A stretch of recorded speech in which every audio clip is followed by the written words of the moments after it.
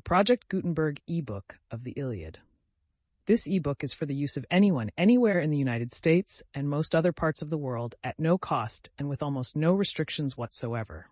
You may copy it, give it away, or reuse it under the terms of the Project Gutenberg license included with this ebook or online at www.gutenberg.org.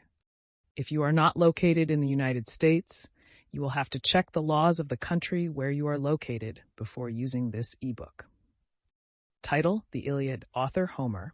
Annotator: Theodore Alois Buckley. Translator: Alexander Pope. Release date: July 1, 2004. Ebook. Most recently updated April 23, 2022. Language: English. Credits: Anne Soulard, Juliet Sutherland, Charles Franks, and the online distributed proofread team. Start of the Project Gutenberg ebook The Iliad. The Iliad of Homer. Translated by Alexander Pope, with notes and introduction by the Rev. Theodore Alois Buckley M.A. FSA, and Flaxman's Designs. 1899 Contents: Introduction. Pope's Preface to the Iliad of Homer. The Iliad Book 1, Book 2, Book 3, Book 4, Book 5, Book 7, Book 8, Book Anx, Book 12, Book 12, Book 13, Book 14, Book 16, Book 16, Book 17, Book 19, Book 1, Book 6, 13. Concluding note. Illustrations: Homer invoking the Muse. Mars Minerva repressing the fury of Achilles. The departure of Briseis from the tent of Achilles. Thetis calling Briareus to the assistance of Jupiter. Thetis entreating Jupiter to honor Achilles. Vulcan. Jupiter the apotheosis of Homer. Jupiter sending the evil dream to Agamemnon. Neptune Venus disguised inviting Helen to the chamber of Paris.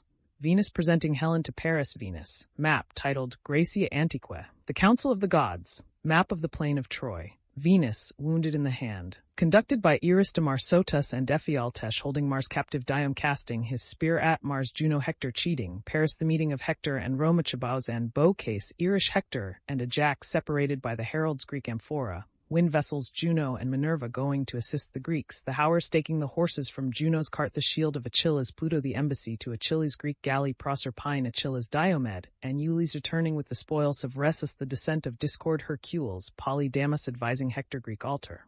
Neptune arising from the sea. Greek earrings. Sleepscaping from the wrath of Jupiter. Greek shield backs. Ajax defending the Greek ships. Castor and Pollux. Buckles Diana. Sleep and death conveying the body of Sarpedon to Aesculapius. Fight for the body of Patroclus. Vulcan from an antique gem. The Tis ordering the Nereids to descend into the sea. Juno commanding the sun to Tetrapod. The Tis and Eurynomé receiving the infant. Vulcan. And Charis receiving the Tis. That is bringing the armor to Achilles Hercules, the gods descending to battle Centaur Achae. Less contending with the rivers the Baith and Romicha fainting on the wall, the funeral pile of Paturus Hector's body at the Caro of Achilles, the judgment of Paris, Eris advises Priam to obtain the body of Hector funeral of Hector introduction.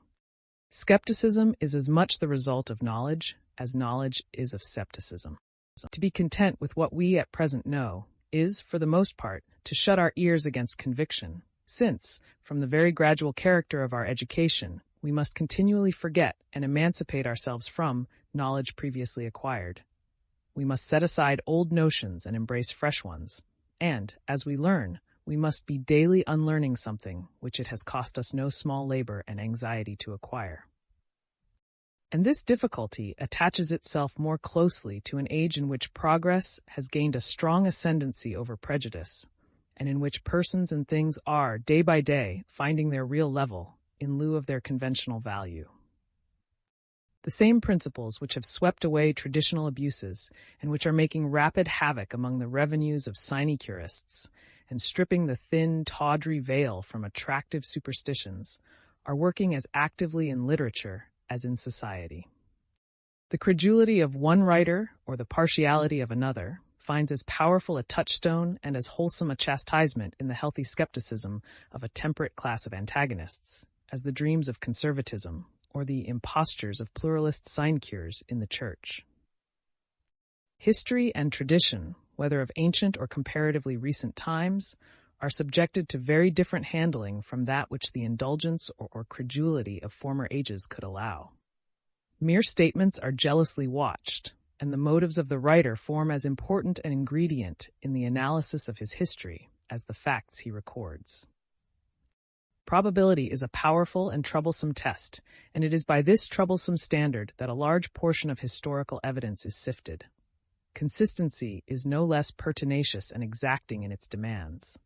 In brief, to write a history, we must know more than mere facts. Human nature, viewed under an induction of extended experience, is the best help to the criticism of human history. Historical characters can only be estimated by the standard which human experience, whether actual or traditionary, has furnished.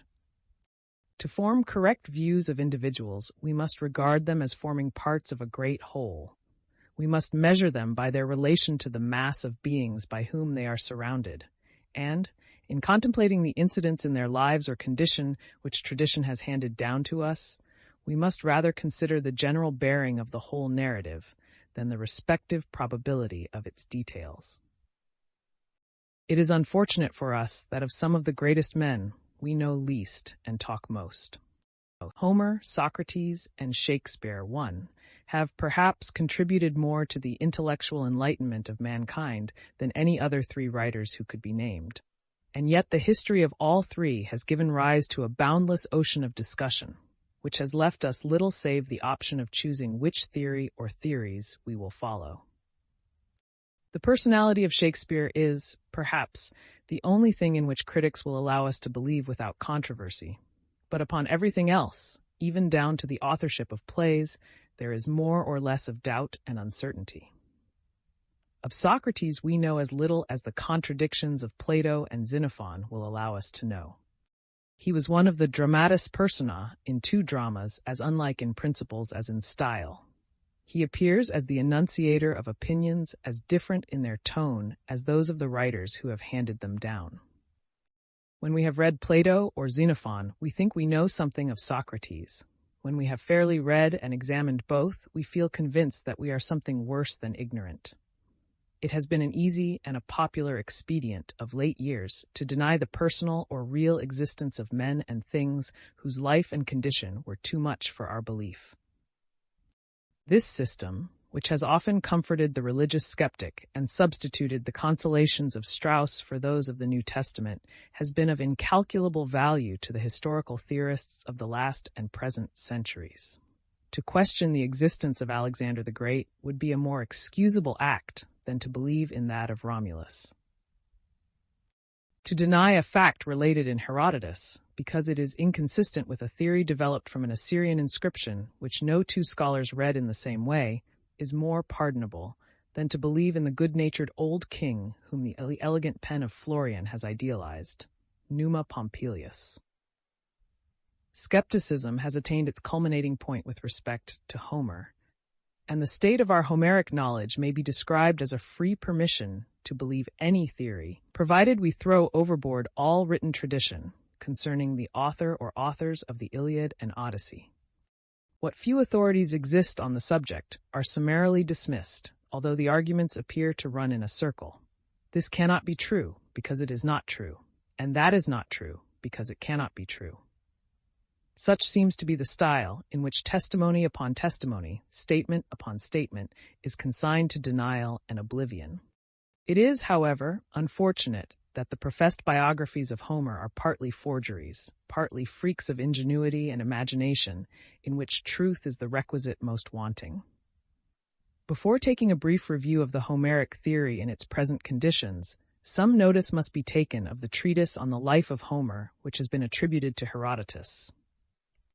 According to this document, the city of Cumae in Aeolia was, at an early period, the seat of frequent immigrations from various parts of Greece. Among the immigrants was Menapolis, the son of Ithagenes. Although poor, he married, and the result of the union was a girl named Chrythais. The girl was left an orphan at an early age, under the guardianship of Cleonax of Argos. It is to the indiscretion of this maiden that we are indebted for so much happiness.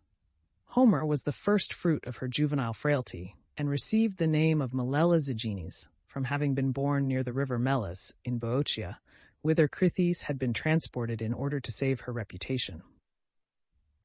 At this time, continues our narrative, there lived at Smyrna a man named Phemius, a teacher of literature and music, who, not being married, engaged Chrythais to manage his household and spin the flax he received as the price of his scholastic labors.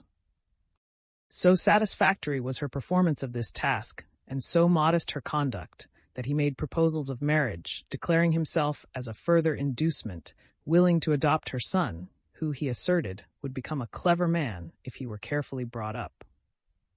They were married. Careful cultivation ripened the talents which nature had bestowed, and Melesigenes soon surpassed his schoolfellows in every attainment, and, when older, rivaled his preceptor in wisdom. Phemius died, leaving him sole heir to his property, and his mother soon followed.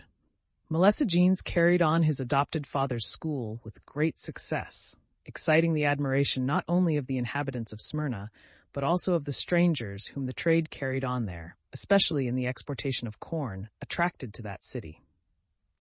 Among these visitors, one Mentes from Leucadia, the modern Santa Maura, who evinced a knowledge and intelligence rarely found in those times, persuaded Melesigenes to close his school and accompany him on his travels.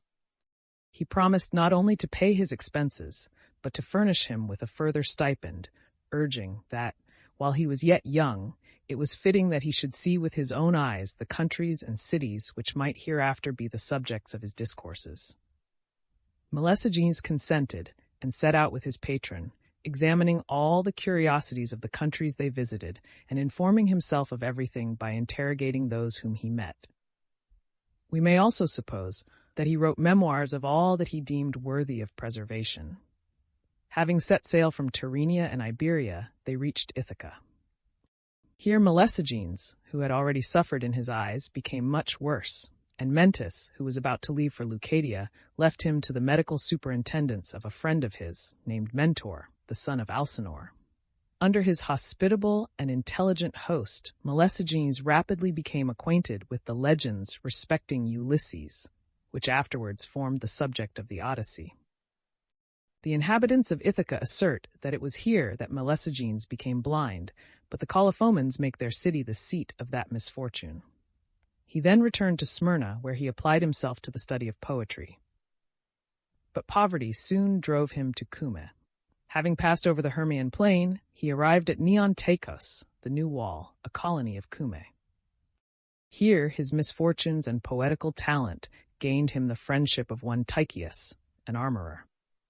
And up to my time, continued the author, the inhabitants showed the place where he used to sit when giving a recitation of his verses, and they greatly honored the spot.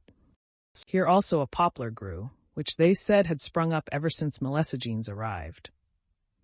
But poverty still drove him on, and he went by way of Larissa, as being the most convenient road. Here, the Cumans say, he composed an epitaph on Gordius, king of Phrygia, which has, however, and with greater probability, been attributed to Cleobulus of Lindus. Arrived at Cumae, he frequented the conversations of the old men, and delighted all by the charms of his poetry. Encouraged by this favorable reception, he declared that, if they would allow him a public maintenance, he would render their city most gloriously renowned. They avowed their willingness to support him in the measure he proposed, and procured him an audience in the council. Having made the speech, with the purport of which our author has forgotten to acquaint us, he retired, and left them to debate respecting the answer to be given to his proposal. The greater part of the assembly seemed favorable to the poet's demand, but one man observed that, if they were to feed Homers, they would be encumbered with a multitude of useless people. From this circumstance, says the writer, Melesigenes acquired the name of Homer, for the Cumans call blind men Homers. With a love of economy, which shows how similar the world has always been in its treatment of literary men, the pension was denied, and the poet vented his disappointment in a wish that Cumaea might never produce a poet capable of giving it renown and glory. At Phocua, Homer was destined to experience another literary distress. One Thestorides, who aimed at the reputation of poetical genius, kept Homer in his own house, and allowed him a pittance on condition of the verses of the poet passing in his name. Having collected sufficient poetry to be profitable, Thestorides, like some would-be literary publishers, neglected the man whose brains he had sucked, and left him. At his departure, Homer is said to have observed, "O Thestorides, of the many things hidden from the knowledge of man, nothing is more unintelligible than the human heart." Homer continued his career of difficulty and distress until some Chian merchants, struck by the similarity of the verses they heard him recite, acquainted him with the fact that the Storides was pursuing a profitable livelihood by the recital of the very same poems. This at once determined him to set out for Chios. No vessel happened then to be setting sail thither, but he found one ready to start for Erythrae, a town of Ionia, which faces that island, and he prevailed upon the seamen to allow him to accompany them. Having embarked, he invoked a favorable wind and prayed that he might be able to expose the imposture of Thestorides, who, by his breach of hospitality, had drawn down the wrath of Jove the Hospitable. At Erythra, Homer fortunately met with a person who had known him in Phocoea, by whose assistance he at length, after some difficulty, reached the little hamlet of Pythes. Here he met with an adventure, which we will continue in the words of our author. Having set out from Pythes, Homer went on, attracted by the cries of some goats that were pasturing. The dogs barked on his approach, and he cried out. Glaucus, for that was the name of the goatherd, heard his voice, ran up quickly, called off his dogs, and drove them away from Homer. For some time he stood wondering how a blind man should have reached such a place alone, and what could be his design in coming. He then went up to him and inquired who he was, and how he had come to desolate places and untrodden spots, and of what he stood in need. Homer, by recounting to him the whole history of his misfortunes, moved him with compassion, and he took him and led him to his cot, and having lit a fire, bade him sup. The dogs, instead of eating, kept barking at the stranger according to their usual habit. Whereupon Homer addressed Glaucus thus, O Glaucus, my friend, prithee attend to my behest. First give the dogs their supper at the doors of the hut, for so it is better, since, whilst they watch, nor thief nor wild beast will approach the fold. Glaucus was pleased with the advice, and marveled at its author. Having finished supper, they banqueted 10 afresh on conversation, Homer narrating his wanderings and telling of the cities he had visited. At length they retired to rest, but on the following morning Glaucus resolved to go to his master and acquaint him with his meeting with Homer. Having left the goats in charge of a fellow servant, he left Homer at home, promising to return quickly. Having arrived at Belissus, a place near the farm, and finding his mate, he told him the whole story respecting Homer and his journey. He paid little attention to what he said, and blamed Glaucus for his stupidity in taking in and feeding maimed and enfeebled persons. However, he bade him bring the stranger to him. Glaucus told Homer what had taken place and bade him follow him, assuring him that good fortune would be the result. Conversations soon showed that the stranger was a man of much cleverness and general knowledge, and the Chian persuaded him to remain, and to undertake the charge of his children. 11. Besides the satisfaction of driving the impostor Thestorides from the island, Homer enjoyed considerable success as a teacher. In the town of Chios, he established a school where he taught the precepts of poetry. To this day, says Chandler, 12, the most curious remaining is that which has been named, without reason, the School of Homer. It is on the coast, at some distance from the city, northward, and appears to have been an open temple of Cybele, formed on the top of a rock. The shape is oval, and in the center is the image of the goddess, the head and an arm wanting. She is represented, as usual, sitting. The chair has a lion carved on each side and on the back. The area is bounded by a low rim or seat and about 5 yards over. The whole is hewn out of the mountain, is rude, indistinct, and probably of the most remote antiquity. So successful was this school that Homer realized a considerable fortune. He married and had 2 daughters, one of whom died single, the other married a Chian. The following passage betrays the same tendency to connect the personages of the poems with the history of the poet, which has already been mentioned. In his poetical compositions, Homer displays great gratitude towards Mentor of Ithaca, in the Odyssey, whose name he has inserted in his poem as the companion of Ulysses, in return for the care taken of him when afflicted with blindness. He also testifies his gratitude to Phemius, who had given him both sustenance and instruction. His celebrity continued to increase, and many persons advised him to visit Greece, whither his reputation had now extended, having, it is said, made some additions to his poems calculated to please the vanity of the Athenians, of whose city he had hitherto made no mention. He sent out for Samos. Here being recognized by a Samian, who had met with him in Chios, he was handsomely received and invited to join in celebrating the Apaturian festival. He recited some verses, which gave great satisfaction, and by singing the Iresione at the new moon festivals, he earned a subsistence, visiting the houses of the rich, with whose children he was very popular. In the spring he sailed for Athens, and arrived at the island of Ios, now Ino, where he fell extremely ill and died. It is said that his death arose from vexation at not having been able to unravel an enigma proposed by some fishermen's children. Such is, in brief, the substance of the earliest life of Homer we possess, and so broad are the evidences of its historical worthlessness that it is scarcely necessary to point them out in detail. Let us now consider some of the opinions to which a persevering, patient, and learned, but by no means consistent, series of investigations has led. In doing so, I profess to bring forward statements, not to vouch for their reasonableness or probability. Homer appeared. The history of this poet and his works is lost in doubtful obscurity, as is the history of many of the first minds who have done honor to humanity, because they rose amidst darkness. The majestic stream of his song, blessing, and fertilizing flows like the Nile through many lands and nations, and, like the sources of the Nile, its fountains will ever remain concealed. Such are the words in which one of the most judicious German critics has eloquently described the uncertainty in which the whole of the Homeric question is involved. With no less truth and feeling he proceeds. It seems here of chief importance to expect no more than the nature of things makes possible. If the period of tradition in history is the region of twilight, we should not expect in it perfect light. The creations of genius always seem like miracles, because they are, for the most part, created far out of the reach of observation. If we were in possession of all the historical testimonies, we never could wholly explain the origin of the Iliad and the Odyssey, for their origin, in all essential points, must have remained the secret of the poet. From this criticism, which shows as much insight into the depths of human nature as into the minute wire drawings of scholastic investigation, let us pass on to the main question at issue.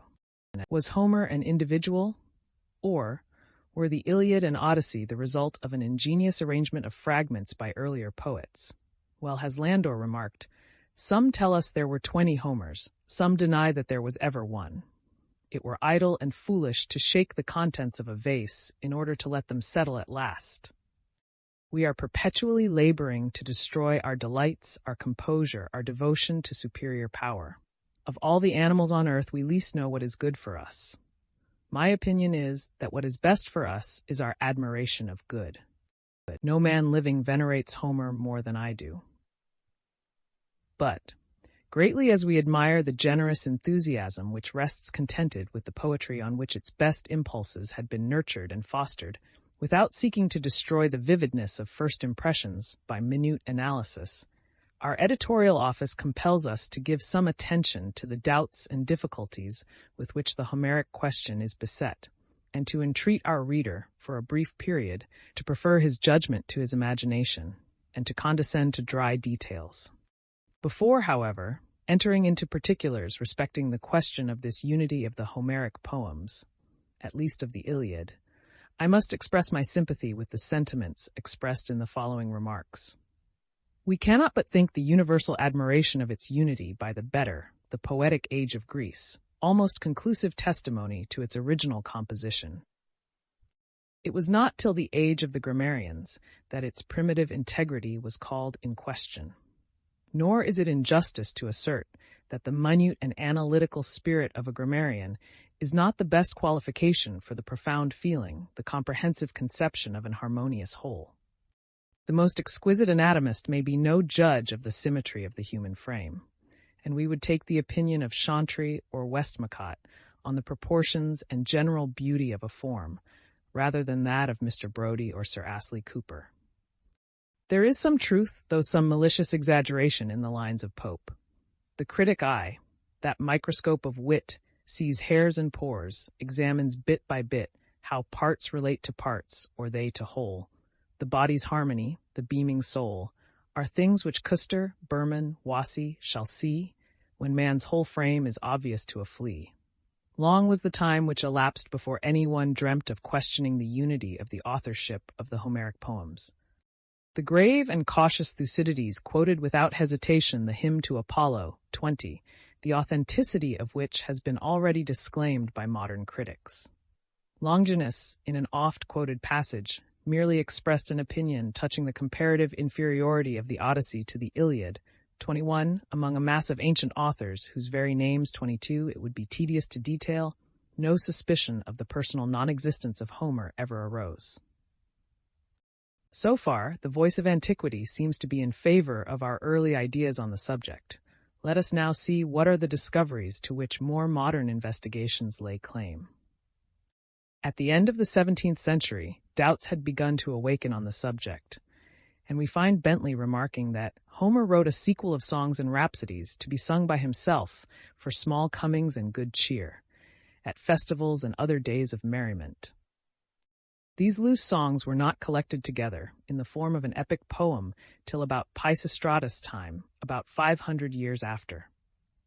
23. Two French writers, Hedelin and Perrault, avowed a similar skepticism on the subject, but it is in the Scienza Nuova of Battista Vico that we first meet with the germ of the theory, subsequently defended by Wolff with so much learning and acuteness. Indeed, it is with the Wolffian theory that we have chiefly to deal, and with the following bold hypothesis, which we will detail in the words of Grote. 24. Half a century ago, the acute and valuable prolegomena of F. A. Wolff, turning to account the Venetian Scholia, which had then been recently published, first opened philosophical discussion as to the history of the Homeric text. A considerable part of that dissertation, though by no means the whole, is employed in vindicating the position previously announced by Bentley, amongst others, that the separate, constituent portions of the Iliad and Odyssey had not been cemented together into any compact body and unchangeable order until the days of Pisistratus in the 6th century before Christ. As a step towards that conclusion, Wolff maintained that no written copies of either poem could be shown to have existed during the earlier times, to which their composition is referred, and that without writing, neither the perfect symmetry of so complicated a work could have been originally conceived by any poet, nor, if realized by him, transmitted with assurance to posterity. The absence of easy and convenient writing, such as must be indispensably supposed for long manuscripts, among the early Greeks, was thus one of the points in Wolff's case against the primitive integrity of the Iliad and Odyssey. By Nietzsche and other leading opponents of Wolff, the connection of the one with the other seems to have been accepted as he originally put it, and it has been considered incumbent on those who defended the ancient aggregate character of the Iliad and Odyssey to maintain that they were written poems from the beginning. To me it appears that the architectonic functions ascribed by Wolff to Pisistratus and his associates, in reference to the Homeric poems, are nowise admissible, but much would undoubtedly be gained towards that view of the question, if it could be shown, that in order to controvert it, we were driven to the necessity of admitting long-written poems in the 9th century before the Christian era. Few things, in my opinion, can be more improbable, and Mr. Payne Knight, opposed as he is to the Wolffian hypothesis, admits this no less than Wolff himself. The traces of writing in Greece, even in the 7th century before the Christian era, are exceedingly trifling. We have no remaining inscription earlier than the 40th Olympiad, and the early inscriptions are rude and unskillfully executed. Nor can we even assure ourselves whether Archilochus, Simonides of Amorgus, Calenus, Tyrtaeus, Xanthus, and the other early elegiac and lyric poets committed their compositions to writing, or at what time the practice of doing so became familiar. The first positive ground which authorizes us to presume the existence of a manuscript of Homer is in the famous ordinance of Solon with regard to the rhapsodies at the Panathenaea. But for what length of time previously manuscripts had existed, we are unable to say. Those who maintain the Homeric poems to have been written from the beginning rest their case not upon positive proofs, nor yet upon the existing habits of society with regard to poetry, for they admit generally that the Iliad and Odyssey were not read, but recited and heard, but upon the supposed necessity that there must have been manuscripts to ensure the preservation of the poems, the unassisted memory of reciters being neither sufficient nor trustworthy. But here we only escape a smaller difficulty by running into a greater. For the existence of trained bards, gifted with extraordinary memory, 25, is far less astonishing than that of long manuscripts, in an age essentially non-reading and non-writing, and when even suitable instruments and materials for the process are not obvious. Moreover, there is a strong positive reason for believing that the bard was under no necessity of refreshing his memory by consulting a manuscript, for if such had been the fact, blindness would have been a disqualification for the profession, which we know that it was not, as well from the example of Demodocus in the Odyssey as from that of the blind bard of Chios in the hymn to the Delian Apollo, whom Thucydides, as well as the general tenor of Grecian legend, identifies with Homer himself. The author of that hymn, be he who he may, could never have described a blind man as attaining the utmost perfection in his art, if he had been conscious that the memory of the bard was only maintained by constant reference to the manuscript in his chest. The loss of the digamma, that crux of critics, that quicksand upon which even the acumen of Bentley was shipwrecked, seems to prove beyond a doubt that the pronunciation of the Greek language had undergone a considerable change. Now, it is certainly difficult to suppose that the Homeric poems could have suffered by this change had written copies been preserved. If Chaucer's poetry, for instance, had not been written, it could only have come down to us in a softened form, more like the effeminate version of Dr. Wydon than the rough, quaint, noble original.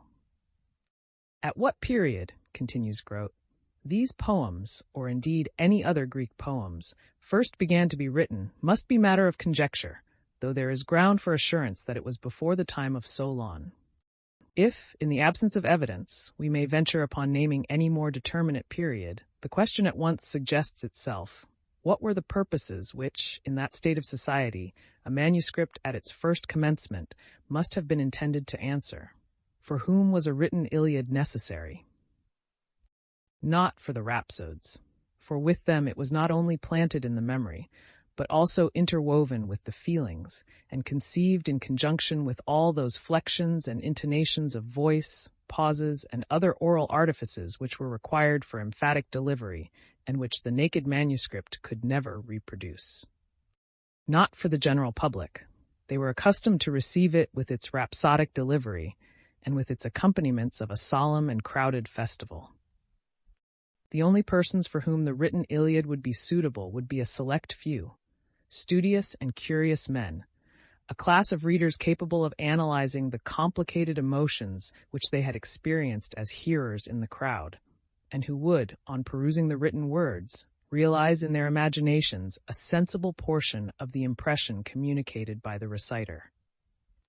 Incredible as the statement may seem in an age like the present, there is in all early societies, and there was in early Greece, a time when no such reading class existed.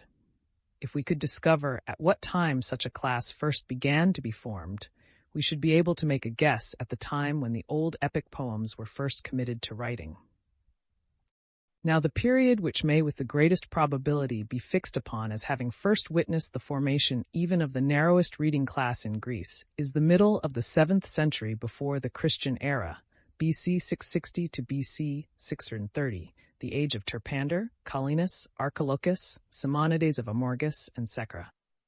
I ground this supposition on the change then operated in the character and tendencies of Grecian poetry and music, the elegiac and the iambic measures having been introduced as rivals to the primitive hexameter, and poetical compositions having been transferred from the epical past to the affairs of present and real life.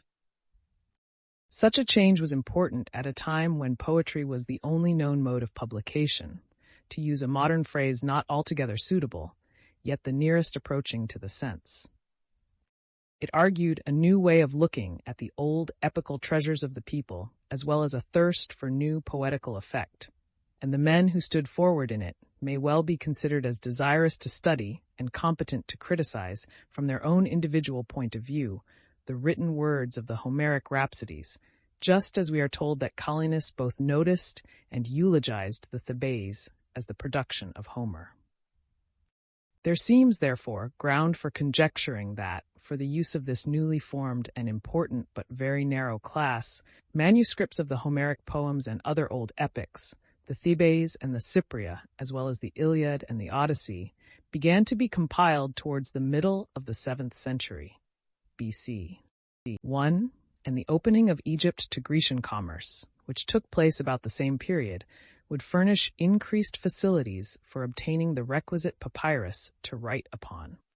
A reading class, when once formed, would doubtless slowly increase, and the number of manuscripts along with it, so that before the time of Solon, 50 years afterwards, both readers and manuscripts, though still comparatively few, might have attained a certain recognized authority and formed a tribunal of reference against the carelessness of individual rhapsodes. But even Pisistratus has not been suffered to remain in possession of the credit, and we cannot help feeling the force of the following observations. There are several incidental circumstances which, in our opinion, throw some suspicion over the whole history of the Pisistratid compilation, at least over the theory that the Iliad was cast into its present stately and harmonious form by the directions of the Athenian ruler. If the great poets, who flourished at the bright period of Grecian song, of which, alas, we have inherited little more than the fame and the faint echo, if Stesichorus, Anacreon, and Simonides were employed in the noble task of compiling the Iliad and Odyssey, so much must have been done to arrange, to connect, to harmonize, that it is almost incredible that stronger marks of Athenian manufacture should not remain. Whatever occasional anomalies may be detected, anomalies which no doubt arise out of our own ignorance of the language of the Homeric age, however the irregular use of the digamma may have perplexed our Bentleys, to whom the name of Helen is said to have caused as much disquiet and distress as the fair one herself among the heroes of her age. However, Mr. Knight may have failed in reducing the Homeric language to its primitive form. However, finally, the Attic dialect may not have assumed all its more marked and distinguishing characteristics. Still, it is difficult to suppose that the language, particularly in the joinings and transitions and connecting parts, should not more clearly betray the incongruity between the more ancient and modern forms of expression. It is not quite in character with such a period to imitate an antique style, in order to piece out an imperfect poem in the character of the original, as Sir Walter Scott has done in his continuation of Sir Tristram. If, however, not even such faint and indistinct traces of Athenian compilation are discoverable in the language of the poems, the total absence of Athenian national feeling is perhaps no less worthy of observation. In later, and it may fairly be suspected in earlier times, the Athenians were more than ordinarily jealous of the fame of their ancestors. But, amid all the traditions of the glories of early Greece embodied in the Iliad, the Athenians play a most subordinate and insignificant part. Even the few passages which relate to their ancestors, Mr. Knight suspects to be interpolations. It is possible, indeed, that in its leading outline, the Iliad may be true to historic fact, that in the great maritime expedition of western Greece against the rival and half-kindred empire of the Laomedontidae, the chieftain of Thessaly, from his valor and the number of his forces, may have been the most important ally of the Peloponnesian sovereign. The preeminent value of the ancient poetry on the Trojan War may thus have forced the national feeling of the Athenians to yield to their taste. The songs which spoke of their own great ancestor were, no doubt, of far inferior sublimity and popularity, or, at first sight, a Theseid would have been much more likely to have emanated from an Athenian synod of compilers of ancient song than an Achilleid or an Olyseid. Could France have given birth to a Tasso, Tancred would have been the hero of the Jerusalem. If, however, the Homeric ballads, as they are sometimes called, which related the wrath of Achilles, with all its direful consequences, were so far superior to the rest of the poetic cycle as to admit no rivalry, it is still surprising that throughout the whole poem, the Callida Junctura should never betray the workmanship of an Athenian hand, and that the national spirit of a race, who have at a later period not inaptly been compared to our self-admiring neighbors, the French, should submit with lofty self-denial to the almost total exclusion of their own ancestors, or at least to the questionable dignity of only having produced a leader tolerably skilled in the military tactics of his age. To return to the Wolffian theory. While it is to be confessed that Wolff's objections to the primitive integrity of the Iliad and Odyssey have never been wholly got over, we cannot help discovering that they have failed to enlighten us as to any substantial point, and that the difficulties with which the whole subject is beset are rather augmented than otherwise if we admit his hypothesis. Nor is Lachmann's modification of his theory any better. He divides the first 22 books of the Iliad into 16 different songs, and treats as ridiculous the belief that their amalgamation into one regular poem belongs to a period earlier than the age of Peisistratus. This, as Grote observes, explains the gaps and contradictions in the narrative, but it explains nothing else. Moreover, we find no contradictions warranting this belief, and the so-called 16 poets concur in getting rid of the following leading men in the first battle after the secession of Achilles: Elphenor, chief of the Euboeans, Tlepolemus of the Rhodians, Pandarus of the Lycians, Odius of the Halizonians, Pyrrhus and Acamas of the Thracians. None of these heroes again make their appearance, and we can but agree with Colonel Muir that it seems strange that any number of independent poets should have so harmoniously dispensed with the services of all 6 in the sequel. The discrepancy by which Pylaemenes, who is represented as dead in the 5th book, weeps at his son's funeral in the 13th, can only be regarded as the result of an interpolation.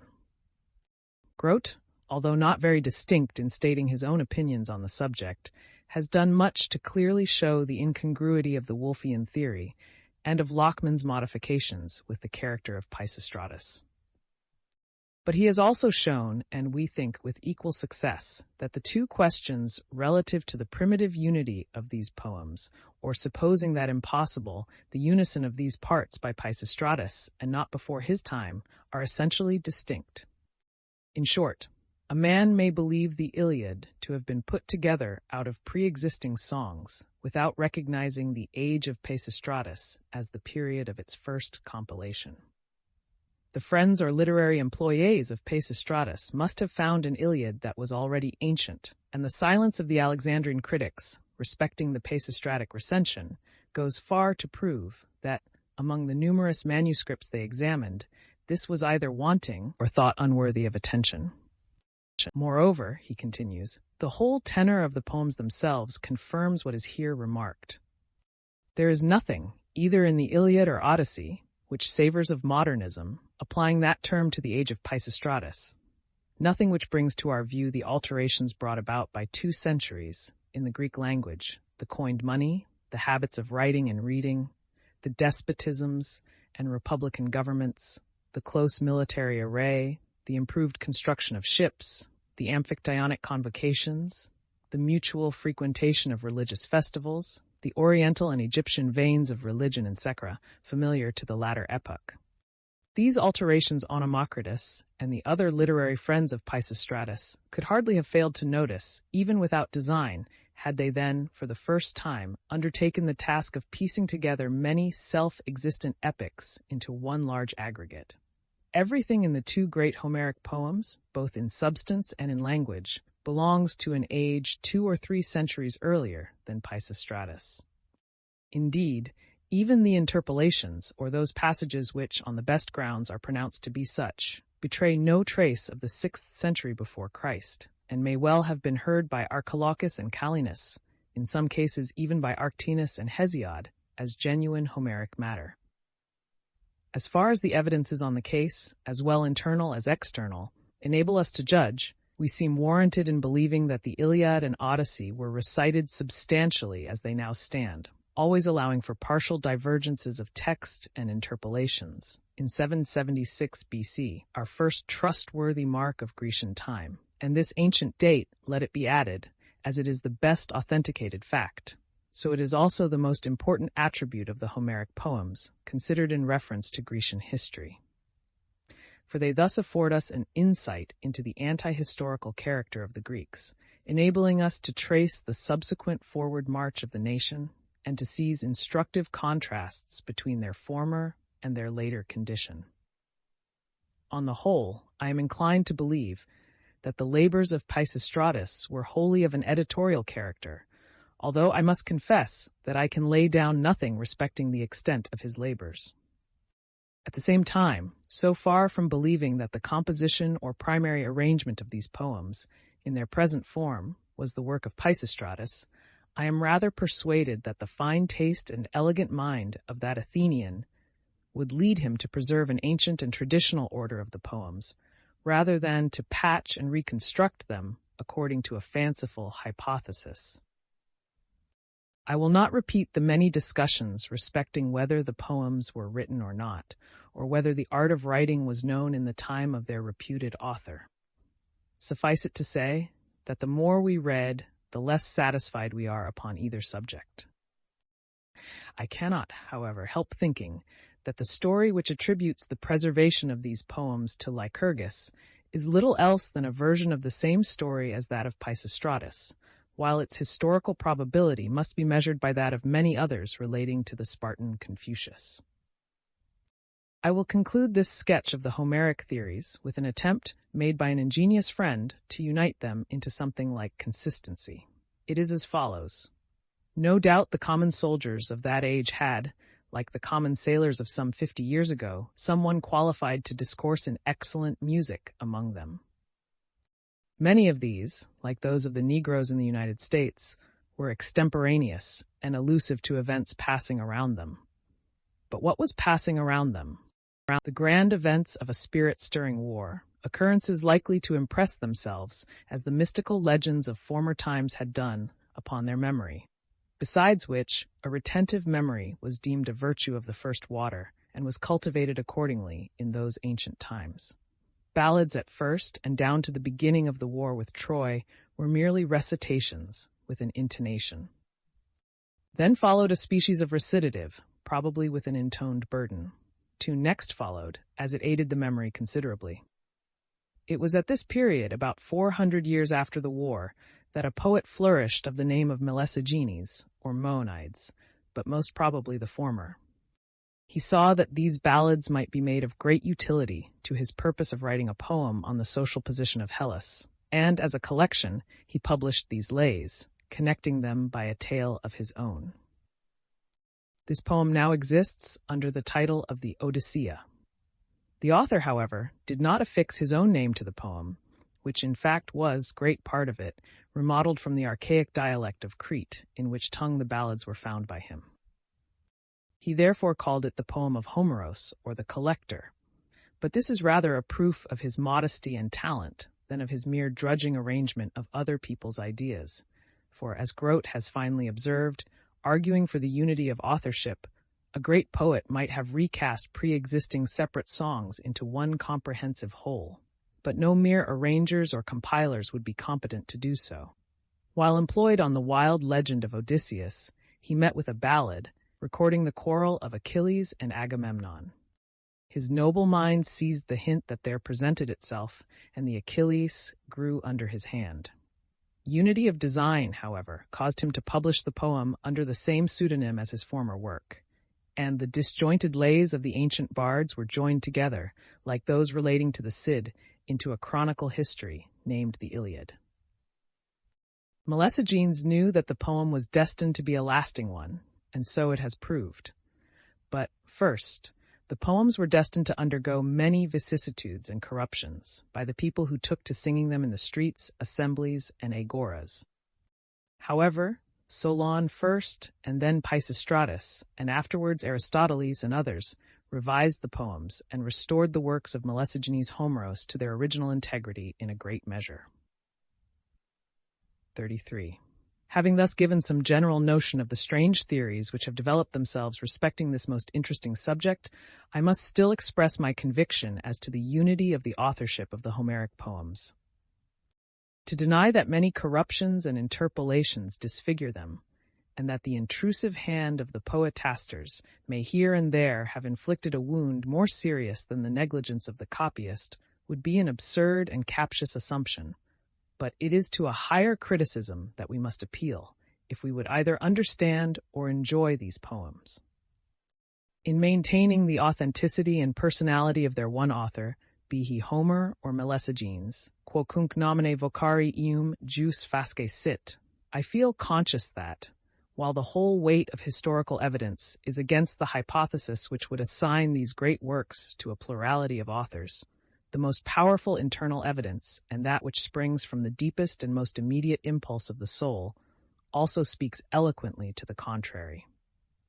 The minutiae of verbal criticism I am far from seeking to despise. Indeed, considering the character of some of my own books, such an attempt would be gross inconsistency. But, while I appreciate its importance in a philological view, I am inclined to set little store on its aesthetic value, especially in poetry. 3 parts of the emendations made upon poets are mere alterations, some of which, had they been suggested to the author by his Maecenas or Africanus, he would probably have adopted. Moreover, those who are most exact in laying down rules of verbal criticism and interpretation are often least competent to carry out their own precepts. Grammarians are not poets by profession, but may be so, per accidens.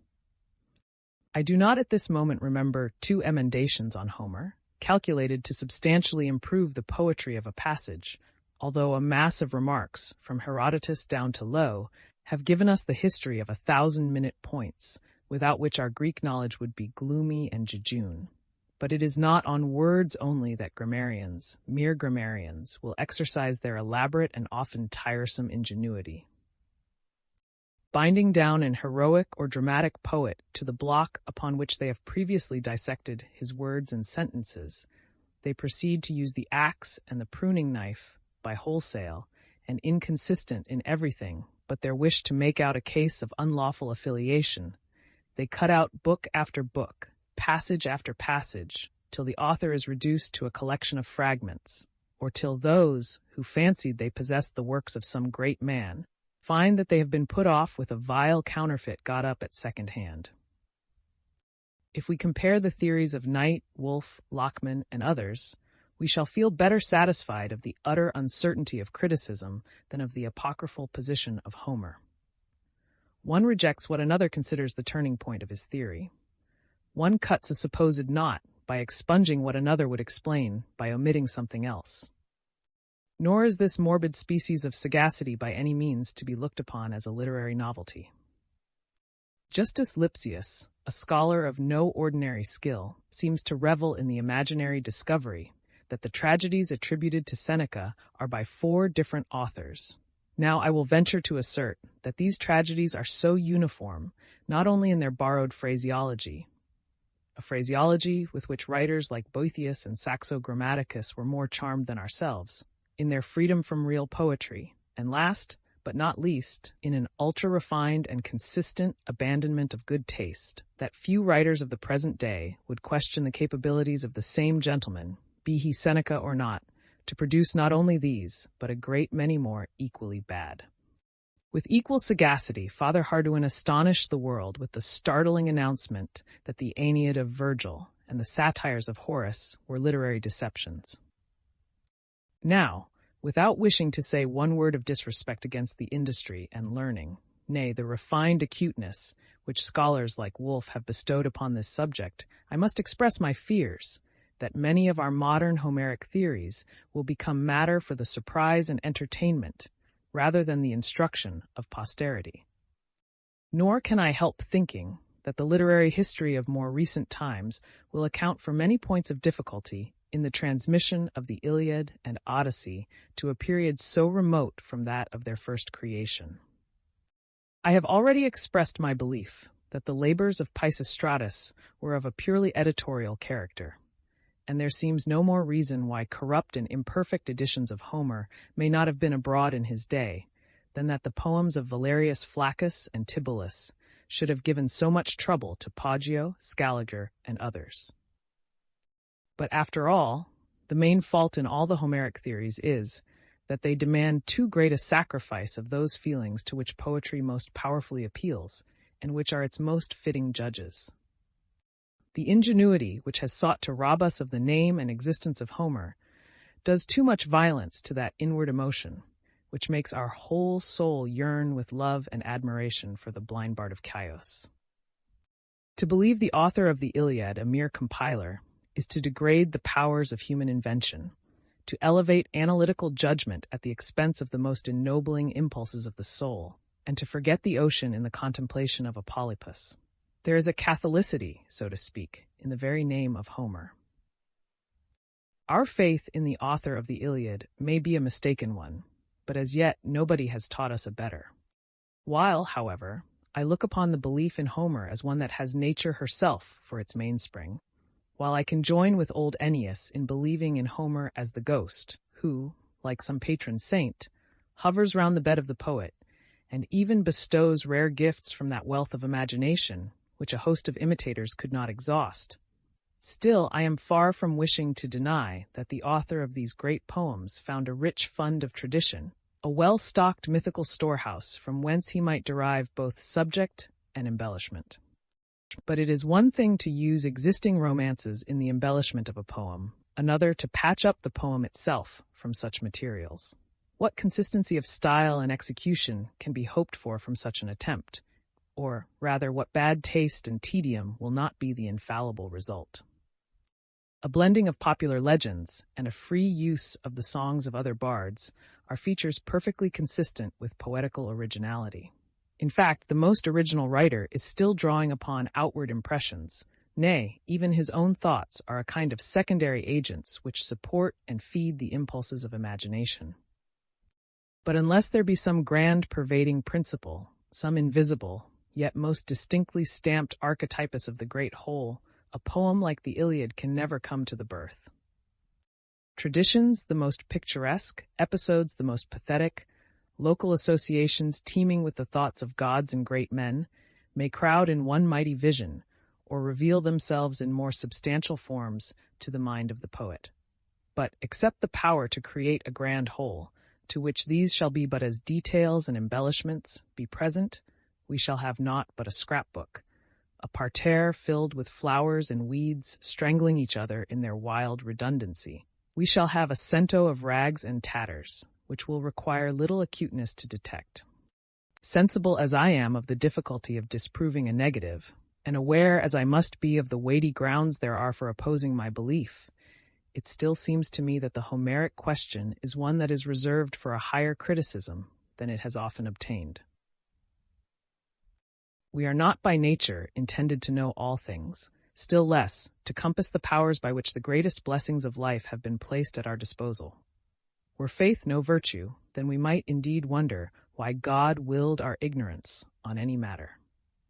But we are too well taught the contrary lesson, and it seems as though our faith should be especially tried touching the men and the events which have wrought most influence upon the condition of humanity. And there is a kind of sacredness attached to the memory of the great and the good, which seems to bid us repulse the skepticism which would allegorize their existence into a pleasing apologue and measure the giants of intellect by an homeopathic dynameter. Long and habitual reading of Homer appears to familiarize our thoughts even to his incongruities. Or rather, if we read in a right spirit and with a heartfelt appreciation, we are too much dazzled, too deeply wrapped in admiration of the whole, to dwell upon the minute spots which mere analysis can discover. In reading an heroic poem, we must transform ourselves into heroes of the time being. We, in imagination, must fight over the same battles, woo the same loves, burn with the same sense of injury as an Achilles or a Hector.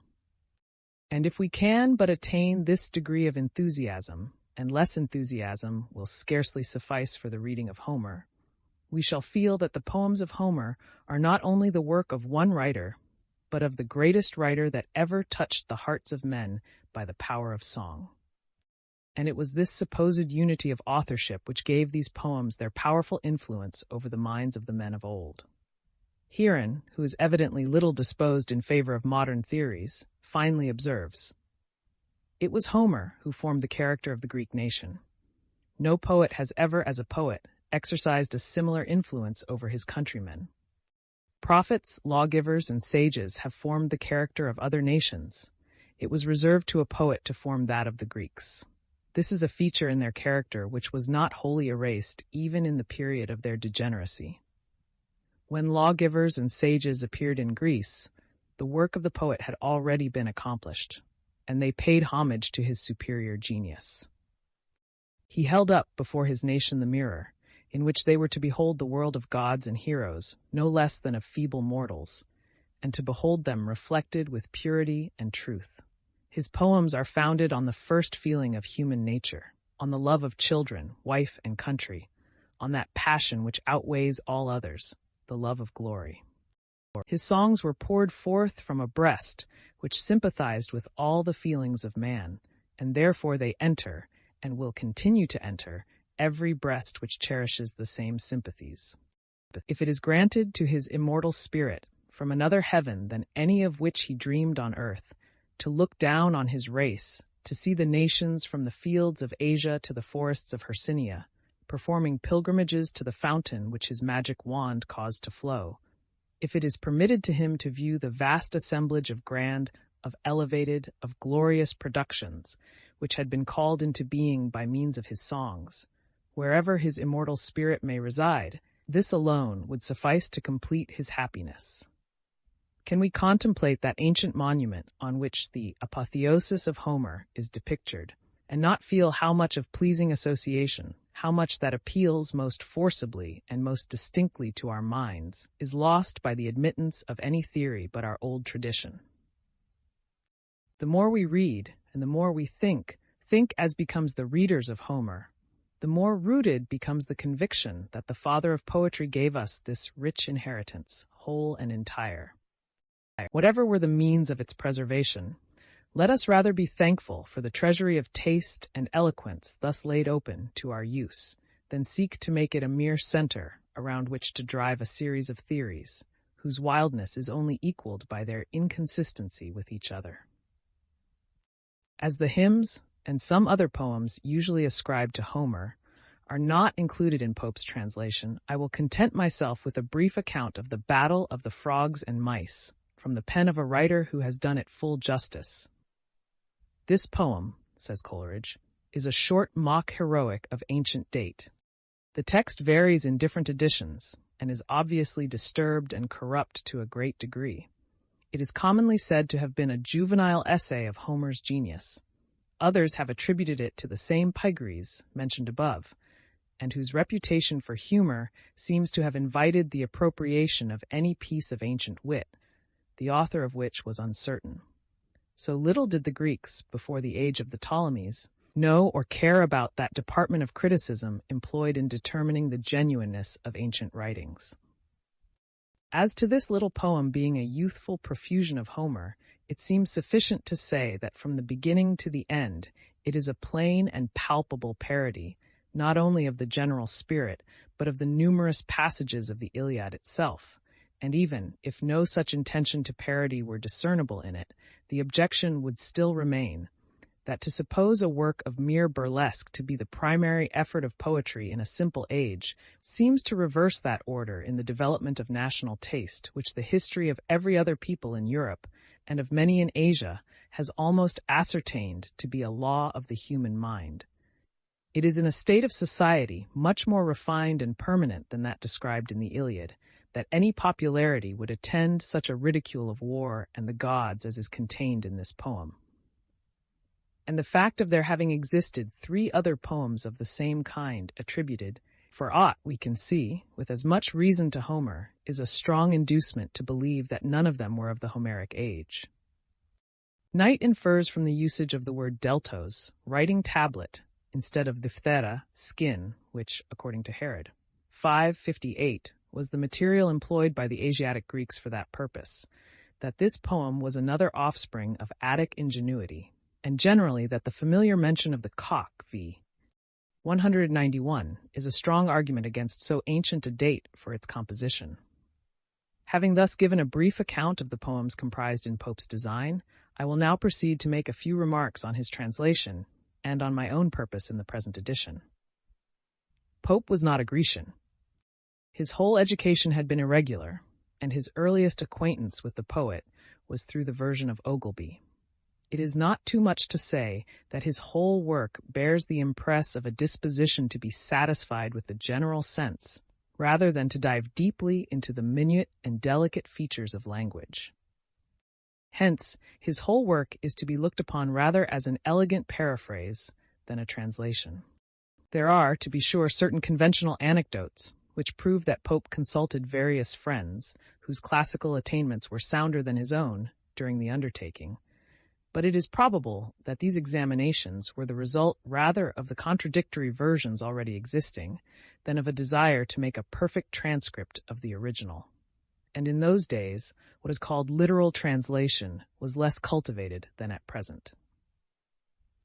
If something like the general sense could be decorated with the easy gracefulness of a practiced poet, if the charms of metrical cadence and a pleasing fluency could be made consistent with a fair interpretation of the poet's meaning, his words were less jealously sought for, and those who could read so good a poem as Pope's Iliad had fair reason to be satisfied. It would be absurd, therefore, to test Pope's translation by our own advancing knowledge of the original text. We must be content to look at it as a most delightful work in itself, a work which is as much a part of English literature as Homer himself is of Greek. We must not be torn from our kindly associations with the old Iliad, that once was our most cherished companion, or our most looked-for prize, merely because Buttman, Lowe, and Liddell have made us so much more accurate as to amphipelon being an adjective and not a substantive. Far be it from us to defend the faults of Pope, especially when we think of Chapman's fine, bold, rough Old English. Far be it from us to hold up his translation as what a translation of Homer might be. But we can still dismiss Pope's Iliad to the hands of our readers, with the consciousness that they must have read a very great number of books before they have read its fellow. As to the notes accompanying the present volume, they are drawn up without pretension, and mainly with the view of helping the general reader. Having some little time since translated all the works of Homer for another publisher, I might have brought a large amount of accumulated matter, sometimes of a critical character, to bear upon the text. But Pope's version was no field for such a display, and my purpose was to touch briefly on antiquarian or mythological allusions, to notice occasionally some departures from the original, and to give a few parallel passages from our English Homer, Milton. In the latter task, I cannot pretend to novelty, but I trust that my other annotations, while utterly disclaiming high scholastic views, will be found to convey as much as is wanted, at least as far as the necessary limits of these volumes could be expected to admit. To write a commentary on Homer is not my present aim, but if I have made Pope's translation a little more entertaining and instructive to a mass of miscellaneous readers, I shall consider my wishes satisfactorily accomplished. Theodore Alois Buckley, Christ Church. Pope's Preface to the Iliad of Homer. Homer is universally allowed to have had the greatest invention of any writer whatever. The praise of judgment Virgil has justly contested with him, and others may have their pretensions as to particular excellences, but his invention remains yet unrivaled. Nor is it a wonder if he has ever been acknowledged the greatest of poets, who most excelled in that which is the very foundation of poetry. It is the invention that, in different degrees, distinguishes all great geniuses, the utmost stretch of human study, learning, and industry, which masters everything besides, can never attain to this. It furnishes art with all her materials, and without it, judgment itself can at best but steal wisely, for art is only like a prudent steward that lives on managing the riches of nature. Whatever praises may be given to works of judgment, there is not even a single beauty in them to which the invention must not contribute. As in the most regular gardens, art can only reduce beauties of nature to more regularity, and such a figure, which the common eye may better take in, and is, therefore, more entertained with. And perhaps the reason why common critics are inclined to prefer a judicious and methodical genius to a great and fruitful one is because they find it easier for themselves to pursue their observations through a uniform and bounded walk of art than to comprehend the vast and various extent of nature. Our author's work is a wild paradise, where, if we cannot see all the beauties so distinctly as in an ordered garden, it is only because the number of them is infinitely greater. It is like a copious nursery, which contains the seeds and first productions of every kind, out of which those who followed him have but selected some particular plants, each according to his fancy, to cultivate and beautify. If some things are too luxuriant, it is owing to the richness of the soil, and if others are not arrived to perfection or maturity, it is only because they are overrun and oppressed by those of a stronger nature. It is to the strength of this amazing invention we are to attribute that unequaled fire and rapture which is so forcible in Homer, that no man of a true poetical spirit is master of himself while he reads him. What he writes is of the most animated nature imaginable. Everything moves, everything lives, and is put in action. If a council be called, or a battle fought, you are not coldly informed of what was said or done as from a third person. The reader is hurried out of himself by the force of the poet's imagination, and turns in one place to a hearer, in another to a spectator. The course of his verses resembles that of the army he describes. O tha isan, asite pirichthon pasanemito. They pour along like a fire that sweeps the whole earth before it. It is, however, remarkable that his fancy, which is everywhere vigorous, is not discovered immediately at the beginning of his poem in its fullest splendor. It grows in the progress both upon himself and others, and becomes on fire like a chariot wheel by its own rapidity. Exact disposition, just thought, correct elocution, polished numbers may have been found in 1,000, but this poetic fire, this vivida vis animi, in a very few. Even in works where all those are imperfect or neglected, this can overpower criticism and make us admire even while we disapprove. Nay, where this appears, though attended with absurdities, it brightens all the rubbish about it, till we see nothing but its own splendor. This fire is discerned in Virgil, but discerned as through a glass, reflected from Homer, more shining than fierce, but everywhere equal and constant. In Lucan and Statius, it bursts out in sudden, short, and interrupted flashes. In Milton, it glows like a furnace kept up to an uncommon ardor by the force of art. In Shakespeare, it strikes before we are aware, like an accidental fire from heaven.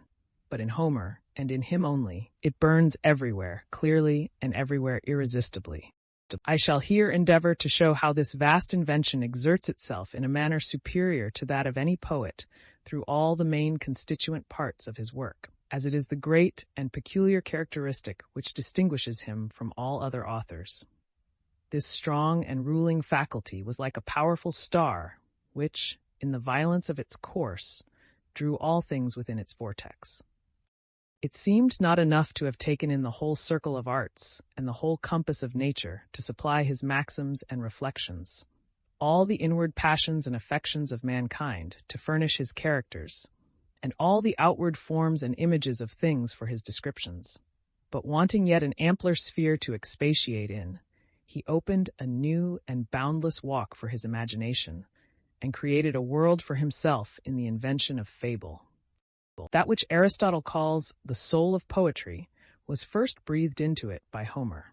I shall begin with considering him in his part, as it is naturally the first, and I speak of it both as it means the design of a poem and as it is taken for fiction. Fable may be divided into the probable, the allegorical, and the marvelous.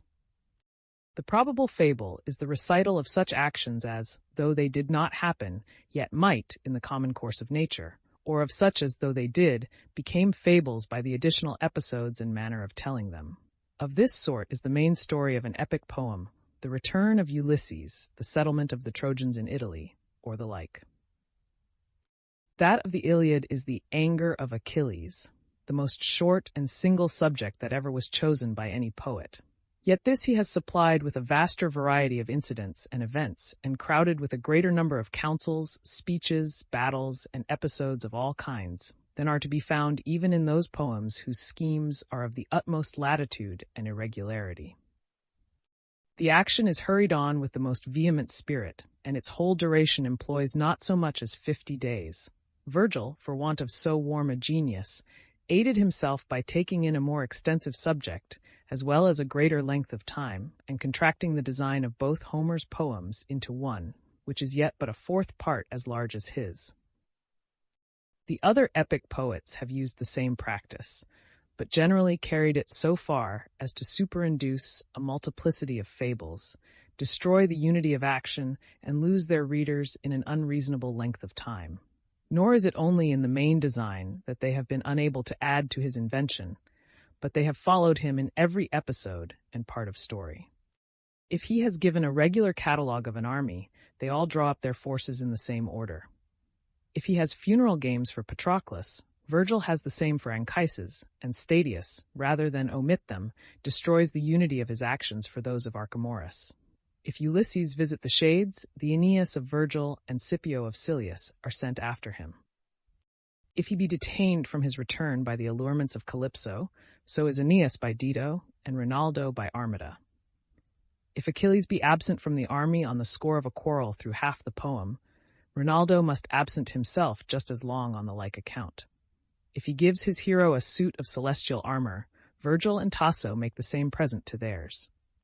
Virgil has not only observed this close imitation of Homer, but, where he had not led the way, supplied the want from other Greek authors. Thus the story of Sinon and the taking of Troy was copied, says Macrobius, almost word for word from Pisander, as the loves of Dido and Aeneas are taken from those of Medea and Jason in Apollonius, and several others in the same manner. To proceed to the allegorical fable, if we reflect upon those innumerable knowledges, those secrets of nature and physical philosophy, which Homer is generally supposed to have wrapped up in his allegories, what a new and ample scene of wonder may this consideration afford us. How fertile will that imagination appear, which was able to clothe all the properties of elements, the qualifications of the mind, the virtues and vices, in forms and persons, and to introduce them into actions agreeable to the nature of the things they shadowed. This is a field in which no succeeding poets could dispute with Homer, and whatever commendations have been allowed them on this head are by no means for their invention in having enlarged his circle, but for their judgment in having contracted it. For when the mode of learning changed in the following ages, and science was delivered in a plainer manner, it then became as reasonable in the more modern poets to lay it aside as it was in Homer to make use of it. And perhaps it was no unhappy circumstance for Virgil that there was not in his time that demand upon him of so great an invention as might be capable of furnishing all those allegorical parts of a poem. The marvelous fable includes whatever is supernatural, and especially the machines of the gods. If Homer was not the first who introduced the deities, as Herodotus imagines, into the religion of Greece, he seems the first who brought them into a system of machinery for poetry, and such a one as makes its greatest importance and dignity. For we find those authors who have been offended at the literal notion of the gods, constantly laying their accusation against Homer as the chief support of it. But whatever cause there might be to blame his machines in a philosophical or religious view, they are so perfect in the poetic that mankind have been ever since contented to follow them. None have been able to enlarge the sphere of poetry beyond the limits he has set. Every attempt of this nature has proved unsuccessful, and after all the various changes of times and religions, his gods continue to this day the gods of poetry. We come now to the characters of his persons, and here we shall find no author has ever drawn so many, with so visible and surprising a variety, or given us such lively and affecting impressions of them. Everyone has something so singularly his own that no painter could have distinguished them more by their features than the poet has by their manners. Nothing can be more exact than the distinctions he has observed in the different degrees of virtues and vices. The single quality of courage is wonderfully diversified in the several characters of the Iliad. That of Achilles is furious and intractable, that of Diomede forward, yet listening to advice and subject to command. That of Ajax is heavy and self-confiding, of Hector, active and vigilant. The courage of Agamemnon is inspired by love of empire and ambition, that of Menelaus mixed with softness and tenderness for his people. We find in Idomeneus a plain, direct soldier, in Sarpedon, a gallant and generous one. Nor is this judicious and astonishing diversity to be found only in the principal quality which constitutes the main of each character, but even in the under parts of it, to which he takes care to give a tincture of that principal one. For example, the main characters of Ulysses and Nestor consist in wisdom, and they are distinct in this, that the wisdom of one is artificial and various, of the other natural, open, and regular. But they have, besides, characters of courage, and this quality also takes a different turn in each from the difference of his prudence, for one in the war depends still upon caution, the other upon experience. It would be endless to produce instances of these kinds. The characters of Virgil are far from striking us in this open manner. They lie, in a great degree, hidden and undistinguished, and where they are marked most evidently affect us not in proportion to those of Homer. His characters of valor are much alike. Even that of Turnus seems no way peculiar, but as it is, in a superior degree, and we see nothing that differences the courage of Mnestheus from that of Sergestus, Cloanthus, or the rest. In like manner, it may be remarked of Statius's heroes that an air of impetuosity runs through them all. The same horrid and savage courage appears in his Capaneus, Tydeus, Hippomedon, and Segara. They have a parity of character, which makes them seem brothers of one family. I believe when the reader is led into this tract of reflection, if he will pursue it through the epic and tragic writers, he will be convinced how infinitely superior in this point the invention of Homer was to that of all others. The speeches are to be considered as they flow from the characters, being perfect or defective as they agree or disagree with the manners of those who utter them. As there is more variety of characters in the Iliad, so there is of speeches than in any other poem. Everything in it has manner, as Aristotle expresses it, that is, everything is acted or spoken. It is hardly credible, in a work of such length, how small a number of lines are employed in narration. In Virgil, the dramatic part is less in proportion to the narrative, and the speeches often consist of general reflections or thoughts, which might be equally just in any person's mouth upon the same occasion.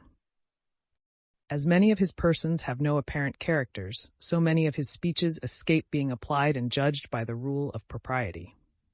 We oftener think of the author himself when we read Virgil than when we are engaged in Homer, all which are the effects of a colder invention that interests us less in the action described.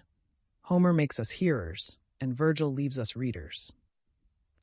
If, in the next place, we take a view of the sentiments, the same presiding faculty is eminent in the sublimity and spirit of his thoughts. Longinus has given his opinion that it was in this part Homer principally excelled.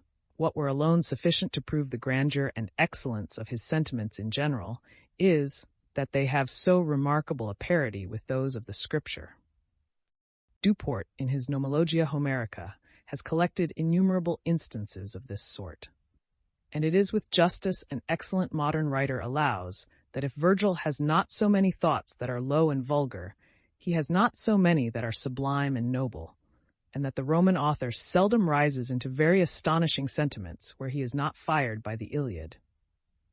If we observe his descriptions, images, and similes, we shall find the invention still predominant. To what else can we ascribe that vast comprehension of images of every sort, where we see each circumstance of art and individual of nature, summoned together by the extent and fecundity of his imagination, to which all things in their various views presented themselves in an instant, and had their impressions taken off to perfection at a heat? Nay, he not only gives us the full prospects of things, but several unexpected peculiarities and side views, unobserved by any painter but Homer. Nothing is so surprising as the descriptions of his battles, which take up no less than half the Iliad, and are supplied with so vast a variety of incidents that no one bears a likeness to another. Such different kinds of deaths that no two heroes are wounded in the same manner, and such a profusion of noble ideas that every battle rises above the last in greatness, horror, and confusion. It is certain there is not near that number of images and descriptions in any epic poet, though every one has assisted himself with a great quantity out of him, and it is evident of Virgil especially that he has scarce any comparisons which are not drawn from his master. If we descend from hence to the expression, we see the bright imagination of Homer shining out in the most enlivened forms of it. We acknowledge him the father of poetical diction, the first who taught that language of the gods to men. His expression is like the coloring of some great masters, which discovers itself to be laid on boldly and executed with rapidity. It is, indeed, the strongest and most glowing imaginable, and touched with the greatest spirit. Aristotle had reason to say he was the only poet who had found out living words. There are in him more daring figures and metaphors than in any good author whatever. An arrow is impatient to be on the wing, a weapon thirsts to drink the blood of an enemy, and the like, yet his expression is never too big for the sense, but justly great in proportion to it. It is the sentiment that swells and fills out the diction, which rises with it and forms itself about it, for in the same degree that a thought is warmer, an expression will be brighter, as that is more strong. This will become more perspicuous, like glass in the furnace, which grows to a greater magnitude and refines to a greater clearness, only as the breath within is more powerful and the heat more intense. To throw his language more out of prose, Homer seems to have affected the compound epithets. This was a sort of composition peculiarly proper to poetry, not only as it heightened the diction, but as it assisted and filled the numbers with greater sound and pomp, and likewise conduced in some measure to thicken the images. On this last consideration, I cannot but attribute these also to the fruitfulness of his invention, since, as he has managed them, they are a sort of supernumerary pictures of the persons or things to which they were joined. We see the motion of Hector's plumes in the epithet Cordytheolos, the landscape of Mount Nereidus in that of Inosiphilos, and so of others, which particular images could not have been insisted upon so long as to express them in a description, though but of a single line, without diverting the reader too much from the principal action or figure. As a metaphor is a short simile, one of these epithets is a short description. Lastly, if we consider his versification, we shall be sensible what a share of praise is due to his invention in that also. He was not satisfied with his language as he found it settled in any one part of Greece, but searched through its different dialects with this particular view. To beautify and perfect his numbers, he considered these as they had a greater mixture of vowels or consonants, and accordingly employed them as the verse required either a greater smoothness or strength. What he most affected was the Ionic, which has a peculiar sweetness from its never using contractions and from its custom of resolving the diphthongs into two syllables so as to make the words open themselves with a more spreading and sonorous fluency. With this he mingled the Attic contractions, the broader Doric, and the feebler Aeolic, which often rejects its aspirate or takes off its accent, and completed this variety by altering some letters with the license of poetry. Thus his measures, instead of being fetters to his sense, were always in readiness to run along with the warmth of his rapture, and even to give a further representation of his notions, in the correspondence of their sounds to what they signified. Out of all these, he has derived that harmony which makes us confess he had not only the richest head, but the finest ear in the world. This is so great a truth that whoever will but consult the tune of his verses, even without understanding them, with the same sort of diligence as we daily see practiced in the case of Italian operas, will find more sweetness, variety, and majesty of sound than in any other language of poetry. The beauty of his numbers is allowed by the critics to be copied, but faintly by Virgil himself, though they are so just as to ascribe it to the nature of the Latin tongue. Indeed, the Greek has some advantages both from the natural sound of its words and the turn and cadence of its verse, which agree with the genius of no other language. Virgil was very sensible of this, and used the utmost diligence in working up a more intractable language to whatsoever graces it was capable of, and in particular, never failed to bring the sound of his line to a beautiful agreement with its sense. If the Grecian poet has not been so frequently celebrated on this account as the Roman, the only reason is that fewer critics have understood one language than the other. Dionysius of Halicarnassus has pointed out many of our author's beauties in this kind, in his treatise of the composition of words. It suffices at present to observe of his numbers that they flow with so much ease as to make one imagine Homer had no other care than to transcribe as fast as the Muses dictated, and at the same time with so much force and inspiriting vigor that they awaken and raise us like the sound of a trumpet. They roll along as a plentiful river, always in motion and always full, while we are borne away by a tide of verse, the most rapid and yet the most smooth imaginable. Thus, on whatever side we contemplate Homer, what principally strikes us is his invention. It is that which forms the character of each part of his work, and accordingly we find it to have made his fable more extensive and copious than any other, his manners more lively and strongly marked, his speeches more affecting and transported, his sentiments more warm and sublime, his images and descriptions more full and animated, his expression more raised and daring, and his numbers more rapid and various. I hope, in what has been said of Virgil, with regard to any of these heads, I have no way derogated from his character. Nothing is more absurd or endless than the common method of comparing eminent writers by an opposition of particular passages in them, and forming a judgment from thence of their merit upon the whole. We ought to have a certain knowledge of the principal character and distinguishing excellence of each. It is in that we are to consider him, and in proportion to his degree in that we are to admire him. No author or man ever excelled all the world in more than one faculty, and as Homer has done this in invention, Virgil has in judgment. Not that we are to think that Homer wanted judgment, because Virgil had it in a more eminent degree, or that Virgil wanted invention, because Homer possessed a larger share of it. Each of these great authors had more of both than perhaps any man besides, and are only said to have less in comparison with one another. Homer was the greater genius, Virgil the better artist. In one we most admire the man, in the other the work. Homer hurries and transports us with a commanding impetuosity. Virgil leads us with an attractive majesty. Homer scatters with a generous profusion. Virgil bestows with a careful magnificence. Homer, like the Nile, pours out his riches with a boundless overflow. Virgil, like a river in its banks, with a gentle and constant stream. When we behold their battles, methinks the two poets resemble the heroes they celebrate. Homer, boundless and resistless as Achilles, bears all before him, and shines more and more as the tumult increases. Virgil, calmly daring, like Aeneas, appears undisturbed in the midst of the action, disposes all about him, and conquers with tranquility.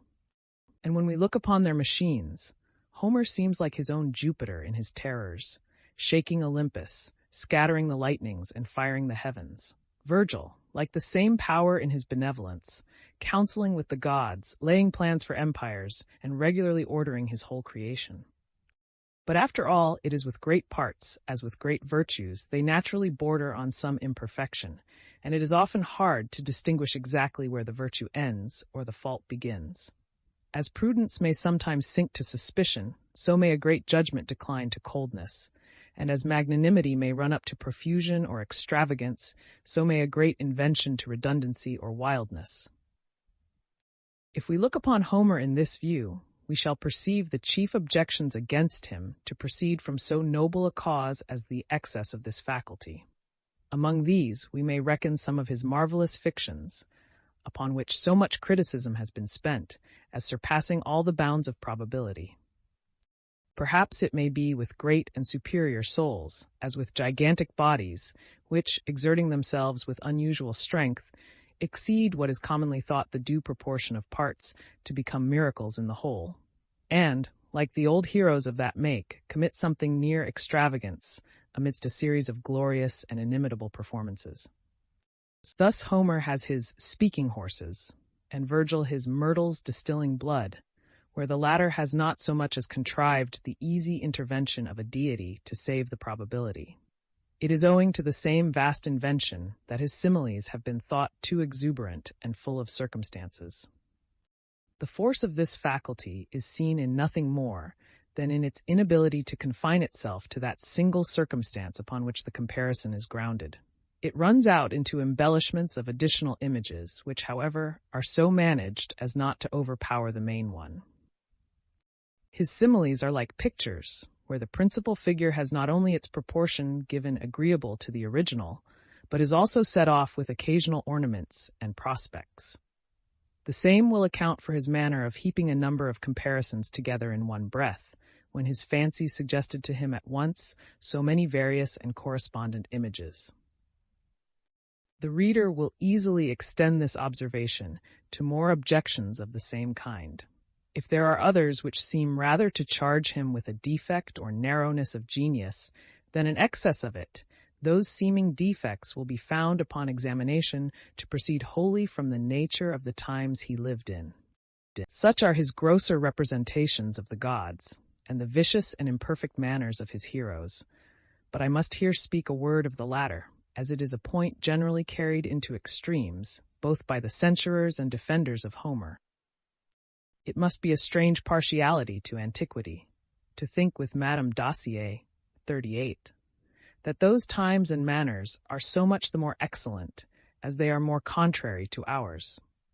Who can be so prejudiced in their favor as to magnify the felicity of those ages, when a spirit of revenge and cruelty, joined with the practice of rapine and robbery, reigned through the world, when no mercy was shown but for the sake of lucre, when the greatest princes were put to the sword, and their wives and daughters made slaves and concubines? On the other side, I would not be so delicate as those modern critics, who are shocked at the servile offices and mean employments in which we sometimes see the heroes of Homer engaged. There is a pleasure in taking a view of that simplicity, in opposition to the luxury of succeeding ages, in beholding monarchs without their guards, princes tending their flocks, and princesses drawing water from the springs. When we read Homer, we ought to reflect that we are reading the most ancient author in the heathen world, and those who consider him in this light will double their pleasure in the perusal of him. Let them think they are growing acquainted with nations and people that are now no more, that they are stepping almost 3,000 years back into the remotest antiquity, and entertaining themselves with a clear and surprising vision of things nowhere else to be found, the only true mirror of that ancient world. By this means alone their greatest obstacles will vanish, and what usually creates their dislike will become a satisfaction. This consideration may further serve to answer for the constant use of the same epithets to his gods and heroes, such as the far-darting Phoebus, the blue-eyed Pallas, the swift-footed Achilles, etc., which some have censured as impertinent and tediously repeated. Those of the gods depended upon the powers and offices then believed to belong to them, and had contracted a weight and veneration from the rites and solemn devotions in which they were used.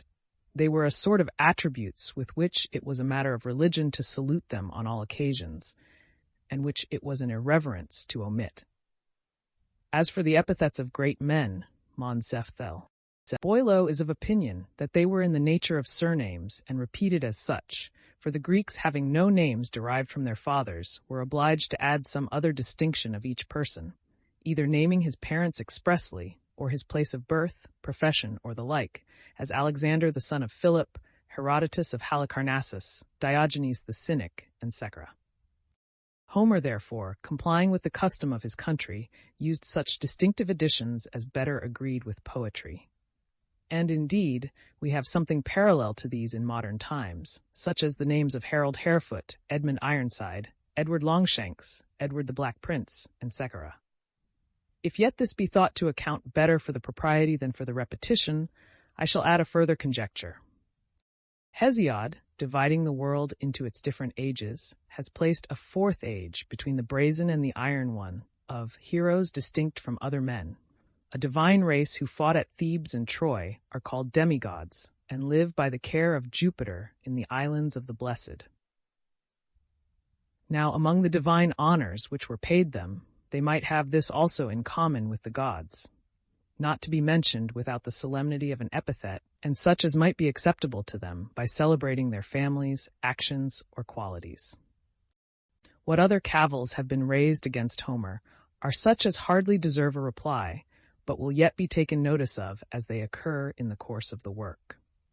Many have been occasioned by an injudicious endeavor to exalt Virgil, which is much the same, as if one should think to raise the superstructure by undermining the foundation, one would imagine, by the whole course of their parallels, that these critics never so much as heard of Homer's having written first, a consideration which whoever compares these two poets ought to have always in his eye.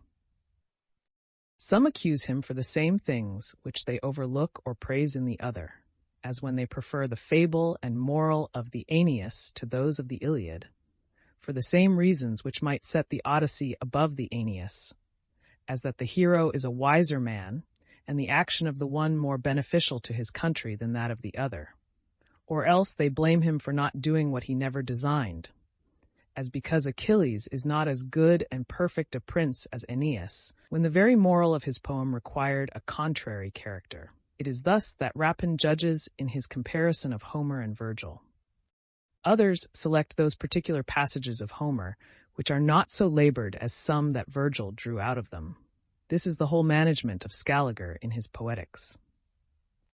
Others quarrel with what they take for low and mean expressions, sometimes through a false delicacy and refinement, oftener from an ignorance of the graces of the original, and then triumph in the awkwardness of their own translations.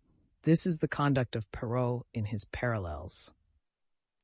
Lastly, there are others who, pretending to a fairer proceeding, distinguish between the personal merit of Homer and that of his work. But when they come to assign the causes of the great reputation of the Iliad, they found it upon the ignorance of his times and the prejudice of those that followed. And in pursuance of this principle, they make those accidents, such as the contention of the cities and Segara, to be the causes of his fame, which were in reality the consequences of his merit. The same might as well be said of Virgil, or any great author whose general character will infallibly raise many casual additions to their reputation. This is the method of Mons de la Motte, who yet confesses upon the whole that in whatever age Homer had lived, he must have been the greatest poet of his nation, and that he may be said in his sense to be the master even of those who surpassed him. In all these objections, we see nothing that contradicts his title to the honor of the chief invention. And as long as this, which is indeed the characteristic of poetry itself, remains unequaled by his followers, he still continues superior to them. A cooler judgment may commit fewer faults and be more approved in the eyes of one sort of critics, but that warmth of fancy will carry the loudest and most universal applauses which holds the heart of a reader under the strongest enchantment. Homer not only appears the inventor of poetry, but excels all the inventors of other arts in this, that he has swallowed up the honor of those who succeeded him. What he has done admitted no increase. It only left room for contraction or regulation. He showed all the stretch of fancy at once, and if he has failed in some of his flights, it was but because he attempted everything. A work of this kind seems like a mighty tree which rises from the most vigorous seed, is improved with industry, flourishes, and produces the finest fruit. Nature and art conspire to raise it. Pleasure and profit join to make it valuable. And they who find the justest faults have only said that a few branches which run luxuriant through a richness of nature might be lopped into form to give it a more regular appearance. Having now spoken of the beauties and defects of the original, it remains to treat of the translation with the same view to the chief characteristic. As far as that is seen in the main parts of the poem, such as the fable, manners, and sentiments, no translator can prejudice it but by willful omissions or contractions. As it also breaks out in every particular image, description, and simile, whoever lessens or too much softens those takes off from this chief character.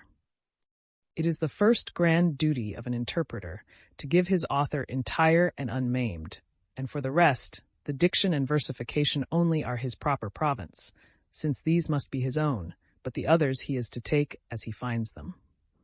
It should then be considered what methods may afford some equivalent in our language for the graces of these in the Greek.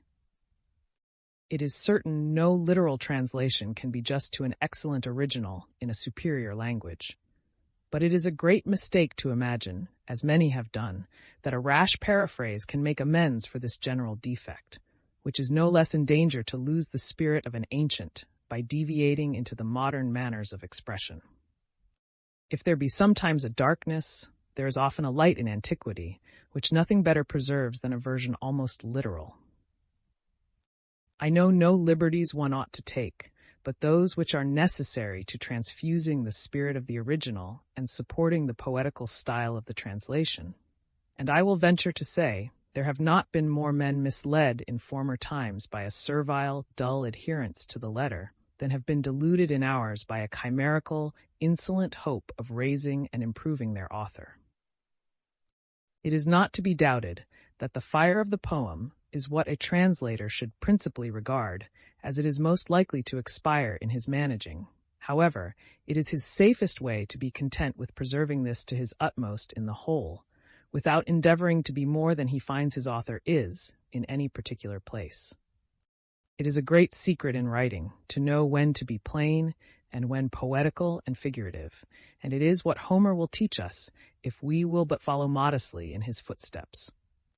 Where his diction is bold and lofty, let us raise ours as high as we can, but where his is plain and humble, we ought not to be deterred from imitating him by the fear of incurring the censure of a mere English critic. Nothing that belongs to Homer seems to have been more commonly mistaken than the just pitch of his style, some of his translators having swelled into fustian in a proud confidence of the sublime, others sunk into flatness in a cold and timorous notion of simplicity. Methinks I see these different followers of Homer, some sweating and straining after him by violent leaps and bounds, the certain signs of false metal, others slowly and servilely creeping in his train, while the poet himself is all the time proceeding with an unaffected and equal majesty before them. However, of the two extremes one could sooner pardon frenzy than frigidity. No author is to be envied for such commendations, as he may gain by that character of style, which his friends must agree together to call simplicity, and the rest of the world will call dullness. There is a graceful and dignified simplicity, as well as a bold and sordid one, which differ as much from each other as the air of a plain man from that of a sloven. It is one thing to be tricked up, and another not to be dressed at all. Simplicity is the mean between ostentation and rusticity. This pure and noble simplicity is nowhere in such perfection as in the Scripture and our author. One may affirm, with all respect to the inspired writings, that the divine Spirit made use of no other words but what were intelligible and common to men at that time, and in that part of the world. And as Homer is the author nearest to those, his style must of course bear a greater resemblance to the sacred books than that of any other writer. This consideration, together with what has been observed of the parody of some of his thoughts, may, methinks, induce a translator, on the one hand, to give in to several of those general phrases and manners of expression, which have attained a veneration even in our language from being used in the Old Testament, as, on the other, to avoid those which have been appropriated to the divinity, and in a manner consigned to mystery and religion.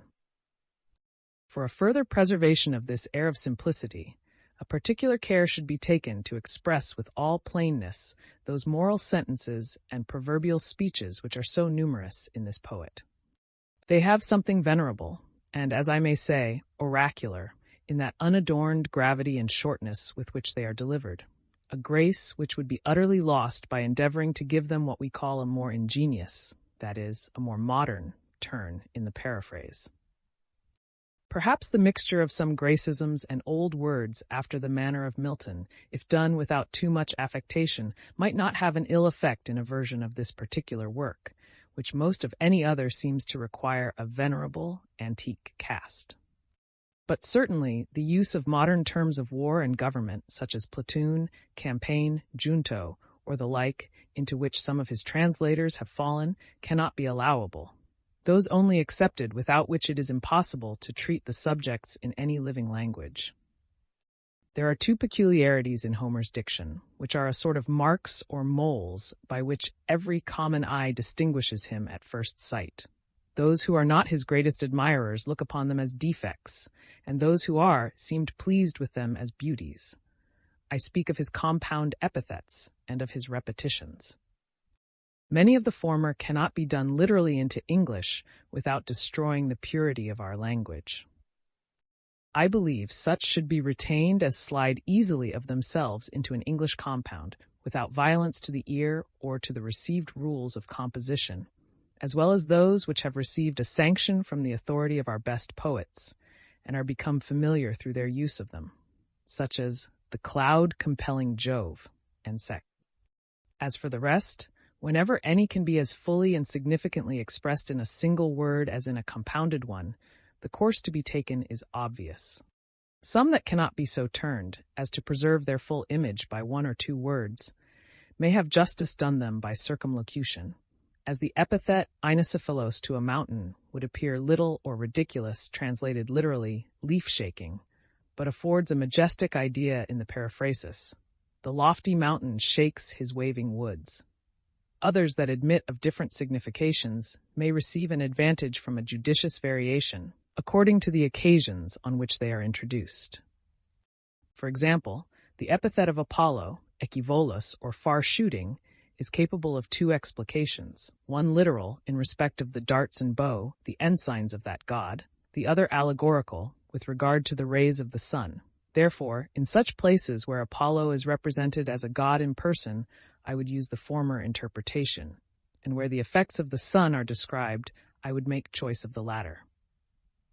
Upon the whole, it will be necessary to avoid that perpetual repetition of the same epithets which we find in Homer, and which, though it might be accommodated, as has been already shown, to the ear of those times, is by no means so to ours, but one may wait for opportunities of placing them, where they derive an additional beauty from the occasions on which they are employed. And in doing this properly, a translator may at once show his fancy and his judgment.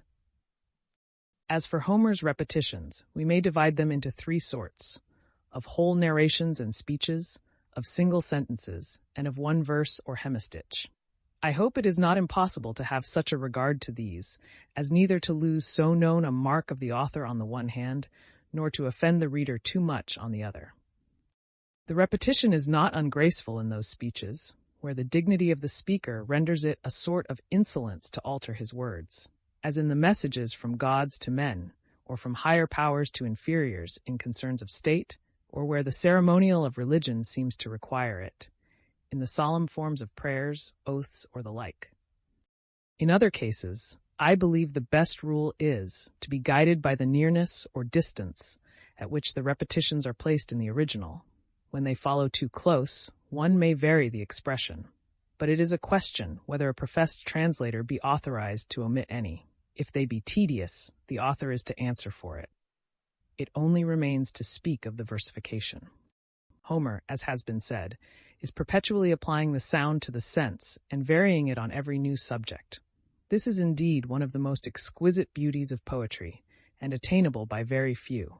I only know of Homer eminent for it in the Greek, and Virgil in the Latin. I am sensible it is what may sometimes happen by chance when a writer is warm and fully possessed of his image. However, it may reasonably be believed they designed this, in whose verse it so manifestly appears in a superior degree to all others. Few readers have the ear to be judges of it, but those who have will see I have endeavored at this beauty. Upon the whole, I must confess myself utterly incapable of doing justice to Homer. I attempt him in no other hope but that which one may entertain without much vanity, of giving a more tolerable copy of him than any entire translation in verse has yet done. We have only those of Chapman, Hobbes, and Ogilby. Chapman has taken the advantage of an immeasurable length of verse, notwithstanding which, there is scarce any paraphrase more loose and rambling than his. He has frequent interpolations of 4 or 6 lines, and I remember one in the 13th book of the Odyssey, ver. 312, where he has spun 20 verses out of 2. He is often mistaken in so bold a manner that one might think he deviated on purpose, if he did not in other places of his notes insist so much upon verbal trifles. He appears to have had a strong affectation of extracting new meanings out of his author, insomuch as to promise, in his rhyming preface, a poem of the mysteries he had revealed in Homer, and perhaps he endeavored to strain the obvious sense to this end. His expression is involved in fustian, a fault for which he was remarkable in his original writings, as in the tragedy of Bussy d'Amboise, etc. In a word, the nature of the man may account for his whole performance, for he appears, from his preface and remarks, to have been of an arrogant turn and an enthusiast in poetry. His own boast of having finished half the Iliad in less than 15 weeks shows with what negligence his version was performed. But that which is to be allowed him, and which very much contributed to cover his defects, is a daring, fiery spirit that animates his translation, which is something like what one might imagine Homer himself would have writ before he arrived at years of discretion. Hobbes has given us a correct explanation of the sense in general, but for particulars and circumstances, he continually lops them and often omits the most beautiful. As for its being esteemed a close translation, I doubt not many have been led into that error by the shortness of it, which proceeds not from his following the original line by line, but from the contractions above mentioned. He sometimes omits whole similes and sentences, and is now and then guilty of mistakes into which no writer of his learning could have fallen, but through carelessness. His poetry, as well as Ogilby's, is too mean for criticism. It is a great loss to the poetical world that Mr. Dr. Haydn did not live to translate the Iliad. He has left us only the first book, and a small part of the sixth, in which if he has in some places not truly interpreted the sense, or preserved the antiquities, it ought to be excused on account of the haste he was obliged to write in. He seems to have had too much regard to Chapman, whose words he sometimes copies, and has unhappily followed him in passages where he wanders from the original. However, had he translated the whole work, I would no more have attempted Homer after him than Virgil, his version of whom, notwithstanding some human errors, is the most noble and spirited translation I know in any language. But the fate of great geniuses is like that of great ministers. Though they are confessedly the first in the commonwealth of letters, they must be envied and calumniated only for being at the head of it. That which, in my opinion, ought to be the endeavor of anyone who translates Homer is above all things to keep alive that spirit and fire which makes his chief character.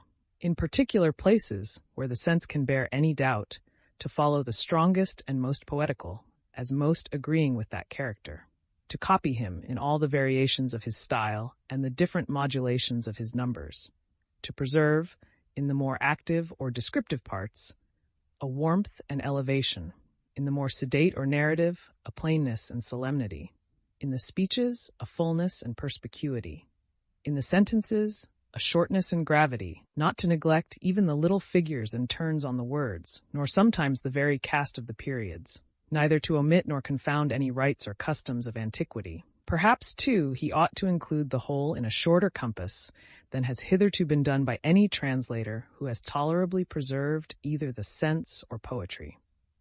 What I would further recommend to him is to study his author rather from his own text than from any commentaries, how learned soever, or whatever figure they may make in the estimation of the world, to consider him attentively in comparison with Virgil above all the ancients, and with Milton above all the moderns. Next these, the Archbishop of Cambray's Telemachus may give him the truest idea of the spirit and turn of our author, and Bossu's admirable treatise of the epic poem the justest notion of his design and conduct. But after all, with whatever judgment and study a man may proceed, or with whatever happiness he may perform such a work, he must hope to please but a few, those only who have at once a taste of poetry and competent learning. For to satisfy such a want either is not in the nature of this undertaking, since a mere modern wit can like nothing that is not modern, and a pedant nothing that is not Greek. What I have done is submitted to the public, from whose opinions I am prepared to learn, though I fear no judges so little as our best poets, who are most sensible of the weight of this task. As for the worst, whatever they shall please to say, they may give me some concern as they are unhappy men, but none as they are malignant writers. I was guided in this translation by judgments very different from theirs, and by persons for whom they can have no kindness, if an old observation be true, that the strongest antipathy in the world is that of fools to men of wit. Mr. Addison was the first whose advice determined me to undertake this task, who who was pleased to write to me upon that occasion in such terms as I cannot repeat without vanity. I was obliged to Sir Richard Steele for a very early recommendation of my undertaking to the public. Dr. Swift promoted my interest with that warmth with which he always serves his friend. The humanity and frankness of Sir Samuel Garth are what I never knew wanting on any occasion. I must also acknowledge, with infinite pleasure, the many friendly offices as well as sincere criticisms of Mr. Congreve, who had led me the way in translating some parts of Homer.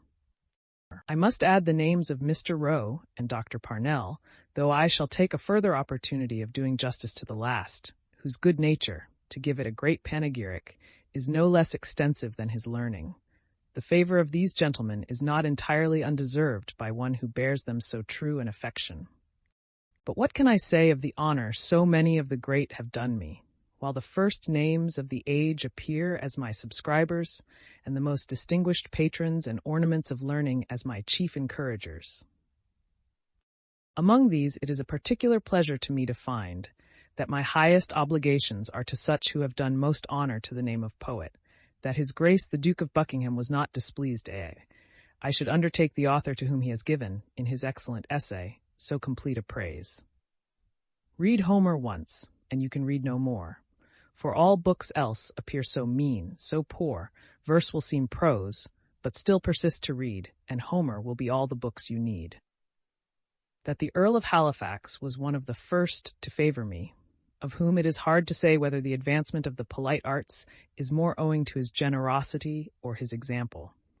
That such a genius as my Lord Bolingbroke, not more distinguished in the great scenes of business than in all the useful and entertaining parts of learning, has not refused to be the critic of these sheets and the patron of their writer, and that the noble author of the tragedy of heroic love has continued his partiality to me, from my writing pastorals to my attempting the Iliad. I cannot deny myself the pride of confessing that I have had the advantage not only of their advice for the conduct in general, but their correction of several particulars of this translation. I could say a great deal of the pleasure of being distinguished by the Earl of Carnarvon, but it is almost absurd to particularize any one generous action in a person whose whole life is a continued series of them. Mr. Stanhope, the present Secretary of State, will pardon my desire of having it known that he was pleased to promote this affair. The particular zeal of Mr. Harcourt, the son of the late Lord Chancellor, gave me a proof how much I am honored in a share of his friendship. I must attribute to the same motive that of several others of my friends, to whom all acknowledgments are rendered unnecessary by the privileges of a familiar correspondence, and I am satisfied I can no way better oblige men of their turn than by my silence. In short, I have found more patrons than ever Homer wanted. He would have thought himself happy to have met the same favor at Athens that has been shown me by its learned rival, the University of Oxford, and I can hardly envy him those pompous honors he received after death, when I reflect on the enjoyment of so many agreeable obligations and easy friendships which make the satisfaction of life. This distinction is the more to be acknowledged, as it is shown to one whose pen has never gratified the prejudices of particular parties, or the vanities of particular men. Whatever the success may prove, I shall never repent of an undertaking in which I have experienced the candor and friendship of so many persons of merit, and in which I hope to pass some of those years of youth that are generally lost in a circle of follies, after a manner neither wholly unuseful to others nor disagreeable to myself. The Iliad, Book 1. Argument. The contention of Achilles and Agamemnon.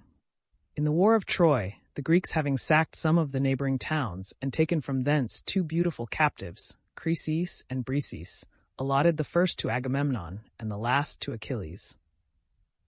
Chryses, the father of Chrysis and priest of Apollo, comes to the Grecian camp to ransom her, with which the action of the poem opens in the 10th year of the siege. The priest being refused and insolently dismissed by Agamemnon, entreats for vengeance from his god, who inflicts a pestilence on the Greeks. Achilles calls a council and encourages Chalcas to declare the cause of it, who attributes it to the refusal of Chryseis.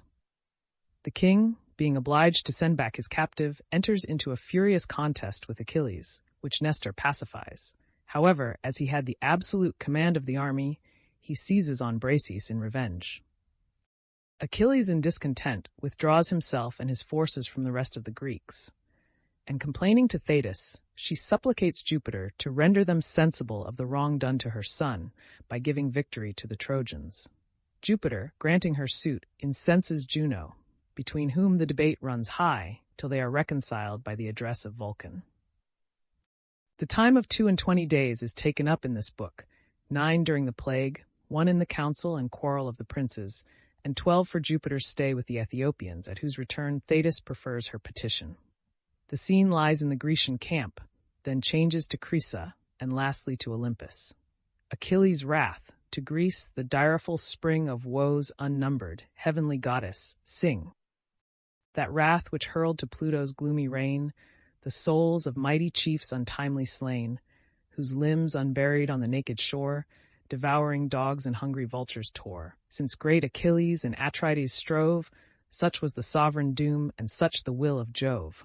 Declare, O Muse, in what ill-fated hour sprung the fierce strife, from what offended power Latona's son a dire contagion spread, and heaped the camp with mountains of the dead. The king of men his reverent priest defied, and for the king's offense the people died. For Chryses sought with costly gifts to gain his captive daughter from the victor's chain. Suppliant the venerable father stands, Apollo's awful ensigns grace his hands. By these he begs, and lowly bending down, extends the scepter and the laurel crown. He sued to all, but chief implored for grace. The brother kings of Atreus' royal race. Ye kings and warriors, may your vows be crowned, and Troy's proud walls lie level with the ground.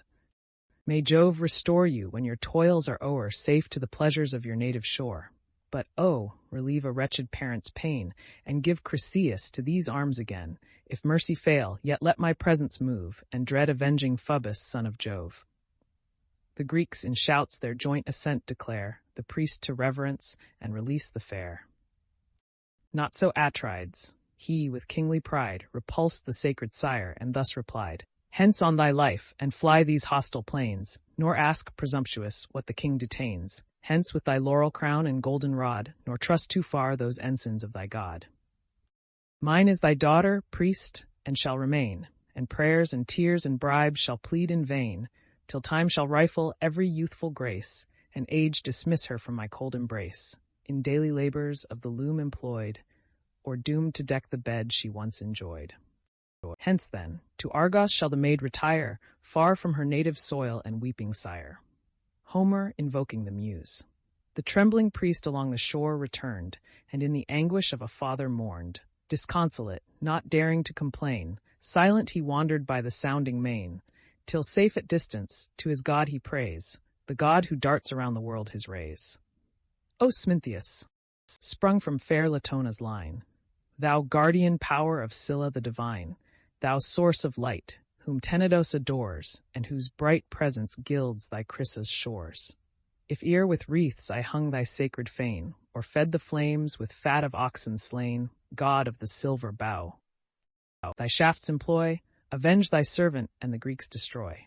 Thus Chryses prayed, the favoring power attends, and from Olympus's lofty tops descends. Bent was his bow, the Grecian hearts to wound. Fierce as he moved, his silver shafts resound. Breathing revenge, a sudden night he spread, and gloomy darkness rolled about his head. The fleet in view, he twanged his deadly bow, and hissing fly the feathered fates below. On mules and dogs the infection first began, and last the vengeful arrows fixed in man. For 9 long nights through all the dusky air, the pyres, thick flaming, shot a dismal glare.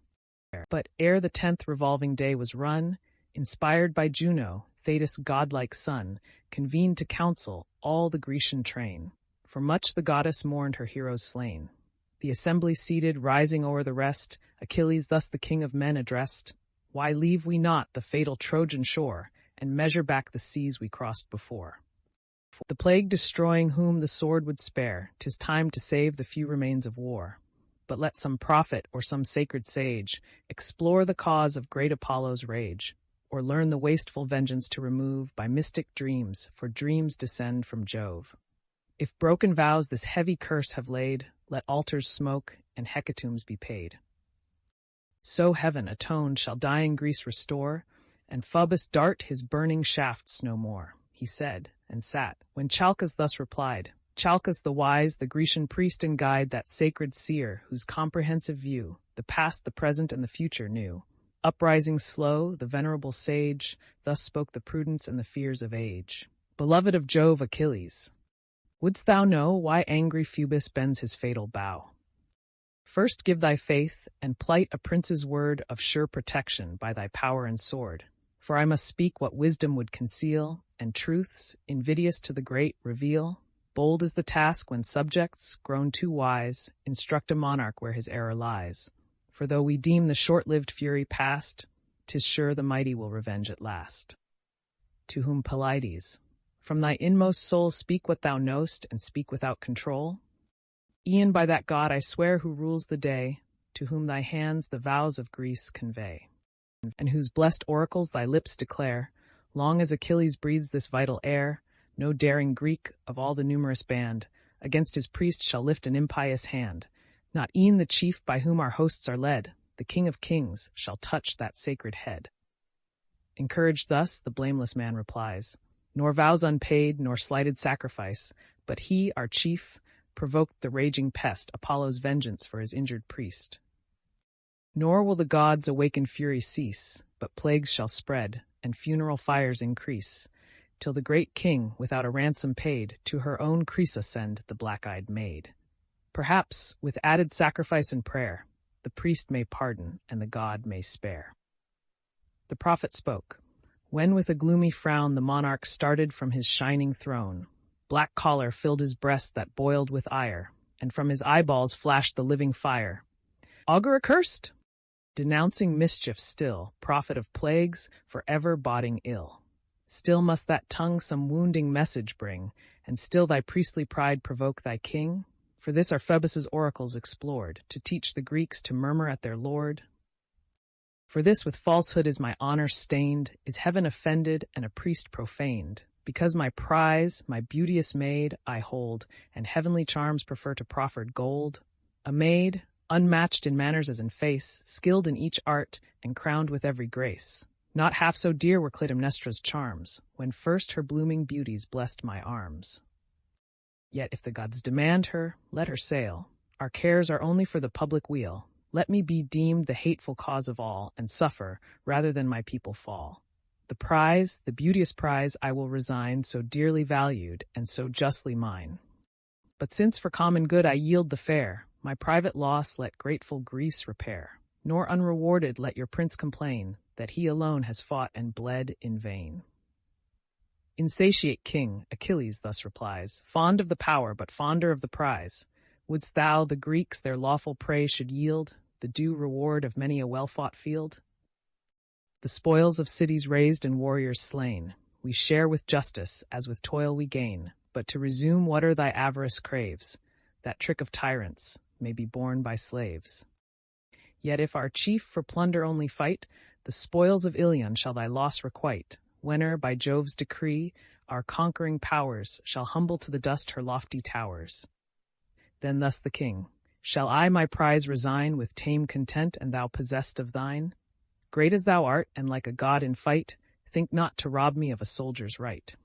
At thy demand shall I restore the maid. First let the just equivalent be paid, such as a king might ask, and let it be a treasure worthy her and worthy me. Or grant me this, or with a monarch's claim, this hand shall seize some other captive dame. The mighty Ajax shall his prize resign, Ulysses' spoils, or even thy own, be mine. The man who suffers loudly may complain, and rage he may, but he shall rage in vain. But this when time requires. It now remains. We launch a bark to plough the watery plains, and waft the sacrifice to Chrysa's shores, with chosen pilots and with laboring oars. Soon shall the sable ship ascend, and some deputed prince the charge attend. This Creta's king, or Ajax, shall fulfill, or wise Ulysses see performed our will. Or, if our royal pleasure shall ordain, Achilles' self conduct her o'er the main. Let fierce Achilles, dreadful in his rage, the god propitiate and the pest assuage. Mars. At this, Pelides, frowning stern, replied, O tyrant, armed with insolence and pride, inglorious slave to interest, ever joined with fraud unworthy of a royal mind, what generous Greek, obedient to thy word, shall form an ambush, or shall lift the sword? What cause have I to war at thy decree? The distant Trojans never injured me. To Phthyia's realms no hostile troops they led. Safe in her vales my warlike coursers fed. Far hence removed, the hoarse-resounding main, and walls of rocks secure my native reign, whose fruitful soil luxuriant harvests grace, rich in her fruits and in her martial race. Hither we sailed, a voluntary throng, to avenge a private, not a public wrong. What else to Troy the assembled nations draws, but thine ungrateful and thy brother's cause? Is this the pay our blood and toils deserve, disgraced and injured by the man we serve? And darest thou threat to snatch my prize away, due to the deeds of many a dreadful day? A prize is small, O tyrant, matched with thine, as thy own actions if compared to mine. Thine in each conquest is the wealthy prey, though mine the sweat and danger of the day. Some trivial present to my ships I bear, or barren praises pay the wounds of war. But no, proud monarch, I'm thy slave no more. My fleet shall waft me to Thessalia's shore. Left by Achilles on the Trojan plain, what spoils, what conquests shall Atrides gain? To this the king, fly, mighty warrior, fly. Thy aid we need not, and thy threats defy. There want not chiefs in such a cause to fight, and Jove himself shall guard a monarch's right. Of all the kings, the gods' distinguished care, to power superior none such hatred bear. Strife and debate thy restless soul employ, and wars and horrors are thy savage joy. If thou hast strength, 'twas heaven that strength bestowed. For know, vain man, thy valor is from God. Haste, launch thy vessels, fly with speed away. Rule thy own realms with arbitrary sway. I heed thee not, but prize at equal rate thy short-lived friendship and thy groundless hate. Go, threat thy earth-born Myrmidons, but here, 'tis mine to threaten, prince, and thine to fear. No, if the god the beauteous dame demand, my bark shall waft her to her native land. But then prepare, imperious prince. Prepare, fierce as thou art, to yield thy captive fair. Even in thy tent I'll seize the blooming prize, thy loved bris with the radiant eyes. Hence shalt thou prove my might, and curse the hour. Thou stoodst a rival of imperial power, and hence to all our hosts it shall be known that kings are subject to the gods alone. Achilles heard, with grief and rage oppressed, his heart swelled high and labored in his breast.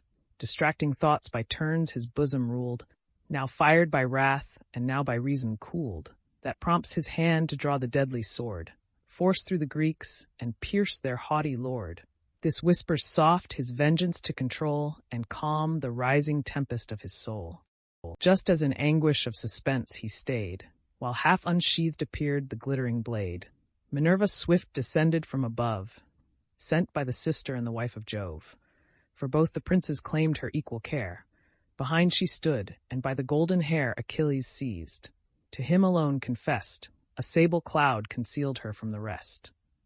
He sees, and sudden to the goddess cries, known by the flames that sparkle from her eyes. Illustration, Minerva repressing the fury of Achilles. Descends Minerva, in her guardian care, a heavenly witness of the wrongs I bear from Atreus' son? Then let those eyes that view the daring crime behold the vengeance too. Forbear, the progeny of Jove replies, to calm thy fury I forsake the skies. Let great Achilles to the gods resigned to reason yield the empire o'er his mind. By awful Juno this command is given. The king and you are both the care of heaven. The force of keen reproaches let him feel, but sheath obedient thy revenging steel. For I pronounce, and trust a heavenly power, thy injured honor has its fated hour, when the proud monarch shall thy arms implore, and bribe thy friendship with a boundless store. Then let revenge no longer bear the sway, command thy passions, and the gods obey. To her Pelids, with regardful ear 'tis just, O goddess, I thy dictates hear. Hard as it is, my vengeance I suppress. Those who revere the gods will bless. He said, observant of the blue-eyed maid, then in the sheath returned the shining blade. The goddess swift to high Olympus flies, and joins the sacred senate of the skies. Nor yet the rage his boiling breast forsook, which thus redoubling on Atrides broke. O monster, Mixed of insolence and fear, thou dog in forehead but in heart a deer. When wert thou known in ambushed fights to dare, or nobly face the horrid front of war? 'Tis ours, the chance of fighting fields to try, thine to look on, and bid the valiant die. So much 'tis safer through the camp to go, and rob a subject than despoil a foe. Scourge of thy people, violent and base, sent in Jove's anger on a slavish race, who, lost to sense of generous freedom past, are tamed to wrongs, or this had been thy last. Now by this sacred scepter, hear me swear, which never more shall leaves or blossoms bear, which severed from the trunk, as I from thee, on the bare mountains left its parent tree. This scepter, formed by tempered steel to prove an ensign of the delegates of Jove, from whom the power of laws and justice springs. Tremendous oath, inviolate to kings. By this I swear, when bleeding Greece again shall call Achilles, she shall call in vain. When, flushed with slaughter, Hector comes to spread the purpled shore with mountains of the dead, then shalt thou mourn the affront thy madness gave, forced to deplore when impotent to save. Then rage and bitterness of soul to know this act has made the bravest Greek thy foe.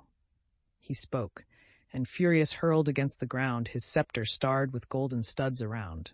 Then sternly silent sat. With like disdain, the raging king returned his frowns again. To calm their passion with the words of age, slow from his seat arose the Pelian sage, experienced Nestor, in persuasion skilled, words sweet as honey from his lips distilled. 2 generations now had passed away, wise by his rules and happy by his sway.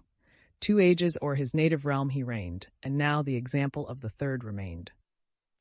All viewed with awe the venerable man, who thus with mild benevolence began. What shame, what woe is this to Greece? What joy to Troy's proud monarch and the friends of Troy, that adverse gods commit to stern debate the best, the bravest of the Grecian state.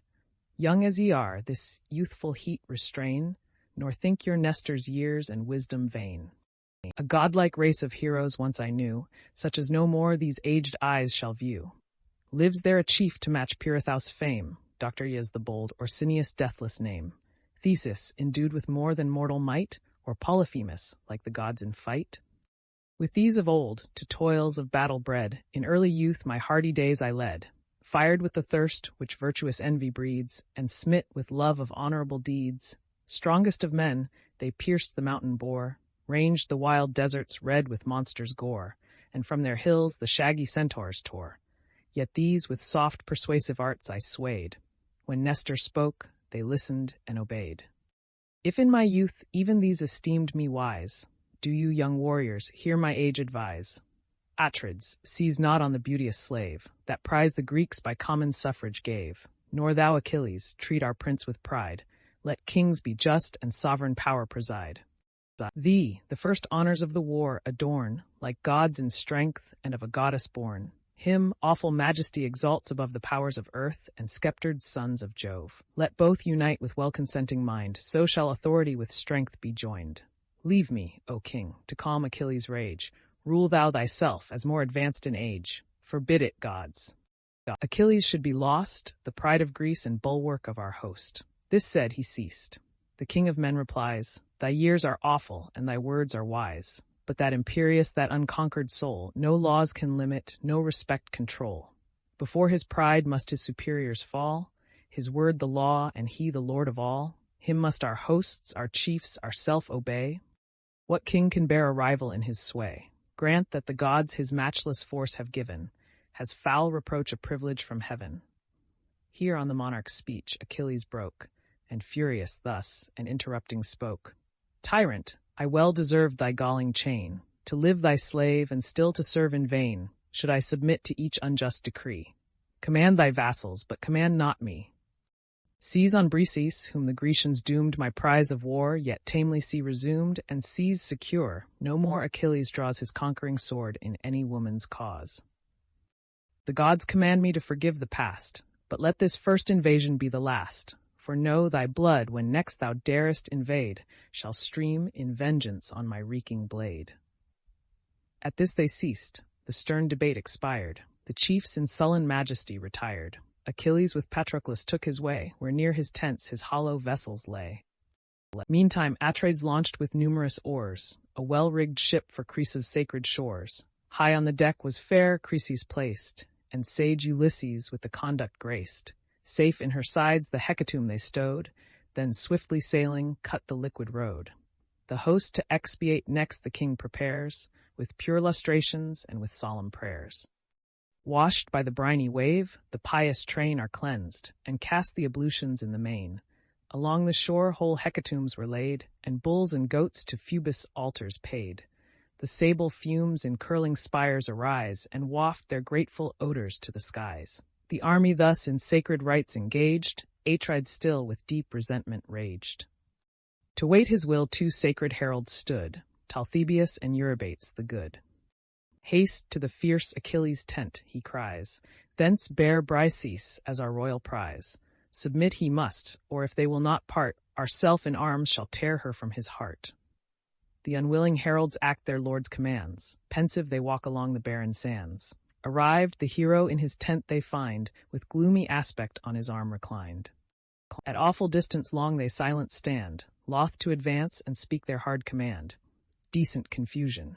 This the godlike man perceived, and thus with accent mild began. With leave and honor enter our abodes, ye sacred ministers of men and gods.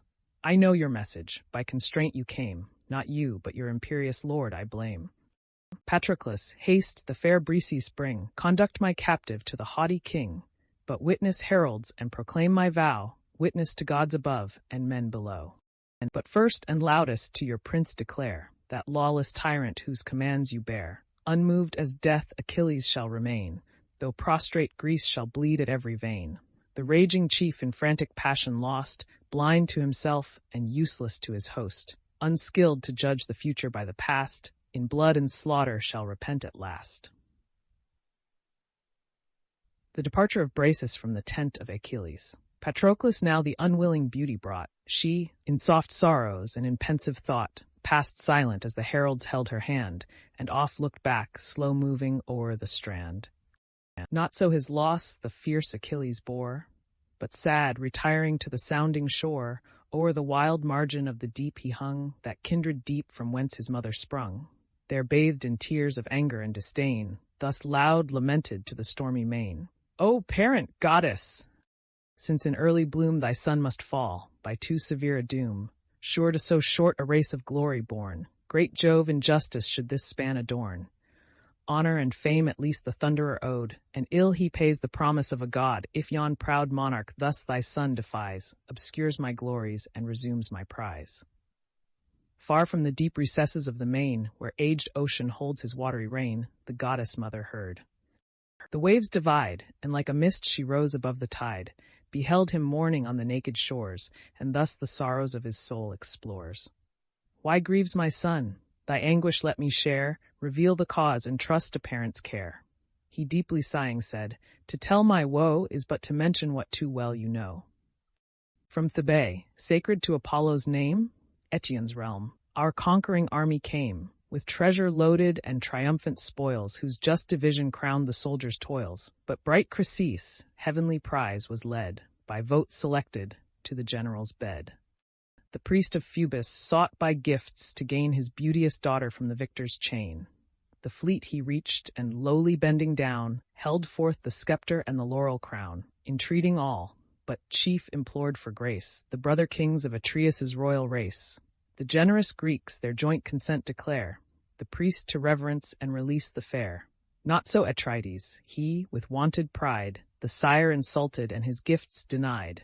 The insulted sire his god's peculiar care to Phoebus prayed, and Phoebus heard the prayer. A dreadful plague ensues. The avenging darts incessant fly and pierce the Grecian hearts. A prophet then, inspired by heaven, arose, and points the crime, and thence derives the woes. Myself the first, the assembled chiefs inclined to avert the vengeance of the power divine. Then rising in his wrath the monarch stormed. Incensed he threatened, and his threats performed. The fair Chryseis to her sire was sent, with offered gifts to make the god relent. But now he seized Briseis' heavenly charms, and of my valor's prize defrauds my arms. Defrauds the votes of all the Grecian train, and service, faith, and justice plead in vain. But goddess, thou thy suppliant son attend. To high Olympus' shining court ascend, urge all the ties to former service owed, and sue for vengeance to the thundering god. Oft hast thou triumphed in the glorious boast, that thou stoodst forth of all the ethereal host, when bold rebellion shook the realms above, the undaunted guard of cloud-compelling Jove, when the bright partner of his awful reign, the warlike maid and monarch of the main, the traitor gods, by mad ambition driven, durst threat with chains the omnipotence of heaven. Then, called by thee, the monster Titan came, whom gods Briareus men Aegeon name, through wondering skies enormous stalked along, not he that shakes the solid earth so strong. With giant pride at Jove's high throne he stands, and brandished round him all his 100 hands. The affrighted gods confessed their awful lord, they dropped the fetters, trembled, and adored. This, goddess, this to his remembrance call, embrace his knees, at his tribunal fall. Conjure him far to drive the Grecian train, to hurl them headlong to their fleet and main, to heap the shores with copious death, and bring the Greeks to know the curse of such a king. Let Agamemnon lift his haughty head o'er all his wide dominion of the dead, and mourn in blood that ere he durst disgrace the boldest warrior of the Grecian race. Illustrates calling Briareus to the assistance of Jupiter. Unhappy son, fair Thetis thus replies, while tears celestial trickle from her eyes. Why have I borne thee with a mother's throes to fates averse, and nursed for future woes? So short a space the light of heaven to view, so short a space, and filled with sorrow too. O might a parent's careful wish prevail, far, far from Ilion should thy vessels sail, and thou from camps remote the danger shun, which now alas too nearly threats my son. Yet what I can, to move thy suit I'll go to great Olympus, crowned with fleecy snow. Meantime, secure within thy ships from far, behold the field, not mingle in the war. The sire of gods and all the ethereal train, on the warm limits of the farthest main, now mix with mortals, nor disdain to grace the feasts of Ethiopia's blameless race. 12 days the powers indulge the genial rite, returning with the 12th revolving light. Then will I mount the brazen dome, and move the high tribunal of immortal Jove. The goddess spoke, the rolling waves unclose, then down the steep she plunged from whence she rose, and left him sorrowing on the lonely coast, in wild resentment for the fair he lost. In Chrysa's port now sage Ulysses rode. Beneath the deck the destined victims stowed. The sails they furled, they lashed the mast aside, and dropped their anchors, and the pinnace tied. Next on the shore their hecatomb they land, Chryseis last descending on the strand. Her thus returning from the furrowed main, Ulysses led to Phoebus' sacred fane, where at his solemn altar, as the maid he gave to Chryses, thus the hero said, Hail, reverend priest! To Phoebus' awful dome, a suppliant I from great Atrides come, unransomed, here receive the spotless fare, accept the hecatomb the Greeks prepare, and may thy god who scatters darts around, atoned by sacrifice, desist to wound. At this, the sire embraced the maid again, so sadly lost, so lately sought in vain. Then near the altar of the darting king, disposed in rank their hecatomb they bring. With water purify their hands, and take the sacred offering of the salted cake. While thus with arms devoutly raised in air, and solemn voice, the priest directs his prayer. God of the silver bow, thy ear incline, whose power encircles Scylla the divine, whose sacred eye thy Tenedos surveys, and gilds fair Cressa with distinguished rays. If fired to vengeance at thy priest's request, thy direful darts inflict the raging pest, once more attend, avert the wasteful woe, and smile propitious, and unbend thy bow. So Chryses prayed. Apollo heard his prayer, and now the Greeks their hecatomb prepare, between their horns the salted barley threw, and, with their heads to heaven, the victims slew. The limbs they sever from the enclosing hide, the thighs, selected to the gods, divide. On these, in double calls involved with art, the choicest morsels lay from every part. The priest himself before his altar stands, and burns the offering with his holy hands, pours the black wine, and sees the flames aspire. The youth with instruments surround the fire. The thighs thus sacrificed and entrails dressed, the assistants part, transfix, and roast the rest. Then spread the tables, the repast prepare, each takes his seat, and each receives his share. When now the rage of hunger was repressed, with pure libations they conclude the feast, the youths with wine the copious goblets crowned, and pleased dispense the flowing bowls around. With hymns divine the joyous banquet ends, the pans lengthen till the sun descends.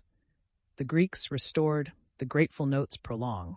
Apollo listens and approves the song.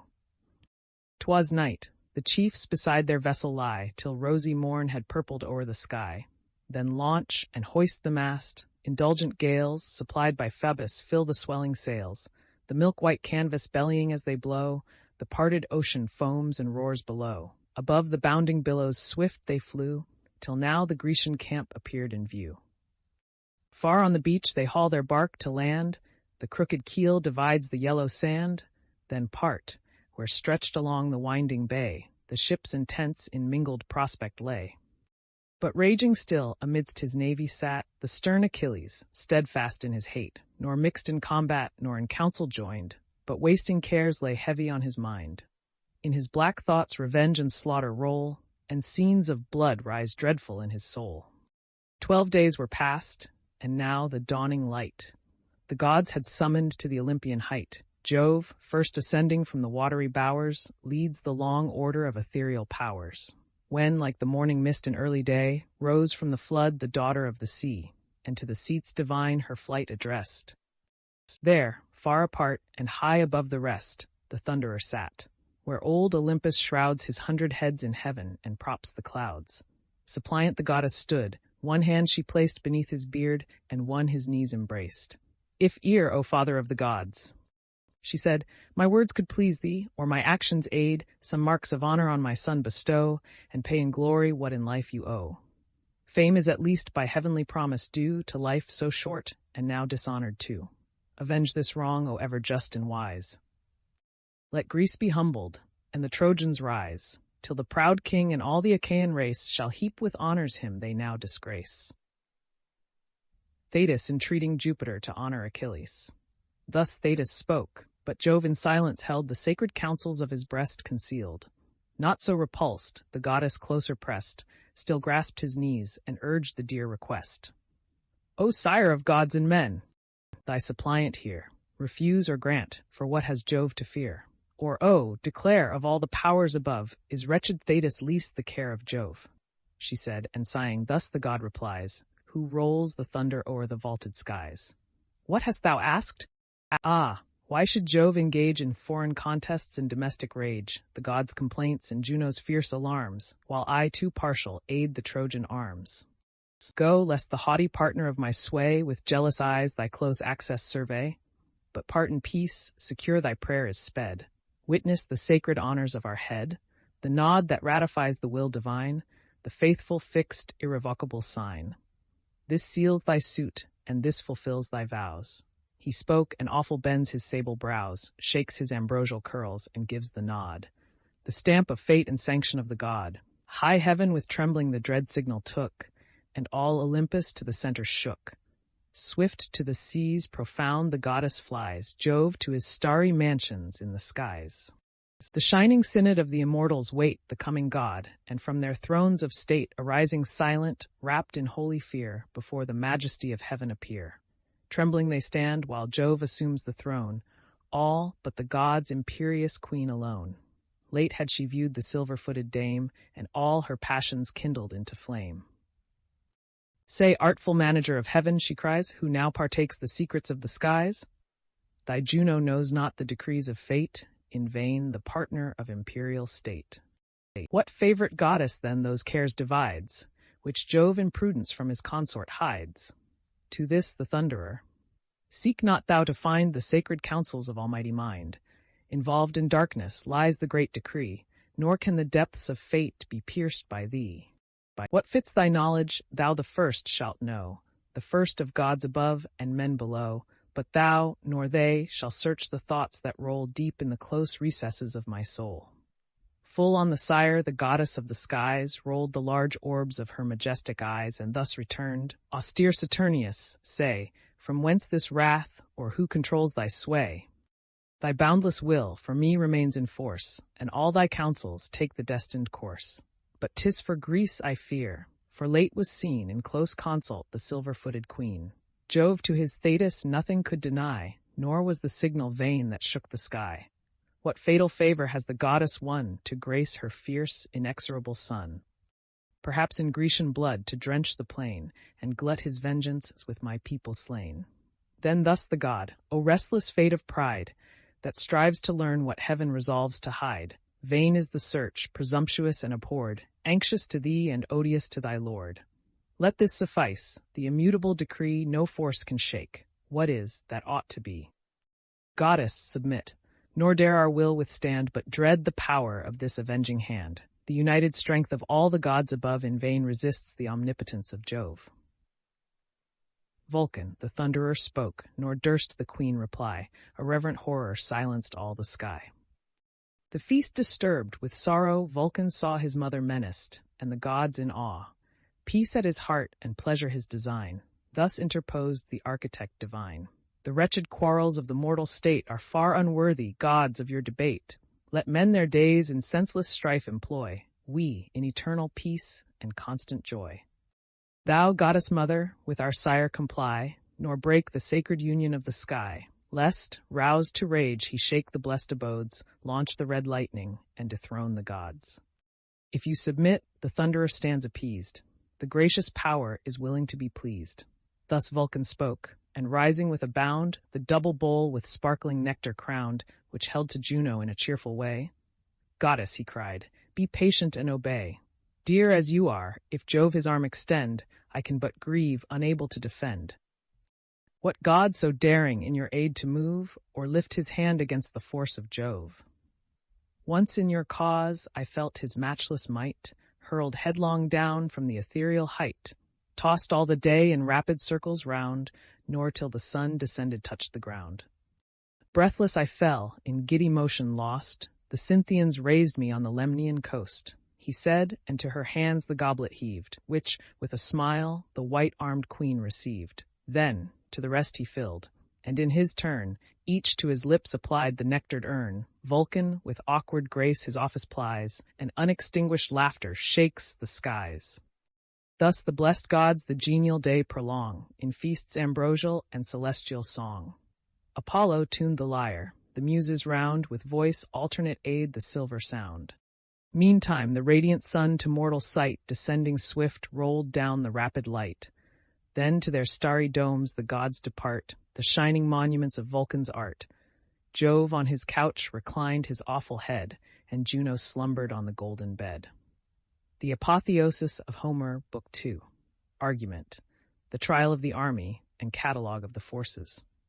Jupiter, in pursuance of the request of Thetis, sends a deceitful vision to Agamemnon, persuading him to lead the army to battle, in order to make the Greeks sensible of their want of Achilles.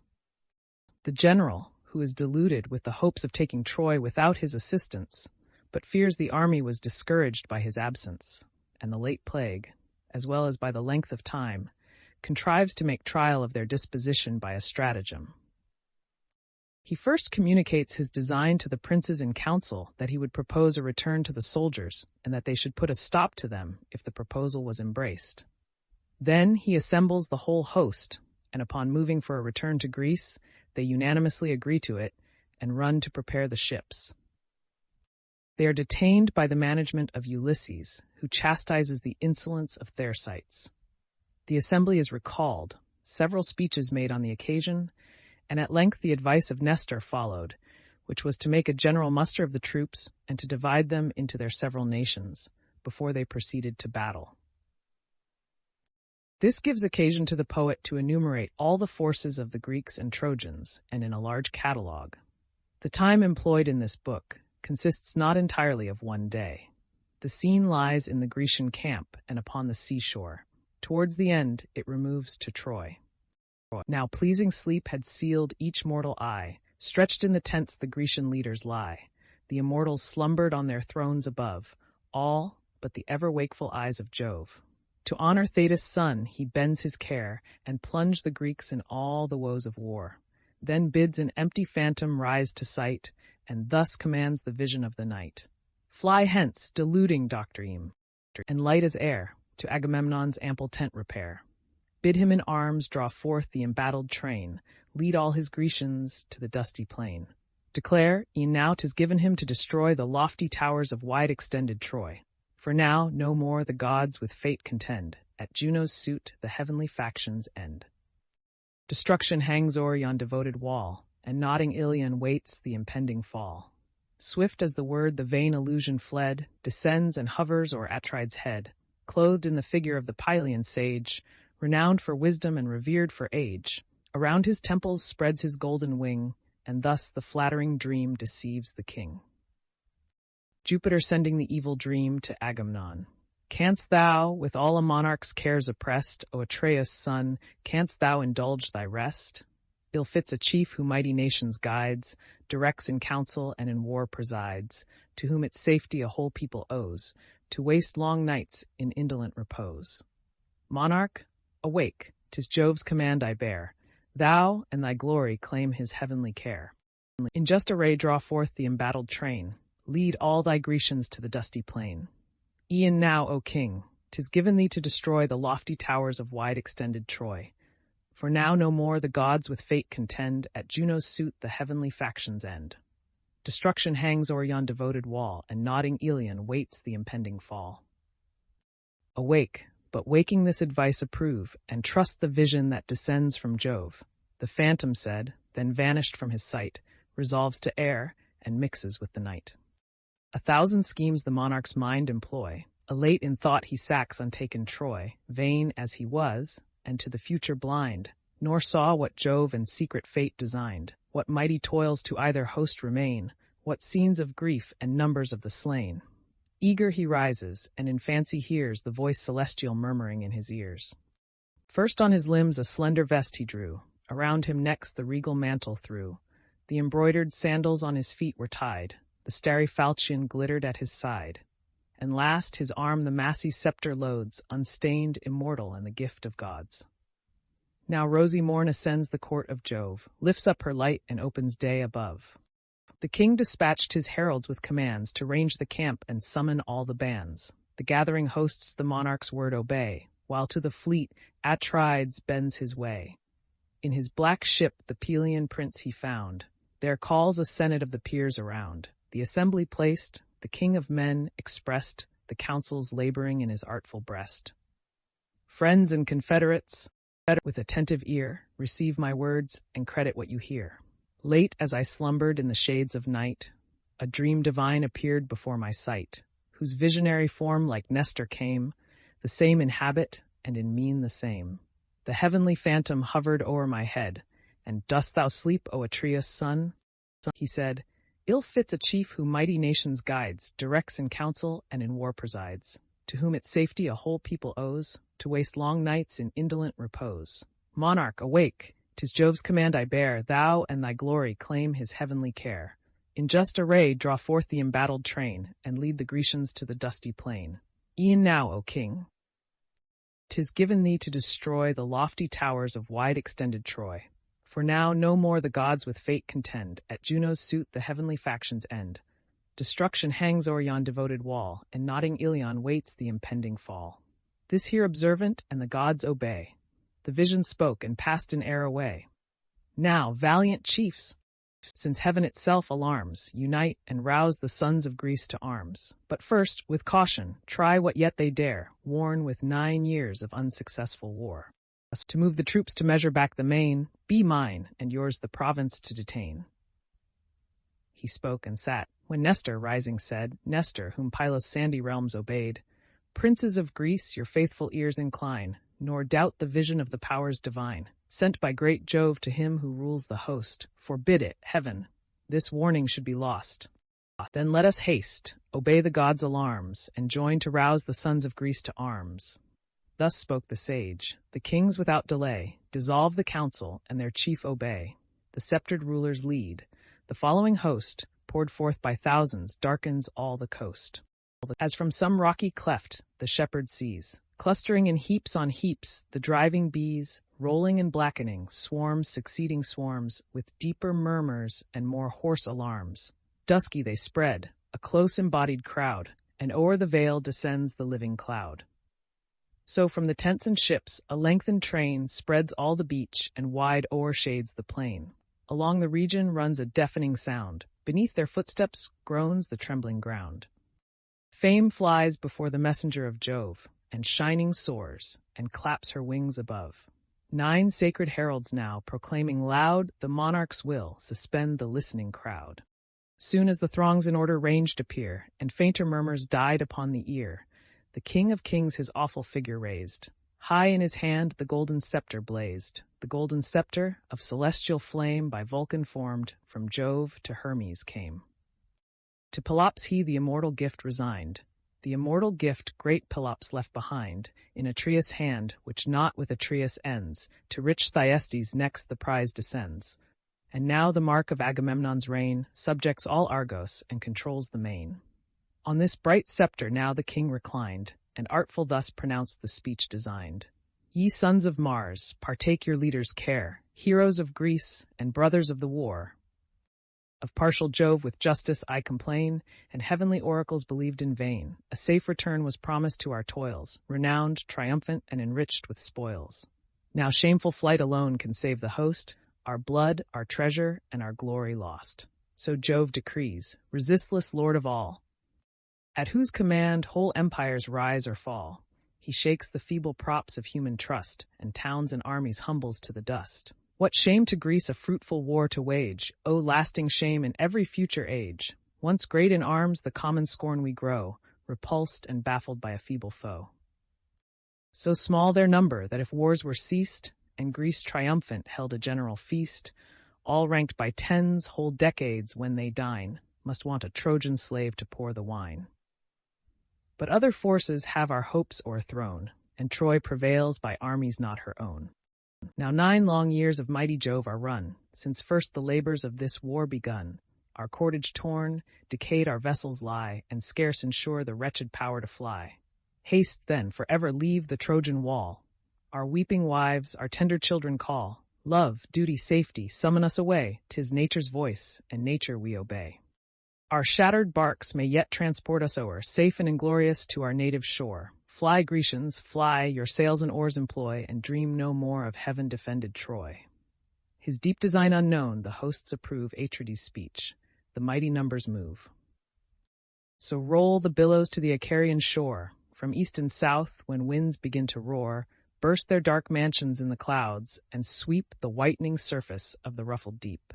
And as on corn, when western gusts descend, before the blast the lofty harvests bend. Thus o'er the field the moving host appears, with nodding plumes and groves of waving spears. The gathering murmur spreads, their trampling feet beat the loose sands and thicken to the fleet. With long, resounding cries they urge the train, to fit the ships and launch into the main. They toil, they sweat, thick clouds of dust arise. The doubling clamors echo to the skies. E'en then the Greeks had left the hostile plain, and fate decreed the fall of Troy in vain. But Jove's imperial queen their flight surveyed, and sighing thus bespoke the blue-eyed maid. Shall then the Grecians fly, O dire disgrace, and leave unpunished this perfidious race? Shall Troy, shall Priam, and the adulterous spouse in peace enjoy the fruits of broken vows? And bravest chiefs, in Helen's quarrel slain, lie unrevenged on yon detested plain? No, let my Greeks, unmoved by vain alarms, once more refulgent shine in brazen arms. Haste, goddess, haste, the flying host detain, nor let one sail be hoisted on the main. Pallas obeys, and from Olympus's height, swift to the ships, precipitates her flight. Ulysses, first in public cares she found, for prudent counsel like the gods renowned. Oppressed with generous grief the hero stood, nor drew his sable vessels to the flood. And is it thus, divine Laertes' son, thus fly the Greeks, the martial maid begun, thus to their country bear their own disgrace, and fame eternal leave to Priam's race? Shall beauteous Helen still remain unfreed, still unrevenged, 1,000 heroes bleed? Haste, generous Ithacus, prevent the shame, recall your armies and your chiefs reclaim, your own resistless eloquence employ, and to the immortals trust the fall of Troy. The voice divine confessed the warlike maid, Ulysses heard, nor uninspired obeyed. Then meeting first Atreus, from his hand received the imperial scepter of command. Thus graced, attention and respect to gain, he runs, he flies through all the Grecian train. Each prince of name or chief in arms approved, he fired with praise or with persuasion moved. Warriors like you, with strength and wisdom blessed, by brave examples should confirm the rest. The monarch's will not yet revealed appears. He tries our courage, but resents our fears. The unwary Greeks his fury may provoke. Not thus the king in secret council spoke. Jove loves our chief, from Jove his honor springs. Beware, for dreadful is the wrath of kings. But if a clamorous, vile plebeian rose, him with reproof he checked or tamed with blows.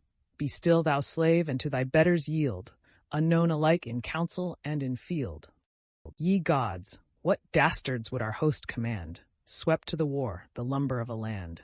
Be silent, wretch, and think not hear aloud that worst of tyrants and usurping crowd. To one sole monarch Jove commits the sway. His are the laws, and him let all obey. With words like these the troops Ulysses ruled, the loudest silenced and the fiercest cooled. Back to the assembly roll the thronging train, desert the ships, and pour upon the plain.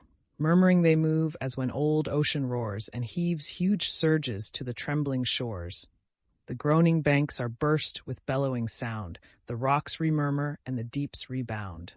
At length the tumult sinks, the noises cease, and a still silence lulls the camp to peace. Their sights only clamored in the throng, loquacious, loud, and turbulent of tongue, awed by no shame, by no respect controlled, in scandal busy, in reproaches bold, with witty malice studious to defame, scorn all his joy and laughter all his aim. But chief he gloried with licentious style, to lash the great and monarchs to revile. His figure, such as might his soul proclaim, one eye was blinking, and one leg was lame. His mountain shoulders half his breast o'erspread, thin hairs bestrewed his long misshapen head. Spleen to mankind his envious heart possessed, and much he hated all, but most the best. Ulysses or Achilles still his theme, but royal scandal his delight supreme. Long had he lived the scorn of every Greek, vexed when he spoke, yet still they heard him speak. Sharp was his voice, which in the shrillest tone, thus with injurious taunts attacked the throne. Amidst the glories of so bright a reign, what moves the great Atrides to complain? 'Tis thine water the warrior's breast inflames, the golden spoil, and thine the lovely dames. With all the wealth our wars and blood bestow, thy tents are crowded and thy chests o'erflow. Thus at full ease in heaps of riches rolled, what grieves the monarch? Is it thirst of gold? Say, shall we march with our unconquered powers, the Greeks and I, to Ilion's hostile towers, and bring the race of royal bastards here, for Troy to ransom at a price too dear? But safer plunder thy own host supplies. Say, wouldst thou seize some valiant leader's prize? Or, if thy heart to generous love be led, some captive fair to bless thy kingly bed? Whate'er our master craves submit we must, plagued with his pride, or punished for his lust. O women of Achaia, men no more, hence let us fly, and let him waste his store in loves and pleasures on the Phrygian shore. We may be wanted on some busy day, when Hector comes, so great Achilles may. From him he forced the prize we jointly gave, from him the fierce, the fearless, and the brave. And durst he, as he ought, resent that wrong, this mighty tyrant were no tyrant long. Fierce from his seat at this Ulysses springs, in generous vengeance of the King of Kings. With indignation sparkling in his eyes, he views the wretch, and sternly thus replies, Peace, factious monster, born to vex the state, with wrangling talents formed for foul debate. Curb that impetuous tongue, nor rashly vain, and singly mad, asperse the sovereign reign. Have we not known thee, slave, of all our host, the man who acts the least upbraids the most? Think not the Greeks to shameful flight to bring, nor let those lips profane the name of king. For our return we trust the heavenly powers, be that their care to fight like men be ours. But grant the host with wealth the general load, accept detraction, what hast thou bestowed? Suppose some hero should his spoils resign, art thou that hero, could those spoils be thine? Gods, let me perish on this hateful shore, and let these eyes behold my son no more. If, on thy next offense, this hand forbear to strip those arms thou ill deservest to wear, expel the council where our princes meet, and send thee scourged and howling through the fleet. He said, and cowering as the dastard bends, the weighty scepter on his back descends. On the round bunch the bloody tumors rise, the tears spring starting from his haggard eyes. Trembling he sat, and shrunk in abject fears, from his vile visage wiped the scalding tears, while to his neighbor each expressed his thought. Ye gods! What wonders has Ulysses wrought? What fruits his conduct and his courage yield? Great in the council, glorious in the field. Generous he rises in the crown's defense, to curb the factious tongue of insolence. Such just examples on offenders shown, sedition silence, and assert the throne. 'Twas thus the general voice the hero praised, who rising, high the imperial scepter raised. The blue-eyed Pallas, his celestial friend, in form a herald, bade the crowds attend. The expecting crowds in still attention hung, to hear the wisdom of his heavenly tongue. Then deeply thoughtful, pausing ere he spoke, his silence thus the prudent hero broke. Unhappy monarch, whom the Grecian race, with shame deserting, heap with vile disgrace. Not such at Argos was their generous vow, once all their voice, but forgotten now. Near to return was then the common cry, till Troy's proud structures should in ashes lie. Behold them weeping for their native shore. What could their wives or helpless children more? What heart but melts to leave the tender train, and 1 short month endure the wintry main? Few leagues removed, we wish our peaceful seat, when the ship tosses and the tempests beat. Then well may this long stay provoke their tears, the tedious length of 9 revolving years. Not for their grief the Grecian host I blame, but vanquished, baffled, oh, eternal shame! Expect the time to Troy's destruction given, and try the faith of Chalcas and of heaven. What passed at Aulis Greece can witness bear, and all who live to breathe this Phrygian air. Beside a fountain's sacred brink we raised our verdant altars, and the victims blazed. 'Twas where the plane tree spread its shades around. The altars heaved, and from the crumbling ground a mighty dragon shot of dire portent. From Jove himself the dreadful sign was sent. Straight to the tree his sanguine spires he rolled, and curled around in many a winding fold. The topmost branch a mother bird possessed. 8 callow infants filled the mossy nest. Herself the 9th. The serpent, as he hung, stretched his black jaws and crushed the crying young. While hovering near, with miserable moan, the drooping mother wailed her children gone. The mother last, as round the nest she flew, seized by the beating wing, the monster slew, nor long survived. To marble turned he stands, a lasting prodigy on Aulis sands. Such was the will of Jove, and hence we dare trust in his omen and support the war. For while around we gazed with wondering eyes, and trembling sought the powers with sacrifice, full of his god, the reverend Chalcas cried, Ye Grecian warriors, lay your fears aside. This wondrous signal Jove himself displays, of long, long labors, but eternal praise. As many birds as by the snake were slain, so many years the toils of Greece remain. But wait the 10th, for Ilion's fall decreed. Thus spoke the prophet, thus the fates succeed. Obey, ye Grecians, with submission wait, nor let your flight avert the Trojan fate. He said, the shores with loud applauses sound, the hollow ships each deafening shout rebound. Then Nestor thus, these vain debates forbear, ye talk like children, not like heroes dare. Where now are all your high resolves at last? Your leagues concluded, your engagements past? Vowed with libations and with victims then, now vanished like their smoke, the faith of men. While useless words consume the unactive hours, no wonder Troy so long resists our powers. Rise, great Atrides, and with courage sway. We march to war, if thou direct the way. But leave the few that dare resist thy laws, the mean deserters of the Grecian cause, to grudge the conquests mighty Jove prepares, and view with envy our successful wars. On that great day, when first the martial train, big with the fate of Ilion, plowed the main, Jove, on the right, a prosperous signal sent, and thunder rolling shook the firmament. Encouraged hence, maintain the glorious strife, till every soldier grasp a Phrygian wife, till Helen's woes at full revenged appear, and Troy's proud matrons render tear for tear. Before that day, if any Greek invite his country's troops to base inglorious flight, stand forth that Greek, and hoist his sail to fly, and die the dastard first who dreads to die. But now, O monarch, all thy chiefs advise, nor what they offer thou thyself despise. Among those counsels, let not mine be vain, in tribes and nations to divide thy train. His separate troops let every leader call, each strengthen each, and all encourage all.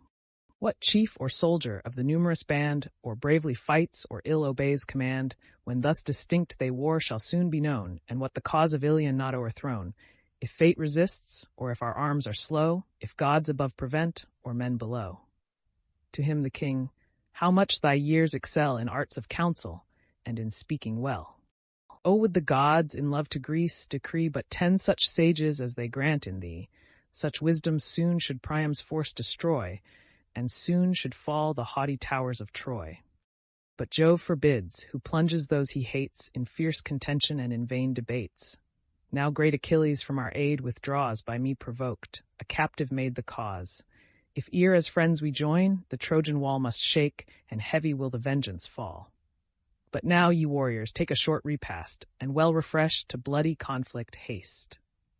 His sharpened spear let every Grecian wield, and every Grecian fix his brazen shield. Let all excite the fiery steeds of war, and all for combat fit the rattling car.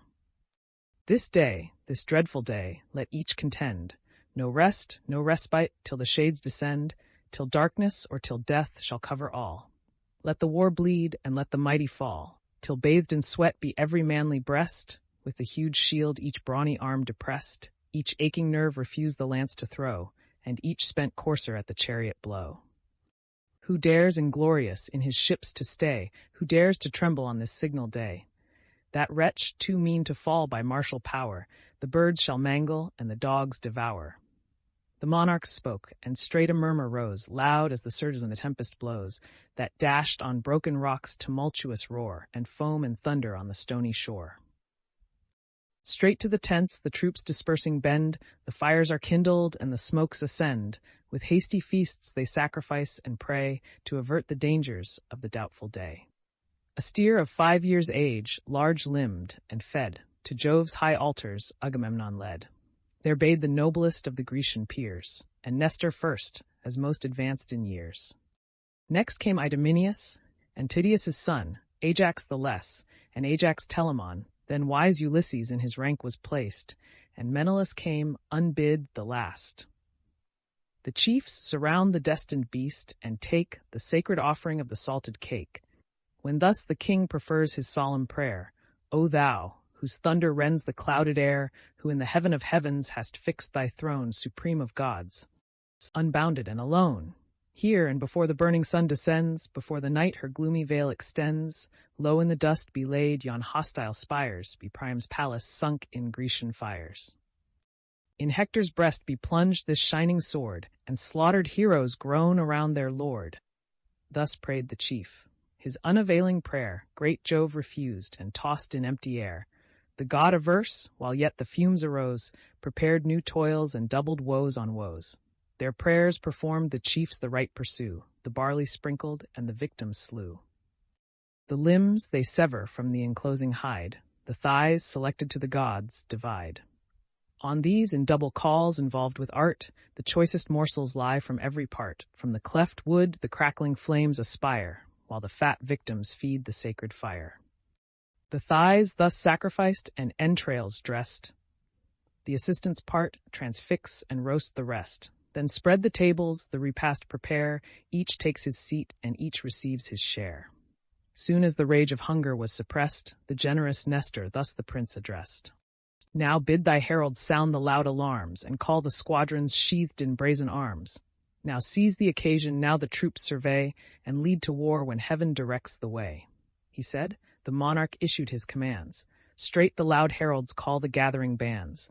The chiefs enclose their king, the hosts divide, in tribes and nations ranked on either side. High in the midst the blue-eyed virgin flies. From rank to rank she darts her ardent eyes.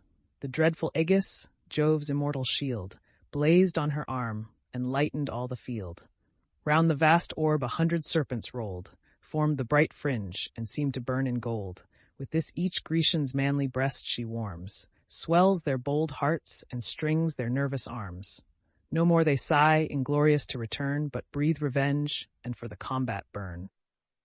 As on some mountain, through the lofty grove, the crackling flames ascend and blaze above. The fires expanding as the winds arise, shoot their long beams and kindle half the skies. So from the polished arms and brazen shields, a gleamy splendor flashed along the fields, not less their number than the embodied cranes, or milk-white swans in Asia's watery plains.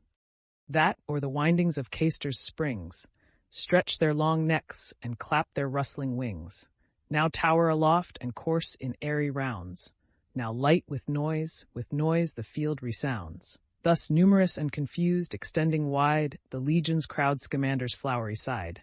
With rushing troops the plains are covered o'er, and thundering footsteps shake the sounding shore. Along the river's level meads they stand, thick as in spring the flowers adorn the land, or leaves the trees, or thick as insects play, the wandering nation of a summer's day. That, drawn by milky steams at evening hours, in gathered swarms surround the rural bowers. From pale to pale with busy murmur run the gilded legions glittering in the sun. So thronged, so close, the Grecian squadrons stood in radiant arms and thirst for Trojan blood. Each leader now his scattered force conjoins in close array and forms the deepening lines. Not with more ease the skillful shepherd swain collects his flocks from thousands on the plain. The King of Kings, majestically tall, towers o'er his armies and outshines them all.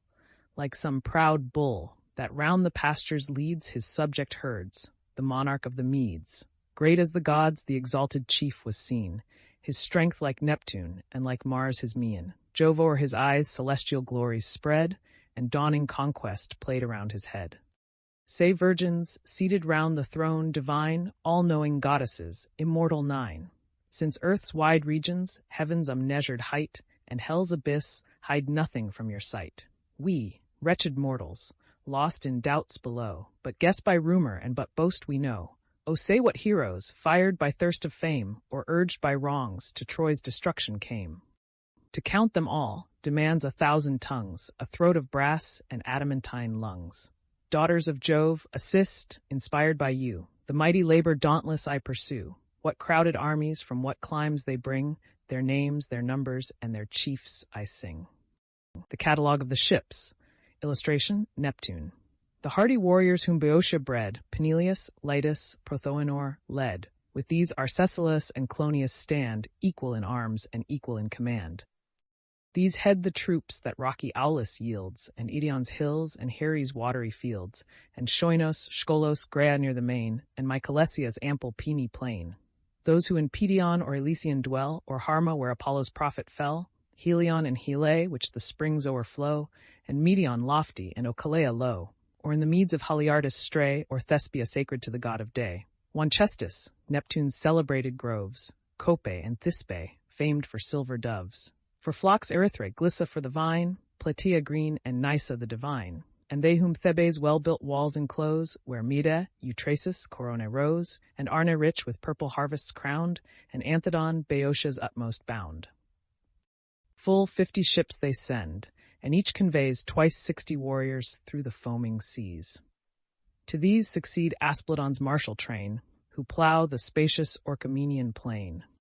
2 valiant brothers rule the undaunted throng, Ielmen and Ascalaphus the strong, sons of Astyoche, the heavenly fair, whose virgin charms subdued the god of war.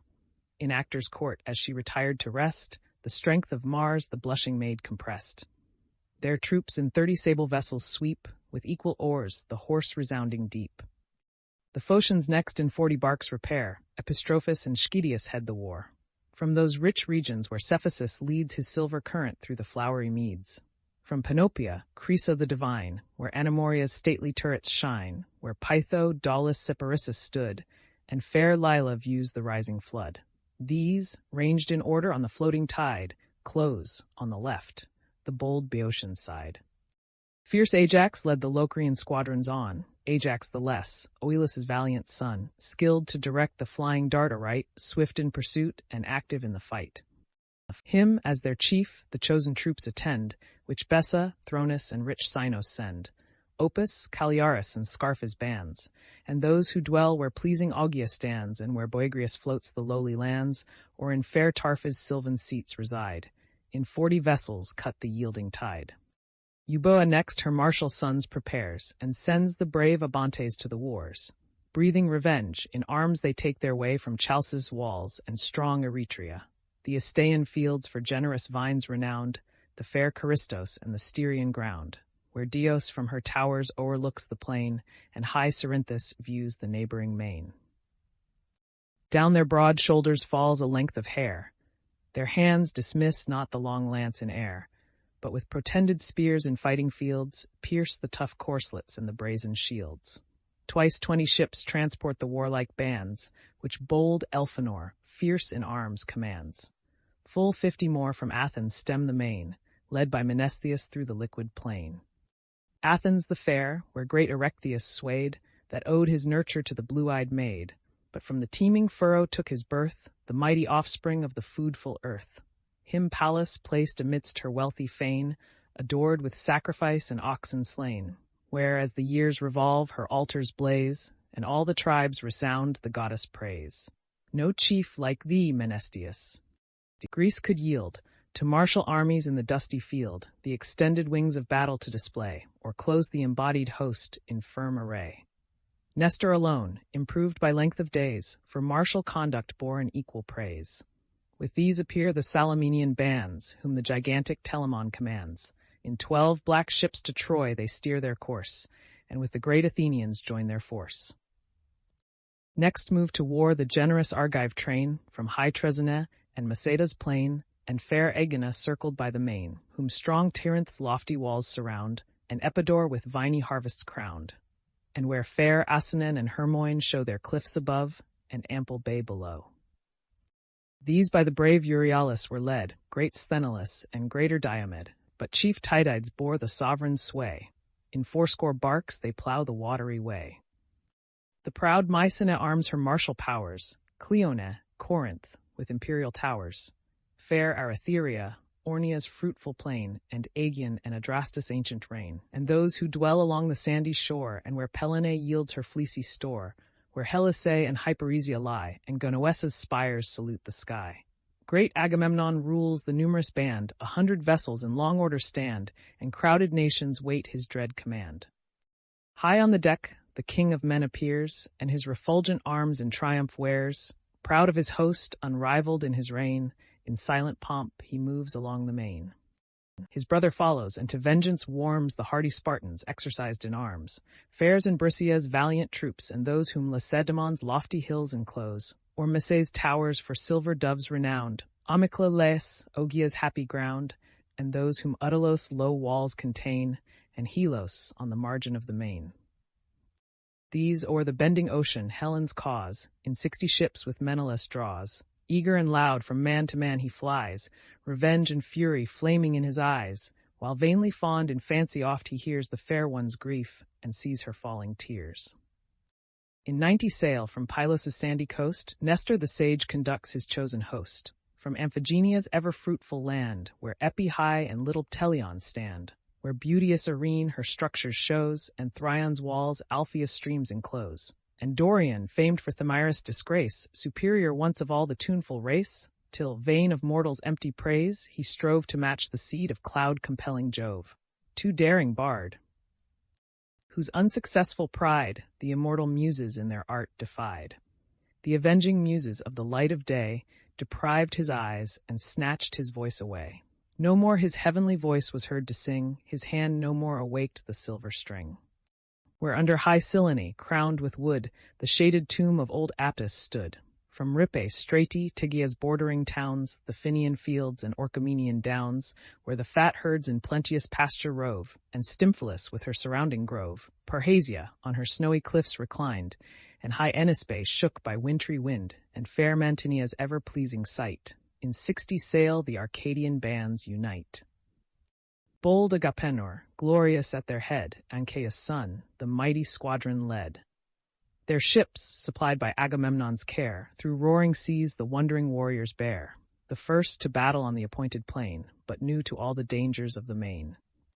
Those, where fair Elis and Buprasium join, whom Hermon here and Mercinus confine, and bounded there, where o'er the valleys rose the Olenian rock, and where Elysium flows, beneath 4 chiefs, a numerous army came, the strength and glory of the Epean name. In separate squadrons these their train divide, each leads 10 vessels through the yielding tide. One was Amphimachus, and Thalpius one, Eurytus this and that Taygetus' son. Diores sprung from Amarynceus' line, and great Polyxenus, of force divine. But those who view fair Elis o'er the seas from the blessed islands of the Echinades, in 40 vessels under Megas move, begot by Phyleus, the beloved of Jove. To strong Dulichium from his sire he fled, and thence to Troy his hardy warriors led. Ulysses followed through the watery road, a chief in wisdom equal to a god. With those whom Cephalenia's line enclosed, or till their fields along the coast opposed, or where fair Ithaca o'erlooks the floods, where high Neritos shakes his waving woods, where Aegylipa's rugged sides are seen, Crocilia rocky, and Zacynthus green. These and 12 galleys with vermilion proas, beneath his conduct sought the Phrygian shores. Thoas came next, Andramon's valiant son, from Pleuron's walls, and chalky Calydon, and rough Pylene, and the Olenian steep, and Chalcis, beaten by the rolling deep. He led the warriors from the Aetolian shore, for now the sons of Oeneus were no more. The glories of the mighty race were fled, Aeneas himself and Meleager dead. To Thoas' care now trust the martial train, his 40 vessels follow through the main. Next, 80 barks the Crete king commands, of Knossos, Lyctus, and Gortina's bands, and those who dwell where Rhaetian's domes arise, or white Lycastus glitters to the skies, or where by Festus silver Jardan runs, Crete's 100 cities pour forth all her sons. These marched Idomeneus beneath thy care, and Marion, dreadful as the god of war. Tlepolemus, the son of Hercules, led 9 swift vessels through the foamy seas, from Rhodes with everlasting sunshine bright, Jalyssus, Lindus, and Camirus white.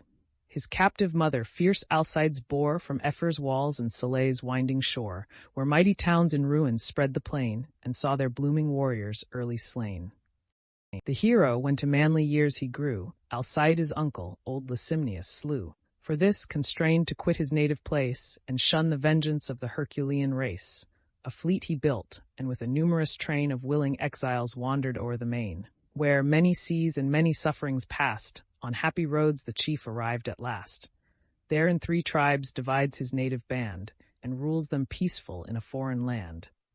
Increased and prospered in their new abodes, by mighty Jove, the sire of men and gods. With joy they saw the growing empire rise, and showers of wealth descending from the skies. 3 ships with Nereus sought the Trojan shore, Nereus, whom Agile to Charybdis bore, Nereus, in faultless shape and blooming grace, the loveliest youth of all the Grecian race, 104. Polides only matched his early charms, but few his troops, and small his strength in arms. Next 30 galleys cleave the liquid plain, of those Calydni's sea-girt isles contain, with them the youth of Nisyrus repair, Cassus the strong, and Crapathus the fair. Cos, where Eurypylus possessed the sway, till great Alcides made the realms obey. These Antiphus and bold Phidippus bring, sprung from the god by Thessalus the king. Now Muse, recount Pelasgic Argos' powers, from Alos, Alope, and Trecon's towers, from Phthea's spacious vales, and Helle blessed with female beauty far beyond the rest. Full 50 ships beneath Achilles' care, the Achaeans, Myrmidons, Hellenians bear, Thessalians all, though various in their name, the same their nation, and their chief the same. But now inglorious, stretched along the shore, they hear the brazen voice of war no more the foe they face in dire array.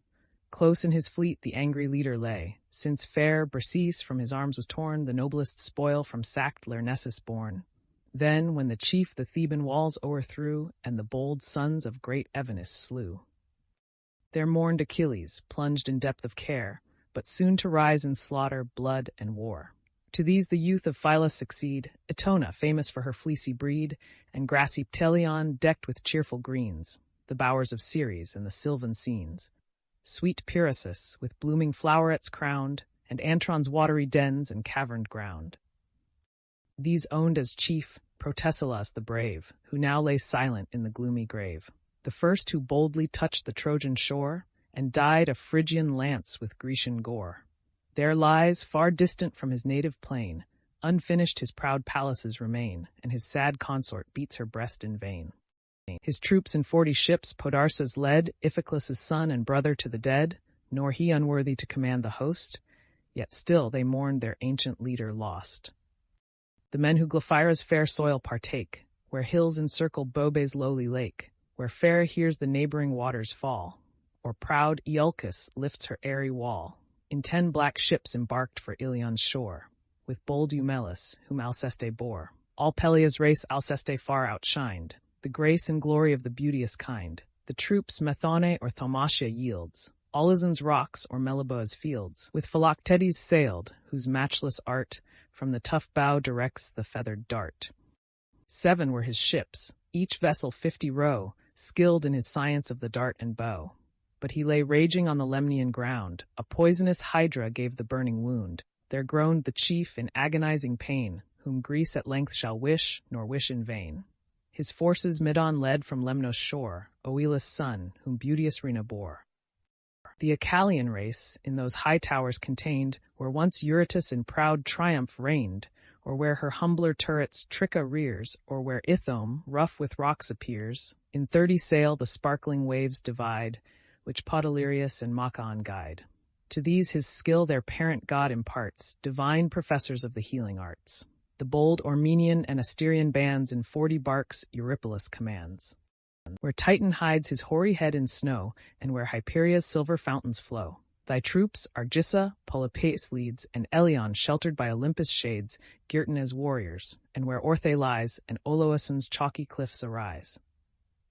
Sprung from Pirithous of immortal race, the fruit of fair Hippodame's embrace, that day when hurled from Pelion's cloudy head, to distant dens the shaggy centaurs fled, with Polypaetes joined in equal sway, Leontius leads, and 40 ships obey. In 20 sail the bold Perhabians came from Siphus, Gunius was their leader's name. With these the Aenians joined, and those who freeze, where cold Dodona lifts her holy trees, or where the pleasing Titaresius glides, and into Peneus rolls his easy tides. Yet o'er the silvery surface pure they flow, the sacred stream unmixed with streams below, sacred and awful, from the dark abodes Styx pours them forth the dreadful oath of gods. Last, under Prothous the Magnesians stood, Prothous the swift, of old Tenthredon's blood, who dwell where Pelion, crowned with piney boughs, obscures the glade and nods his shaggy brows, or where through flowery Tempe Penis strayed, the region stretched beneath his mighty shade. In 40 sable barks they stemmed the main, such were the chiefs and such the Grecian train. Say next, O Muse, of all Achaia breeds, who bravest fought or reined the noblest steeds. Eumelus' mares were foremost in the chase, as eagles fleet and of Phaeacian race, bred where Pieria's fruitful fountains flow, and trained by him who bears the silver bow. Fierce in the fight their nostrils breathed a flame, their height, their color, and their age the same. O'er fields of death they whirl the rapid car, and break the ranks, and thunder through the war. Ajax in arms the first renown acquired, while stern Achilles in his wrath retired. His was the strength that mortal might exceeds, and his the unrivaled race of heavenly steeds. But Thetis' sun now shines in arms no more, his troops neglected on the sandy shore. In empty air their sportive javelins throw, or whirl the disk, or bend an idle bow. Unstained with blood his covered chariots stand, the immortal coursers graze along the strand. But the brave chiefs the inglorious life deplored, and wandering o'er the camp, required their lord. Now like a deluge covering all around, the shining armies sweep along the ground. Swift as a flood of fire when storms arise, floats the wild field and blazes to the skies. Earth groaned beneath them, as when angry Jove hurls down the forky lightning from above, on Arame when he the thunder throws, and fires Typhus with redoubled blows, where Typhon, pressed beneath the burning load, still feels the fury of the avenging god. But various Iris, Jove's commands to bear, speeds on the wings of winds through liquid air. In Priam's porch the Trojan chiefs she found, the old consulting and the youths around. Polite's shape, the monarch's son, she chose, who from Ecidus' tomb observed the foes. High on the mound, from whence in prospect lay the fields, the tents, the navy, and the bay. In this dissembled form, she hastes to bring the unwelcome message to the Phrygian king.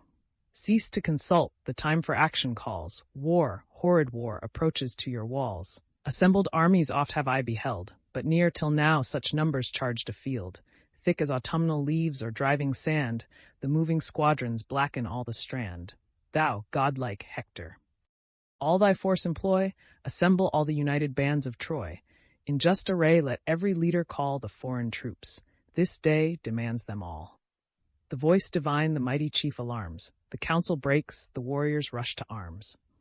The gates unfolding pour forth all their train. Nations on nations fill the dusky plain. Men, steeds, and chariots shake the trembling ground. The tumult thickens, and the skies resound. Amidst the plain, in sight of Ilion, stands a rising mount, the work of human hands. This from Marin's tomb the immortals know, though called Batea in the world below. Beneath their chiefs in martial order here, the auxiliar troops and Trojan hosts appear. The godlike Hector, high above the rest, shakes his huge spear and nods his plumy crest. In throngs around his native bands repair, and groves of lances glitter in the air. Divine Aeneas brings the Dardan race, Anchises' son, by Venus' stolen embrace, born in the shades of Ida's secret grove, a mortal mixing with the queen of love. Archilochus and Acamas divide the warrior's toils and combat by his side. Who fares Alea's wealthy valleys till, 106, fast by the foot of Ida's sacred hill, or drink, Asepus, of thy sable flood, were led by Pandarus of royal blood, to whom his art Apollo deigned to show, graced with the presence of his shafts and bow. From rich Apasus and Adrestia's towers, high Teres' summits, and Paea's bowers, from these the congregated troops obey young Amphius and Adrastus' equal sway, old Merop's sons, whom, skilled in fates to come, the sire forewarned and prophesied their doom. Fate urged them on. The sire forewarned in vain. They rushed to war and perished on the plain. From Practius' stream, Percote's pasture lands, and Sestos and Abydos' neighboring strands, from great Arisba's walls and Selle's coast, Asius Hirticides conducts his host. High on his car he shakes the flowing reins, his fiery coursers thunder o'er the plains. The fierce Pelasgi next, in war renowned, march from Larissa's ever-fertile ground. In equal arms their brother leaders shine, Hippothous bold and Peleus the divine. Next Acamas and Pyrrhus lead their hosts, in dread array from Thracia's wintry coasts, round the bleak realms where Hellespontus roars, and Boreas beats the hoarse-resounding shores. With great Euphemus the Ciconians move, sprung from Trosenianchus, loved by Jove. Pyrecmus the Paeonian troops attend, skilled in the fight their crooked bows to bend. From Axius' ample bed he leads them on, Axius that laves the distant Amydon, Axius that swells with all his neighboring rills, and wide around the floating region fills. The Paphlagonians, Pelaminus rules, where rich Henitia breeds her savage mules, where Erythinus' rising cliffs are seen, thy groves of box Cytorus. Evergreen, and where Aegialus and Cromna lie, and lofty Sesamus invades the sky, and where Parthenius, rolled through banks of flowers, reflects her bordering palaces and bowers. Here marched in arms the Halazonian band, whom Odius and Epistrophus command, from those far regions where the sun refines the ripening silver in Alybian mines. Their mighty Chromis led the Mysian train, and augur Ennomus inspired in vain, for stern Achilles lopped his sacred head, rolled down Scamander with the vulgar dead. Phorcys and brave Ascanius here unite the Ascanian Phrygians, eager for the fight, of those who round Maeonia's realms reside, or whom the vales and shades of Molus hide. Mestals and Antiphus the charge partake, born on the banks of Gyges' silent lake. There, from the fields where wild Maeander flows, high Mycale and Latmos' shady brows, and proud Miletus came the Carian throngs, with mingled clamors and with barbarous tongues. Amphimachus and Nostus guide the train, Nostus the bold, Amphimachus the vain, who, tricked with gold and glittering on his car, rode like a woman to the field of war. Fool that he was. By fierce Achilles slain, the river swept him to the briny main. There, whelmed with waves, the gaudy warrior lies. The valiant victor seized the golden prize. The forces last in fair array succeed, which blameless Glaucus and Sarpedon lead, the warlike bands that distant Lycia yields, where gulfy Xanthus foams along the fields. Book 3. Argument.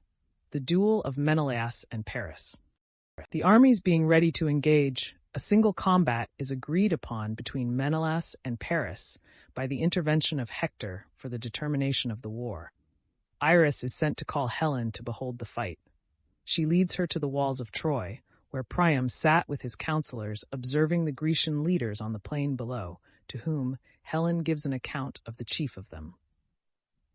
The kings on either part take the solemn oath for the conditions of the combat. The duel ensues, wherein Paris being overcome, he is snatched away in a cloud by Venus and transported to his apartment. She then calls Helen from the walls and brings the lovers together.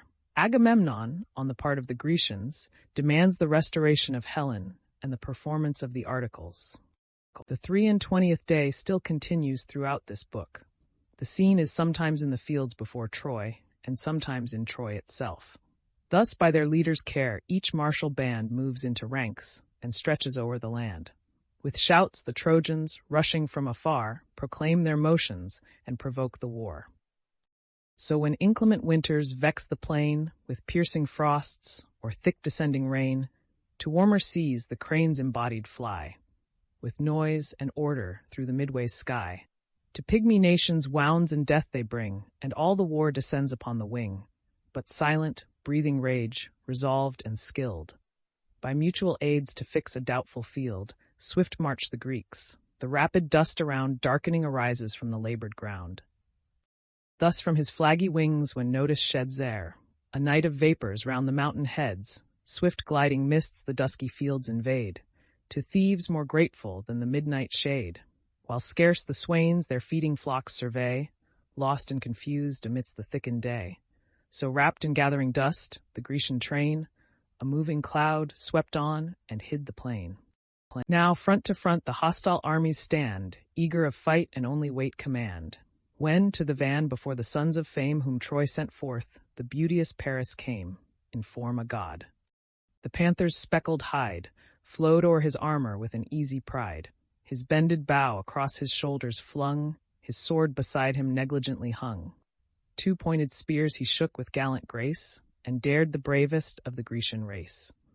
As thus, with glorious air and proud disdain, he boldly stalked, the foremost on the plain, him Menelaus, loved of Mars, espies, with heart elated and with joyful eyes.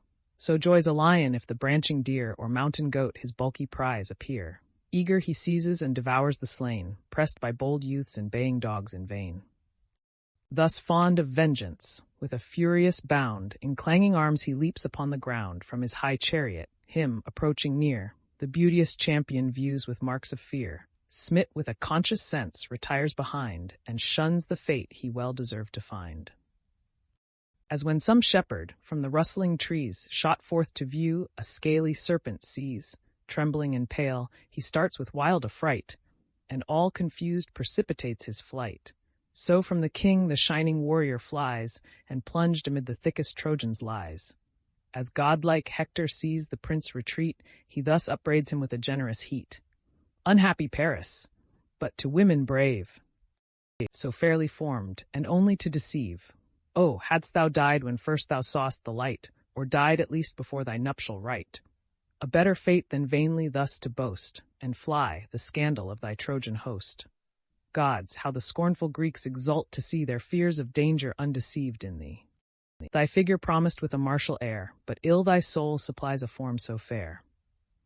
In former days, in all thy gallant pride, when thy tall ships triumphant stemmed the tide, when Greece beheld thy painted canvas flow, and crowds stood wondering at the passing show, say, was it thus, with such a baffled mien, you met the approaches of the Spartan queen, thus from her realm conveyed the beauteous prize, and both her warlike lords outshined in Helen's eyes? This deed, thy foes' delight, thy own disgrace, thy father's grief, and ruin of thy race, this deed recalls thee to the proffered fight, or hast thou injured whom thou darst not right? Soon, to thy cost, the field would make thee know, thou keep'st the consort of a braver foe. Thy graceful form, instilling soft desire, thy curling tresses, and thy silver lyre, beauty and youth, in vain to these you trust, when youth and beauty shall be laid in dust. Troy yet may wake, and one avenging blow crush the dire author of his country's woe. His silence here with blushes Paris breaks. 'Tis just, my brother, what your anger speaks, but who like thee can boast a soul sedate, so firmly proof to all the shocks of fate?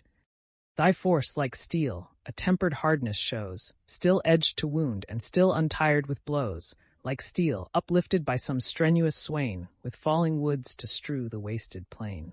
Thy gifts I praise, nor thou despise the charms with which a lover golden Venus arms. Soft moving speech and pleasing outward show, no wish can gain them, but the gods bestow. Yet wouldst thou have the proffered combat stand, the Greeks and Trojans seat on either hand? Then let a midway space our hosts divide, and on that stage of war the cause be tried. By Paris there the Spartan king be fought, for beauteous Helen and the wealth she brought. And who his rival can in arms subdue, his be the fair and his the treasure too. Thus with a lasting league your toils may cease, and Troy possess her fertile fields in peace. Thus may the Greeks review their native shore, much famed for generous steeds, for beauty more, he said. The challenge Hector heard with joy, then with his spear restrained the youth of Troy, held by the midst athwart, and near the foe advanced with steps majestically slow, while round his dauntless head the Grecians pour their stones and arrows in a mingled shower. Then thus the monarch, great Atrides, cried, "Forbear, ye warriors! Lay the darts aside. A parley Hector asks, a message bears. We know him by the various plume he wears." Awed by his high command, the Greeks attend, the tumult silence and the fight suspend. While from the center Hector rolls his eyes on either host, and thus to both applies. "Hear, all ye Trojan, all ye Grecian bands, what Paris, author of the war, demands. Your shining swords within the sheath restrain, and pitch your lances in the yielding plain. Here in the midst, in either army's sight, he dares the Spartan king to single fight, and wills that Helen and the ravished spoil that caused the contest shall reward the toil. Let these the brave triumphant victor grace, and different nations part in leagues of peace." He spoke, in still suspense on either side. Each army stood, the Spartan chief replied, "Me too, ye warriors, here, whose fatal right a world engages in the toils of fight. To me the labor of the field resign, me Paris injured, all the war be mine. Fall he that must beneath his rival's arms, and live the rest secure of future harms. 2 lambs, devoted by your country's right, to earth a sable, to the sun a white, prepare ye Trojans, while a 3rd we bring select to Jove, the inviolable king. Let reverent Priam in the truce engage, and add the sanction of considerate age. His sons are faithless, headlong in debate, and youth itself an empty wavering state. Cool age advances, venerably wise, turns on all hands its deep discerning eyes, sees what befell and what may yet befall, concludes from both and best provides for all. The nations here with rising hopes possessed, and peaceful prospects dawn in every breast. Within the lines they drew their steeds around, and from their chariots issued on the ground. Next, all unbuckling the rich mail they wore, laid their bright arms along the sable shore. On either side, the meeting hosts are seen, with lances fixed, and close the space between. 2 heralds now, dispatched to Troy, invite the Phrygian monarch to the peaceful rite. Talthybius hastens to the fleet, to bring the lamb for Jove, the inviolable king. Meantime to beauteous Helen from the skies, the various goddess of the rainbow flies, like fair Laodice in form and face, the loveliest nymph of Priam's royal race. Her in the palace at her loom she found, the golden web her own sad story crowned. The Trojan wars she weaved, herself the prize, and the dire triumphs of her fatal eyes. To whom the goddess of the painted bow, approach and view the wondrous scene below.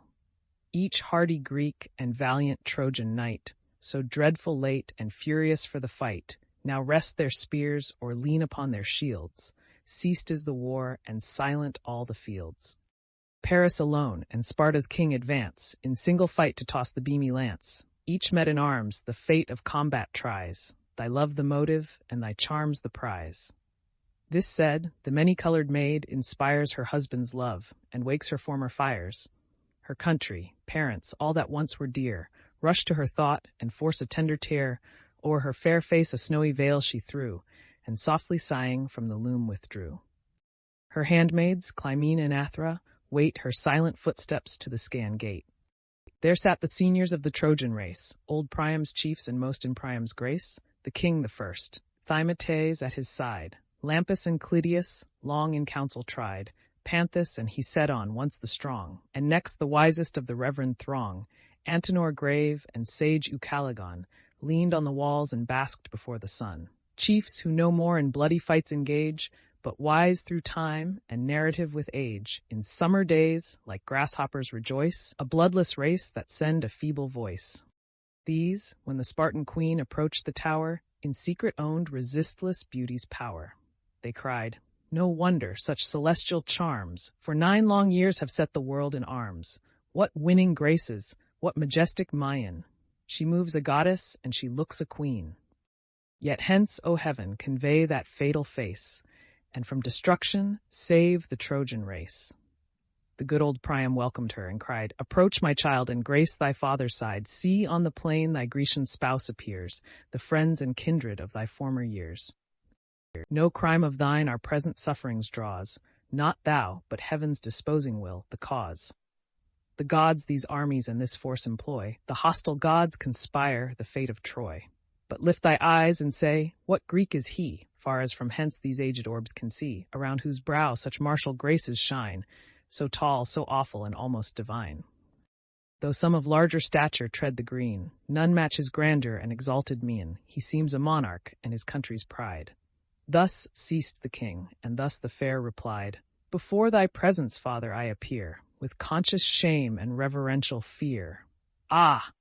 Had I died, ere to these walls I fled, false to my country and my nuptial bed, my brothers, friends, and daughter left behind, false to them all, to Paris only kind.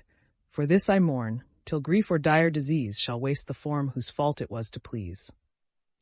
The king of kings, Atrides, you survey, great in the war and great in arts of sway, my brother once before my days of shame, and oh, that still he bore a brother's name. With wonder Priam viewed the godlike man, extolled the happy prince, and thus began. O blessed Atrides, born to prosperous fate, successful monarch of a mighty state, how vast thy empire! Of your matchless train, what numbers lost, what numbers yet remain? In Phrygia once were gallant armies known, in ancient time, when Otreus filled the throne, when godlike Mygdon led their troops of horse, and I to join them raised the Trojan force. Against the manlike Amazons we stood, Wondern Ford, and Sangar's stream ran purple with their blood. But far inferior those in martial grace and strength of numbers to this Grecian race." This said, once more he viewed the warrior train. What's he, whose arms lie scattered on the plain? Broad is his breast, his shoulders larger spread, though great Atrides overtops his head. Nor yet appear his care and conduct small. From rank to rank he moves and orders all. The stately ram thus measures o'er the ground, and master of the flock surveys them round. Then Helen thus, whom your discerning eyes have singled out, is Ithacus the wise. A barren island boasts his glorious birth. His fame for wisdom fills the spacious earth. Antenor took the word, and thus began. Myself, O king, have seen that wondrous man when, trusting Jove and hospitable laws, to Troy he came to plead the Grecian cause. Great Menelaus urged the same request. My house was honored with each royal guest. I knew their persons and admired their parts, both brave in arms and both approved in arts. Erect, the Spartan most engaged our view. Ulysses seated, greater reverence drew. When Atreus' son harangued the listening train, just was his sense, and his expression plain. His words succinct, yet full, without a fault. He spoke no more than just the thing he ought. But when Ulysses rose, in thought profound, his modest eyes he fixed upon the ground. As one unskilled or dumb he seemed to stand, nor raised his head, nor stretched his sceptred hand. But when he speaks, what elocution flows! Soft as the fleeces of descending snows, the copious accents fall with easy art. Melting they fall, and sink into the heart. Wondering we hear, and fixed in deep surprise, our ears refute the censure of our eyes. The king then asked, as yet the camp he viewed, what chief is that, with giant strength endued, whose brawny shoulders and whose swelling chest and lofty stature far exceed the rest? Ajax the great, the beauteous queen replied, himself a host, the Grecian strength and pride. See! Bold Idomeneus' superior towers, amid yon circle of his Cretan powers, great as a god. I saw him once before, with Menelaus on the Spartan shore. The rest I know and could in order name, all valiant chiefs and men of mighty fame. Yet two are wanting of the numerous train, whom long my eyes have sought, but sought in vain. Castor and Pollux, first in martial force, one bold on foot, and one renowned for horse. My brothers these, the same our native shore, one house contained us as one mother bore. Perhaps the chiefs, from warlike toils at ease, for distant Troy refuse to sail the seas. Perhaps their swords some nobler quarrel draws, ashamed to combat in their sister's cause. So spoke the fair, nor knew her brother's doom, wrapped in the cold embraces of the tomb, adorned with honors in their native shore, silent they slept, and heard of wars no more. Meantime the heralds, through the crowded town, bring the rich wine and destined victims down. Idaeus' arms the golden goblets pressed, who thus the venerable king addressed. Arise, O father of the Trojan state! The nations call, thy joyful people wait, to seal the truce and end the dire debate. Paris thy son and Sparta's king advance, in measured lists to toss the weighty lance, and who his rival shall in arms subdue, his be the dame and his the treasure too. Thus, with a lasting league our toils may cease, and Troy possess her fertile fields in peace. So shall the Greeks review their native shore, much famed for generous steeds, for beauty more. With grief he heard, and bade the chiefs prepare to join his milk-white coursers to the car. He mounts the seat, Antenor at his side, the gentle steeds through Scaea's gates they guide. Next from the car, descending on the plain, amid the Grecian host and Trojan train, slow they proceed. The sage Ulysses then arose, and with him rose the king of men. On either side a sacred herald stands, the wine they mix, and on each monarch's hands pour the full urn. Then draws the Grecian lord his cutlass sheathed beside his ponderous sword. From the signed victims crops the curling hair, the heralds part it, and the princes share. Then loudly thus before the attentive bands he calls the gods, and spreads his lifted hands. O first and greatest power, whom all obey, who high on Ida's holy mountain sway, eternal Jove, and you, bright orb that roll from east to west and view from pole to pole. Thou, Mother Earth, and all ye living floods, infernal furies and Tartarian gods, who rule the dead and horrid woes prepare for perjured kings and all who falsely swear, hear and be witness. If by Paris slain, great Menelaus press the fatal plain, the dame and treasures let the Trojan keep, and Greece returning plough the watery deep. If by my brother's lance the Trojan bleed, be his the wealth and beauteous dame decreed.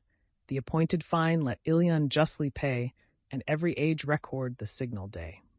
This if the Phrygians shall refuse to yield, arms must revenge, and Mars decide the field. With that the chief the tender victims slew, and in the dust their bleeding bodies threw. The vital spirit issued at the wound, and left the members quivering on the ground. From the same urn they drink the mingled wine, and add libations to the powers divine. While thus their prayers united mount the sky, hear, mighty Jove, and hear, ye gods on high, and may their blood, who first the league confound, shed like this wine, disdain the thirsty ground. May all their consorts serve promiscuous lust, and all their lust be scattered as the dust. Thus either host their imprecations joined, which Jove refused, and mingled with the wind. The rites now finished, Reverend Priam rose, and thus expressed a heart o'ercharged with woes. Ye Greeks and Trojans, let the chiefs engage, but spare the weakness of my feeble age. In yonder walls that object let me shun, nor view the danger of so dear a son. Whose arms shall conquer, and what prince shall fall, heaven only knows, for heaven disposes all. This said, the hoary king no longer stayed, but on his car the slaughtered victims laid. Then seized the reins his gentle steeds to guide, and drove to Troy, Antenor at his side. Bold Hector and Ulysses now dispose in race, the lists of combat and the ground enclose. Next to decide, by sacred lots prepare, who first shall launch his pointed spear in air. The people pray with elevated hands, and words like these are heard through all the bands. Immortal Jove, high heaven's superior lord, on lofty Ida's holy mount adored. Whoe'er involved us in this dire debate, O give that author of the war to fate and shades eternal. Let divisions cease, and joyful nations join in leagues of peace. With eyes averted, Hector hastes to turn warmer the lots of fight and shakes the brazen urn. Then, Paris, thine leaped forth, by fatal chance, ordained the first to whirl the weighty lance. Both armies sat the combat to survey. Beside each chief his azure armor lay, and round the lists the generous coursers neigh. The beauteous warrior now arrays for fight, in gilded arms magnificently bright. The purple cushions clasp his thighs around, with flowers adorned with silver buckles bound. Lycaon's corslet his fair body dressed, braced in and fitted to his softer breast. A radiant baldric o'er his shoulder tied, sustained the sword that glittered at his side. His youthful face a polished helm o'erspread. The waving horsehair nodded on his head. His figured shield, a shining orb, he takes, and in his hand a pointed javelin shakes. With equal speed and fired by equal charms, the Spartan hero sheathes his limbs in arms. Now round the lists the admiring armies stand, with javelins fixed, the Greek and Trojan band. Amidst the dreadful vale, the chiefs advance, all pale with rage, and shake the threatening lance. The Trojan first his shining javelin threw, full on Atrides' ringing shield it flew, nor pierced the brazen orb, but with a bound, leaped from the buckler, blunted on the ground. Atrides then his massy lance prepares, in act to throw, but first prefers his prayers. Give me, great Jove, to punish lawless lust, and lay the Trojan gasping in the dust. Destroy the aggressor, aid my righteous cause, avenge the breach of hospitable laws. Let this example future times reclaim, and guard from wrong fair friendship's holy name, he said, and poised in air the javelin sent. Through Paris's shield the forceful weapon went, his corslet pierces, and his garment rends, and glancing downward, near his flank descends. The wary Trojan, bending from the blow, eludes the death, and disappoints his foe. But fierce Atrides waved his sword and strook full on his casque, the crested helmet shook. The brittle steel, unfaithful to his hand, broke short, the fragments glittered on the sand. The raging warrior to the spacious skies raised his upbraiding voice and angry eyes. Then is it vain in Jove himself to trust? And is it thus the gods assist the just? When crimes provoke us, heaven success denies. The dart falls harmless, and the falchion flies. Furious, he said, and towards the Grecian crew, seized by the crest, the unhappy warrior drew. Struggling he followed, while the embroidered thong that tied his helmet dragged the chief along. Then had his ruin crowned Atrides' joy, but Venus trembled for the prince of Troy. Unseen she came and burst the golden band, and left an empty helmet in his hand. The casque, enraged, amidst the Greeks he threw. The Greeks with smiles the polished trophy view. Then, as once more he lifts the deadly dart, in thirst of vengeance at his rival's heart, the queen of love her favored champion shrouds, for gods can all things, in a veil of clouds. Raised from the field the panting youth she led, and gently laid him on the bridal bed. With pleasing sweets his fainting sense renews, and all the dome perfumes with heavenly dews. Meantime the brightest of the female kind, the matchless Helen, o'er the walls reclined. To her, beset with Trojan beauties came, in borrowed form, the laughter-loving dame. She seemed an ancient maid, well skilled to cull the snowy fleece and wend the twisted wool. The goddess softly shook her silken vest that shed perfumes, and whispering thus addressed. Venus, disguised, inviting Helen to the chamber of Paris. Haste, happy nymph, for thee thy Paris calls. Safe from the fight, in yonder lofty walls, fair as a god, with odors round him spread, he lies and waits thee on the well-known bed, not like a warrior parted from the foe, but some gay dancer in the public show. She spoke, and Helen's secret soul was moved. She scorned the champion, but the man she loved. Fair Venus' neck, her eyes that sparkled fire, and breast revealed the queen of soft desire. Struck with her presence, straight the lively red forsook her cheek, and trembling, thus she said, Then is it still thy pleasure to deceive, and woman's frailty always to believe? Say, to new nations must I cross the main, or carry wars to some soft Asian plain? For whom must Helen break her second vow? What other Paris is thy darling now? Left to Atrides, victor in the strife, an odious conquest and a captive wife. Hence let me sail, and if thy Paris bear my absence ill, let Venus ease his care. A handmaid goddess at his side to wait, renounce the glories of thy heavenly state, be fixed for ever to the Trojan shore, his spouse or slave, and mount the skies no more. For me, to lawless love no longer led, I scorn the coward and detest his bed. Else should I merit everlasting shame and keen reproach from every Phrygian dame. Ill suits it now the joys of love to know, too deep my anguish and too wild my woe. Venus presenting Helen to Paris. Then thus incensed, the Paphian queen replies, Obey the power from whom thy glories rise. Should Venus leave thee, every charm must fly, fade from thy cheek and languish in thy eye. Cease to provoke me, lest I make thee more Meston, the world's aversion than their love before. Now the bright prize for which mankind engage, then the sad victim of the public rage. At this, the fairest of her sex obeyed, and veiled her blushes in a silken shade. Unseen and silent, from the train she moves, led by the goddess of the smiles and loves. Arrived and entered at the palace gate, the maids officious round their mistress wait. Then, all dispersing various tasks attend, the queen and goddess to the prince ascend. Full in her Paris sight, the queen of love had placed the beauteous progeny of Jove, where, as he viewed her charms, she turned away her glowing eyes, and thus began to say, "Is this the chief, who, lost to sense of shame, late fled the field, and yet survives his fame? Oh, hadst thou died beneath the righteous sword of that brave man whom once I called my lord." The boaster Paris oft desired the day, with Sparta's king to meet in single fray. Go now, once more thy rival's rage excite, provoke Atrides, and renew the fight. Yet Helen bids thee stay, lest thou unskilled shouldst fall in easy conquest on the field. The prince replies, "Ah, cease, divinely fair, nor add reproaches to the wounds I bear. This day the foe prevailed by Pallas' power. We yet may vanquish in a happier hour. There want not gods to favor us above, but let the business of our life be love. These softer moments let delights employ, and kind embraces snatch the hasty joy.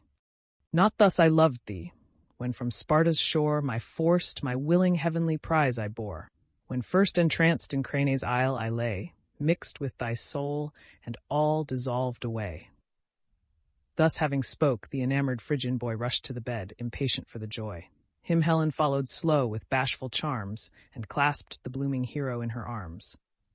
While these to love's delicious rapture yield, the stern Atrides rages round the field. So some fell lion whom the woods obey roars through the desert and demands his prey. Paris he seeks, impatient to destroy, but seeks in vain along the troops of Troy. Even those had yielded to a foe so brave, the recreant warrior, hateful as the grave. Then speaking thus, the King of Kings arose, "Ye Trojans, Dardans, all our generous foes, hear and attest. From heaven with conquest crowned, our brothers' arms the just success have found. Be therefore now the Spartan wealth restored. Let Argive Helen own her lawful lord. The appointed fine let Ilion justly pay, and age to age record this signal day." He ceased, his army's loud applauses rise, and the long shout runs echoing through the skies. Map, titled Grie Antiqua, Book 4th, Argument. The breach of the truce and the first battle. The gods deliberate in council concerning the Trojan war. They agree upon the continuation of it, and Jupiter sends down Minerva to break the truce. She persuades Pandarus to aim an arrow at Menelaus, who is wounded, but cured by Machaon. In the meantime, some of the Trojan troops attack the Greeks. Agamemnon is distinguished in all the parts of a good general. He reviews the troops and exhorts the leaders, some by praises and others by reproof. Nestor is particularly celebrated for his military discipline. The battle joins, and great numbers are slain on both sides. The same day continues through this as through the last book, as it does also through the two following, and almost to the end of the 7th book. The scene is wholly in the field before Troy. And now Olympus's shining gates unfold. The gods with Jove assume their thrones of gold. Immortal Hebe, fresh with bloom divine, the golden goblet crowns with purple wine. While the full bowls flow round, the powers employ their careful eyes on long contended Troy. When Jove, disposed to tempt Saturnia's spleen, thus waked the fury of his partial queen, two powers divine the son of Atreus aid, imperial Juno and the martial maid. But high in heaven they sit and gaze from far, the tame spectators of his deeds of war. Not thus fair, Venus helps her favored knight, the queen of pleasures shares the toils of fight, each danger wards and constant in her care, saves in the moment of the last despair. Her act has rescued Paris's forfeit life, though great Atrides gained the glorious strife. Then say, ye powers, what signal issue waits to crown this deed and finish all the fates? Shall heaven by peace the bleeding kingdom spare, or rouse the furies and awake the war? Yet would the gods for human good provide, Atrides soon might gain his beauteous bride. Still Priam's walls in peaceful honors grow, and through his gates the crowding nations flow. Thus while he spoke, the Queen of Heaven, enraged, and Queen of War in close consult engaged. Apart they sit, their deep designs employ, and meditate the future woes of Troy. Though secret anger swelled Minerva's breast, the prudent goddess yet her wrath suppressed. But Juno, impotent of passion, broke her sullen silence, and with fury spoke. The council of the gods. Shall then, O tyrant of the ethereal reign, my schemes, my labors, and my hopes be vain? Have I for this shook Ilion with alarms, assembled nations, set 2 worlds in arms? To spread the war, I flew from shore to shore, the immortal coursers scarce the labor bore. At length ripe vengeance o'er their heads impends, but Jove himself the faithless race defends.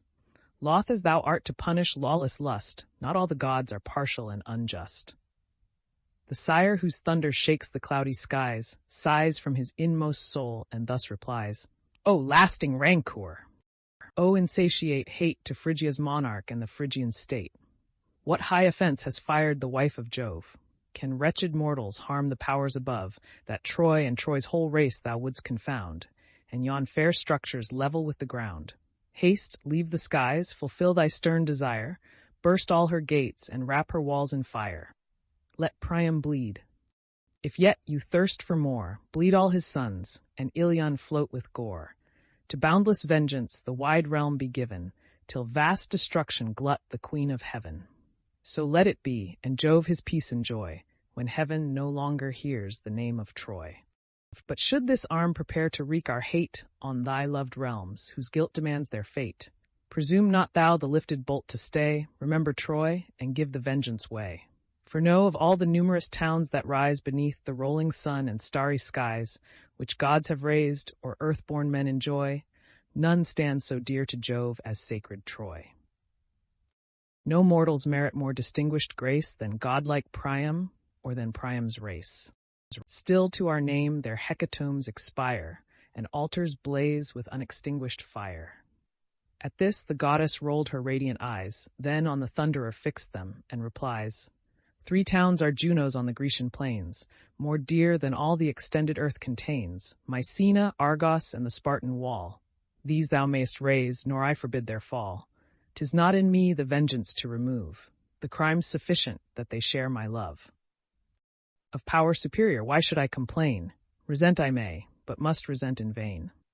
Yet some distinction Juno might require, sprung with thyself from one celestial sire, a goddess born to share the realms above, and styled the consort of the thundering Jove. Nor thou a wife and sister's right deny. Let both consent, and both by terms comply. So shall the gods our joint decrees obey, and heaven shall act as we direct the way. See, ready Pallas waits thy high commands, to raise in arms the Greek and Phrygian bands. Their sudden friendship by her arts may cease, and the proud Trojans first infringe the peace. The sire of men and monarch of the sky, the advice approved and bade Minerva fly, dissolve the league, and all her arts employ to make the breach the faithless act of Troy. Fired with the charge, she headlong urged her flight, and shot like lightning from Olympus' height. As the red comet from Saturnius sent to fright the nations with a dire portent, a fatal sign to armies on the plain, or trembling sailors on the wintry main, with sweeping glories glides along in air, and shakes the sparkles from its blazing hair. Between both armies thus, in open sight, shot the bright goddess in a trail of light. With eyes erect the gazing hosts admire, the power descending, and the heavens on fire. The gods, they cried, the gods this signal sent, and fate now labors with some vast event. Jove seals the league, or bloodier scenes prepares. Jove, the great arbiter of peace and wars. They said while Pallas through the Trojan throng, in shape immortal, passed disguised along. Like bold Laodocus, her course she bent, who from Antenor traced his high descent. Amidst the ranks Lycaon's son she found, the warlike Pandarus, for strength renowned, whose squadrons, led from black Asepus's flood, with flaming shields in martial circle stood.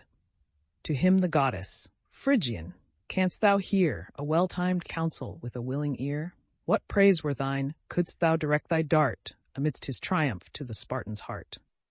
What gifts from Troy, from Paris wouldst thou gain, thy country's foe, the Grecian glory slain? Then seize the occasion, dare the mighty deed, aim at his breast, and may that aim succeed. But first, to speed the shaft, address thy vow to Lycian Phobus with the silver bow, and swear the firstlings of thy flock to pay on Zelia's altars to the god of day. He heard, and madly at the motion pleased, his polished bow with hasty rashness seized. 'twas formed of horn, and smoothed with artful toil. A mountain goat resigned the shining spoil, who pierced long since beneath his arrows bled. The stately quarry on the cliffs lay dead, and 16 palms his brow's large honors spread. The workmen joined and shaped the bended horns, and beaten gold each taper point adorns. This by the Greeks unseen the warrior bends, screened by the shields of his surrounding friends. There meditates the mark, and couching low fits the sharp arrow to the well-strung bow. One from 100 feathered deaths he chose, fated to wound and cause of future woes, then offers vows with hecatombs to crown Apollo's altars in his native town. Now with full force the yielding horn he bends, doctor on to an arch, and joins the doubling ends. Close to his breast he strains the nerve below, till the barbed points approach the circling bow. The impatient weapon whizzes on the wing, sounds the tough horn, and twangs the quivering string. But thee, Atrides, in that dangerous hour, the gods forget not, nor thy guardian power. Pallas assists, and weakened in its force, diverts the weapon from its destined course. So from her babe, when slumber seals his eye, the watchful mother wafts the envenomed fly. Just where his belt with golden buckles joined, where linen folds the double corslet lined, she turned the shaft, which, hissing from above, passed the broad belt and through the corslet drove. The folds it pierced, the plaited linen tore, and raised the skin and drew the purple gore. As when some stately trappings are decreed to grace a monarch on his bounding steed, a nymph in Caria or Maeonia bred stains the pure ivory with a lively red. With equal luster various colors vie, the shining whiteness and the Tyrian dye. So great Atrides showed thy sacred blood, as down thy snowy thigh distilled the streaming flood. With horror seized, the king of men descried the shaft infixed and saw the gushing tide. Nor less the Spartan feared, before he found the shining barb appear above the wound. Then, with a sigh that heaved his manly breast, the royal brother thus his grief expressed, and grasped his hand, while all the Greeks around with answering sighs returned the plaintive sound. "Oh, dear as life! Did I for this agree, the solemn truce, a fatal truce to thee, wert thou exposed to all the hostile train, to fight for Greece and conquer, to be slain. The race of Trojans in thy ruin join, and faith is scorned by all the perjured line. Not thus our vows, confirmed with wine and gore, those hands we plighted, and those oaths we swore, shall all be vain. When heaven's revenge is slow, Jove but prepares to strike the fiercer blow. The day shall come, that great avenging day, when Troy's proud glories in the dust shall lay, when Priam's powers and Priam's self shall fall, and one prodigious ruin swallow all. I see the god already from the pole bear his red arm and bid the thunder roll. I see the Eternal all his fury shed, and shake his aegis o'er their guilty head. Such mighty woes on perjured princes wait, but thou, alas, deservest a happier fate. Still must I mourn the period of thy days, and only mourn without my share of praise. Deprived of thee, the heartless Greeks no more shall dream of conquests on the hostile shore. Troy seized of Helen and our glory lost, thy bones shall moulder on a foreign coast. While some proud Trojan thus insulting cries, and spurns the dust where Menelaus lies. Such are the trophies Greece from Ilion brings, and such the conquest of her king of kings. Lo, his proud vessels scattered o'er the main, and unrevenged his mighty brother slain. O, ere that dire disgrace shall blast my fame, o'erwhelm me, earth, and hide a monarch's shame. He said, a leader's and a brother's fears possess his soul, which thus the Spartan cheers. Let not thy words the warmth of Greece abate. The feeble dart is guiltless of my fate. Stiff with the rich embroidered work around, my varied belt repelled the flying wound. To whom the king, my brother and my friend, thus, always thus, may heaven thy life defend. Now seek some skillful hand, whose powerful art may stanch the effusion and extract the dart. Herald, be swift, and bid Macon bring his speedy succor to the Spartan king. Pierced with a winged shaft, the deed of Troy, the Grecian's sorrow, and the Dardan's joy. With hasty zeal the swift Talthybius flies. Through the thick files he darts his searching eyes, and finds Macon, where sublime he stands, in arms encircled with his native bands. Then thus, Macon, to the king repair, his wounded brother claims thy timely care. Pierce some Lycian or Dardanian bough, a grief to us, a triumph to the foe. The heavy tidings grieved the godlike man. Swift to his succor through the ranks he ran. The dauntless king yet standing firm he found, and all the chiefs in deep concern around. Where to the steely point the reed was joined, the shaft he drew, but left the head behind. Straight the broad belt with gay embroidery graced, he loosed, the corselet from his breast unbraced, then sucked the blood and sovereign balm infused, which Chiron gave and Aesculapius used. While round the prince the Greeks employ their care, the Trojans rush tumultuous to the war. Once more they glitter in refulgent arms, once more the fields are filled with dire alarms. Nor had you seen the king of men appear, confused, unactive, or surprised with fear, but fond of glory, with severe delight, his beating bosom claimed the rising fight. No longer with his warlike steeds he stayed, or pressed the car with polished brass inlaid, but left Eurymedon the reins to guide. The fiery coursers snorted at his side. On foot through all the martial ranks he moves, and these encourages, and those reproves. Brave men, he cries, to such who boldly dare urge their swift steeds to face the coming war. Your ancient valor on the foes approve. Jove is with Greece, and let us trust in Jove.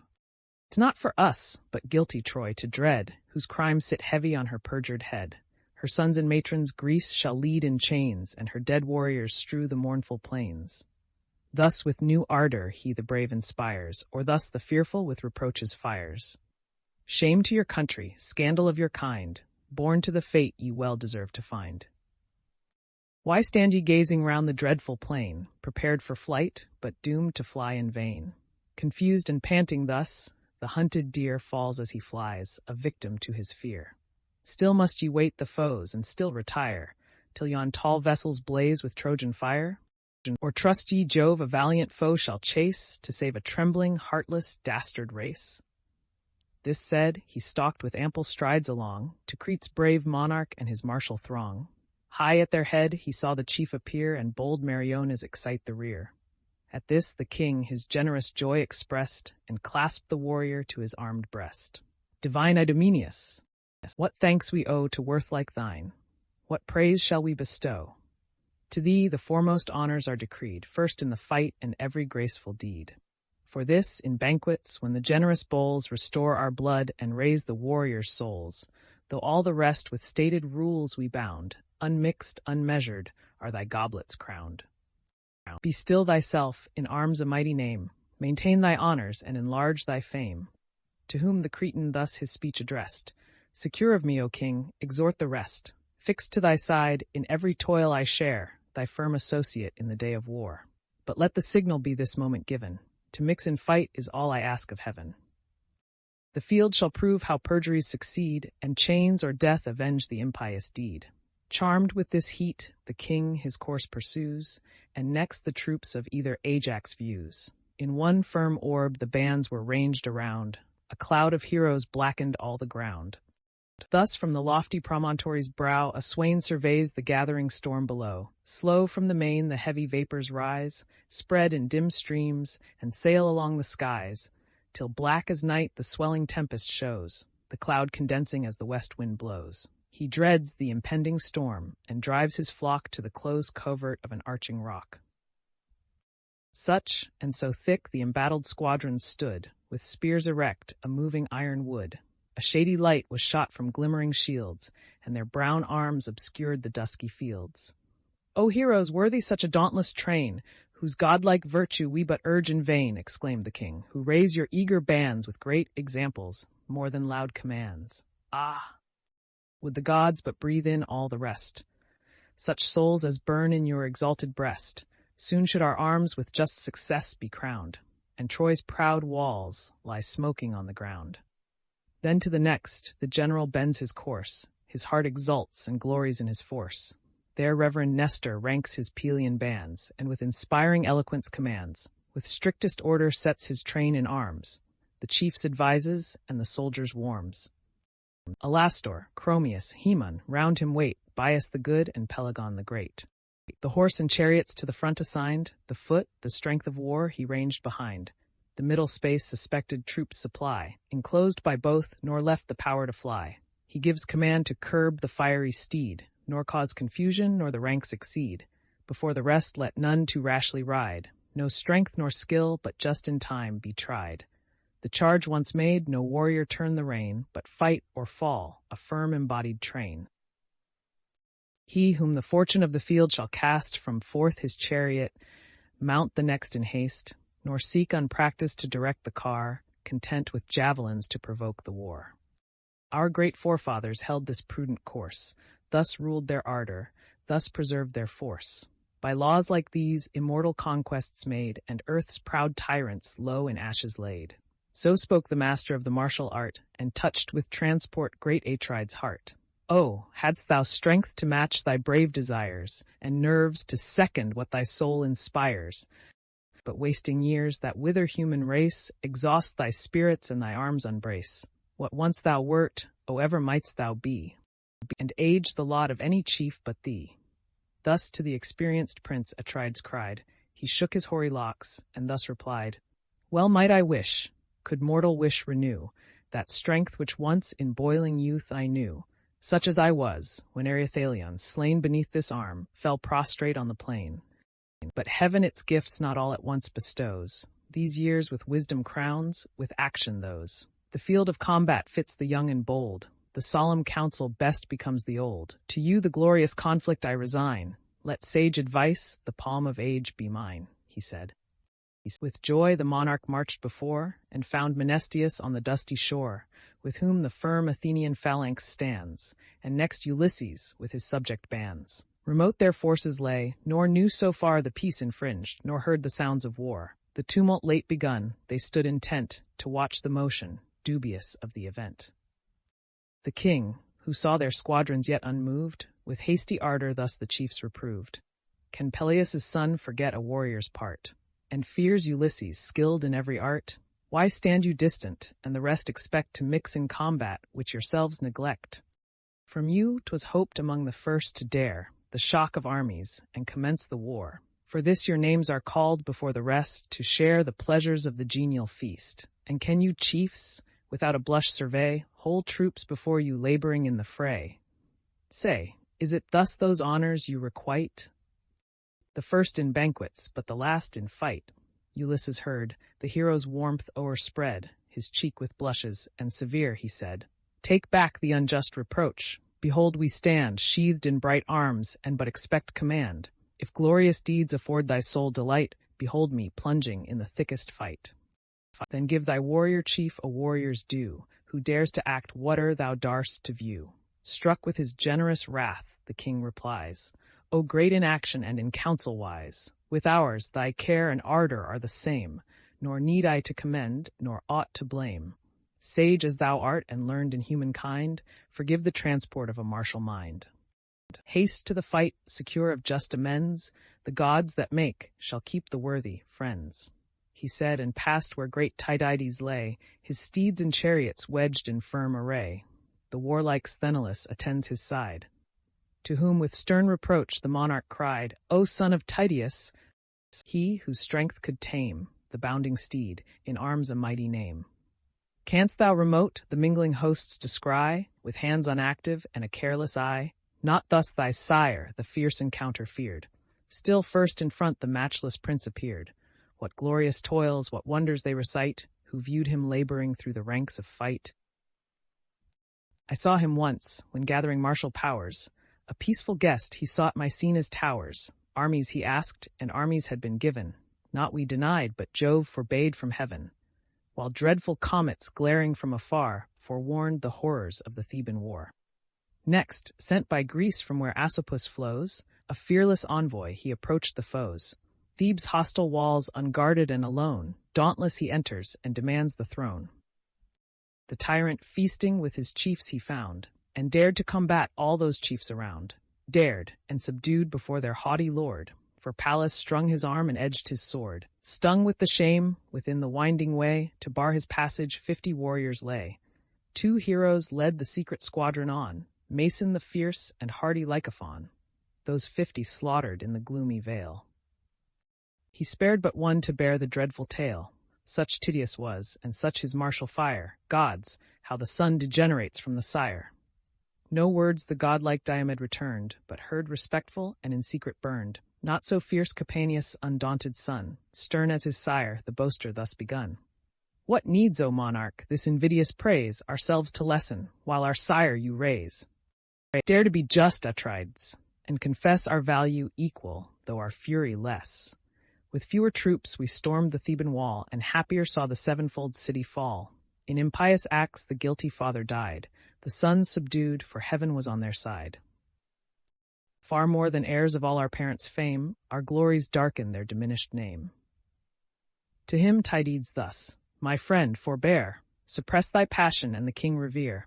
His high concern may well excuse this rage, whose cause we follow and whose war we wage. His the first praise were Ilion's towers o'erthrown, and if we fail, the chief disgrace his own. Let him the Greeks to hardy toils excite, 'tis ours to labor in the glorious fight. He spoke, and ardent on the trembling ground, sprung from his car, his ringing arms resound. Dire was the clang, and dreadful from afar, of armed Tydides rushing to the war. As when the winds, ascending by degrees, 38, first move the whitening surface of the seas, the billows float in order to the shore, the wave behind rolls on the wave before, till with the growing storm the deeps arise, foam o'er the rocks and thunder to the skies. So to the fight the thick battalions throng, shields urged on shields, and men drove men along. Sedate and silent move the numerous bands, no sound, no whisper but the chief's commands, those only heard. With awe the rest obey, as if some god had snatched their voice away. Not so the Trojans. From their host ascends a general shout that all the region rends. As when the fleecy flocks unnumbered stand in wealthy folds and wait the milker's hand, the hollow vales incessant bleating fills, the lambs reply from all the neighboring hills. Such clamors rose from various nations round, mixed was the murmur and confused the sound. Each host now joins, and each a god inspires, these Mars incites and those Minerva fires, pale flight around and dreadful terror reign, and discord raging bathes the purple plain. Discord, dire sister of the slaughtering power, small at her birth, but rising every hour, while scarce the skies her horrid head can bound. She stalks on earth and shakes the world around. The nations bleed, where her steps she turns, the groan still deepens and the combat burns. Now shield, with helmet closed, to armor, lance to lance opposed, host against host with shadowy squadrons drew, the sounding darts in iron tempest flew, victors and vanquished joined promiscuous cries, and shrilling shouts and dying groans arise. With streaming blood the slippery fields are dyed, and slaughtered heroes swell the dreadful tide.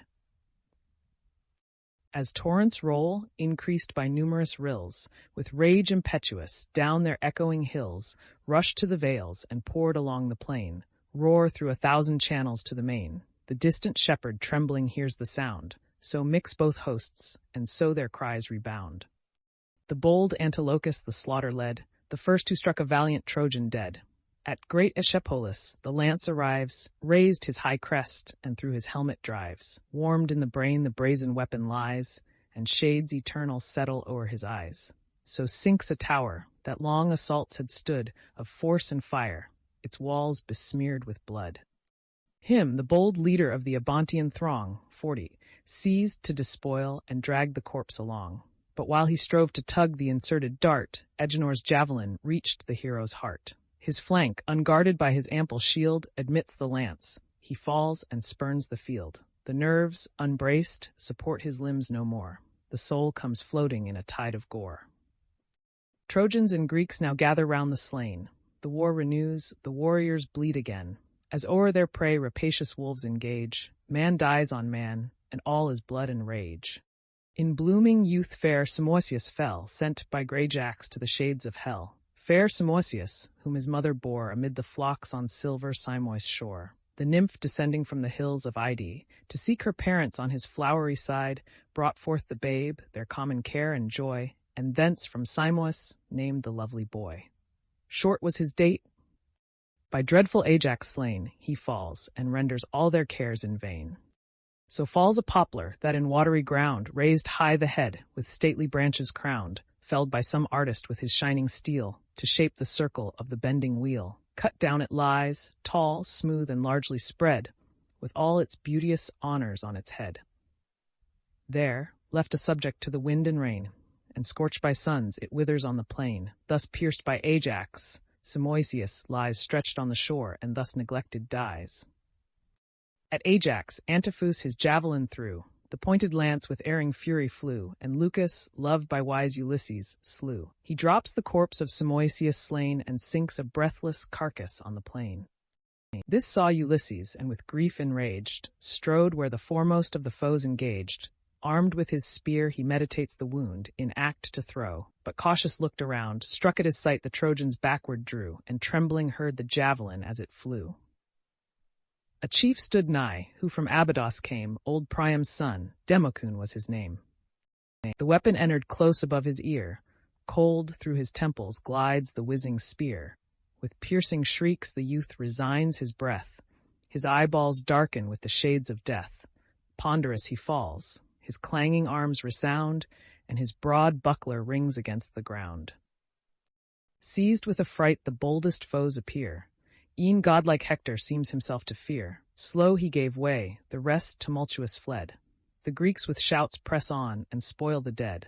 But Phoebus now from Ilion's towering height shines forth revealed, and animates the fight.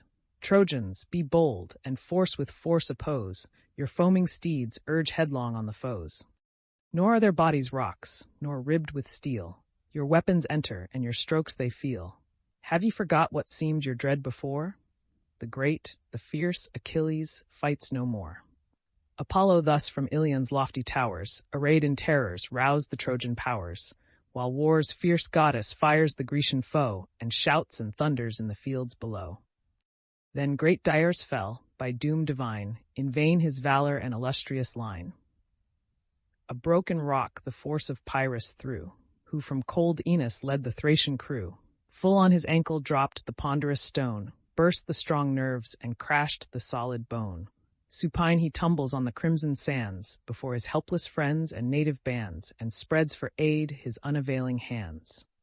The foe rushed furious as he pants for breath, and through his navel drove the pointed death. His gushing entrails smoked upon the ground, and the warm life came issuing from the wound. His lance bold Thoas at the conqueror sent, deep in his breast above the pap it went. Amid the lungs was fixed the winged wood, and quivering in his heaving bosom stood. Till from the dying chief, approaching near, the Aetolian warrior tugged his weighty spear. Then sudden waved his flaming falchion round, and gashed his belly with a ghastly wound. The corpse now breathless on the bloody plain, to spoil his arms the victor strove in vain. The Thracian bands against the victor pressed, a grove of lances glittered at his breast. Stern Thoas, glaring with revengeful eyes, in sullen fury slowly quits the prize. Thus fell two heroes, one the pride of Thrace, and one the leader of the Epean race. Death's sable shade at once o'ercast their eyes, in dust the vanquished and the victor lies. With copious slaughter all the fields are red, and heaped with growing mountains of the dead. Had some brave chief this martial scene beheld, by Pallas guarded through the dreadful field, might darts be bid to turn their points away, and swords around him innocently play. The war's whole art with wonder had he seen, and counted heroes where he counted men. So fought each host with thirst of glory fired, and crowds on crowds triumphantly expired.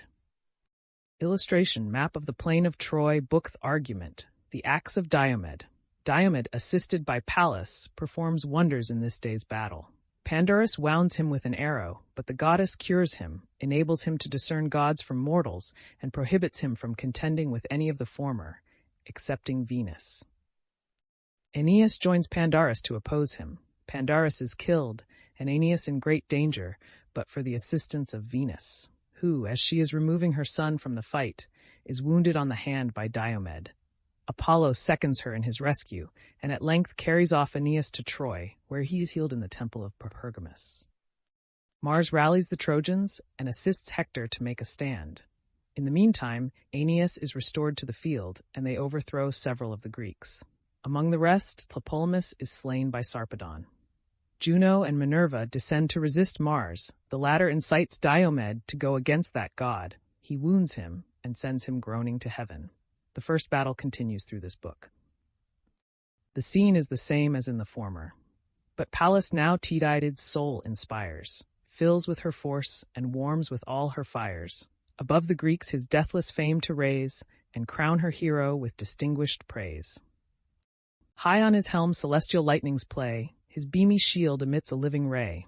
The unwearied blaze incessant streams supplies, like the red star that fires the autumnal skies. When fresh he rears his radiant orb to sight, and bathed in ocean shoots a keener light.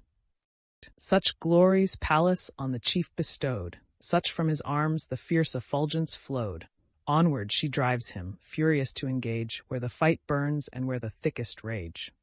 The sons of Dares first the combat sought, a wealthy priest, but rich without a fault. In Vulcan's fane the fathers' days were led, the sons to toils of glorious battle bred. These singled from their troops the fight maintain, these from their steeds, Tydides on the plain. Fierce for renown the brother chiefs draw near, and first bold Phegeus cast his sounding spear, which o'er the warrior's shoulder took its course, and spent in empty air its erring force. Not so Tydides, flew thy lance in vain, but pierced his breast, and stretched him on the plain. Seized with unusual fear, Aeneas fled, left the rich chariot, and his brother dead. And had not Vulcan lent celestial aid, he too had sunk to death's eternal shade. But in a smoky cloud the god of fire preserved the son, in pity to the sire. The steeds and chariot, to the navy led, increased the spoils of gallant Diomed. Struck with amaze and shame, the Trojan crew, or slain or fled, the sons of Dares view, when by the blood-stained hand Minerva pressed the god of battles, and this speech addressed. Stern power of war, by whom the mighty fall, who bathe in blood and shake the lofty wall. Let the brave chiefs their glorious toils divide, and whose the conquest, mighty Jove decide, while we from interdicted fields retire, nor tempt the wrath of heaven's avenging sire. Her words allay the impetuous warrior's heat, the god of arms and martial made retreat. Removed from fight on Xanthus' flowery bounds, they sat and listened to the dying sounds. Meantime, the Greeks the Trojan race pursue, and some bold chieftain every leader slew. First Odius falls and bites the bloody sand, his death ennobled by Atrides' hand. As he to flight his wheeling car addressed, the speedy javelin drove from back to breast. In dust the mighty Halizonian lay, his arms resound, the spirit wings its way. Thy fate was next, O Festus, doomed to feel the great Idomeneus' protended steel, whom Boreas sent, his son and only joy, from fruitful Tarn to the fields of Troy. The Cretan javelin reached him from afar and pierced his shoulder as he mounts his car. Back from the car he tumbles to the ground, and everlasting shades his eyes surround. Then died Scamandrius, expert in the chase, in woods and wilds to wound the savage race. Diana taught him all her sylvan arts, to bend the bow and aim unerring darts. But vainly here Diana's arts he tries, the fatal lance arrests him as he flies. From Menelaus' arm the weapon sent, through his broad back and heaving bosom went. Down sinks the warrior with a thundering sound, his brazen armor rings against the ground. Next artful Pheroclus untimely fell, bold Marion sent him to the realms of hell. Thy father's skill, O Pheroclus, was thine, the graceful fabric and the fair design. For loved by Pallas, Pallas did impart to him the shipwrights and the builder's art. Beneath his hand the fleet of Paris rose, the fatal cause of all his country's woes. But he, the mystic will of heaven unknown, nor saw his country's peril, nor his own. The hapless artist, while confused he fled, the spear of Marion mingled with the dead. Through his right hip, with forceful fury cast, between the bladder and the bone it passed. Prone on his knees he falls with fruitless cries, and death in lasting slumber seals his eyes. From Meges' force the swift Pedaeus fled, Antenor's offspring from a foreign bed, whose generous spouse Theanor, heavenly fair, nursed the young stranger with a mother's care. How vain those cares! When Meges in the rear, full in his nape infixed the fatal spear. Swift through his crackling jaws the weapon glides, and the cold tongue and grinning teeth divides. Then died Hypsenor, generous and divine, sprung from the brave Dolopian's mighty line, who near adored Scamander made abode, priest of the stream, and honored as a god. On him, amidst the flying numbers found, Eurypylus inflicts a deadly wound. On his broad shoulders fell the forceful brand, thence glancing downwards, lopped his holy hand, which stained with sacred blood the blushing sand. Down sunk the priest, the purple hand of death closed his dim eye, and fate suppressed his breath. Thus toiled the chiefs, in different parts engaged. In every quarter fierce Tydides raged. Amid the Greek, amid the Trojan train, wrapped through the ranks he thunders o'er the plain. Now here, now there, he darts from place to place, pours on the rear, or lightens in their face. Thus from high hills the torrents swift and strong deluge whole fields and sweep the trees along. Through ruined moles the rushing wave resounds, o'erwhelms the bridge and bursts the lofty bounds. The yellow harvests of the ripened year and flatted vineyards one sad waste appear. While Jove descends in sluicy sheets of rain, and all the labors of mankind are vain. So raged Tydides, boundless in his ire, drove armies back and made all Troy retire. With grief, the leader of the Lycian band saw the wide waste of his destructive hand. His bended bow against the chief he drew. Swift to the mark the thirsty arrow flew, whose forky point the hollow breastplate tore, deep in his shoulder pierced, and drank the gore. The rushing stream his brazen armor dyed, while the proud archer thus exulting cried, "Hither, ye Trojans, hither drive your steeds! Lo! By our hand the bravest Grecian bleeds. Not long the deathful dart he can sustain. Or Phoebus urged me to these fields in vain." So spoke he, boastful. But the winged dart stopped short of life, and mocked the shooter's art. The wounded chief behind his car retired, the helping hand of Sthenelus required. Swift from his seat he leaped upon the ground, and tugged the weapon from the gushing wound. When thus the king his guardian power addressed, the purple current wandering o'er his vest. "O progeny of Jove, unconquered maid! If ere my godlike sire deserved thy aid, if ere I felt thee in the fighting field, now, goddess, now thy sacred succor yield. O give my lance to reach the Trojan knight, whose arrow wounds the chief thou guard'st in fight, and lay the boaster groveling on the shore, that vaunts these eyes shall view the light no more." Thus prayed Tydides, and Minerva heard. His nerves confirmed, his languid spirits cheered. He feels each limb with wonted vigor light. His beating bosom claimed the promised fight. "Be bold," she cried, "in every combat shine. War be thy province, thy protection mine. Rush to the fight, and every foe control. Wake each paternal virtue in thy soul. Strength swells thy boiling breast, infused by me, and all thy godlike father breathes in thee. Yet more, from mortal mists I purge thy eyes, and set to view the warring deities. These see thou shun through all the embattled plain, nor rashly strive where human force is vain. If Venus mingle in the martial band, her shalt thou wound, so Pallas gives command." With that, the blue-eyed virgin winged her flight. The hero rushed impetuous to the fight, with tenfold ardor now invades the plain, wild with delay and more enraged by pain. As on the fleecy flocks when hunger calls, amidst the field a brindled lion falls. If chance some shepherd with a distant dart, the savage wound, he rouses at the smart, he foams, he roars. The shepherd dares not stay, but trembling leaves the scattering flocks a prey. Heaps fall on heaps, he bathes with blood the ground, then leaps victorious o'er the lofty mound. Not with less fury stern Tydides flew, and 2 brave leaders at an instant slew. Astinus breathless fell, and by his side his people's pastor, good Hypenor, died. Astinus' breast the deadly lance receives, Hypenor's shoulder his broad falchion cleaves. Those slain he left, and sprung with noble rage Abas and Polyidus to engage, sons of Eurydamas, who, wise and old, could fate foresee, and mystic dreams unfold. The youths returned not from the doubtful plain, and the sad father tried his arts in vain. No mystic dream could make their fates appear, though now determined by Tydides' spear. Young Xanthus next, and Thun felt his rage, the joy and hope of Phaenops' feeble age. Vast was his wealth, and these the only heirs of all his labors and a life of cares. Cold death o'ertakes them in their blooming years, and leaves the father unavailing tears. To strangers now descends his heapy store, the race forgotten, and the name no more. 2 sons of Priam in one chariot ride, glittering in arms and combat side by side.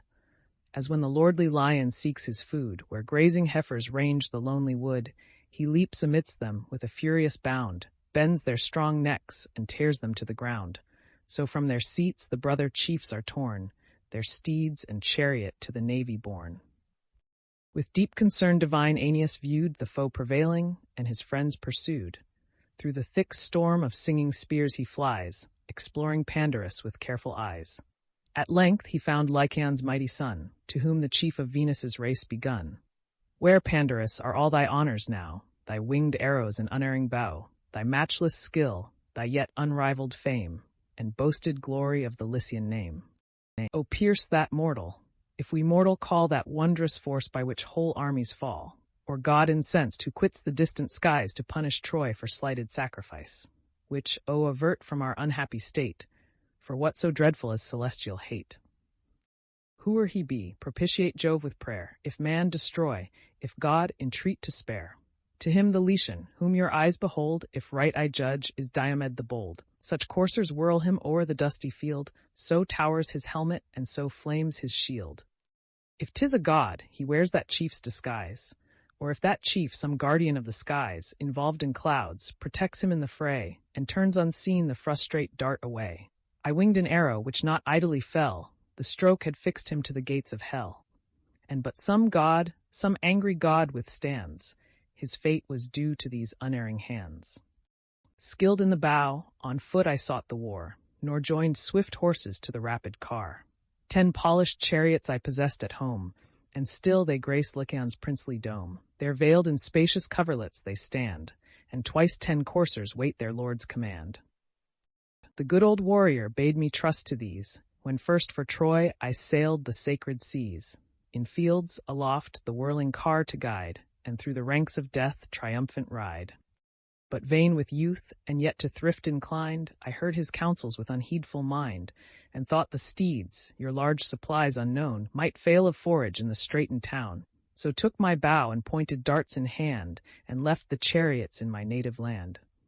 Too late, O friend, my rashness I deplore, these shafts once fatal carry death no more. Tydeus's and Atreus's sons their points have found, and undissembled gore pursued the wound. In vain they bleed, this unavailing bow serves not to slaughter, but provoke the foe. In evil hour these bended horns I strung, and seized the quiver where it idly hung. Cursed be the fate that sent me to the field, without a warrior's arms, the spear and shield. If ere with life I quit the Trojan plain, if ere I see my spouse and sire again, this bow, unfaithful to my glorious aims, broke by my hand, shall feed the blazing flames. To whom the leader of the Dardan race, be calm, nor Phoebus's honored gift disgrace. The distant dart be praised, though here we need the rushing chariot and the bounding steed. Against yon hero, let us bend our course, and hand to hand encounter force with force. Now mount my seat, and from the chariot's height observe my father's steeds, renowned in fight, practiced alike to turn, to stop, to chase, to dare the shock, or urge the rapid race. Secure with these, through fighting fields we go, or safe to Troy, if Jove assist the foe. Haste, seize the whip, and snatch the guiding rein. The warrior's fury let this arm sustain, or if to combat thy bold heart incline, take thou the spear, the chariot's care be mine. O Prince, Lycaon's valiant son, as thine the steeds, be thine the task to guide. The horses, practised to their lord's command, shall bear the rein, and answer to thy hand. But if, unhappy, we desert the fight, thy voice alone can animate their flight. Else shall our fates be numbered with the dead, and these, the victor's prize, in triumph led. Thine be the guidance, then, with spear and shield myself will charge this terror of the field. And now both heroes mount the glittering car, the bounding coursers rush amidst the war. Their fierce approach bold Sthenelus espied, who thus, alarmed to great Tydides cried, O friend! 2 chiefs of force immense I see, Dr. Eadful they come, and bend their rage on thee. Lo, the brave heir of old Lycaon's line, and great Aeneas, sprung from race divine. Enough is given to fame. Ascend thy car, and save a life, the bulwark of our war. At this the hero cast a gloomy look, fixed on the chief with scorn, and thus he spoke. Me dost thou bid to shun the coming fight? Me wouldst thou move to base inglorious flight? No, 'tis not honest in my soul to fear, nor was Tydides born to tremble here. I hate the cumbrous chariot's slow advance, and the long distance of the flying lance, but while my nerves are strong, my force entire, thus front the foe, and emulate my sire. Nor shall yon steeds, that fierce to fight convey those threatening heroes, bear them both away. One chief at least beneath this arm shall die, so Pallas tells me, and forbids to fly. But if she dooms, and if no god withstand that both shall fall by one victorious hand, then heed my words. My horses here detain, fixed to the chariot by the straitened rein. Swift to Aeneas' empty seat proceed, and seize the coursers of ethereal breed. The race of those which once the thundering god for ravished Ganymede on Tros bestowed, the best that e'er on earth's broad surface run, beneath the rising or the setting sun. Hence great Anchises stole a breed unknown, by mortal mares from fierce Laomedon. 4 of this race his ample stalls contain, and 2 transport Aeneas o'er the plain. These were the rich immortal prize our own, through the wide world should make our glory known. Thus while they spoke, the foe came furious on, and stern Lycaon's warlike race begun. Prince, thou art met, though late in vain assailed, the spear may enter where the arrow failed. He said, then shook the ponderous lance and flung. On his broad shield the sounding weapon rung, pierced the tough orb, and in his cuirass hung. He bleeds, the pride of Greece, the boaster cries, our triumph now, the mighty warrior lies. Mistaken vaunter, Diomed replied, thy dart has erred, and now my spear be tried. Ye scape not both. One, headlong from his car, with hostile blood shall glut the god of war. He spoke, and rising hurled his forceful dart, which, driven by Pallas, pierced a vital part. Full in his face it entered, and betwixt the nose and eyeball the proud Lycian fixed, crashed all his jaws and cleft the tongue within, till the bright point looked out beneath the chin. Headlong he falls, his helmet knocks the ground, earth groans beneath him, and his arms resound. The starting coursers tremble with affright, the soul indignant seeks the realms of night. To guard his slaughtered friend, Aeneas flies, his spear extending where the carcass lies. Watchful he wheels, protects it every way, as the grim lion stalks around his prey. O'er the fallen trunk his ample shield displayed, he hides the hero with his mighty shade, and threats aloud, the Greeks with longing eyes behold at distance, but forbear the prize. Then fierce Tydides stoops, and from the fields heaved with vast force, a rocky fragment wields. Not 2 strong men the enormous weight could raise, such men as live in these degenerate days. He swung it round, and, gathering strength to throw, discharged the ponderous ruin at the foe. Where to the hip the inserted thigh unites, full on the bone the pointed marble lights.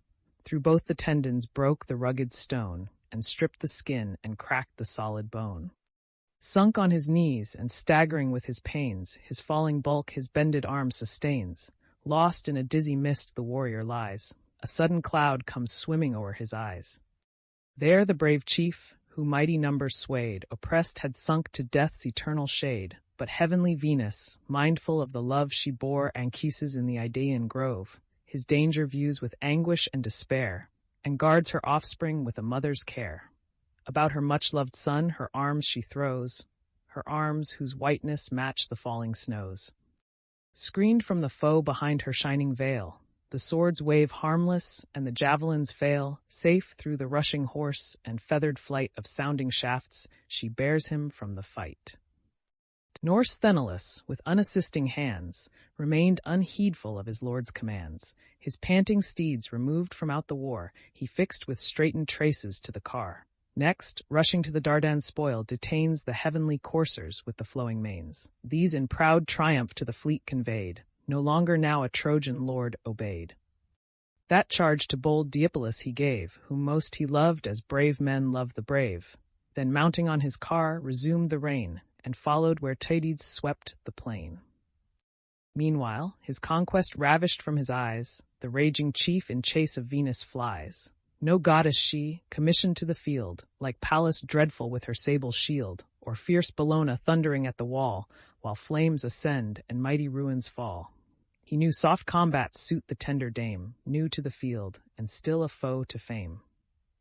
Through breaking ranks his furious course he bends, and at the goddess his broad lance extends. Through her bright veil the daring weapon drove, the ambrosial veil which all the graces wove. Her snowy hand the razing steel profaned, and the transparent skin with crimson stained. From the clear vein a stream immortal flowed, such stream as issues from a wounded god, pure emanation, uncorrupted flood.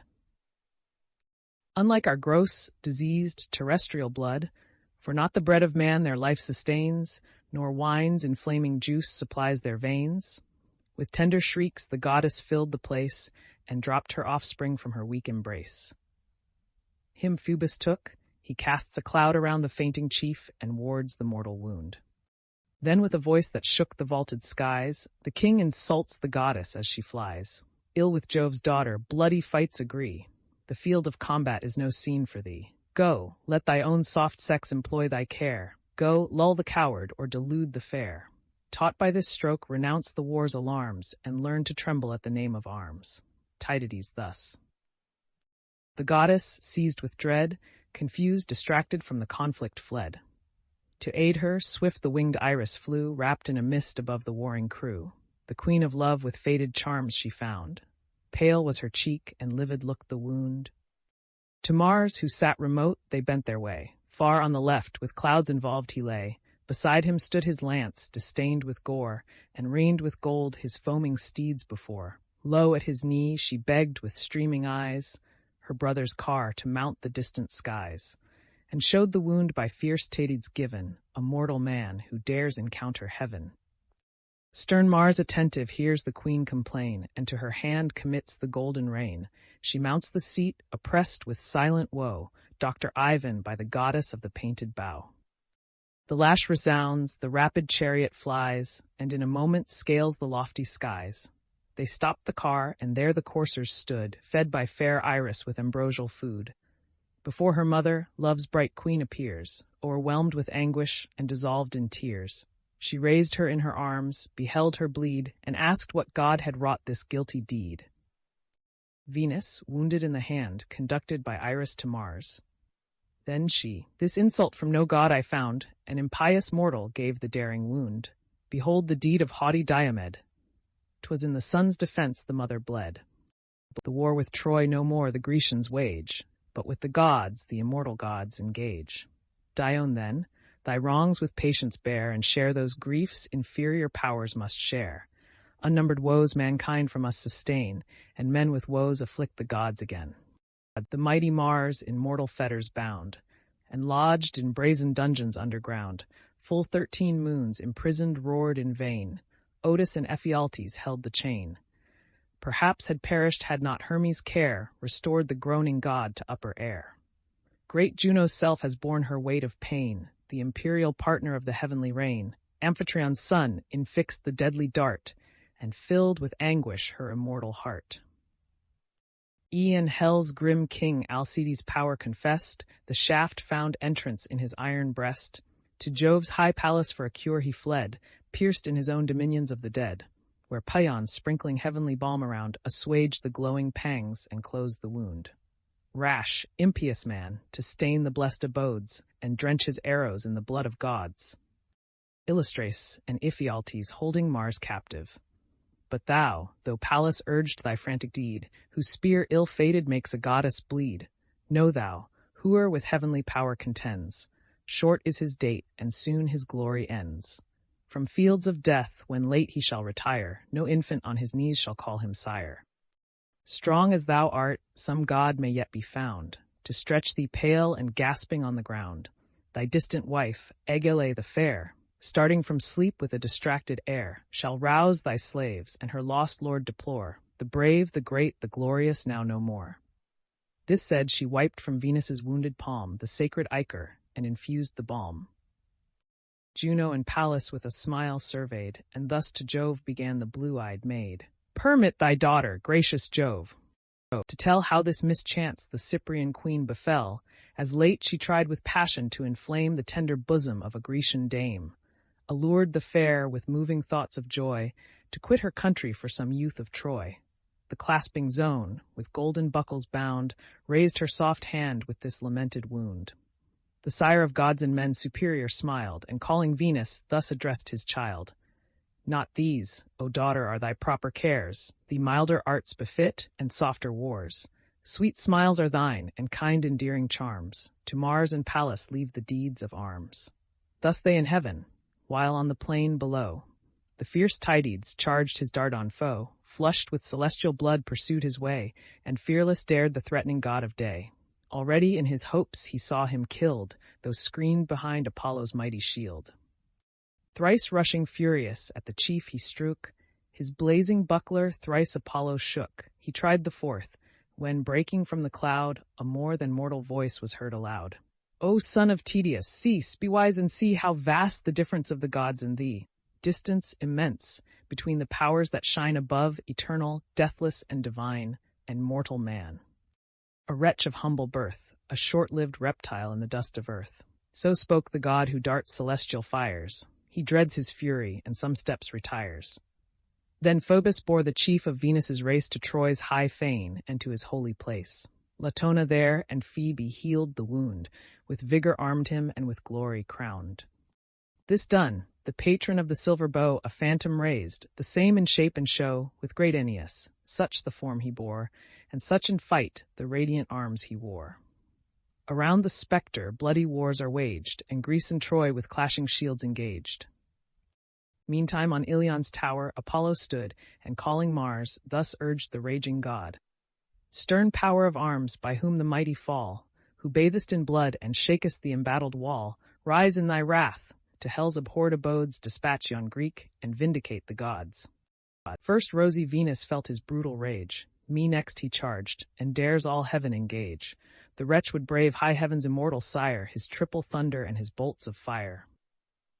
The god of battle issues on the plain, stirs all the ranks and fires the Trojan train. In form like Acamas, the Thracian guide, enraged to Troy's retiring chiefs he cried, How long, ye sons of Priam, will ye fly, and unrevenged see Priam's people die? Still unresisted shall the foe destroy, and stretch the slaughter to the gates of Troy. Lo, brave Aeneas sinks beneath his wound, not godlike Hector, more in arms renowned. Haste all, and take the generous warrior's part. He said, new courage swelled each hero's heart. Sarpedon first his ardent soul expressed, and turned to Hector, these bold words addressed. Say, chief, is all thy ancient valor lost?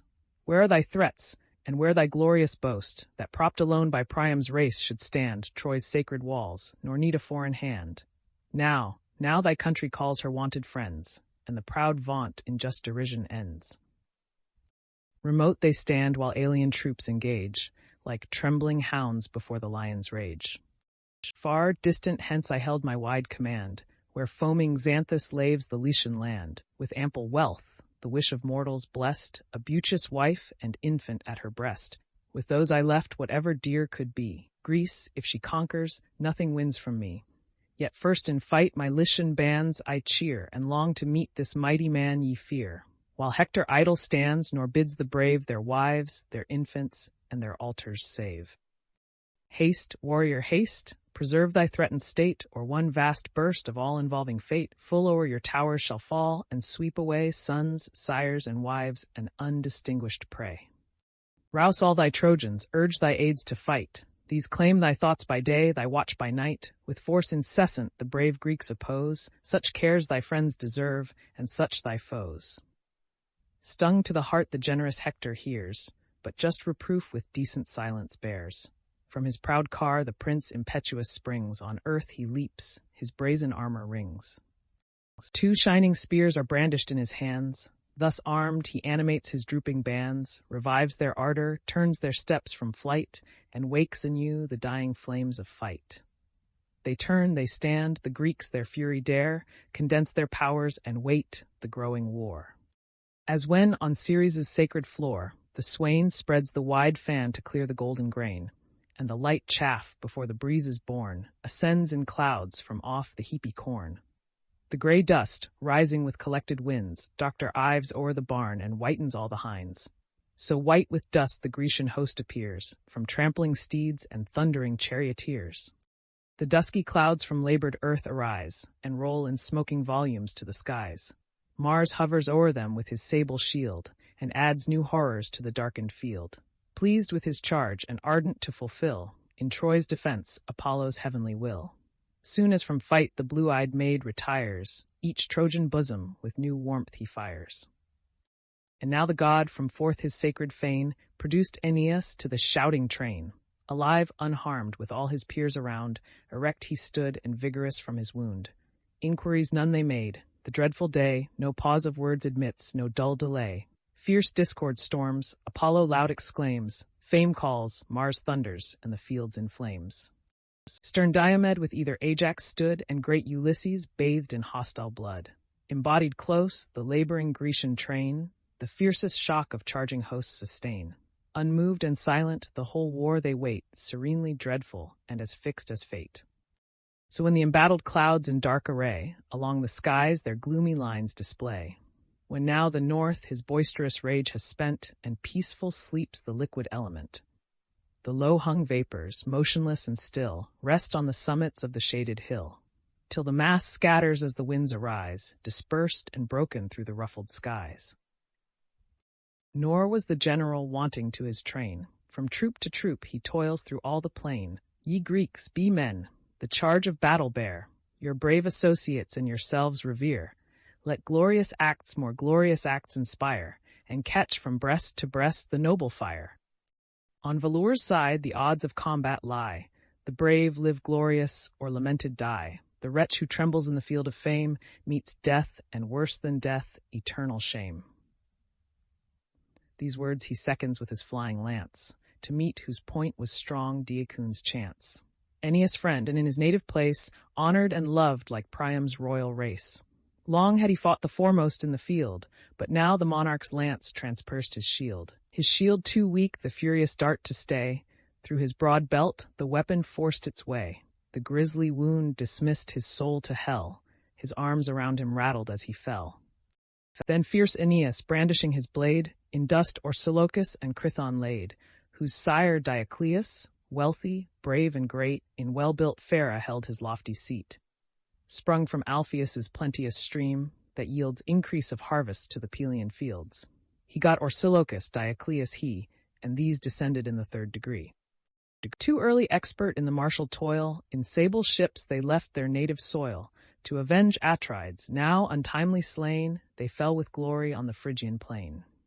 So 2 young mountain lions, nursed with blood, in deep recesses of the gloomy wood, rush fearless to the plains and uncontrolled, depopulate the stalls and waste the fold, till pierced at distance from their native den, o'erpowered they fall beneath the force of men. Prostrate on earth their beauteous bodies lay, like mountain firsts, as tall and straight as they. Great Menelaus views with pitying eyes, lifts his bright lance, and at the victor flies. Mars urged him on, yet ruthless in his hate, the god but urged him to provoke his fate. He thus advancing, Nestor's valiant son, shakes for his danger and neglects his own. Struck with the thought, should Helen's lord be slain, and all his country's glorious labors vain. Already met, the threatening heroes stand, the spears already tremble in their hand, in rushed Antilochus his aid to bring, and fall or conquer by the Spartan king.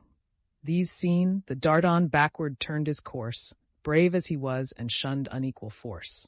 The breathless bodies to the Greeks they drew, then mix in combat, and their toils renew. First, Pylaemons, great in battle, bled, who sheathed in brass the Paphlagonians led. Atrides marked him where sublime he stood, fixed in his throat the javelin drank his blood. The faithful Mydon, as he turned from fight his flying coursers, sunk to endless night. A broken rock by Nestor's son was thrown. His bended arm received the falling stone. From his numbed hand the ivory-studded reins, Dr. Opt in the dust, are trailed along the plains. Meanwhile his temples feel a deadly wound. He groans in death, and ponderous sinks to ground. Deep drove his helmet in the sands, and there mere. The head stood fixed, the quivering legs in air, till trampled flat beneath the courser's feet. The youthful victor mounts his empty seat, and bears the prize in triumph to the fleet. Great Hector saw, and raging at the view, pours on the Greeks. The Trojan troops pursue. He fires his host with animating cries, and brings along the furies of the skies, Mars' stern destroyer, and Bellona dread, flame in the front and thunder at their head. This swells the tumult and the rage of fight, that shakes a spear that casts a dreadful light. Where Hector marched, the god of battles shined, now stormed before him, and now raged behind. Tydides paused amidst his full career. Then first the hero's manly breast knew fear. As when some simple swain his cot forsakes, and wide through fens an unknown journey takes. If chance a swelling brook his passage stay, and foam impervious cross the wanderer's way. Confused he stops, a length of country past, eyes the rough waves, and tired returns at last. Amazed no less the great Tydides stands. He stayed, and turning thus addressed his bands. No wonder, Greeks, that all to Hector yield. Secure of favouring gods, he takes the field. His strokes they second, and avert our spears. Behold where Mars in mortal arms appears. Retire then, warriors, but sedate and slow. Retire, but with your faces to the foe. Trust not too much your unavailing might. 'Tis not with Troy, but with the gods ye fight. Now near the Greeks the black battalions drew, and first 2 leaders valiant Hector slew. His force Anchialus and Nesthys found, in every art of glorious war renowned. In the same car the chiefs to combat ride, and fought united, and united died. Struck at the sight, the mighty Ajax glows with thirst of vengeance, and assaults the foes. His massy spear with matchless fury sent, through Amphius' belt and heaving belly went. Amphius Apace's happy soil possessed, with herds abounding, and with treasure blessed. But fate resistless from his country led the chief to perish at his people's head. Shook with his fall, his brazen armor rung, and fierce to seize it, conquering Ajax sprung. Around his head an iron tempest reigned, a wood of spears his ample shield sustained.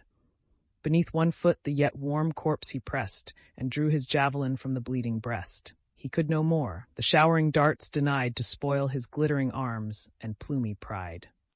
Now foes on foes came pouring on the fields, with bristling lances and compacted shields, till in the steely circle straightened round, forced he gives way and sternly quits the ground. While thus they strive, Tlepolemus the Great, urged by the force of unresisted fate, burns with desire Sarpedon's strength to prove. Alcides' offspring meets the son of Jove. Sheathed in bright arms each adverse chief came on. Jove's great descendant and his greater son. Prepared for combat, ere the lance he tossed, the daring Rhodian vents his haughty boast. What brings this Lycian counsellor so far to tremble at our arms, not mix in war? Know thy vain self, nor let their flattery move, who style thee son of cloud-compelling Jove.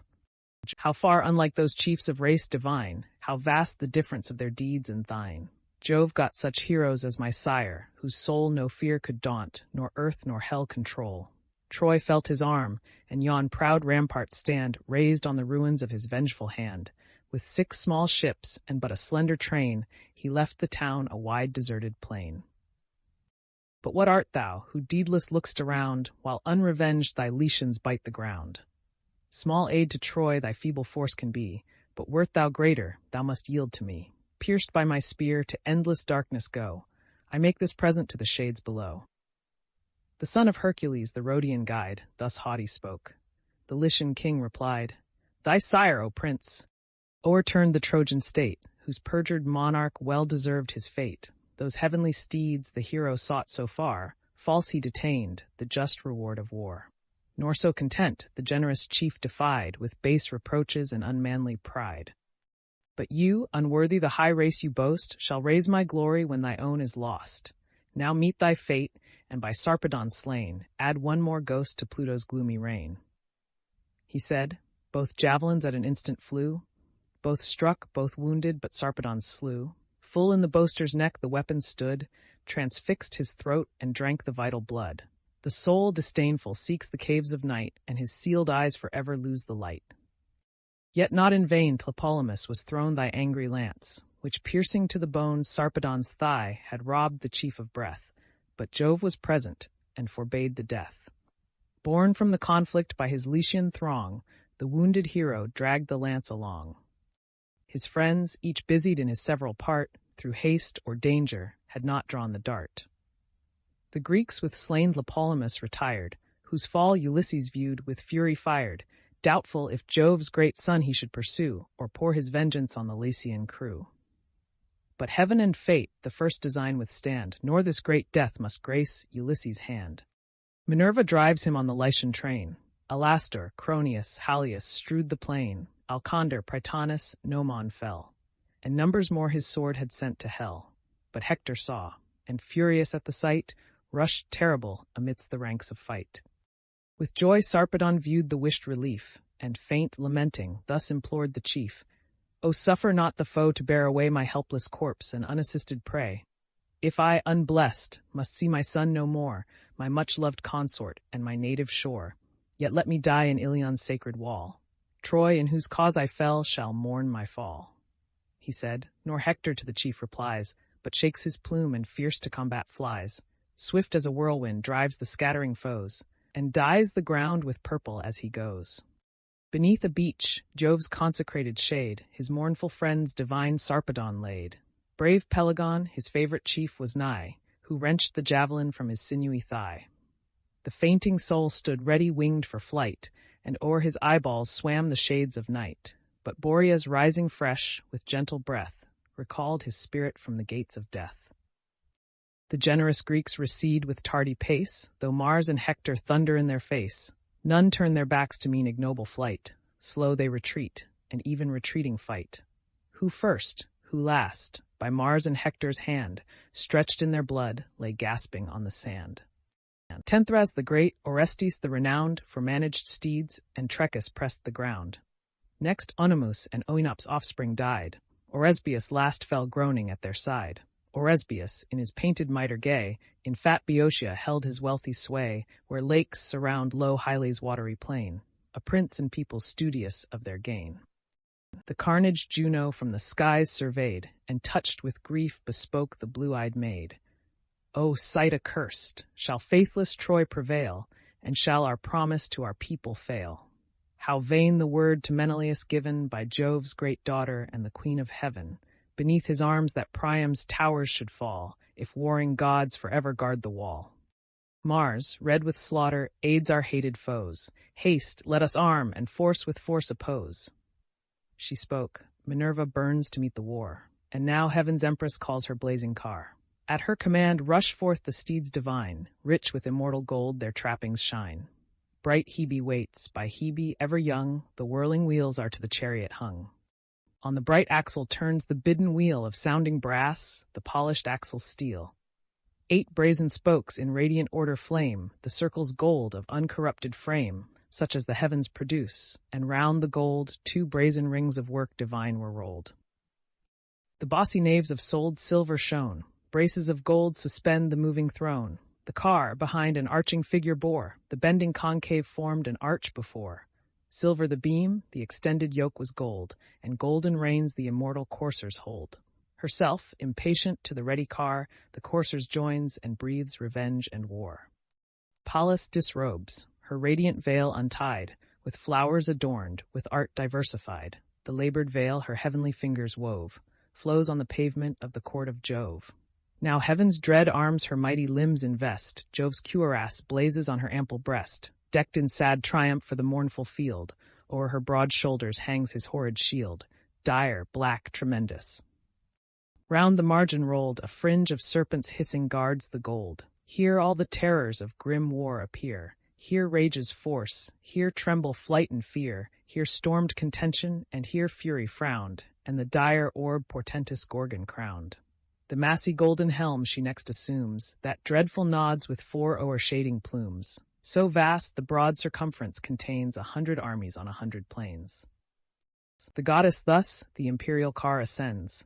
Shook by her arm, the mighty javelin bends, ponderous and huge, that when her fury burns, proud tyrants humbles, and whole hosts o'erturns. Swift at the scourge the ethereal coursers fly, while the smooth chariot cuts the liquid sky. Heaven's gates spontaneous open to the powers, 155. Heaven's golden gates, kept by the winged hours. Commissioned in alternate watch they stand, the sun's bright portals and the sky's command, involve in clouds the eternal gates of day, or the dark barrier roll with ease away. The sounding hinges ring on either side, the gloomy volumes pierced with light divide. The chariot mounts, where deep in ambient skies, confused, Olympus's 100 heads arise, where far apart the thunderer fills his throne, o'er all the gods superior and alone. There with her snowy hand the queen restrains the fiery steeds, and thus to Jove complains. O sire, can no resentment touch thy soul? Can Mars rebel, and does no thunder roll? What lawless rage on yon forbidden plain? What rash destruction? And what heroes slain? Venus and Phoebus, with the dreadful bow, smile on the slaughter and enjoy my woe. Mad, furious power, whose unrelenting mind no god can govern, and no justice bind. Say, mighty father, shall we scourge this pride, and drive from fight the impetuous homicide? To whom assenting, thus the thunderer said, Go, and the great Minerva be thy aid. To tame the monster god Minerva knows, and oft afflicts his brutal breast with woes.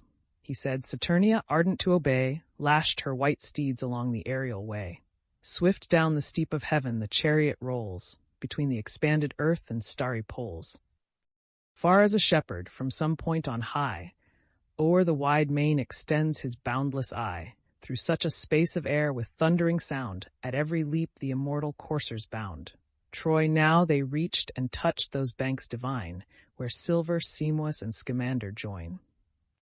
There Juno stopped, and, her fair steeds unloosed, of air condensed a vapor circumfused. For these impregnate with celestial, on Simois' brink ambrosial herbage grew. Thence to relieve the fainting Argive throng, smooth as the sailing doves they glide along. The best and bravest of the Grecian band, a warlike circle, round Tydeus stand. Such was their look as lions bathed in blood, or foaming boars, the terror of the wood. Heaven's empress mingles with the mortal crowd, and shouts in Stentor's sounding voice aloud, Stentor the strong, endued with brazen lungs, whose throats surpassed the force of 50 tongues. Inglorious Argives, to your race a shame, and only men in figure and in name. Once from the walls your timorous foes engaged, while fierce in war divine Achilles raged. Now issuing fearless they possess the plain, now win the shores and scarce the seas remain.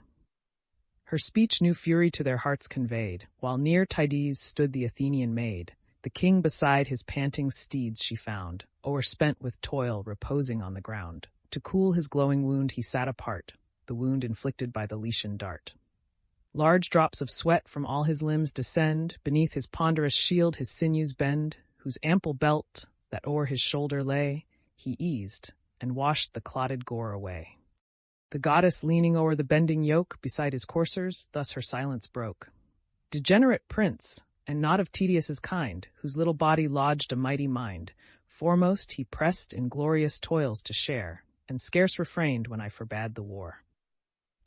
Alone, unguarded, once he dared to go, and feast encircled by the Theban foe. There braved and vanquished many a hardy knight, such nerves I gave him, and such force in fight. Thou too no less hast been my constant care. Thy hands I armed and sent thee forth to war. But thee or fear deters, or sloth detains, no drop of all thy father warms thy veins. The chief thus answered mild, Immortal maid, I own thy presence and confess thy aid. Not fear, thou know'st, withholds me from the plains, nor sloth hath seized me, but thy word restrains. From warring gods thou badst me turn my spear, and Venus only found resistance here. Hence, goddess, heedful of thy high commands, loth I gave way and warned our Argive bands. For Mars, the homicide, these eyes beheld, with slaughter red and raging round the field. Then thus Minerva, Brave Tydides, hear! Not Mars himself, nor aught immortal, fear. Full on the god impel thy foaming horse. Pallas commands, and Pallas lends thee force. Rash, furious, blind, from these to those he flies, and every side of wavering combat tries. Large promise makes, and breaks the promise made. Now gives the Grecians, now the Trojans aid. She said, and to the steeds approaching near, Dr. you from his seat the martial charioteer. The vigorous power the trembling car ascends, fierce for revenge, and Diomed attends. The groaning axle bent beneath the load, so great a hero, and so great a god. She snatched the reins, she lashed with all her force, and full on Mars impelled the foaming horse. But first, to hide her heavenly visage, spread black Orcus's helmet o'er her radiant head. Diomed casting his spear at Mars. Just then gigantic Periphas lay slain, the strongest warrior of the Aetolian train. The god who slew him leaves his prostrate prize, stretched where he fell, and at Tydides flies. Now rushing fierce, in equal arms appear, the daring Greek, the dreadful god of war. Full at the chief, above his courser's head, from Mars's arm the enormous weapon fled. Pallas opposed her hand, and caused to glance far from the car the strong immortal lance. Then through the force of Tydeus' warlike son, the javelin hissed, the goddess urged it on. Where the broad cincture girt his armor round, it pierced the god. His groin received the wound. From the rent skin the warrior tugs again, the smoking steel. Mars bellows with the pain, loud as the roar encountering armies yield, when shouting millions shake the thundering field. Both armies start and trembling gaze around, and earth and heaven re-bellow to the sound. As vapors blown by Auster's sultry breath, pregnant with plagues and shedding seeds of death, beneath the rage of burning Sirius rise, choke the parched earth and blacken all the skies. In such a cloud the god from combat driven, high o'er the dusky whirlwinds scales the heaven. Wild with his pain, he sought the bright abodes. There sullen sat beneath the sire of gods, showed the celestial blood, and with a groan thus poured his plaints before the immortal throne. Can Jove, supine, flagitious facts survey, and brook the furies of this daring day? For mortal men celestial powers engage, and gods on gods exert eternal rage. From thee, O Father, all these ills we bear, and thy fell daughter with the shield and spear. Thou gavest that fury to the realms of light, pernicious, wild, regardless of the right. All heaven beside reveres thy sovereign sway. Thy voice we hear, and thy behests obey. 'Tis hers to offend, and even offending share thy breast, thy counsels, thy distinguished care. So boundless she, and thou so partial grown, well may we deem the wondrous birth thy own. Now frantic Diomed, at her command, against the immortals lifts his raging hand. The heavenly Venus first his fury found, me next encountering, me he dared to wound. Vanquished I fled. Even I, the god of fight, from mortal madness scarce was saved by flight. Else hadst thou seen me sink on yonder plain, heaped round, and heaving under loads of slain. Or pierced with Grecian darts for ages lie, condemned to pain, though fated not to die. Him thus upbraiding, with a wrathful look, the Lord of thunders viewed and stern bespoke. To me, perfidious, this lamenting strain, of lawless force shall lawless Mars complain? Of all the gods who tread the spangled skies, thou most unjust, most odious in our eyes. In human discord is thy dire delight, the waste of slaughter and the rage of fight. No bounds, no law, thy fiery temper quells, and all thy mother in thy soul rebels. In vain our threats, in vain our power we use. She gives the example, and her son pursues. Yet long the inflicted pangs thou shalt not mourn, sprung since thou art from Jove, and heavenly born. Else, singed with lightning, hadst thou hence been thrown, where chained on burning rocks the Titans groan. Thus he who shakes Olympus with his nod, then gave to Paeon's care the bleeding god. With gentle hand the balm he poured around, and healed the immortal flesh, and closed the wound. As when the fig's pressed juice, infused in cream, to curds coagulates the liquid stream, sudden the fluids fix the parts combined, such, and so soon, the ethereal texture joined. Cleansed from the dust and gore, fair he be dressed, his mighty limbs in an immortal vest. Glorious he sat, in majesty restored, fast by the throne of heaven's superior lord. Juno and Pallas mount the blessed abodes, their task performed, and mix among the gods. Juno Book This. Argument. The episodes of Glaucus and Diomed, and of Hector and Andromache. The gods having left the field, the Grecians prevail. Helenus, the chief augur of Troy, commands Hector to return to the city in order to appoint a solemn procession of the queen and the Trojan matrons to the temple of Minerva to entreat her to remove Diomed from the fight. The battle relaxing during the absence of Hector, Glaucus and Diomed have an interview between the two armies, where, coming to the knowledge of the friendship and hospitality passed between their ancestors, they make exchange of their arms. Hector, having performed the orders of Helenus, prevails upon Paris to return to the battle, and taking a tender leave of his wife Andromache, hastens again to the field. The scene is first in the field of battle, between the rivers Simois and Scamander, and then changes to Troy. Now heaven forsakes the fight. The immortals yield to human force and human skill the field. Dark showers of javelins fly from foes to foes. Now here, now there, the tide of combat flows, while Troy's famed streams that bound the deathful plain, on either side, run purple to the main. Great Ajax first to conquest led the way, broke the thick ranks, and turned the doubtful day. The Thracian Acamas his falchion found, and hewed the enormous giant to the ground. His thundering arm a deadly stroke impressed, where the black horsehair nodded o'er his crest. Fixed in his front the brazen weapon lies, and seals in endless shades his swimming eyes. Next Teuthras' son disdained the sands with blood, Axylus, hospitable, rich, and good. In fair Erisbay's walls, his native place, he held his seat, a friend to human race. Fast by the road, his ever-open door obliged the wealthy and relieved the poor. To stern Tydides now he falls a prey, no friend to guard him in the dreadful day. Breathless the good man fell, and by his side his faithful servant, old Calesius, died. By great Euryalus was Dr. Esus slain, and next he laid Opheltius on the plain. Two twins were near, bold, beautiful, and young, from a fair Naiad and Bucolion sprung. Laomedon's white flocks Bucolion fed, that monarch's firstborn by a foreign bed. In secret woods he won the Naiad's grace, and two fair infants crowned his strong embrace. Here dead they lay in all their youthful charms, the ruthless victor stripped their shining arms. Astyalus by Polypaetes fell, Ulysses' spear Pedites sent to hell, by Teucer's shaft brave Areton bled, and Nestor's son laid stern Ablerus dead. Great Agamemnon, leader of the brave, the mortal wound of rich Elatus gave, who held in Pedasus his proud abode, 62, and tilled the banks where silver Satnio flowed. Melanthius by Eurypylus was slain, and Phylacus from Lytus flies in vain. Unblessed Adrastus next at mercy lies, beneath the Spartan spear, a living prize.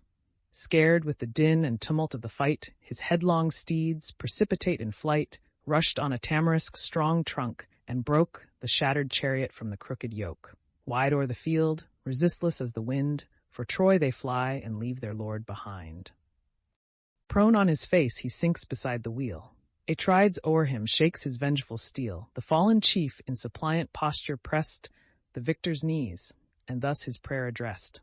O spare my youth, and for the life I owe, large gifts of price my father shall bestow. When fame shall tell that, not in battle slain, thy hollow ships his captive son detain, rich heaps of brass shall in thy tent be told, and steel well-tempered and persuasive gold. He said, compassion touched the hero's heart. He stood, suspended with the lifted dart, as pity pleaded for his vanquished prize.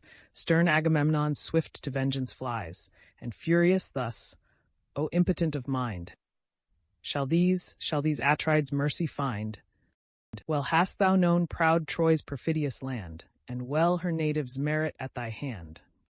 Not one of all the race, nor sex, nor age, shall save a Trojan from our boundless rage. Ilion shall perish whole, and bury all. Her babes, her infants at the breast, shall fall.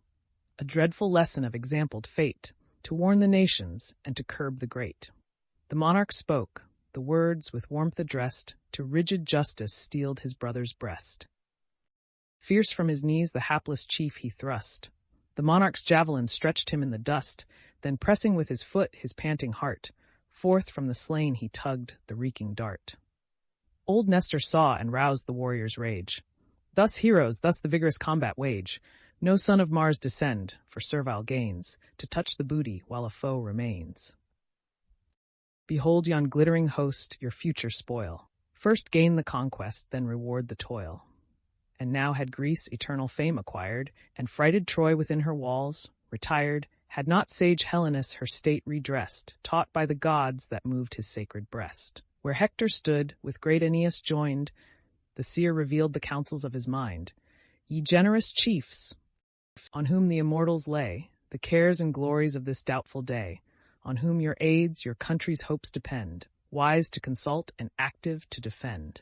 Here at our gates your brave efforts unite, turn back the routed and forbid the flight, ere yet their wives' soft arms the cowards gain, the sport and insult of the hostile train.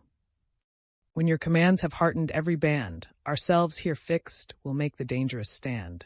Pressed as we are, and sore of former fight, these straits demand our last remains of might.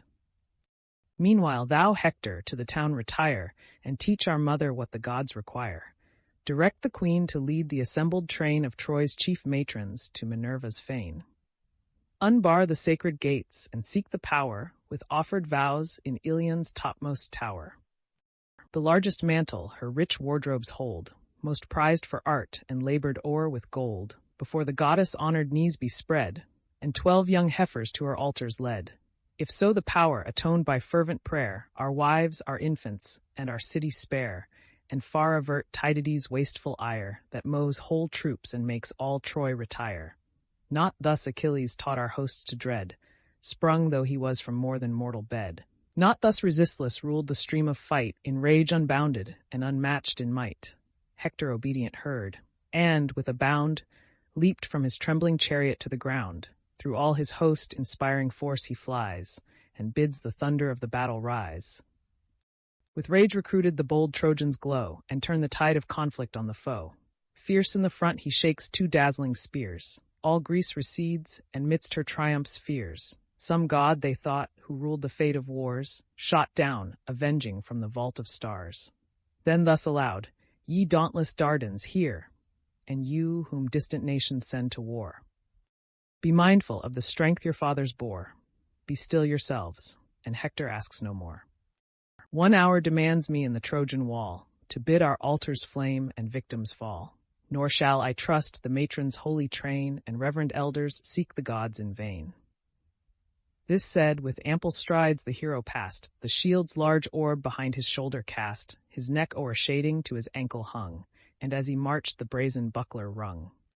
Now paused the battle, godlike Hector gone 7, where daring Glaucus and great Tydeus' son between both armies met. The chiefs from far observed each other and had marked for war. Near as they drew, Tydes thus began. "What art thou, boldest of the race of man? Our eyes till now that aspect near beheld, where fame is reaped amid the embattled field. Yet far before the troops thou darst appear, and meet a lance the fiercest heroes fear. Unhappy they, and born of luckless sires, who tempt our fury when Minerva fires. But if from heaven celestial thou descend, know with immortals we no more contend." Not long Lycurgus viewed the golden light, that daring man who mixed with gods in fight. Bacchus and Bacchus's votaries he drove, with brandished steel from Nyssa's sacred grove. Their consecrated spears lay scattered round, with curling vines and twisted ivy bound, while Bacchus headlong sought the briny flood, and Thetis' arms received the trembling god. Nor failed the crime the immortals' wrath to move, the immortals blessed with endless ease above. Deprived of sight by their avenging doom, cheerless he breathed and wandered in the gloom, then sunk unpitied to the dire abodes, a wretch accursed and hated by the gods. "I brave not heaven, but if the fruits of earth sustain thy life, and human be thy birth, bold as thou art too prodigal of breath, approach and enter the dark gates of death." "What, or from whence I am, or who my sire," replied the chief, "can Tydeus' son inquire? Like leaves on trees the race of man is found, now green in youth, now withering on the ground. Another race the following spring supplies. They fall successive, and successive rise. So generations in their course decay, so flourish these when those are passed away. But if thou still persist to search my birth, then hear a tale that fills the spacious earth. A city stands on Argos' utmost bound, Argos the fair for warlike steeds renowned. Aeolian Sisyphus, with wisdom blessed, in ancient time the happy wall possessed, then called Ephyre. Glaucus was his son. Great Glaucus, father of Bellerophon, who o'er the sons of men in beauty shined, loved for that valor which preserves mankind. Then mighty Proetus Argos' scepter swayed, whose hard commands Bellerophon obeyed.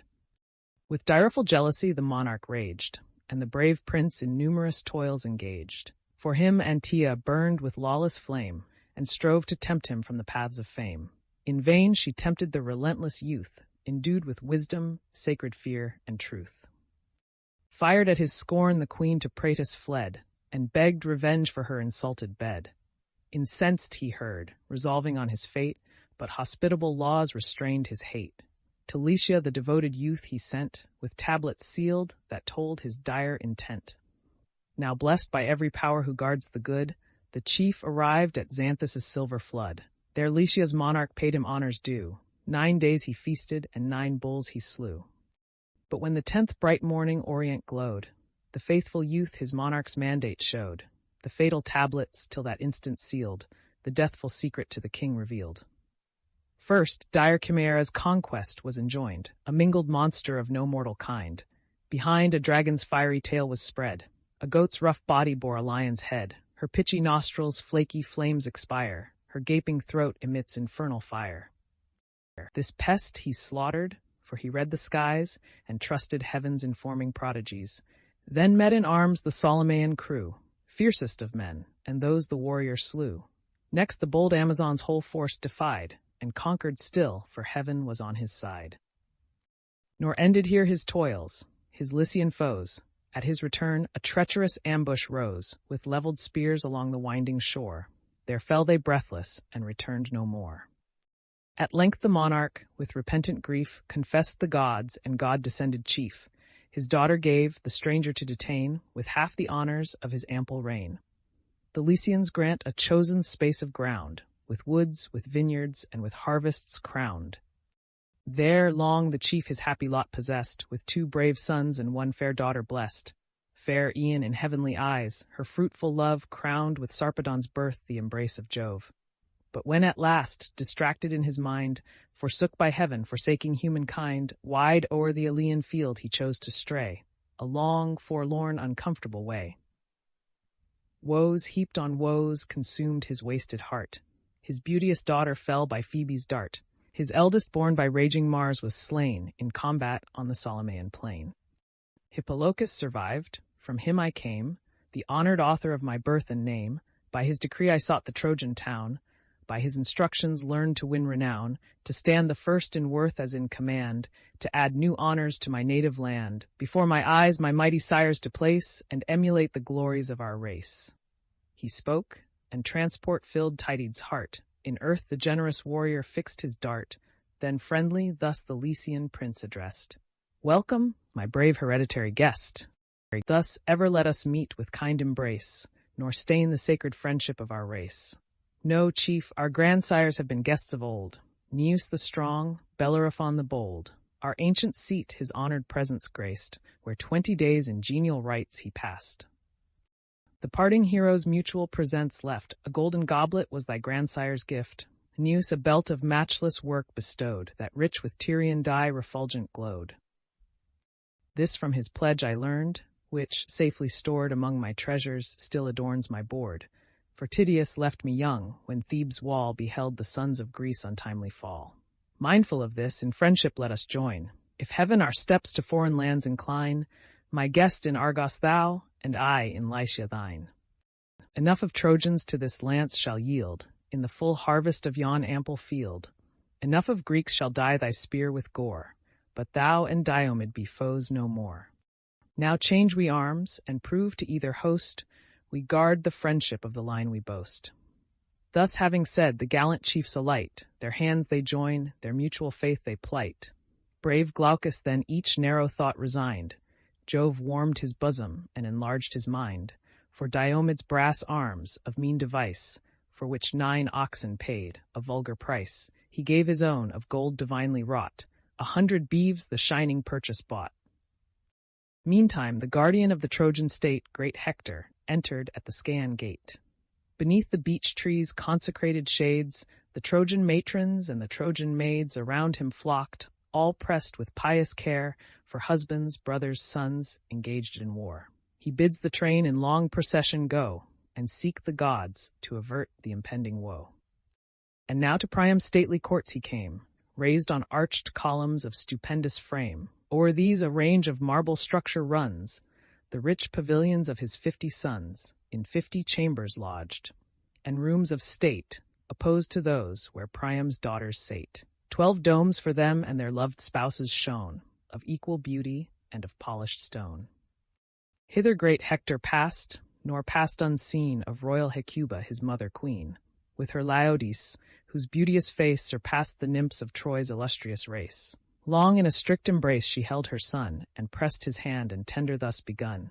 O Hector, say, what great occasion calls my son from fight when Greece surrounds our walls? Comest thou to supplicate the almighty power with lifted hands from Ilion's lofty tower? Stay, till I bring the cup with Bacchus crowned, in Jove's high name to sprinkle on the ground, and pay due vows to all the gods around.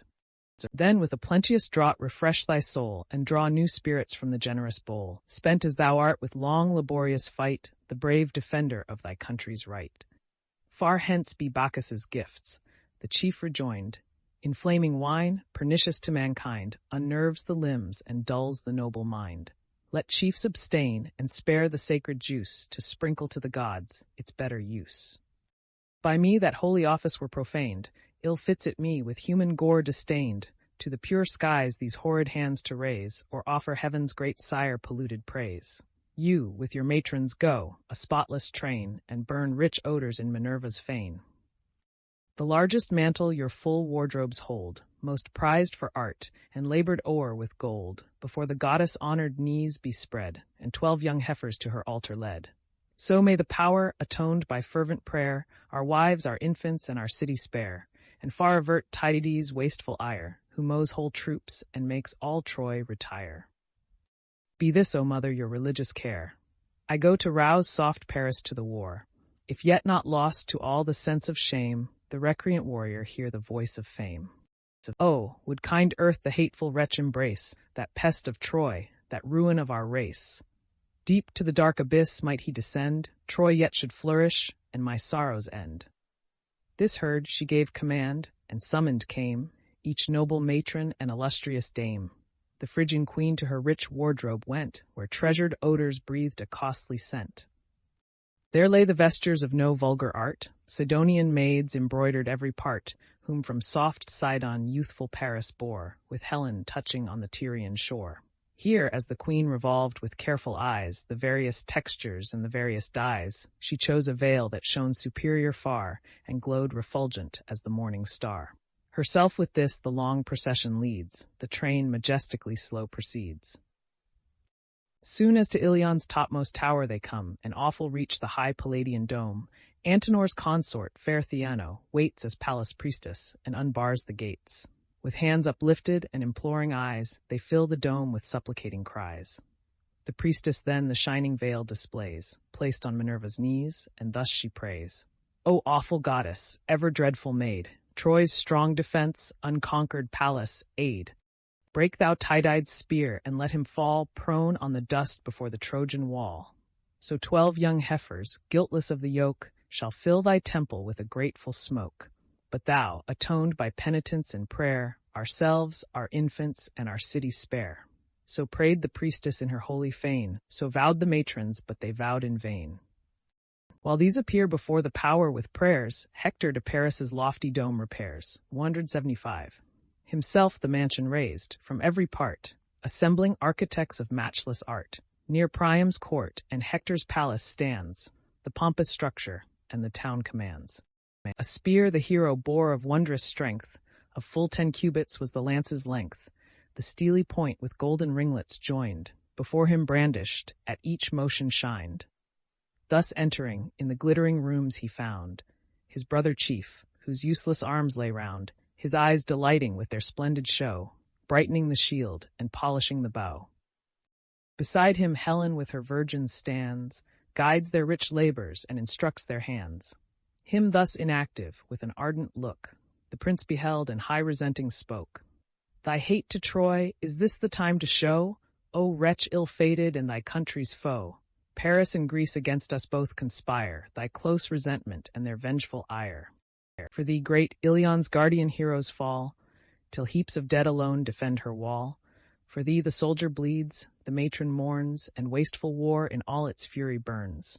Ungrateful man, deserves not this thy care, our troops to hearten and our toils to share? Rise, or behold the conquering flames ascend, and all the Phrygian glories at an end. Brother, 'tis just, replied the beauteous youth, thy free remonstrance proves thy worth and truth. Yet charge my absence less, O generous chief, on hate to Troy than conscious shame and grief. Here hid from human eyes thy brother sate, and mourned in secret his and Ilion's fate. 'Tis now enough. Now glory spreads her charms, and beauteous Helen calls her chief to arms. Conquest today my happier sword may bless, 'tis man's to fight, but heaven's to give success. But while I arm, contain thy ardent mind, or go, and Paris shall not lag behind. Hector cheating Paris, he said, nor answered Priam's warlike son, when Helen thus with lowly grace begun. O generous brother, if the guilty dame that caused these woes deserve a sister's name, would heaven, ere all these dreadful deeds were done, the day that showed me to the golden sun had seen my death, why did not whirlwinds bear the fatal infant to the fowls of air? Why sunk I not beneath the whelming tide, and midst the roarings of the waters died? Heaven filled up all my ills, and I accursed bore all, and Paris of those ills the worst. Helen at least a braver spouse might claim, warmed with some virtue, some regard of fame. Now tired with toils, thy fainting limbs recline, with toils sustained for Paris' sake and mine. The gods have linked our miserable doom, our present woe and infamy to come. Wide shall it spread, and last through ages long, example sad, and theme of future song. The chief replied, "This time forbids to rest. The Trojan bands by hostile fury pressed demand their Hector and his arm require. The combat urges, and my soul's on fire. Urge thou thy knight to march where glory calls, and timely join me ere I leave the walls. Ere yet I mingle in the direful fray, my wife, my infant, claim a moment's stay. This day, perhaps the last that sees me here, demands a parting word, a tender tear. This day some god who hates our Trojan land may vanquish Hector by a Grecian hand." He said and passed with sad presaging heart to seek his spouse, his soul's far dearer part. At home he sought her, but he sought in vain. She, with one maid of all her menial train, had hence retired, and with her second joy, the young Astyanax, the hope of Troy, pensive she stood on Ilion's towery height, beheld the war, and sickened at the sight. There her sad eyes in vain her lord explore, or weep the wounds her bleeding country bore.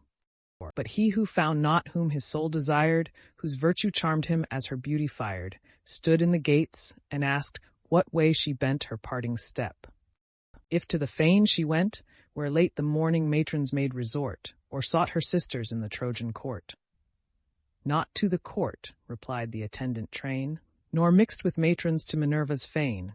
To Ilion's steepy tower she bent her way, to mark the fortunes of the doubtful day. Troy fled, she heard, before the Grecian sword. She heard and trembled for her absent lord. Distracted with surprise, she seemed to fly, fear on her cheek and sorrow in her eye. The nurse attended with her infant boy, the young Astyanax, the hope of Troy. Hector this heard, returned without delay. Swift through the town he trod his former way, through streets of palaces and walks of state, and met the mourner at the Scaean gate. With haste to meet him sprung the joyful fair. His blameless wife, Aedeon's wealthy heir, Cilician Thebe great Aetion swayed, and Hippoplacus wide extended shade. The nurse stood near, in whose embraces pressed, his only hope hung smiling at her breast, whom each soft charm and early grace adorn, fair as the newborn star that gilds the morn. To this loved infant Hector gave the name Scamandrius, from Scamander's honored stream. Astyanax the Trojans called the boy, from his great father, the defense of Troy. Silent the warrior smiled, and pleased resigned to tender passions all his mighty mind. His beauteous princess cast a mournful look, hung on his hand, and then dejected spoke. Her bosom labored with a boding sigh, and the big tear stood trembling in her eye. The meeting of Hector and Andromache. Too daring prince? Ah, whither dost thou run? Ah, too forgetful of thy wife and son? And think'st thou not how wretched we shall be, a widow I, a helpless orphan he? For sure such courage length of life denies, and thou must fall, thy virtue's sacrifice. Greece in her single heroes strove in vain. Now hosts oppose thee, and thou must be slain. O grant me, gods, ere Hector meets his doom, all I can ask of heaven and early tomb. So shall my days in one sad tenor run, and end with sorrows as they first begun. No parent now remains my griefs to share, no father's aid, no mother's tender care. The fierce Achilles wrapped our walls in fire, laid Thebe waste, and slew my warlike sire. His fate compassion in the victor bred. Stern as he was, he yet revered the dead. His radiant arms preserved from hostile spoil, and laid him decent on the funeral pile. Then raised a mountain where his bones were burned. The mountain nymphs the rural tomb adorned. Jove's sylvan daughters bade their elms bestow a barren shade, and in his honor grow. By the same arm my 7 brave brothers fell. In one sad day beheld the gates of hell, while the fat herds and snowy flocks they fed, amid their fields the hapless heroes bled. My mother lived to wear the victor's bands, the queen of Hippoplacia's sylvan lands. Redeemed too late, she scarce beheld again her pleasing empire and her native plain, when oppressed by life-consuming woe, she fell a victim to Diana's bow. Yet while my Hector still survives, I see my father, mother, brethren, all in thee. Alas, my parents, brothers, kindred all, once more will perish if my Hector fall. Thy wife, thy infant, in thy danger share. Oh, prove a husband's and a father's care. That quarter most the skilful Greeks annoy, where yon wild fig trees join the wall of Troy. Thou, from this tower defend the important post. There Agamemnon points his dreadful host, that past Tydides, Ajax, strive to gain, and there the vengeful Spartan fires his train. Thrice our bold foes the fierce attack have given, or led by hopes, or dictated from heaven. Let others in the field their arms employ, but stay my Hector here, and guard his Troy. The chief replied, That post shall be my care, not that alone, but all the works of war. How would the sons of Troy in arms renowned, and Troy's proud dames, whose garments sweep the ground, attaint the lustre of my former name, should Hector basely quit the field of fame? My early youth was bred to martial pains, my soul impels me to the embattled plains. Let me be foremost to defend the throne, and guard my father's glories and my own. Yet come it will, the day decreed by fates, how my heart trembles while my tongue relates. The day when thou, imperial Troy, must bend and see thy warriors fall, thy glories end. And yet no dire presage so wounds my mind, my mother's death, the ruin of my kind, not Priam's hoary hairs defiled with gore, not all my brothers gasping on the shore. As thine Andromach, thy griefs I dread, I see thee trembling, weeping, captive led. In Argive looms our battles to design, and woes, of which so large a part was thine. To bear the victor's hard commands, or bring the weight of waters from Hyperia's spring. There, while you groan beneath the load of life, they cry, Behold the mighty Hector's wife. Some haughty Greek, who lives thy tears to see, embitters all thy woes by naming me. The thoughts of glory past and present shame, 1,000 griefs shall waken at the name. May I lie cold before that dreadful day, pressed with a load of monumental clay. Thy Hector, wrapped in everlasting sleep, shall neither hear thee sigh, nor see thee weep. Thus having spoke, the illustrious chief of Troy stretched his fond arms to clasp the lovely boy. The babe clung crying to his nurse's breast, scared at the dazzling helm and nodding crest. With secret pleasure each fond parent smiled, and Hector hasted to relieve his child, the glittering terrors from his brows unbound, and placed the beaming helmet on the ground, then kissed the child, and lifting high in air, thus to the gods preferred a father's prayer. O thou, whose glory fills the ethereal throne, and all ye deathless powers, protect my son. Grant him, like me, to purchase just renown, to guard the Trojans, to defend the crown, against his country's foes the war to wage, and rise the Hector of the future age. So when triumphant from successful toils of heroes slain he bears the reeking spoils, whole hosts may hail him with deserved acclaim and say this chief transcends his father's fame. While pleased amidst the general shouts of Troy, his mother's conscious heart o'erflows with joy. He spoke, and fondly gazing on her charms, restored the pleasing burden to her arms. Soft on her fragrant breast the babe she laid, hushed to repose, and with a smile surveyed. The troubled pleasure soon chastised by fear, she mingled with a smile a tender tear. The softened chief with kind compassion viewed, and dried the falling drops, and thus pursued. Andromache, my soul's far better part, why with untimely sorrows heaves thy heart? No hostile hand can antedate my doom, till fate condemns me to the silent tomb. Fixed is the term to all the race of earth, and such the hard condition of our birth. No force can then resist, no flight can save, all sink alike, the fearful and the brave. No more, but hasten to thy tasks at home, there guide the spindle and direct the loom. Me glory summons to the martial scene, the field of combat is the sphere for men. Where heroes war, the foremost place I claim, the first in danger as the first in fame. Thus having said, the glorious chief resumes his towery helmet, black with shading plumes. His princess parts with a prophetic sigh, unwilling parts, and oft reverts her eye that streamed at every look, then, moving slow, sought her own palace and indulged her woe. There, while her tears deplored the godlike man, through all her train the soft infection ran. The pious maids their mingled sorrows shed, and mourn the living Hector as the dead. But now, no longer deaf to honor's call, forth issues Paris from the palace wall. In brazen arms that cast a gleamy ray, swift through the town the warrior bends his way. The wanton courser thus with reins unbound, breaks from his stall and beats the trembling ground. Pampered and proud he seeks the wonted tides, and laves in height of blood his shining sides. His head now freed, he tosses to the skies, his mane disheveled o'er his shoulders flies.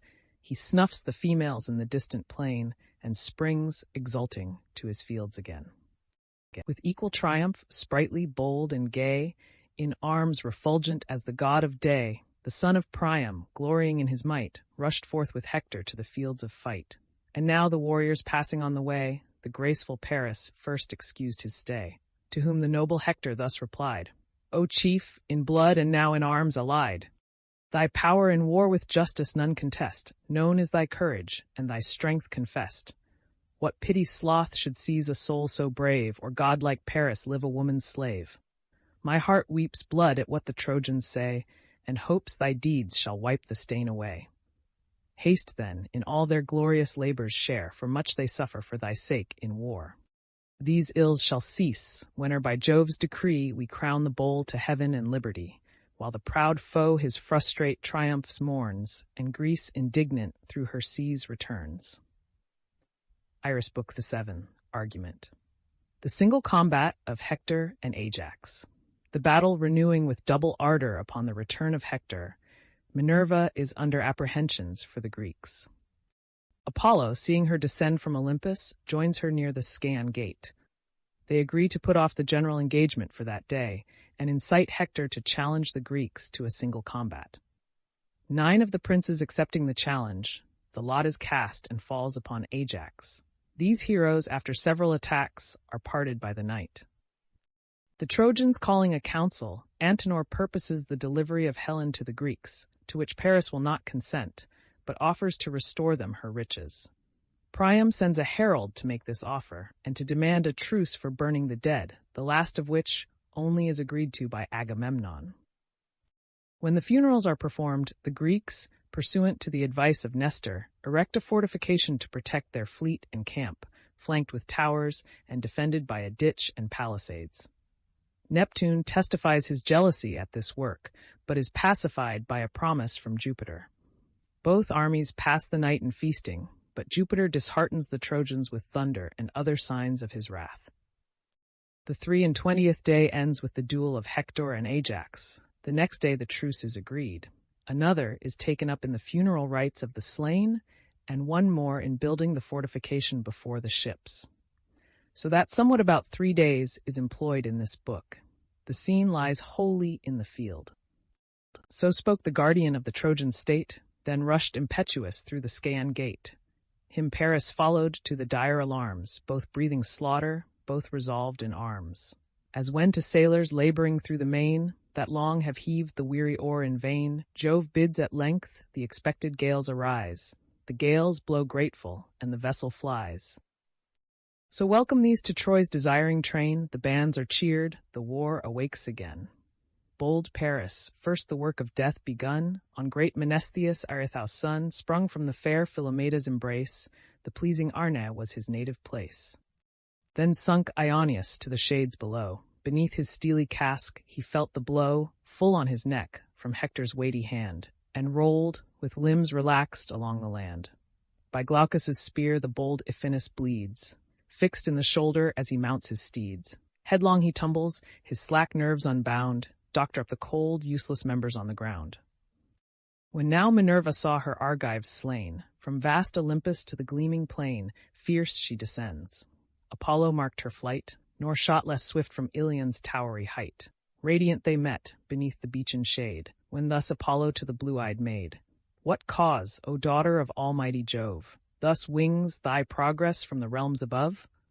Once more impetuous dost thou bend thy way, to give to Greece the long-divided day? Too much has Troy already felt thy hate, now breathe thy rage, and hush the stern debate. This day the business of the field suspend, war soon shall kindle and great Ilion bend, since vengeful goddesses confederate join to raise her walls, though built by hands divine. To whom the progeny of Jove replies, I left, for this, the council of the skies, but who shall bid conflicting hosts forbear? What art shall calm the furious sons of war? To her the god, great Hector's soul incite to dare the boldest Greek to single fight, till Greece, provoked from all her numbers, show a warrior worthy to be Hector's foe. At this agreed, the heavenly powers withdrew. Sage Helenus their secret counsels knew. Hector, inspired, he sought, to him addressed, thus told the dictates of his sacred breast. O son of Priam, let thy faithful ear receive my words, thy friend and brother hear. Go forth persuasive, and awhile engage the warring nations to suspend their rage. Then dare the boldest of the hostile train to mortal combat on the listed plain. For not this day shall end thy glorious date, the gods have spoke it, and their voice is fate. He said, the warrior heard the word with joy, then with his spear restrained the youth of Troy, held by the midst athwart. On either hand the squadrons part, the expecting Trojans stand. Great Agamemnon bids the Greeks forbear, they breathe and hush the tumult of the war. The Athenian maid, and glorious god of day, with silent joy the settling hosts survey. In form of vultures, on the beach's height, they sit concealed, and wait the future fight. The thronging troops obscure the dusky fields, horrid with bristling spears and gleaming shields. As when a general darkness veils the main, soft zephyr curling the wide watery plain, the waves scarce heave, the face of ocean sleeps, and a still horror saddens all the deeps. Thus in thick orders settling wide around, at length composed they sit and shade the ground. The great Hector first amidst both armies broke the solemn silence, and their powers bespoke. Hear, all ye Trojan, all ye Grecian bands, what my soul prompts, and what some god commands. Great Jove, averse our warfare to compose, o'erwhelms the nations with new toils and woes. War with a fiercer tide once more returns, till Ilion falls, or till yon navy burns. You then, O princes of the Greeks, appear. 'Tis Hector speaks, and calls the gods to hear. From all your troops select the boldest knight, and him the boldest Hector dares to fight. Here if I fall, by chance of battle slain, be his my spoil, and his these arms remain, but let my body to my friends returned, by Trojan hands and Trojan flames be burned. And if Apollo, in whose aid I trust, shall stretch your daring champion in the dust, if mine the glory to despoil the foe, on Phoebus' temple I'll his arms bestow. The breathless carcass to your navy sent, Greece on the shore shall raise a monument, which when some future mariner surveys, washed by broad Hellespont's resounding seas, thus shall he say, a valiant Greek lies there, by Hector slain, the mighty man of war. The stone shall tell your vanquished hero's name, and distant ages learn the victor's fame. This fierce defiance Greece astonished heard, blushed to refuse, and to accept it feared. Stern Menelaus first the silence broke, and inly groaning thus opprobrious spoke. Women of Greece, O scandal of your race, whose coward souls your manly form disgrace, how great the shame when every age shall know that not a Grecian met this noble foe. Go then, resolve to earth from whence ye grew, a heartless, spiritless, inglorious crew. Be what ye seem, unanimated clay, myself will dare the danger of the day. 'Tis man's bold task the generous strife to try, but in the hands of God is victory. These words scarce spoke with generous ardor pressed, his manly limbs in azure arms he dressed. That day Atrides, a superior hand, had stretched thee breathless on the hostile strand. But all at once thy fury to compose, the kings of Greece an awful band arose. Even he their chief, great Agamemnon, pressed thy daring hand, and this advice addressed. Whither, O Menelaus, wouldst thou run, and tempt a fate which prudence bids thee shun? Grieved though thou art, forbear the rash design. Great Hector's arm is mightier far than thine. Even fierce Achilles learned its force to fear, and trembling met this dreadful son of war. Sit thou secure amidst thy social band. Greece in our cause shall arm some powerful hand. The mightiest warrior of the Achaean name, though bold and burning with desire of fame, content the doubtful honor might forego, so great the danger, and so brave the foe. He said, and turned his brother's vengeful mind. He stooped to reason, and his rage resigned, no longer bent to rush on certain harms. His joyful friends unbrace his azure arms. He, from whose lips divine persuasion flows, grave Nestor then, in graceful act arose. Thus to the kings he spoke. What grief, what shame attend on Greece, and all the Grecian name? How shall, alas, her hoary heroes mourn their sons degenerate, and their race a scorn? What tears shall down thy silvery beard be rolled, O Peleus, old in arms and wisdom old? Once with what joy the generous prince would hear of every chief who fought this glorious war, participate their fame, and pleased inquire each name, each action, and each hero's sire. Gods, should he see our warriors trembling stand, and trembling all before one hostile hand, how would he lift his aged arms on high, lament inglorious Greece, and beg to die? Oh, would to all the immortal powers above, Minerva, Phoebus, and almighty Jove, Years might again roll back, my youth renew, and give this arm the spring which once it knew, when fierce in war, where Jardan's waters fall, I led my troops to Phea's trembling wall, and with the Arcadian spears my prowess tried, where Celadon rolls down his rapid tide. There Erythalion braved us in the field, proud Arethaus's dreadful arms to wield. Great Arethaus, known from shore to shore by the huge knotted iron mace he bore. No lance he shook, nor bent the twanging bow, but broke with this the battle of the foe. Him not by manly force Lycurgus slew, whose guileful javelin from the thicket flew. Deep in a winding way his breast assailed, nor aught the warrior's thundering mace availed. Supine he fell, those arms which Mars before had given the vanquished, now the victor bore. But when old age had dimmed Lycurgus's eyes, to Erythalion he consigned the prize. Furious with this, he crushed our levelled bands, and dared the trial of the strongest hands, nor could the strongest hands his fury stay. All saw and feared his huge tempestuous sway, till I, the youngest of the host, appeared, and, youngest, met whom all our army feared. I fought the chief, my arms Minerva crowned, prone fell the giant o'er a length of ground. What then I was, oh were your Nestor now, not Hector's self should want an equal foe. But, warriors, you that youthful vigor boast, the flower of Greece, the examples of our host, sprung from such fathers who such numbers sway, can you stand trembling and desert the day? His warm reproofs the listening kings inflame, and nine, the noblest of the Grecian name, upstarted fierce, but far before the rest, the king of men advanced his dauntless breast. Then bold Tydides, great in arms, appeared, and next his bulk gigantic Ajax reared. Oileus followed. Idomen was there. And Marion, dreadful as the god of war, with these Eurypylus and Thoas stand, and wise Ulysses closed the daring band. All these, alike inspired with noble rage, demand the fight. To whom the Pylian sage, lest thirst of glory your brave souls divide, what chief shall combat, let the gods decide. Whom heaven shall choose, be his the chance to raise his country's fame, his own immortal praise. The lots produced, each hero signs his own. Then in the general's helm the fates are thrown. The people pray with lifted eyes and hands, and vows like these ascend from all the bands. Grant, thou Almighty, in whose hand is fate, a worthy champion for the Grecian state. This task let Ajax or Tydides prove, or he, the king of kings, beloved by Jove. Old Nestor shook the cask. By heaven inspired, leaped forth the lot of every Greek desired. This from the right to left the herald bears, held out in order to the Grecian peers.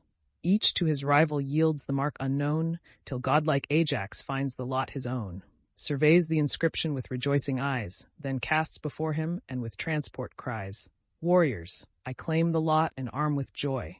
Be mine the conquest of this chief of Troy.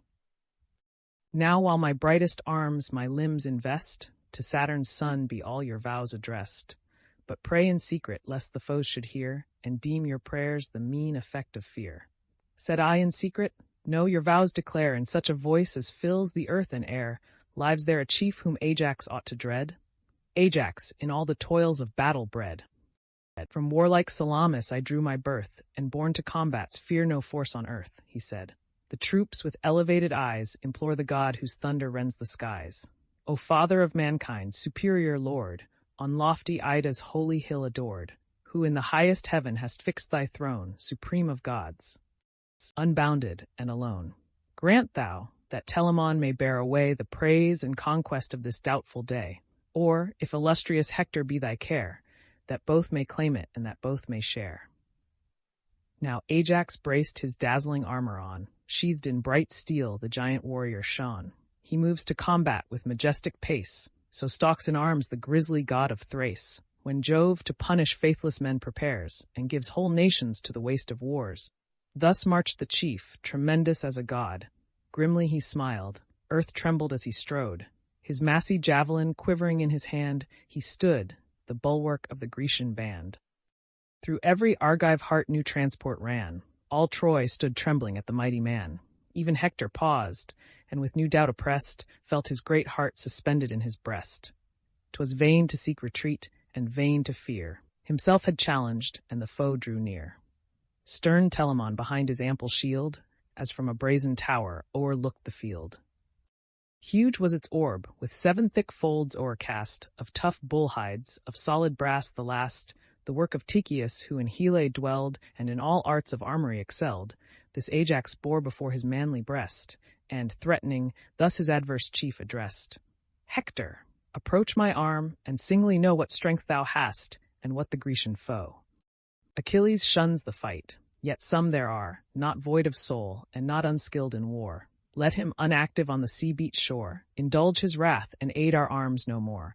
Whole troops of heroes Greece has yet to boast, and sends thee one, a sample of her host. Such as I am, I come to prove thy might, no more. Be sudden, and begin the fight. O son of Telamon, thy country's pride! To Ajax thus the Trojan prince replied, Me as a boy or woman wouldst thou fright, new to the field and trembling at the fight? Thou meet'st a chief deserving of thy arms, to combat born and bred amidst alarms. I know to shift my ground, remount the car, turn, charge and answer every call of war. To right, to left, the dexterous lance I wield, and bear thick battle on my sounding shield. But open be our fight, and bold each blow. I steal no conquest from a noble foe. He said, and rising, high above the field, whirled the long lance against the 7-fold shield. Full on the brass descending from above, through 6 bull hides the furious weapon drove, till in the 7th it fixed. Then Ajax through Hector's shield the forceful javelin flew. His corslet enters, and his garment rends, and glancing downwards near his flank descends. The wary Trojan shrinks, and bending low beneath his buckler, disappoints the blow. From their bored shields the chiefs their javelins drew, then close impetuous and the charge renew. Fierce as the mountain lions bathed in blood, or foaming boars, the terror of the wood. At Ajax, Hector his long lance extends, the blunted point against the buckler bends. But Ajax, watchful as his foe drew near, Dr. Ove through the Trojan targe the knotty spear. It reached his neck, with matchless strength impelled. Spouts the black gore and dims his shining shield. Yet ceased not Hector thus, but stooping down, in his strong hand upheaved a flinty stone, black, craggy, vast.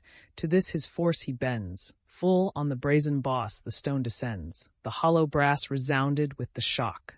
Then Ajax seized the fragment of a rock, applied each nerve, and swinging round on high, with force tempestuous, let the ruin fly. The huge stone thundering through his buckler broke. His slackened knees received the numbing stroke. Great Hector falls extended on the field, his bulk supporting on the shattered shield, nor wanted heavenly aid. Apollo's might confirmed his sinews and restored to fight. And now both heroes their broad falchions drew, in flaming circles round their heads they flew. But then, by herald's voice, the word was given. The sacred ministers of earth and heaven, divine Talthybius, whom the Greeks employ, and sage Idaeus on the part of Troy, between the swords their peaceful scepters reared, and first Idaeus's awful voice was heard. Illustration, and Ajax separated by the heralds. Forbear, my sons, your further force to prove, both dear to men and both beloved of Jove. To either host your matchless worth is known, each sounds your praise, and war is all your own. But now the night extends her awful shade, the goddess parts you, be the night obeyed. To whom great Ajax his high soul expressed, O sage, to Hector be these words addressed. Let him, who first provoked our chiefs to fight, let him demand the sanction of the night. If first he asked it, I content obey, and cease the strife when Hector shows the way. O first of Greeks, his noble foe rejoined, whom heaven adorns, superior to thy kind, with strength of body and with worth of mind. Now, martial law commands us to forbear. Hereafter we shall meet in glorious war. Some future day shall lengthen out the strife, and let the gods decide of death or life. Since then, the night extends her gloomy shade, and heaven enjoins it, be the night obeyed. Return, brave Ajax, to thy Grecian friends, and joy the nations whom thy arm defends. As I shall glad each chief and Trojan wife, who wearies heaven with vows for Hector's life. But let us, on this memorable day, exchange some gift, that Greece and Troy may say, not hate but glory made these chiefs contend, and each brave foe was in his soul a friend. With that, a sword with stars of silver graced, the baldric studded and the sheath enchased, he gave the Greek. The generous Greek bestowed a radiant belt that rich with purple glowed. Then with majestic grace they quit the plain. This seeks the Grecian, that the Phrygian train. The Trojan bands returning Hector wait, and hail with joy the champion of their state. Escaped great Ajax, they survey him round, alive, unarmed, and vigorous from his wound. To Troy's high gates the godlike man they bear their present triumph as their late despair. But Ajax, glorying in his hardy deed, the well-armed Greeks to Agamemnon lead. A steer for sacrifice the king designed, of full 5 years and of the nobler kind. The victim falls, they strip the smoking hide, the beast they quarter, and the joints divide. Then spread the tables, the repast prepare, each takes his seat, and each receives his share. The king himself, an honorary sign, before great Ajax placed the mighty chine, 185. When now the rage of hunger was removed, Nestor, in each persuasive art approved, the sage whose counsels long had swayed the rest, in words like these his prudent thought expressed. How dear, O kings, this fatal day has cost! What Greeks are perished, what a people lost! What tides of blood have drenched Scamander's shore! What crowds of heroes sunk to rise no more! Then hear me, chief, nor let the morrow's light awake thy squadrons to new toils of fight. Some space at least permit the war to breathe, while we to flames our slaughtered friends bequeath, from the red field their scattered bodies bear, and nigh the fleet a funeral structure rear, so decent urns their snowy bones may keep, and pious children o'er their ashes weep. Here, where on one promiscuous pile they blazed, high o'er them all a general tomb be raised. Next, to secure our camp and naval powers, raise an embattled wall with lofty towers. From space to space be ample gates around, for passing chariots, and a trench profound. So Greece to combat shall in safety go, nor fear the fierce incursions of the foe. 'Twas thus the sage his wholesome counsel moved, the sceptred kings of Greece his words approved. Meanwhile, convened at Priam's palace gate, the Trojan peers in nightly council sate, a senate void of order as of choice. Their hearts were fearful and confused their voice. Antenor, rising, thus demands their ear, Ye Trojans, Dardans, and auxiliars, hear, 'tis heaven the counsel of my breast inspires, and I but move what every god requires. Let Sparta's treasures be this hour restored, and Argive Helen own her ancient lord. The ties of faith the sworn alliance broke, our impious battles the just gods provoke.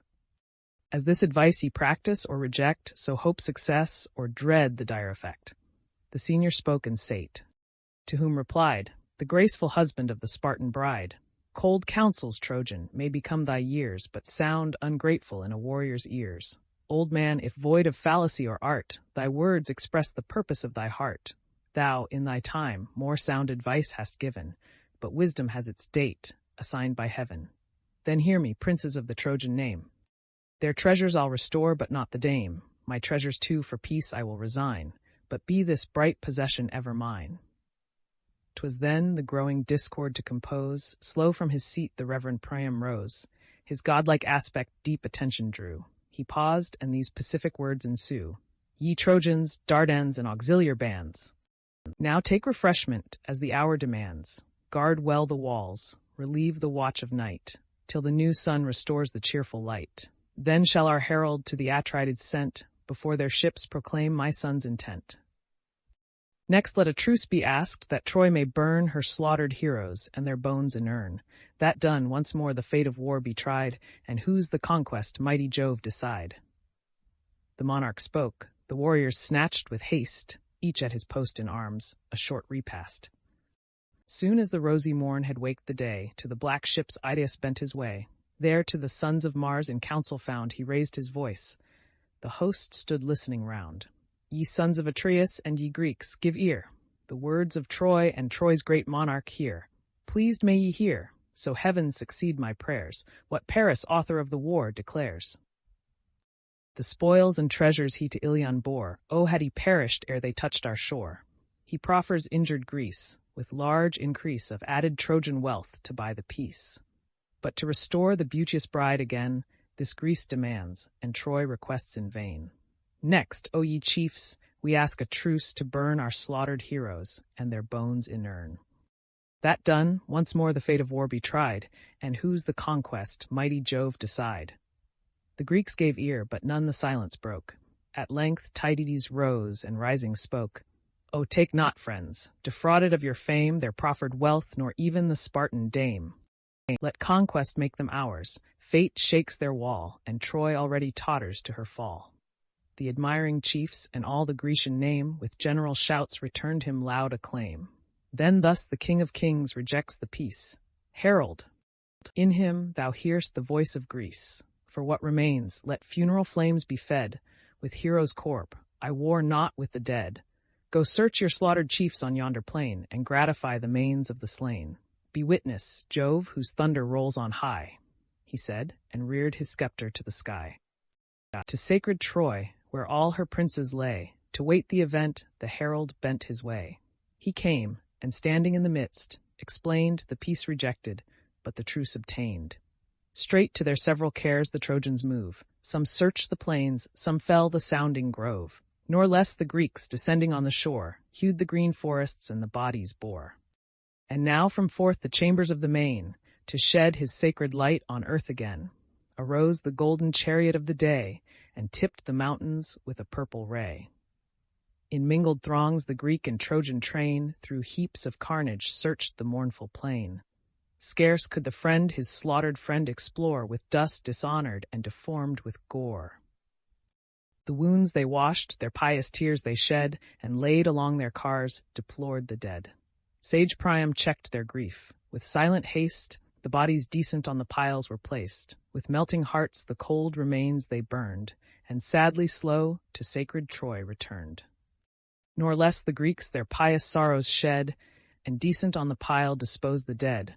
The cold remains consume with equal care, and slowly, sadly, to their fleet repair. Now, ere the morn had streaked with reddening light the doubtful confines of the day and night, about the dying flames the Greeks appeared, and round the pile a general tomb they reared. Then, to secure the camp and naval powers, they raised embattled walls with lofty towers. From space to space were ample gates around, for passing chariots, and a trench profound of large extent, and deep in earth below, strong piles infixed stood adverse to the foe. So toiled the Greeks. Meanwhile the gods above, in shining circle round their father Jove, amazed beheld the wondrous works of man. Then he, whose trident shakes the earth, began. What mortals henceforth shall our power adore, our fanes frequent, our oracles implore, if the proud Grecians thus successful boast their rising bulwarks on the sea-beat coast? See the long walls extending to the main, no god consulted, and no victim slain. Their fame shall fill the world's remotest ends, wide as the morn her golden beam extends, while old Laomedon's divine abodes, those radiant structures raised by laboring gods, shall, raised and lost, in long oblivion sleep. Thus spoke the hoary monarch of the deep. The almighty thunderer with a frown replies, that clouds the world and blackens half the skies. Strong god of ocean, thou whose rage can make the solid earth's eternal basis shake. What cause of fear from mortal works could move the meanest subject of our realms above? Where the sun's refulgent rays are cast, thy power is honored, and thy fame shall last. But yon proud work no future age shall view, no trace remain where once the glory grew. The sapped foundations by thy force shall fall, and whelmed beneath the waves drop the huge wall. Vast drifts of sand shall change the former shore, the ruin vanished, and the name no more. Thus they in heaven, while o'er the Grecian train the rolling sun descending to the main, beheld the finished work. Their bulls they slew, back from the tents the savory vapor flew. And now the fleet, arrived from Lemnos' strands, with Bacchus' blessings cheered the generous bands. Of fragrant wines the rich Eunaeus sent 1,000 measures to the royal tent. Eunaeus, whom Hypsipyle of yore to Jason, shepherd of his people, bore, the rest they purchased at their proper cost, and well the plenteous freight supplied the host. Each, in exchange, proportioned treasures gave, some brass or iron, some an ox or slave. All night they feast, the Greek and Trojan powers, those on the fields and these within their towers. But Jove averse the signs of wrath displayed, and shot red lightnings through the gloomy shade. Humbled they stood, pale horror seized on all, while the deep thunder shook the aerial hall. Each poured to Jove before the bowl was crowned, and large libations drenched the thirsty ground. Then late, refreshed with sleep from toils of fight, enjoyed the balmy blessings of the night. Greek Amphora, Wine Vessels, Book the 8th, Argument. The second battle and the distress of the Greeks. Jupiter assembles a council of the deities and threatens them with the pains of Tartarus if they assist either side. Minerva only obtains of him that she may direct the Greeks by her counsels. The armies join battle. Jupiter on Mount Ida weighs in his balances the fates of both and affrights the Greeks with his thunders and lightnings. Nestor alone continues in the field in great danger. Diomed relieves him, whose exploits and those of Hector are excellently described. Juno endeavors to animate Neptune to the assistance of the Greeks, but in vain. The acts of Teucer, who is at length wounded by Hector and carried off. Juno and Minerva prepare to aid the Grecians, but are restrained by Iris, sent from Jupiter. The night puts an end to the battle. Hector continues in the field, the Greeks being driven to their fortifications before the ships, and gives orders to keep the watch all night in the camp, to prevent the enemy from re-embarking and escaping by flight. They kindle fires through all the fields and pass the night under arms. The time of 27 days is employed from the opening of the poem to the end of this book. The scene here, except of the celestial machines, lies in the field towards the seashore. Aurora now, fair daughter of the dawn, sprinkled with rosy light the dewy lawn. When Jove convened the senate of the skies, where high Olympus's cloudy tops arise, the sire of gods his awful silence broke. The heavens attentive trembled as he spoke. Celestial states, immortal gods, give ear. Hear our decree, and reverence what ye hear. The fixed decree which not all heaven can move. Thou, fate, fulfill it, and ye powers approve. What god but enters yon forbidden field, who yields assistance, or but wills to yield? Back to the skies with shame he shall be driven, gashed with dishonest wounds, the scorn of heaven. Or far, oh far from steep Olympus throne, low in the dark Tartarian gulf shall groan, with burning chains fixed to the brazen floors, and locked by hell's inexorable doors, as deep beneath the infernal center hurled, as from that center to the ethereal world. Let him who tempts me dread those dire abodes, and know the Almighty is the God of gods. League all your forces then, ye powers above, join all, and try the omnipotence of Jove. Let down our golden everlasting chain, whose strong embrace holds heaven and earth and main. Strive all of mortal and immortal birth, to drag by this the thunderer down to earth. Ye strive in vain. If I but stretch this hand, I heave the gods, the ocean, and the land. I fix the chain to great Olympus' height, and the vast world hangs trembling in my sight. For such I reign, unbounded and above, and such are men and gods compared to Jove. The Almighty spoke, nor durst the powers reply. A reverend horror silenced all the sky. Trembling they stood before their sovereign's look. At length his best beloved the power of wisdom spoke. O first and greatest, God by gods adored, we own thy might, our Father and our Lord. But permit to pity human state, if not to help, at least lament their fate. From fields forbidden we submiss refrain, with arms unaiding mourn our Argives slain. Yet grant my counsels still their breasts may move, or all must perish in the wrath of Jove. The cloud-compelling god her suit approved, and smiled superior on his best beloved. Then called his coursers, and his chariot took. The steadfast firmament beneath them shook. Wrapped by the ethereal steeds the chariot rolled. Brass were their hoofs, their curling manes of gold. Of heaven's undrossy gold the god's array, refulgent flashed intolerable day. High on the throne he shines. His coursers fly between the extended earth and starry sky. But when to Ida's topmost height he came, fair nurse of fountains and of savage game, where o'er her pointed summits proudly raised, his fane-breathed odors and his altar blazed. There, from his radiant car, the sacred sire of gods and men released the steeds of fire. Blue ambient mists the immortal steeds embraced. High on the cloudy point his seat he placed. Thence his broad eye the subject world surveys, the town and tents and navigable seas. Now had the Grecians snatched a short repast, and buckled on their shining arms with haste. Troy roused as soon, for on this dreadful day the fate of fathers, wives, and infants lay. The gates unfolding pour forth all their train. Squadrons on squadrons cloud the dusky plain. Men, steeds, and chariots shake the trembling ground. The tumult thickens, and the skies resound. And now with shouts the shocking armies closed. To lances, shields to shields opposed. Host against host with shadowy legends drew. The sounding darts in iron tempests flew.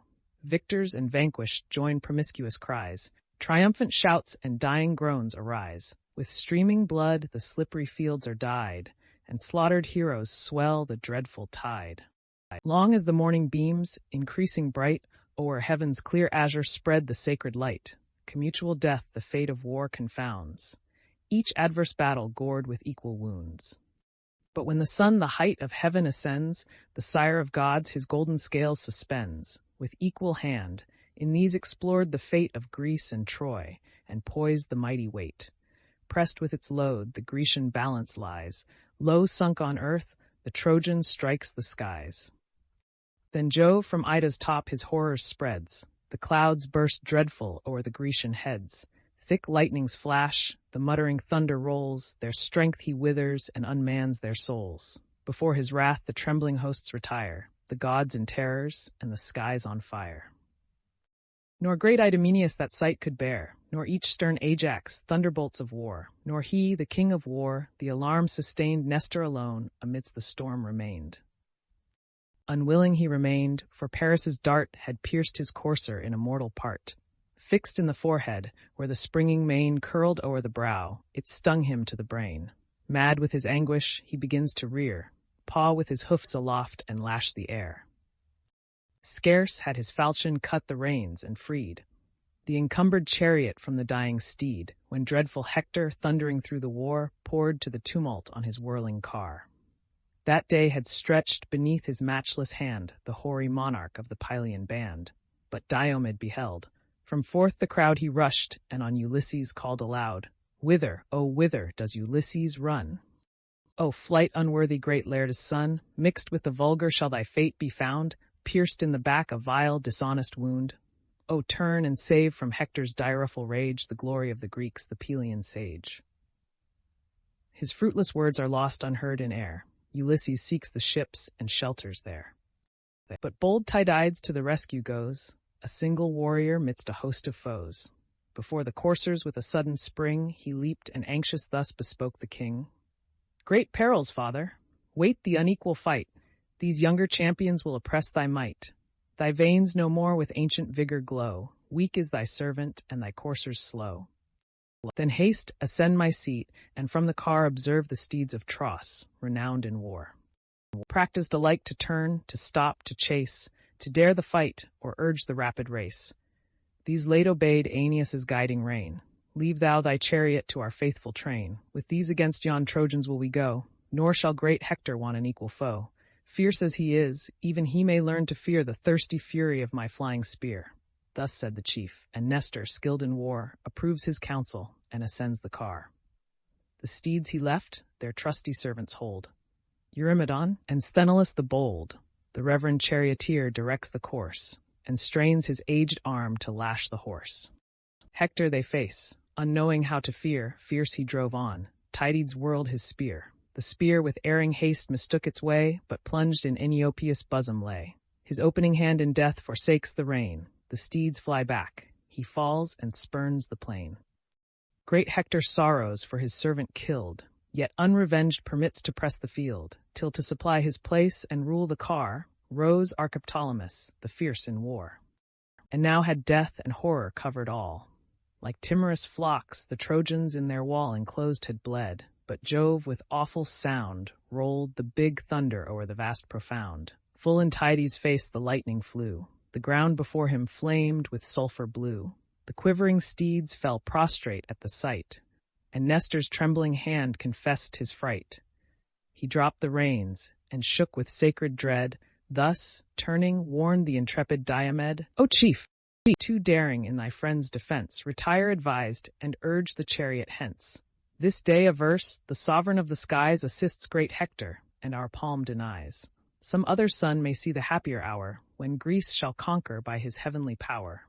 'Tis not in man his fixed decree to move. The great will glory to submit to Jove. O reverend prince." Tydides thus replies, "Thy years are awful, and thy words are wise. But ah, what grief! Should haughty Hector boast, I fled inglorious to the guarded coast. Before that dire disgrace shall blast my fame, o'erwhelm me, earth, and hide a warrior's shame." To whom Gerenian Nestor thus replied, Gods, can thy courage fear the Phrygians' pride? Hector may vaunt, but who shall heed the boast? Not those who felt thy arm, the Dardan host, nor Troy yet bleeding in her heroes lost. Not even a Phrygian dame, who dreads the sword that laid in dust her loved lamented lord. He said, and hasty, o'er the gasping throng, Dr. Ives the swift steeds, the chariot smokes along, the shouts of Trojans thicken in the wind, the storm of hissing javelins pours behind. Then with a voice that shakes the solid skies, pleased Hector braves the warrior as he flies. Go, mighty hero, graced above the rest in seats of council and the sumptuous feast. Now hope no more those honors from thy train. Go less than woman in the form of man. To scale our walls, to wrap our towers in flames, to lead in exile the fair Phrygian dames. Thy once proud hopes, presumptuous prince, are fled. This arm shall reach thy heart and stretch thee dead. Now fears dissuade him, and now hopes invite. To stop his coursers, and to stand the fight. Thrice turned the chief, and thrice imperial Jove on Ida's summits thundered from above. Great Hector heard. He saw the flashing light, the sign of conquest, and thus urged the fight. Here every Trojan, Lycian, Dardan band, all famed in war and dreadful hand to hand. Be mindful of the wreaths your arms have won, your great forefathers' glories and your own. Heard ye the voice of Jove? Success and fame await on Troy, on Greece eternal shame. In vain they skulk behind their boasted wall, weak bulwarks, destined by this arm to fall. High o'er their slighted trench our steeds shall bound, and pass victorious o'er the levelled mound. Soon as before yon hollow ships we stand, fight each with flames and toss the blazing brand, till their proud navy wrapped in smoke and fires, all Greece encompassed in one blaze expires. Furious he said, then bending o'er the yoke, encouraged his proud steeds while thus he spoke. Now Xanthus, Athon, Lampus, urge the chase, and thou, Podargus, prove thy generous race. Be fleet, be fearless this important day, and all your master's well-spent care repay. For this, high-fed, in plenteous stalls ye stand, served with pure wheat and by a princess hand. For this my spouse of great Aeation's line so oft has steeped the strengthening grain in wine. Now swift pursue, now thunder uncontrolled, give me to seize rich Nestor's shield of gold. From tedious shoulders strip the costly load, Vulcanian arms, the labor of a god. These if we gain, then victor, ye powers. This night, this glorious night, the fleet is ours. That heard, deep anguish stung Saturnia's soul. She shook her throne, that shook the starry pole, and thus to Neptune. Thou, whose force can make the steadfast earth from her foundations shake, seest thou the Greeks by fates unjust oppressed, nor swells thy heart in that immortal breast? Yet Ege Helise thy power obey, and gifts unceasing on thine altars lay. Would all the deities of Greece combine, in vain the gloomy thunderer might repine. Sole should he sit, with scarce a god to friend, and see his Trojans to the shades descend. Such be the scene from his Idaean bower, ungrateful prospect to the sullen power. Neptune with wrath rejects the rash design. What rage, what madness, furious queen, is thine? I war not with the highest. All above submit and tremble at the hand of Jove. Now godlike Hector, to whose matchless might Jove gave the glory of the destined fight, squadrons on squadrons drives, and fills the fields with close-ranged chariots and with thickened shields. Where the deep trench in length extended lay, compacted troops stand wedged in firm array. A dreadful front. They shake the brands, and threat with long-destroying flames the hostile fleet. The king of men, by Juno's self-inspired, toiled through the tents, and all his army fired. Swift as he moved, he lifted in his hand his purple robe, bright ensign of command. High on the midmost bark the king appeared. There from Ulysses' deck his voice was heard. To Ajax and Achilles reached the sound, whose distant ships the guarded navy bound. "O Argives, shame of human race!" he cried. The hollow vessels to his voice replied. "Where now are all your glorious boasts of yore, your hasty triumphs on the Lemnian shore? Each fearless hero dares 100 foes, while the feast lasts and while the goblet flows. But who to meet one martial man is found, when the fight rages and the flames surround? O mighty Jove, O sire of the distressed! Was ever king like me oppressed? With power immense, with justice armed in vain, my glory ravished and my people slain. To thee my vows were breathed from every shore. What altar smoked not with our victims' gore? With fat of bulls I fed the constant flame, and asked destruction to the Trojan name.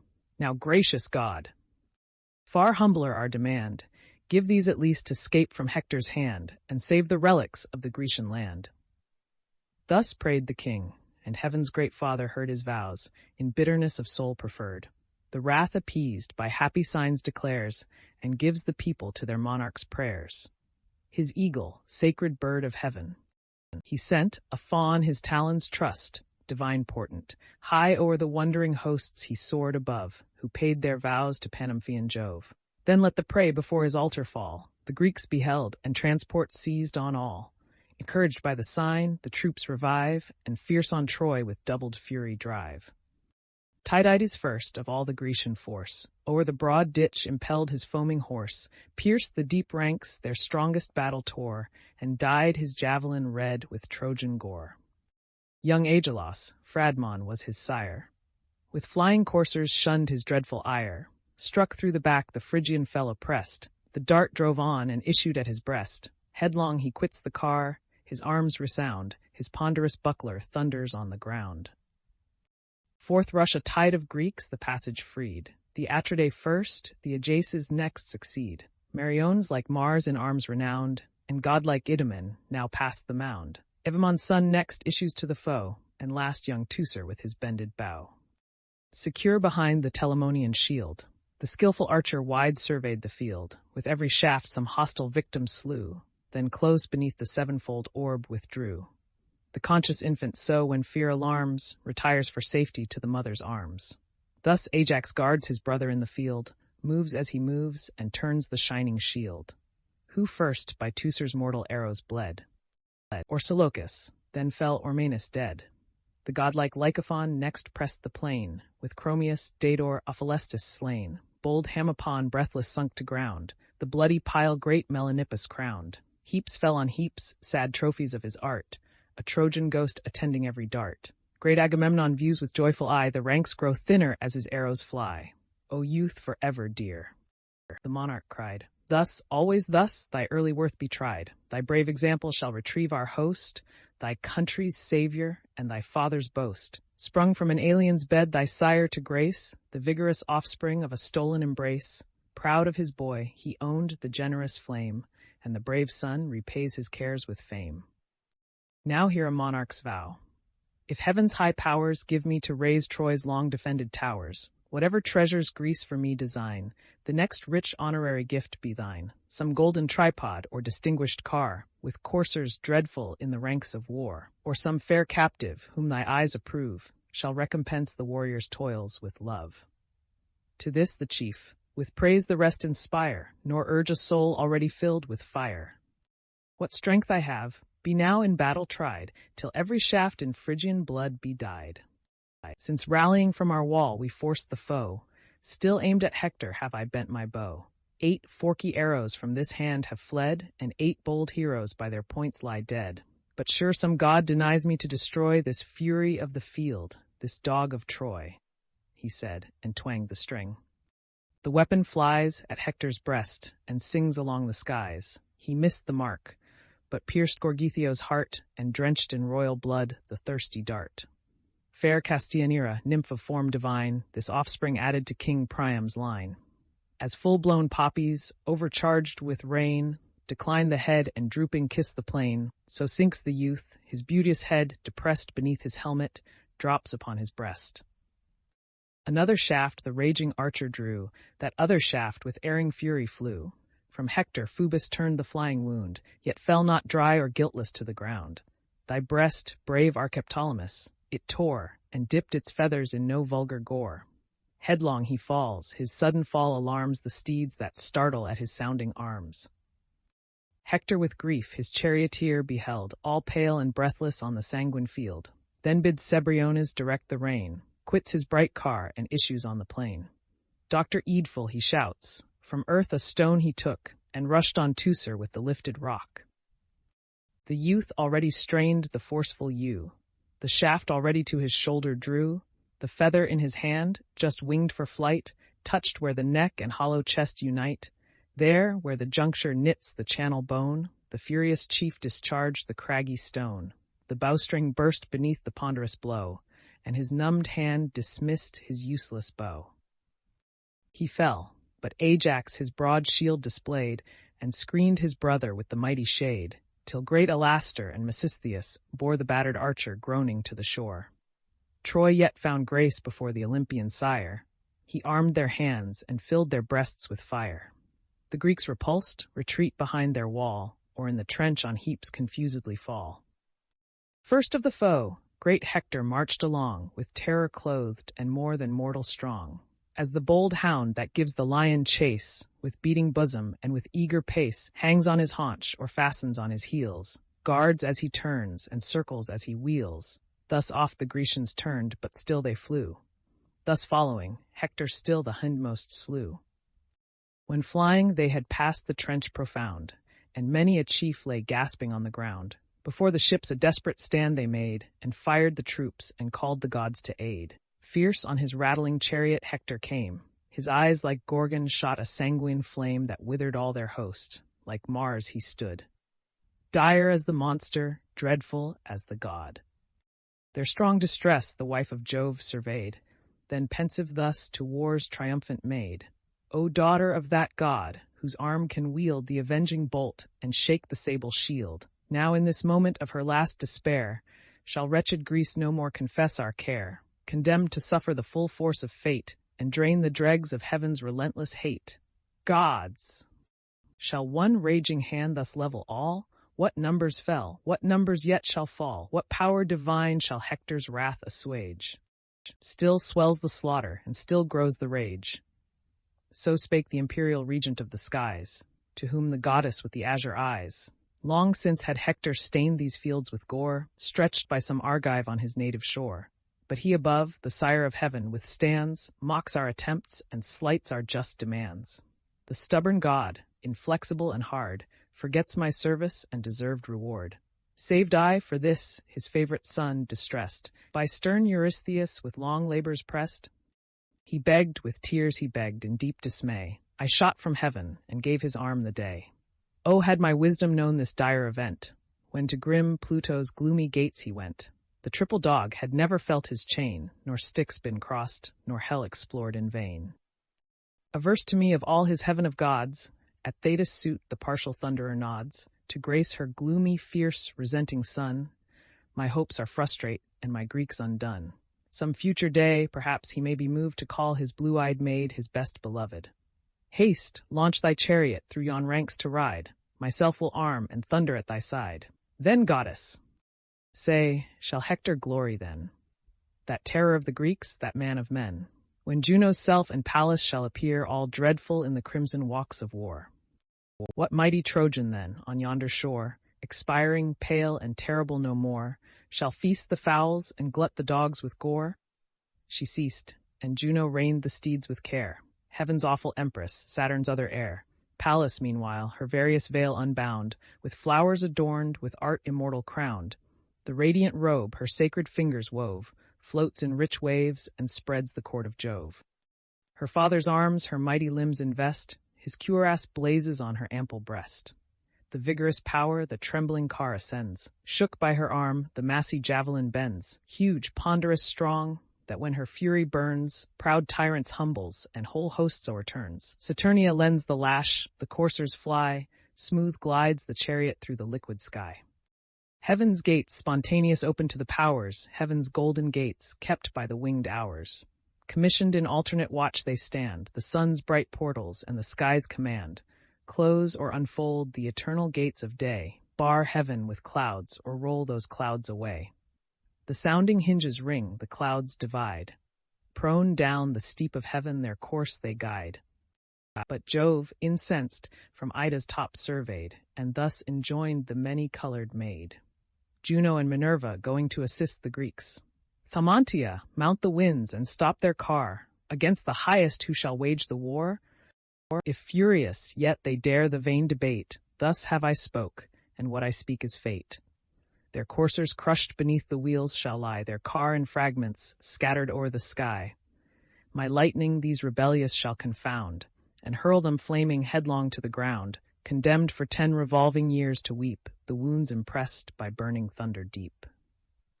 So shall Minerva learn to fear our ire, nor dare to combat hers and nature's sire.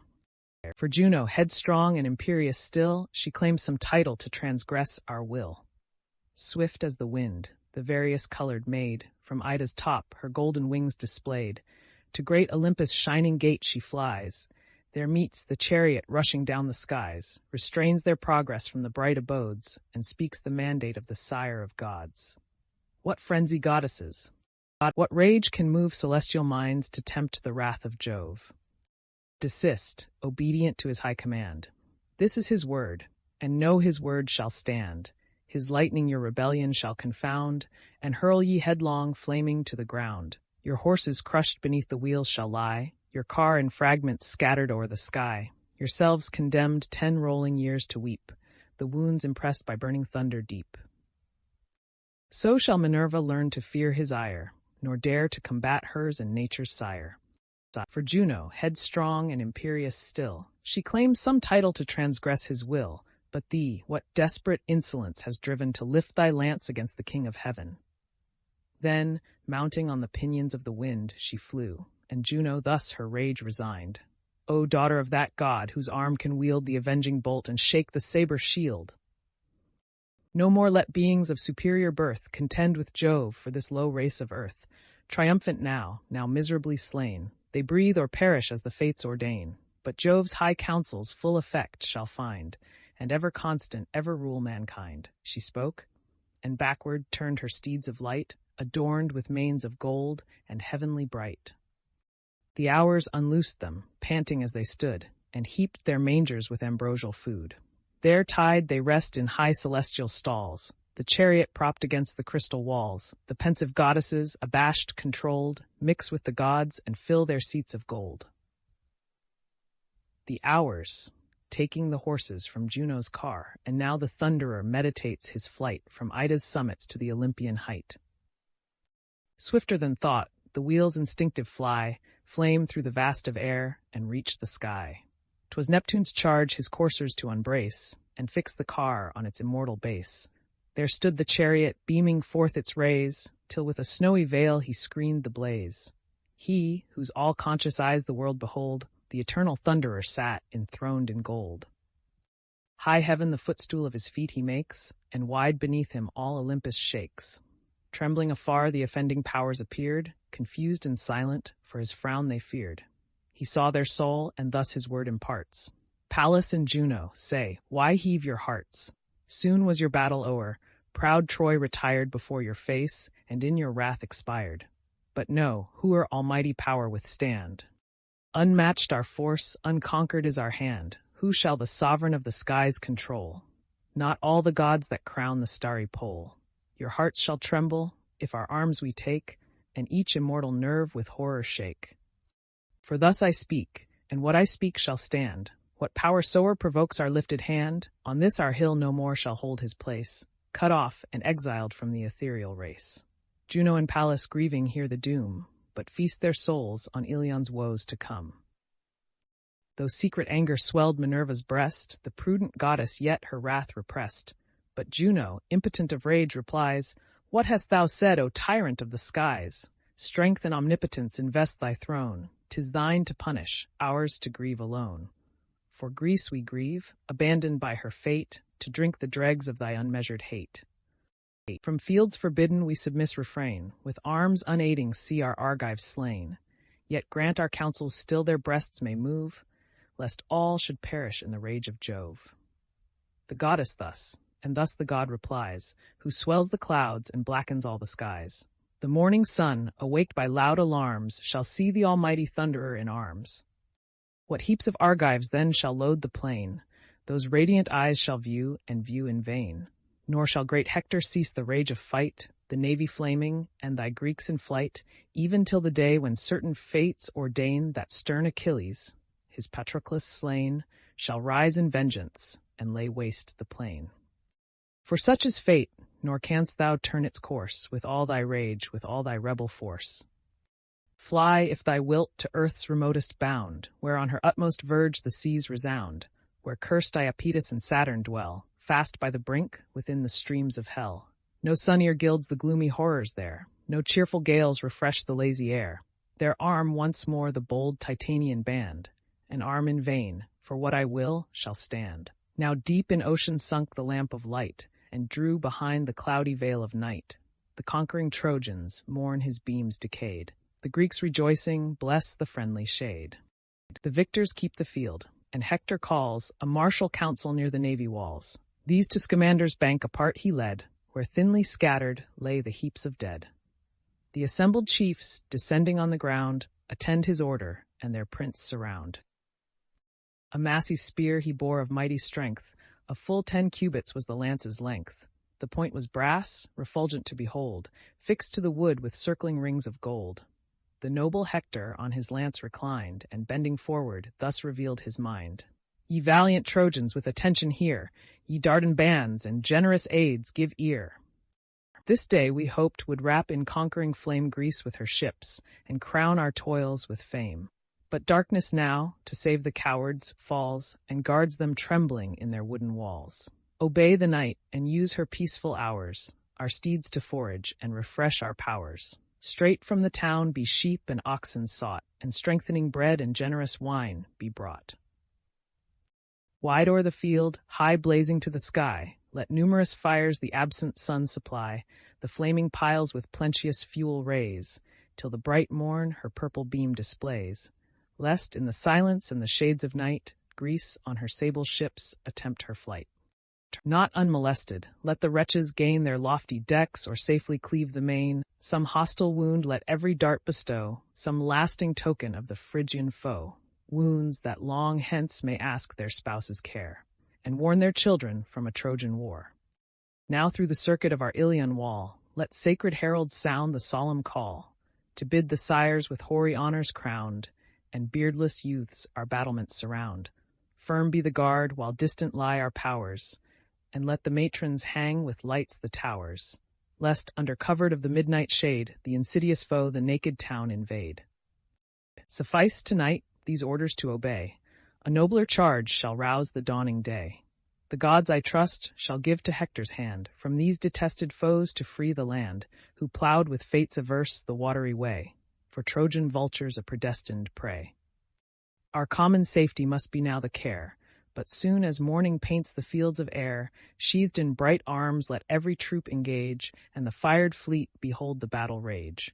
Then shall Hector and Tydides prove whose fates are heaviest in the scales of Jove. Tomorrow's light, O haste the glorious morn, shall see his bloody spoils in triumph borne. With this keen javelin shall his breast be gored, and prostrate heroes bleed around their lord. Certain as this, O might my days endure, from age inglorious and black death secure, so might my life and glory know no bound, like Pallas worshipped, like the sun renowned. As the next dawn, the last they shall enjoy, shall crush the Greeks and end the woes of Troy. The leader spoke. From all his host around, shouts of applause along the shores resound. Each from the yoke the smoking steeds untied, and fixed their headstalls to his chariot side. Fat sheep and oxen from the town are led, with generous wine and all-sustaining bread. Full hecatombs lay burning on the shore. The winds to heaven the curling vapors bore, ungrateful offering to the immortal powers, whose wrath hung heavy o'er the Trojan towers. Nor Priam nor his sons obtained their grace. Proud Troy they hated, and her guilty race. The troops exulting sat in order round, and beaming fires illumined all the ground. As when the moon, refulgent lamp of night, o'er heaven's pure azure spreads her sacred light, when not a breath disturbs the deep serene, and not a cloud o'ercasts the solemn scene. Around her throne the vivid planets roll, and stars unnumbered gild the glowing pole. O'er the dark trees a yellower verdure shed, and tip with silver every mountain's head. Then shine the vales, the rocks in prospect rise, a flood of glory bursts from all the skies. The conscious swains, rejoicing in the sight, eye the blue vault and bless the useful light. So many flames before proud Ilion blaze, and lighten glimmering Xanthus with their rays. The long reflections of the distant fires gleam on the walls and tremble on the spires. 1,000 piles the dusky horrors gild, and shoot a shady luster o'er the field. Full 50 guards each flaming pile attend, whose umbered arms by fits thick flashes send, Loud neigh the coursers o'er their heaps of corn, and ardent warriors wait the rising morn. The Shield of Achilles, Book 9, Argument. The Embassy to Achilles. Agamemnon, after the last day's defeat, proposes to the Greeks to quit the siege and return to their country. Diomed opposes this, and Nestor seconds him, praising his wisdom and resolution. He orders the guard to be strengthened, and a council summoned to deliberate what measures are to be followed in this emergency. Agamemnon pursues this advice, and Nestor further prevails upon him to send ambassadors to Achilles in order to move him to a reconciliation. Ulysses and Ajax are made choice of, who are accompanied by old Phoenix. They make, each of them, very moving and pressing speeches, but are rejected with roughness by Achilles, who notwithstanding retains Phoenix in his tent. The ambassadors return unsuccessfully to the camp, and the troops betake themselves to sleep. This book and the next following take up the space of one night, which is the 27th from the beginning of the poem. The scene lies on the seashore, the station of the Grecian ships. Thus joyful Troy maintained the watch of night, while fear, pale comrade of inglorious flight, and heaven-bred horror, on the Grecian part, sat on each face and saddened every heart. As from its cloudy dungeon issuing forth, a double tempest of the west and north swells o'er the sea from Thracia's frozen shore, heaps waves on waves and bids the Aegean roar. This way and that, the boiling deeps are tossed. Such various passions urge the troubled host. Great Agamemnon grieved above the rest. Superior sorrows swelled his royal breast. Himself his orders to the heralds bears, to bid to council all the Grecian peers, but bid in whispers. These surround their chief, in solemn sadness and majestic grief. The king amidst the mournful circle rose. Down his wan cheek a briny torrent flows. So silent fountains from a rock's tall head, in sable streams soft trickling waters shed. With more than vulgar grief he stood oppressed, words mixed with sighs thus bursting from his breast. Ye sons of Greece, partake your leader's care, fellows in arms and princes of the war. Of partial Jove too justly we complain, and heavenly oracles believed in vain. A safe return was promised to our toils, with conquest honored and enriched with spoils. Now shameful flight alone can save the host, our wealth, our people, and our glory lost. So Jove decrees, almighty Lord of all. Jove, at whose nod whole empires rise or fall, who shakes the feeble props of human trust, and towers and armies humbles to the dust. Haste then, for ever quit these fatal fields, haste to the joys our native country yields. Spread all your canvas, all your oars employ, nor hope the fall of heaven-defended Troy. He said, deep silence held the Grecian band. Silent, unmoved in dire dismay they stand, a pensive scene. Till Tydeus, warlike son, rolled on the king his eyes, and thus begun. When kings advise us to renounce our fame, first let him speak who first has suffered shame. If I oppose thee, prince, thy wrath withhold. The laws of counsel bid my tongue be bold. Thou first, and thou alone, in fields of fight, durst brand my courage and defame my might. Nor from a friend the unkind reproach appeared. The Greeks stood witness, all our army heard. The gods, O chief, from whom our honors spring, the gods have made thee but by halves a king. They gave thee scepters and a wide command. They gave dominion o'er the seas and land, the noblest power that might the world control. They gave thee not, a brave and virtuous soul. Is this a general's voice that would suggest fears like his own to every Grecian breast? Confiding in our want of worth he stands, and if we fly, 'tis what our king commands. Go thou, inglorious, from the embattled plain. Ships thou hast store, and nearest to the main. A noble care the Grecians shall employ, to combat, conquer, and extirpate Troy. Here Greece shall stay, or if all Greece retire, myself shall stay, till Troy or I expire. Myself and Sthenelus will fight for fame. God bade us fight, and 'twas with God we came. He ceased, the Greeks loud acclamations raise, and voice to voice resounds Tyded's praise. Wise Nestor then his reverend figure reared. He spoke, the host in still attention heard. O truly great, in whom the gods have joined. Such strength of body with such force of mind. In conduct as in courage you excel, still first to act what you advise so well. These wholesome counsels which thy wisdom moves, applauding Greece with common voice approves. Kings thou canst blame, a bold but prudent youth, and blame even kings with praise because with truth. And yet those years that since thy birth have run would hardly style thee Nestor's youngest son.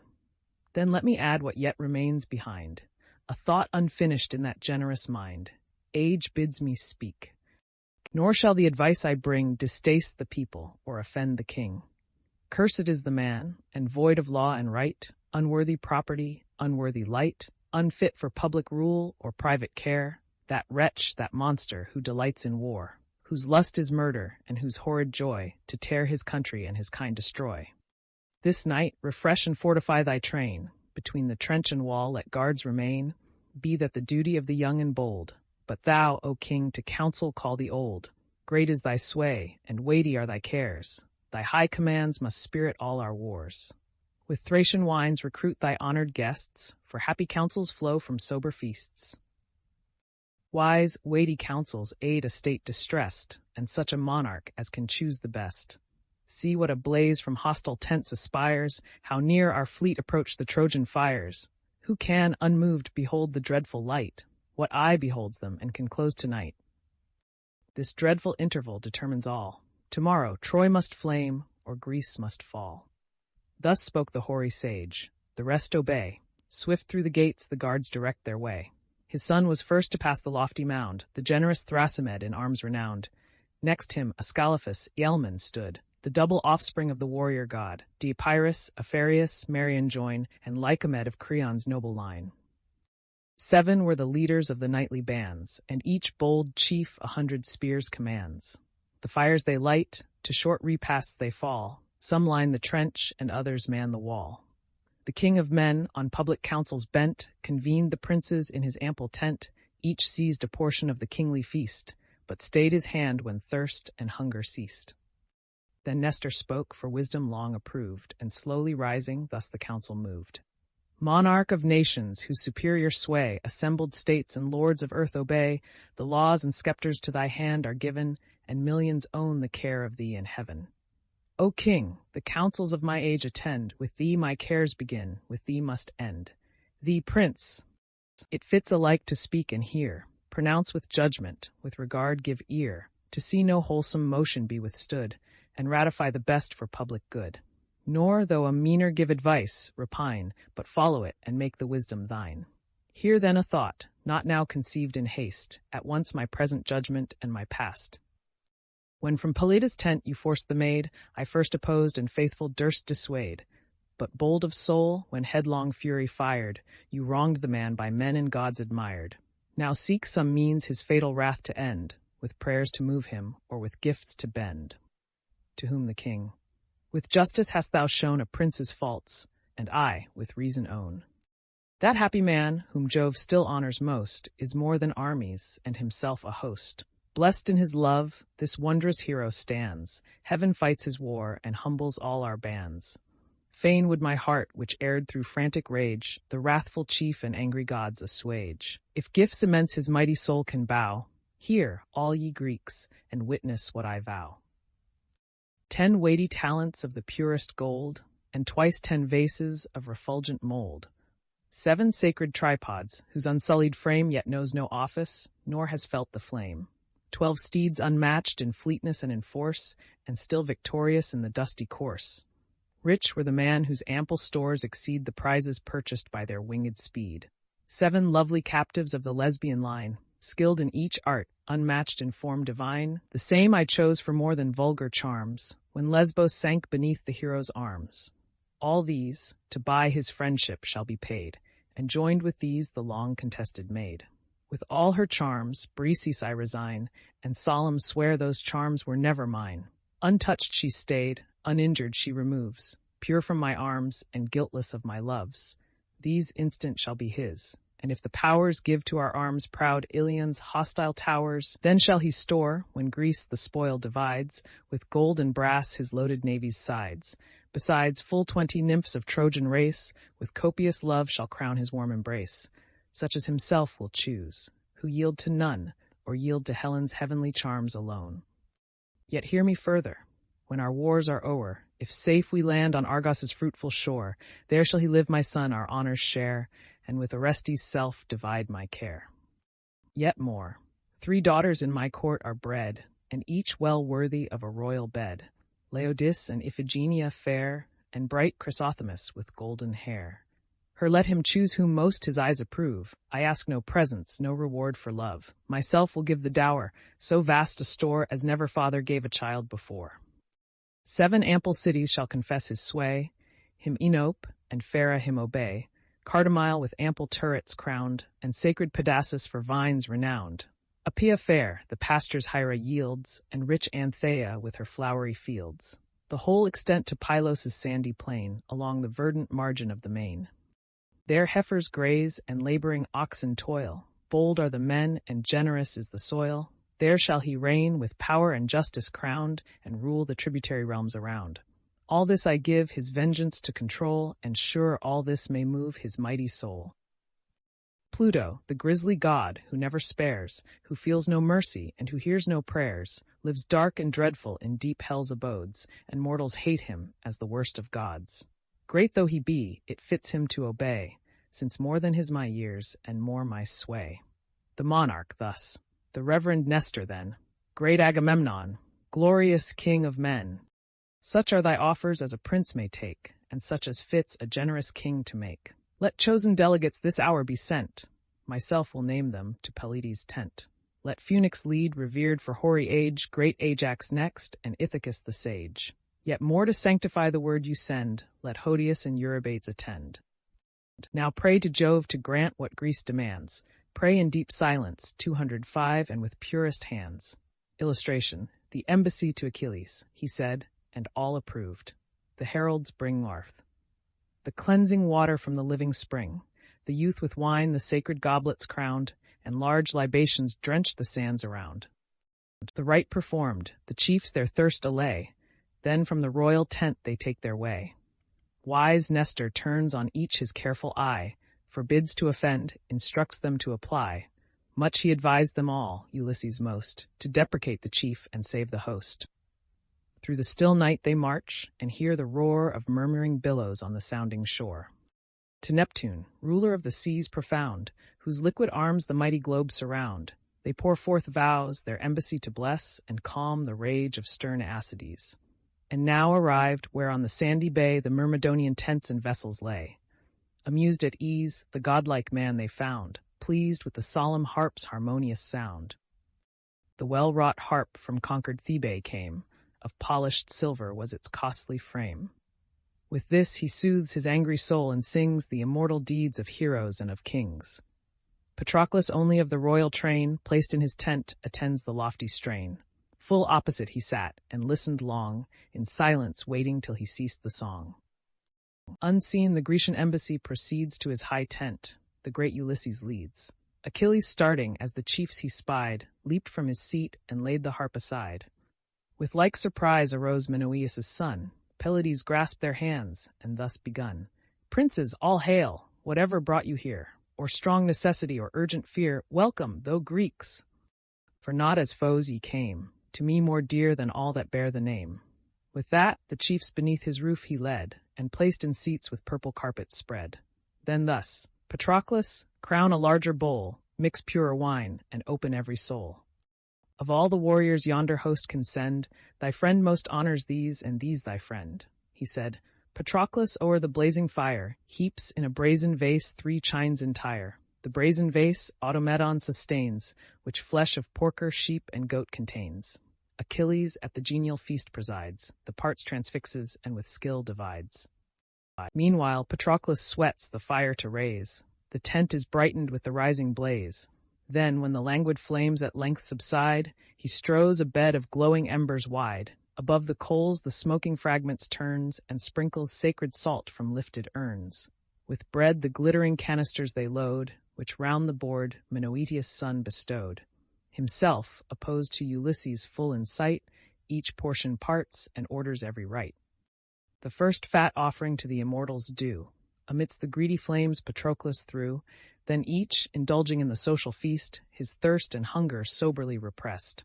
That done, to Phoenix Ajax gave the sign. Not unperceived, Ulysses crowned with wine the foaming bowl, and instant thus began his speech addressing to the godlike man. Health to Achilles, happy are thy guests? Not those more honored whom Atrides feasts, though generous plenty crown thy loaded boards that Agamemnon's regal tent affords, but greater cares sit heavy on our souls, nor eased by banquets or by flowing bowls. What scenes of slaughter in yon fields appear? The dead we mourn, and for the living fear. Greece on the brink of fate all doubtful stands, and owns no help but from thy saving hands. Troy and her aids for ready vengeance call, their threatening tents already shade our wall. Hear how with shouts their conquest they proclaim, and point at every ship their vengeful flame. For them the Father of the gods declares, theirs are his omens, and his thunder theirs. See, full of Jove, avenging Hector rise. See, heaven and earth the raging chief defies. What fury in his breast, what lightning in his eyes. He waits but for the morn to sink in flame, the ships, the Greeks, and all the Grecian name. Heavens! How my country's woes distract my mind, lest fate accomplish all his rage designed. And must we gods our heads inglorious lay in Trojan dust, and this the fatal day? Return, Achilles, O return, though late, to save thy Greeks and stop the course of fate. If in that heart or grief or courage lies, rise to redeem. Ah, yet to conquer, rise. The day may come when, all our warriors slain, that heart shall melt, that courage rise in vain. Regard in time, O prince divinely brave, those wholesome counsels which thy father gave. When Peleus in his aged arms embraced his parting son, these accents were his last. My child, with strength, with glory and success, thy arms may Juno and Minerva bless. Trust that to heaven. But thou, thy cares engage to calm thy passions and subdue thy rage. From gentler manners let thy glory grow, and shun contention, the sure source of woe. That young and old may in thy praise combine, the virtues of humanity be thine. This now despised advice thy father gave? Ah, check thy anger, and be truly brave. If thou wilt yield to great Atrides' prayers, gifts worthy thee his royal hand prepares. If not, but hear me, while I number o'er the proffered presents, an exhaustless store. 10 weighty talents of the purest gold, and twice 10 vases of refulgent mold. 7 sacred tripods, whose unsullied frame yet knows no office, nor has felt the flame. 12 steeds unmatched in fleetness and in force, and still victorious in the dusty course. Rich were the man, whose ample stores exceed the prizes purchased by their winged speed.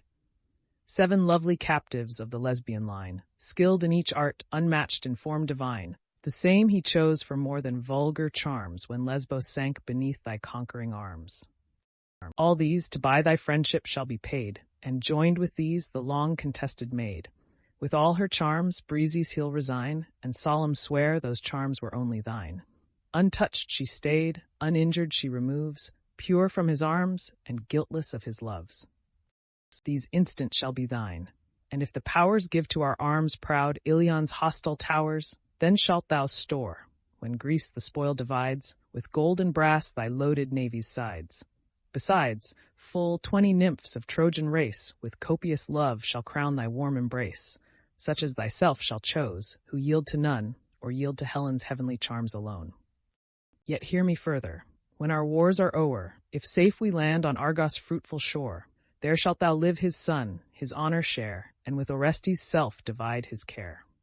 Yet more, 3 daughters in his court are bred, and each well worthy of a royal bed. Laodice and Iphigenia fair, and bright Chrysothemis with golden hair. Her shalt thou wed whom most thy eyes approve. He asks no presents, no reward for love. Himself will give the dower, so vast a store as never father gave a child before.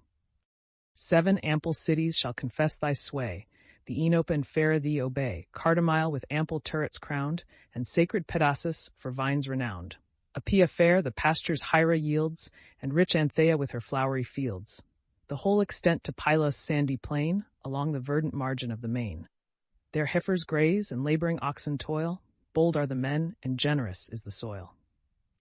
There shalt thou reign, with power and justice crowned, and rule the tributary realms around. Such are the proffers which this day we bring, such the repentance of a suppliant king. But if all this, relentless, thou disdain, if honor and if interest plead in vain, yet some redress to suppliant Greece afford, and be, amongst her guardian gods, adored. If no regard thy suffering country claim, hear thy own glory, and the voice of fame. For now that chief, whose unresisted ire made nations tremble, and whole hosts retire, Proud Hector, now the unequal fight demands, and only triumphs to deserve thy hands. Then thus the goddess born, Ulysses, hear a faithful speech, that knows nor art nor fear. What in my secret soul is understood, my tongue shall utter, and my deeds make good.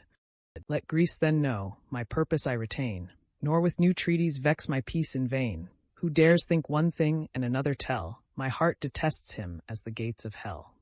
Then thus in short my fixed resolves attend, which nor Atrides nor his Greeks can bend. Long toils, long perils in their cause I bore, but now the unfruitful glories charm no more. Fight or not fight, alike reward we claim, the wretch and hero find their prize the same. Alike regretted in the dust he lies, who yields ignobly or who bravely dies. Of all my dangers, all my glorious pains, a life of labors, lo, what fruit remains? As the bold bird her helpless young attends, from danger guards them, and from want defends. In search of prey she wings the spacious air, and with the untasted food supplies her care. For thankless Greece such hardships have I braved, her wives, her infants, by my labors saved. Long sleepless nights in heavy arms I stood, and sweat laborious days in dust and blood. I sacked 12 ample cities on the main, and 12 lay smoking on the Trojan plain. Then at Atrides' haughty feet were laid the wealth I gathered and the spoils I made. Your mighty monarch these in peace possessed, some few my soldiers had, himself the rest. Some present too to every prince was paid, and every prince enjoys the gift he made. I only must refund of all his train, see what preeminence our merits gain. My spoil alone his greedy soul delights, my spouse alone must bless his lustful nights. The woman, let him, as he may, enjoy. But what's the quarrel, then, of Greece to Troy? What to these shores the assembled nations draws? What calls for vengeance but a woman's cause? Our fair endowments and a beauteous face, beloved by none but those of Atreus' race. The wife whom choice and passion doth approve, sure every wise and worthy man will love. Nor did my fair one less distinction claim. Slave as she was, my soul adored the dame. Wronged in my love, all proffers I disdain. Deceived for once, I trust not kings again. Ye have my answer. What remains to do, your king Ulysses may consult with you. What needs he the defense this arm can make? Has he not walls no human force can shake? Has he not fenced his guarded navy round with piles, with ramparts, and a trench profound? And will not these, the wonders he has done, repel the rage of Priam's single son? There was a time, 'twas when for Greece I fought, when Hector's prowess no such wonders wrought. He kept the verge of Troy, nor dared to wait Achilles' fury at the Scaean gate. He tried it once, and scarce was saved by fate. But now those ancient enmities are o'er. Tomorrow we the favoring gods implore. Then shall you see our parting vessels crowned, and hear with oars the Hellespont resound. The third day hence shall Pythia greet our sails. If mighty Neptune send propitious gales, Pythia to her Achilles shall restore the wealth he left for this detested shore. Thither the spoils of this long war shall pass, the ruddy gold, the steel, and shining brass. My beauteous captives thither I'll convey, and all that rests of my unravished prey. One only valued gift your tyrant gave, and that resumed, the fair Lyrnessian slave. Then tell him, loud, that all the Greeks may hear, and learn to scorn the wretch they basely fear. For armed in impudence, mankind he braves, and meditates new cheats on all his slaves. Though shameless as he is, to face these eyes is what he dares not. If he dares, he dies. Tell him, all terms, all commerce I decline, nor share his counsel, nor his battle join. For once deceived was his, but twice were mine. No, let the stupid prince, whom Jove deprives of sense and justice, run where frenzy drives. His gifts are hateful, kings of such a kind stand but as slaves before a noble mind, not though he proffered all himself possessed, and all his rapine could from others wrest. Not all the golden tides of wealth that crown the many-peopled Orchomenian town. Not all proud Thebes' unrivaled walls contain the world's great empress on the Egyptian plain, that spreads her conquests o'er 1,000 states, and pours her heroes through 100 gates, 200 horsemen and 200 cars, from each wide portal issuing to the wars. Though bribes were heaped on bribes, in number more than dust in fields or sands along the shore, should all these offers for my friendship call, 'tis he that offers, and I scorn them all.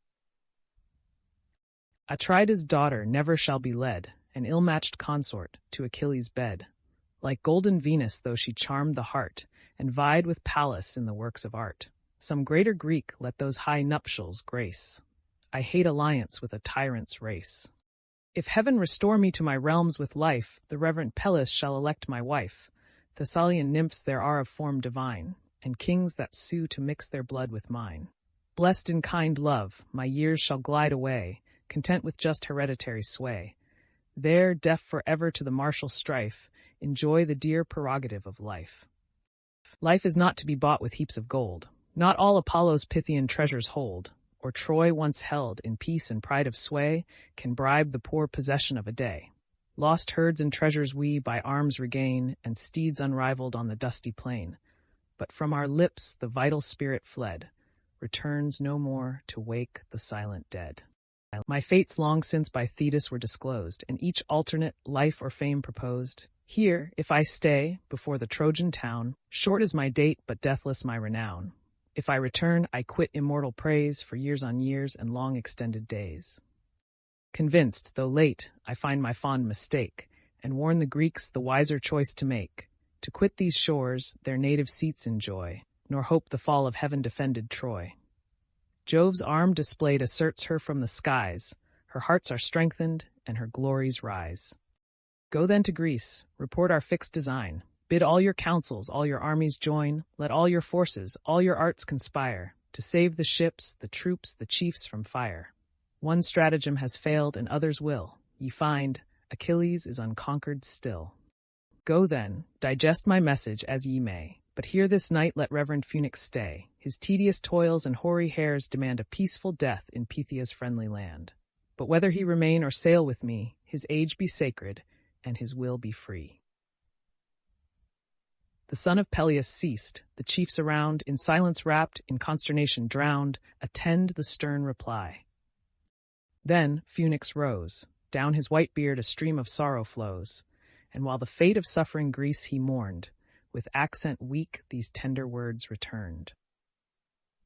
Divine Achilles, wilt thou then retire, and leave our hosts in blood, our fleets on fire?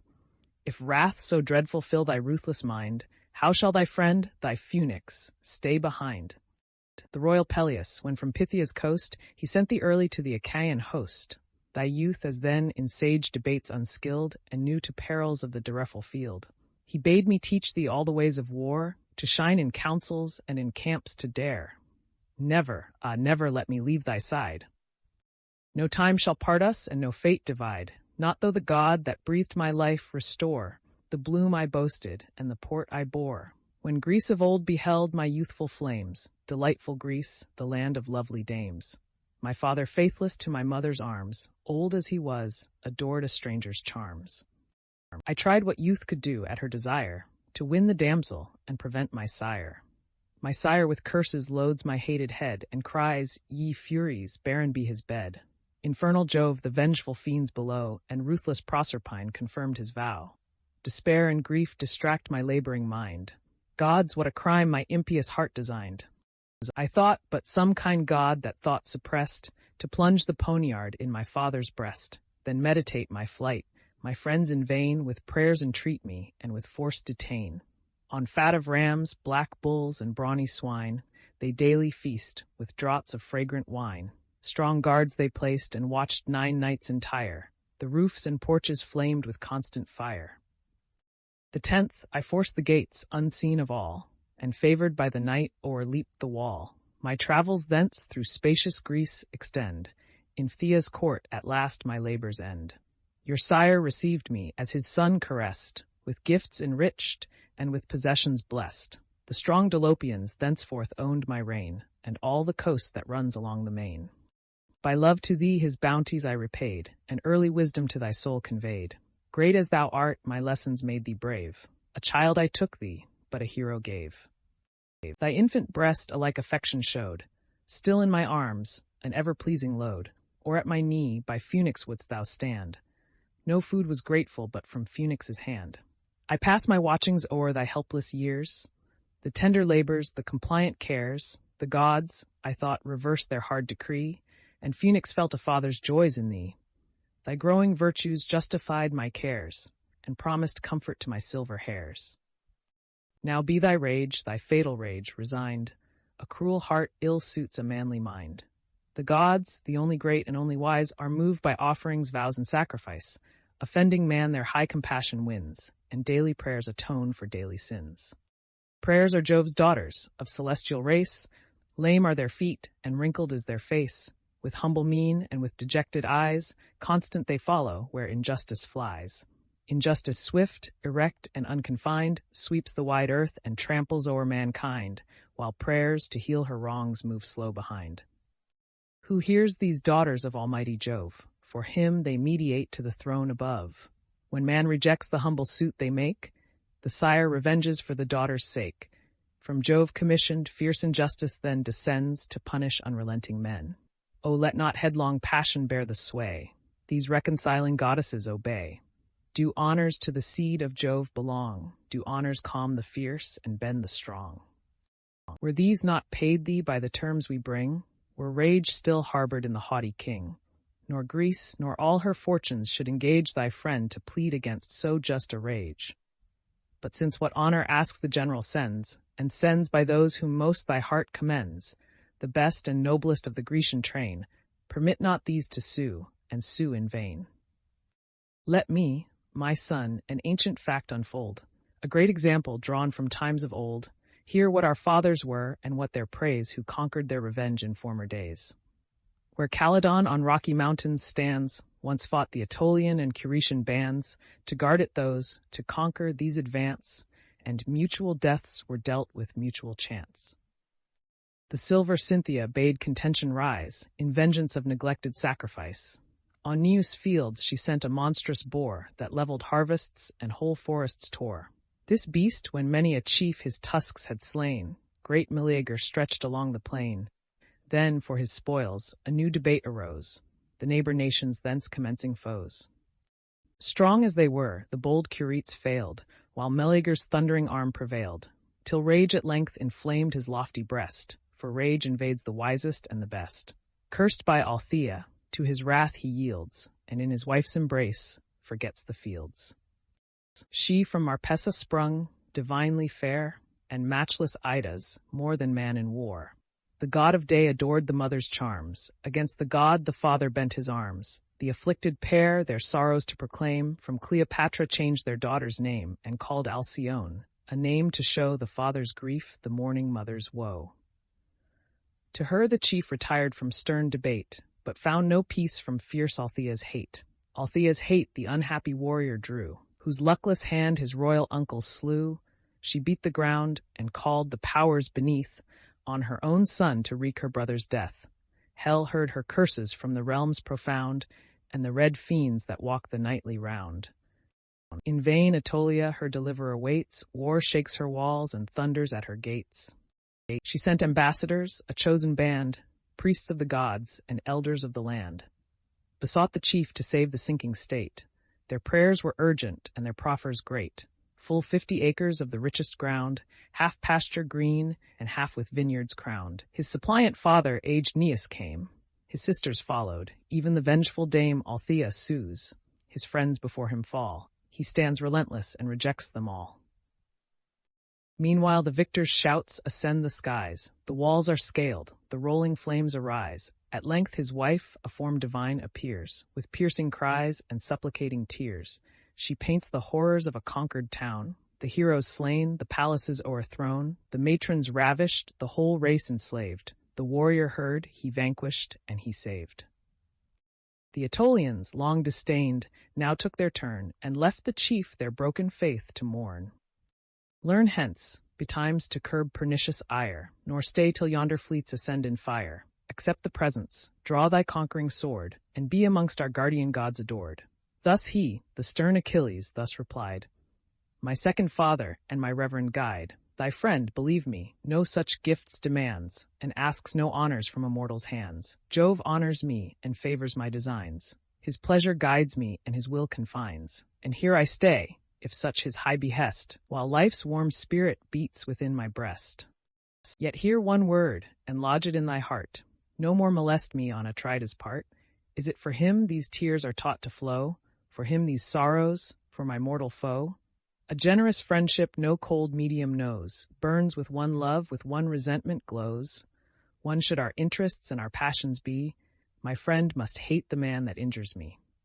Do this, my Phoenix, 'tis a generous part, and share my realms, my honors, and my heart. Let these return, our voyage or our stay, rest undetermined till the dawning day. He ceased, then ordered for the sage's bed, a warmer couch with numerous carpets spread. With that, stern Ajax his long silence broke, and thus impatient to Ulysses spoke. Hence let us go, why waste we time in vain? See what effect our low submissions gain. Liked or not liked, his words we must relate. The Greeks expect them, and our heroes wait. Proud as he is, that iron heart retains its stubborn purpose and his friends disdains. Stern and unpitying. If a brother bleed, on just atonement we remit the deed. A sire the slaughter of his son forgives. The price of blood discharged, the murderer lives. The haughtiest hearts at length their rage resign, and gifts can conquer every soul but thine. The gods that unrelenting breast have steeled, and cursed thee with a mind that cannot yield. One woman's slave was ravished from thy arms. Lo, 7 are offered, and of equal charms. Then hear, Achilles, be of better mind. Revere thy roof, and to thy guests be kind, and know the men of all the Grecian host, who honor worth and prize thy valor most. O soul of battles, and thy people's guide? To Ajax thus the first of Greeks replied, Well hast thou spoke, but at the tyrant's name my rage rekindles, and my soul's on flame. 'Tis just resentment and becomes the brave, disgraced, dishonored like the vilest slave. Return then, heroes, and our answer bear. The glorious combat is no more my care. Not till, amidst yon sinking navy slain, the blood of Greeks shall dye the sable main. Not till the flames by Hector's fury thrown consume your vessels and approach my own. Just there the impetuous homicide shall stand. There cease his battle, and there feel our hand. This said, each prince a double goblet crowned, and cast a large libation on the ground. Then to their vessels, through the gloomy shades, the chiefs return, divine Ulysses leads. Meantime Achilles' slaves prepared a bed, with fleeces, carpets, and soft linen spread. There, till the sacred morn restored the day, in slumber sweet the reverend Phoenix lay. But in his inner tent, an ampler space, Achilles slept, and in his warm embrace fair Diomede of the Lesbian race. Last, for Patroclus was the couch prepared, whose nightly joys the beauteous Ephis shared. Achilles to his friend consigned her charms, when Scyros fell before his conquering arms. And now the elected chiefs, whom Greece had sent, passed through the hosts and reached the royal tent. Then rising all, with goblets in their hands, the peers and leaders of the Achaean bands hailed their return. Atrides first begun. Say what success, divine Laertes' son, Achilles' high resolves declare to all. Returns the chief, or must our navy fall? Great king of nations, Ithacus replied, fixed is his wrath, unconquered is his pride. He slights thy friendship, thy proposal scorns, and thus implored, with fiercer fury, burns. To save our army and our fleets to free is not his care, but left to Greece and thee. Your eyes shall view, when morning paints the sky, beneath his oars the whitening billows fly. Us too he bids our oars and sails employ, nor hope the fall of heaven-protected Troy. For Jove o'ershades her with his arm divine, inspires her war, and bids her glory shine.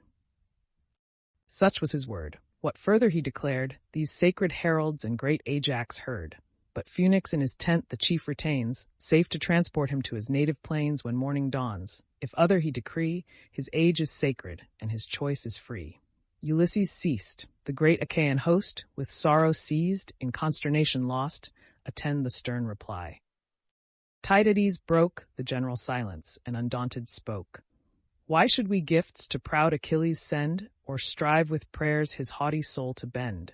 His country's woes he glories to deride, and prayers will burst that swelling heart with pride.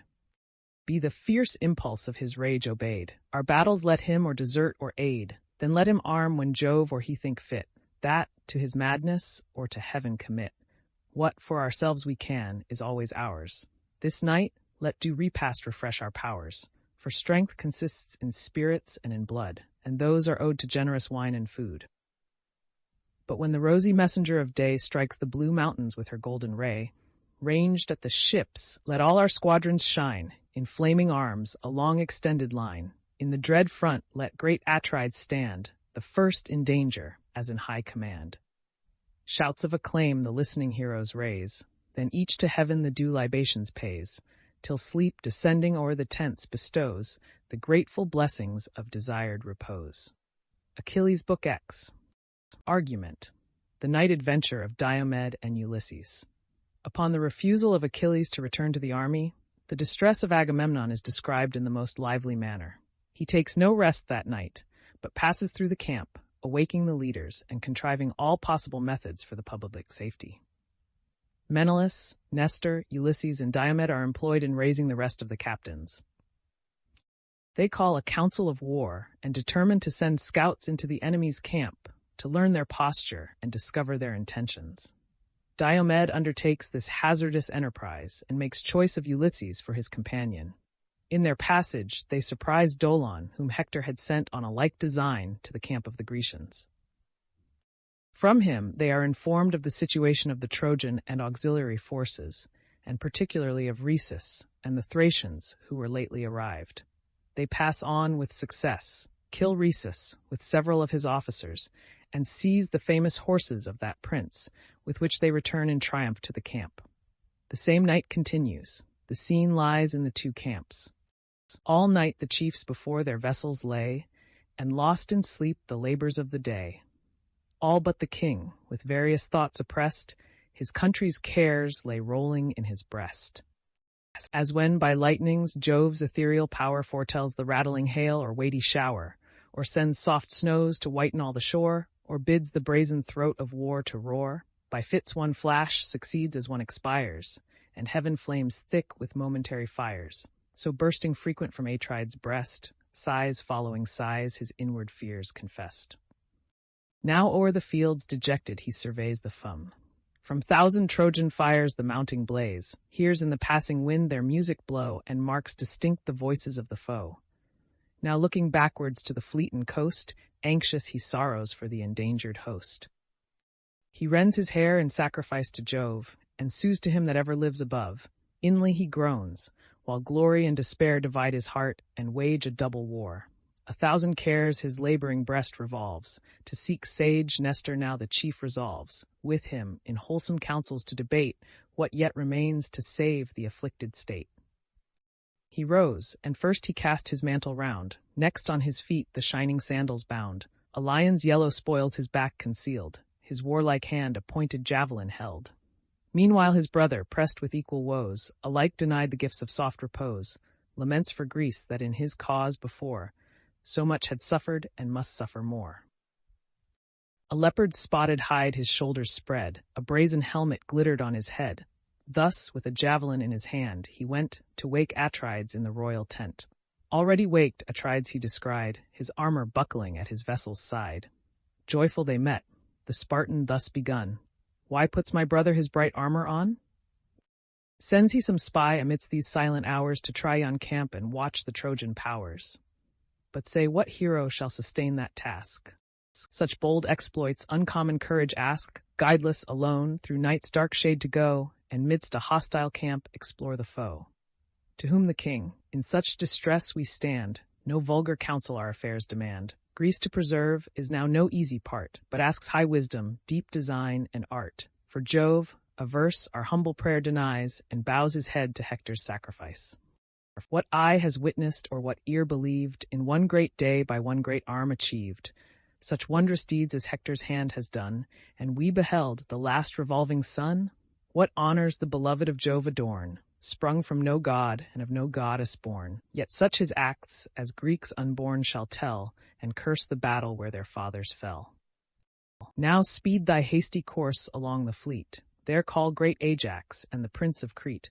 Ourself to hoary Nestor will repair, to keep the guards on duty be his care, for Nestor's influence best that quarter guides, whose son with Marion o'er the watch presides. To whom the Spartan, these thy orders borne, say shall I stay, or with dispatch return? There shall thou stay, the king of men replied, else may we miss to meet without a guide, the paths so many, and the camp so wide. Still, with your voice the slothful soldiers raise, urge by their father's fame their future praise. Forget we now our state and lofty birth, not titles here but works, must prove our worth. To labor is the lot of man below, and when Jove gave us life, he gave us woe. This said, each parted to his several cares. The king to Nestor's sable ship repairs. The sage protector of the Greeks he found, stretched in his bed with all his arms around. The various-colored scarf, the shield he rears, the shining helmet and the pointed spears. The dreadful weapons of the warrior's rage, that old in arms disdained the peace of age. Then, leaning on his hand his watchful head, the hoary monarch raised his eyes and said, "What art thou speak, that on designs unknown, while others sleep, thus range the camp alone? Seek'st thou some friend or nightly sentinel? Stand off, approach not, but thy purpose tell." "O son of Neleus," thus the king rejoined, "pride of the Greeks and glory of thy kind. Lo, here the wretched Agamemnon stands, the unhappy general of the Grecian bands, whom Jove decrees with daily cares to bend, and woes that only with his life shall end. Scarce can my knees these trembling limbs sustain, and scarce my heart support its load of pain. No taste of sleep these heavy eyes have known, confused and sad, I wander thus alone, with fears distracted, with no fixed design, and all my people's miseries are mine. If aught of use thy waking thoughts suggest, since cares like mine deprive thy soul of rest, impart thy counsel and assist thy friend.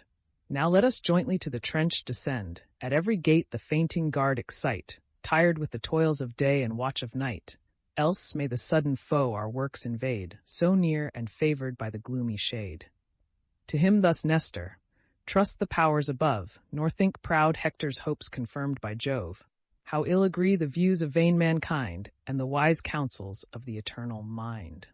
Audacious Hector, if the gods ordain that great Achilles rise and rage again, what toils attend thee, and what woes remain? Lo, faithful Nestor thy command obeys, the care is next our other chiefs to raise. Ulysses, Diomed we chiefly need, Meges for strength, Oileus famed for speed. Some other be dispatched of nimbler feet, to those tall ships remotest of the fleet, where lie great Ajax and the king of Crete. To rouse the Spartan I myself decree, dear as he is to us and dear to thee, yet must I tax his sloth that claims no share with his great brother in his martial care. Him it behove to every chief to sue, preventing every part performed by you. For strong necessity our toils demands, claims all our hearts and urges all our hands." To whom the king, "With reverence we allow thy just rebukes, yet learn to spare them now. My generous brother is of gentle kind. He seems remiss, but bears a valiant mind. Through too much deference to our sovereign's sway, content to follow when we lead the way. But now, our ills industrious to prevent, long ere the rest he rose, and sought my tent. The chiefs you named, already at his call, prepare to meet us near the navy wall.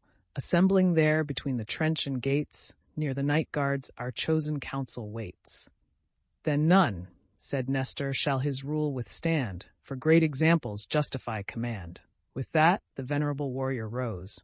The shining greaves his manly legs enclose, his purple mantle golden buckles joined, warm with the softest wool and doubly lined. Then rushing from his tent, he snatched in haste his steely lance that lightened as he passed. The camp he traversed through the sleeping crowd, stopped at Ulysses' tent, and called aloud. Ulysses, sudden as the voice was sent, awakes, starts up, and issues from his tent. What new distress, what sudden cause of fright, thus leads you wandering in the silent night? O prudent chief, the Pylian sage replied, wise as thou art, be now thy wisdom tried. Whatever means of safety can be sought, whatever counsels can inspire our thought, whatever methods or to fly or fight, all depend on this important night. He heard, returned, and took his painted shield, then joined the chiefs and followed through the field. Without his tent, bold Diomed they found, all sheathed in arms, his brave companions round, each sunk in sleep, extended on the field, his head reclining on his bossy shield.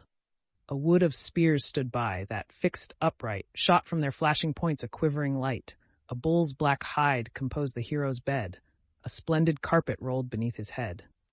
Then with his foot, old Nestor gently shakes the slumbering chief, and in these words awakes. Rise, son of Tydeus. To the brave and strong, rest seems inglorious, and the night too long. But sleepst thou now when from yon hill the foe hangs o'er the fleet, and shades our walls below? At this, soft slumber from his eyelids fled. The warrior saw the hoary chief and said, "Wondrous old man, whose soul no respite knows, though years and honors bid thee seek repose, let younger Greeks our sleeping warriors wake. Ill fits thy age these toils to undertake." "My friend," he answered, "generous is thy care. These toils my subjects and my sons might bear. Their loyal thoughts and pious love conspire to ease a sovereign and relieve a sire. But now the last despair surrounds our host.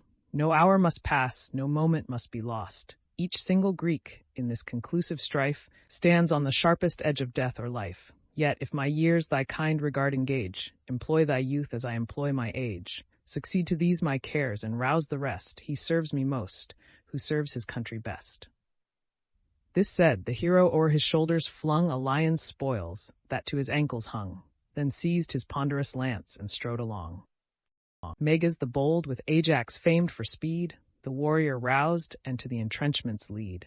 And now the chiefs approach the nightly guard, a wakeful squadron, each in arms prepared. The unwearied watch their listening leaders keep, and, couching close, repel invading sleep. So faithful dogs their fleecy charge maintain, with toil protected from the prowling train. When the gaunt lioness, with hunger bold, springs from the mountains toward the guarded fold. Through breaking woods her rustling course they hear. Loud and more loud, the clamors strike their ear of hounds and men. They start, they gaze around, watch every side, and turn to every sound.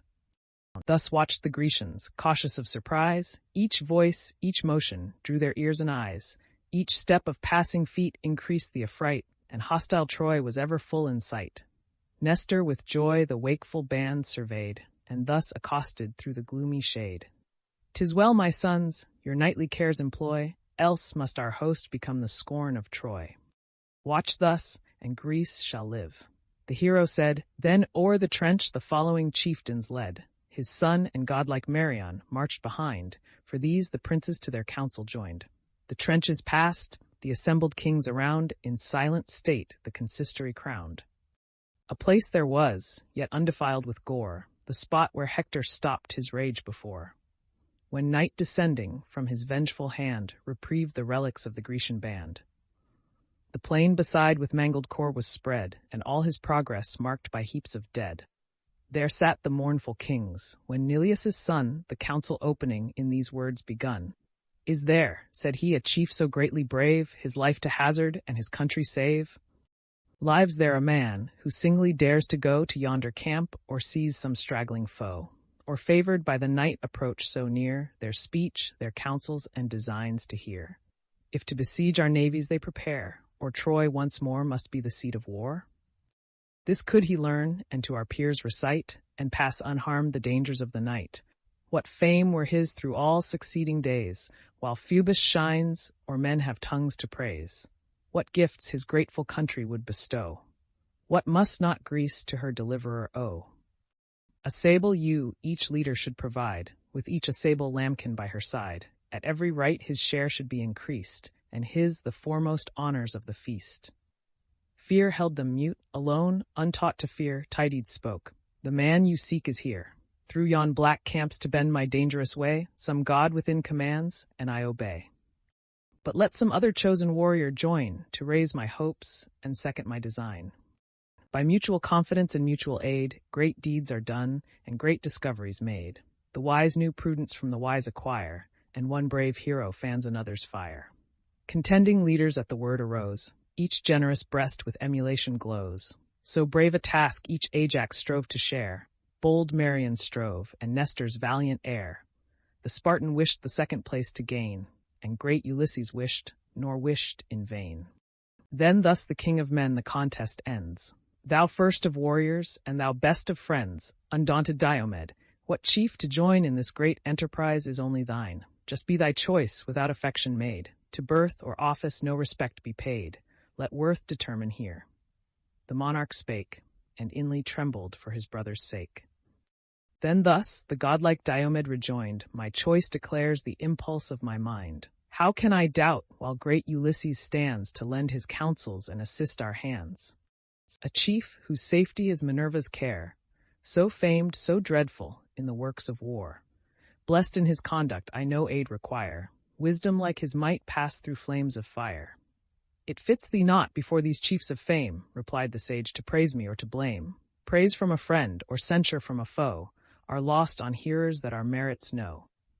But let us haste. Night rolls the hours away. The reddening orient shows the coming day. The stars shine fainter on the ethereal plains, and of night's empire but a third remains." Thus having spoke, with generous ardor pressed, in arms terrific their huge limbs they dressed. A two-edged falchion Thrasymed the brave, an ample buckler to Tydides gave.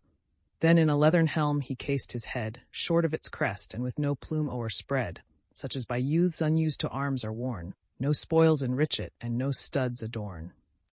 Next him Ulysses took a shining sword, a bow and quiver with bright arrows stored, a well-proved casque with leather braces bound.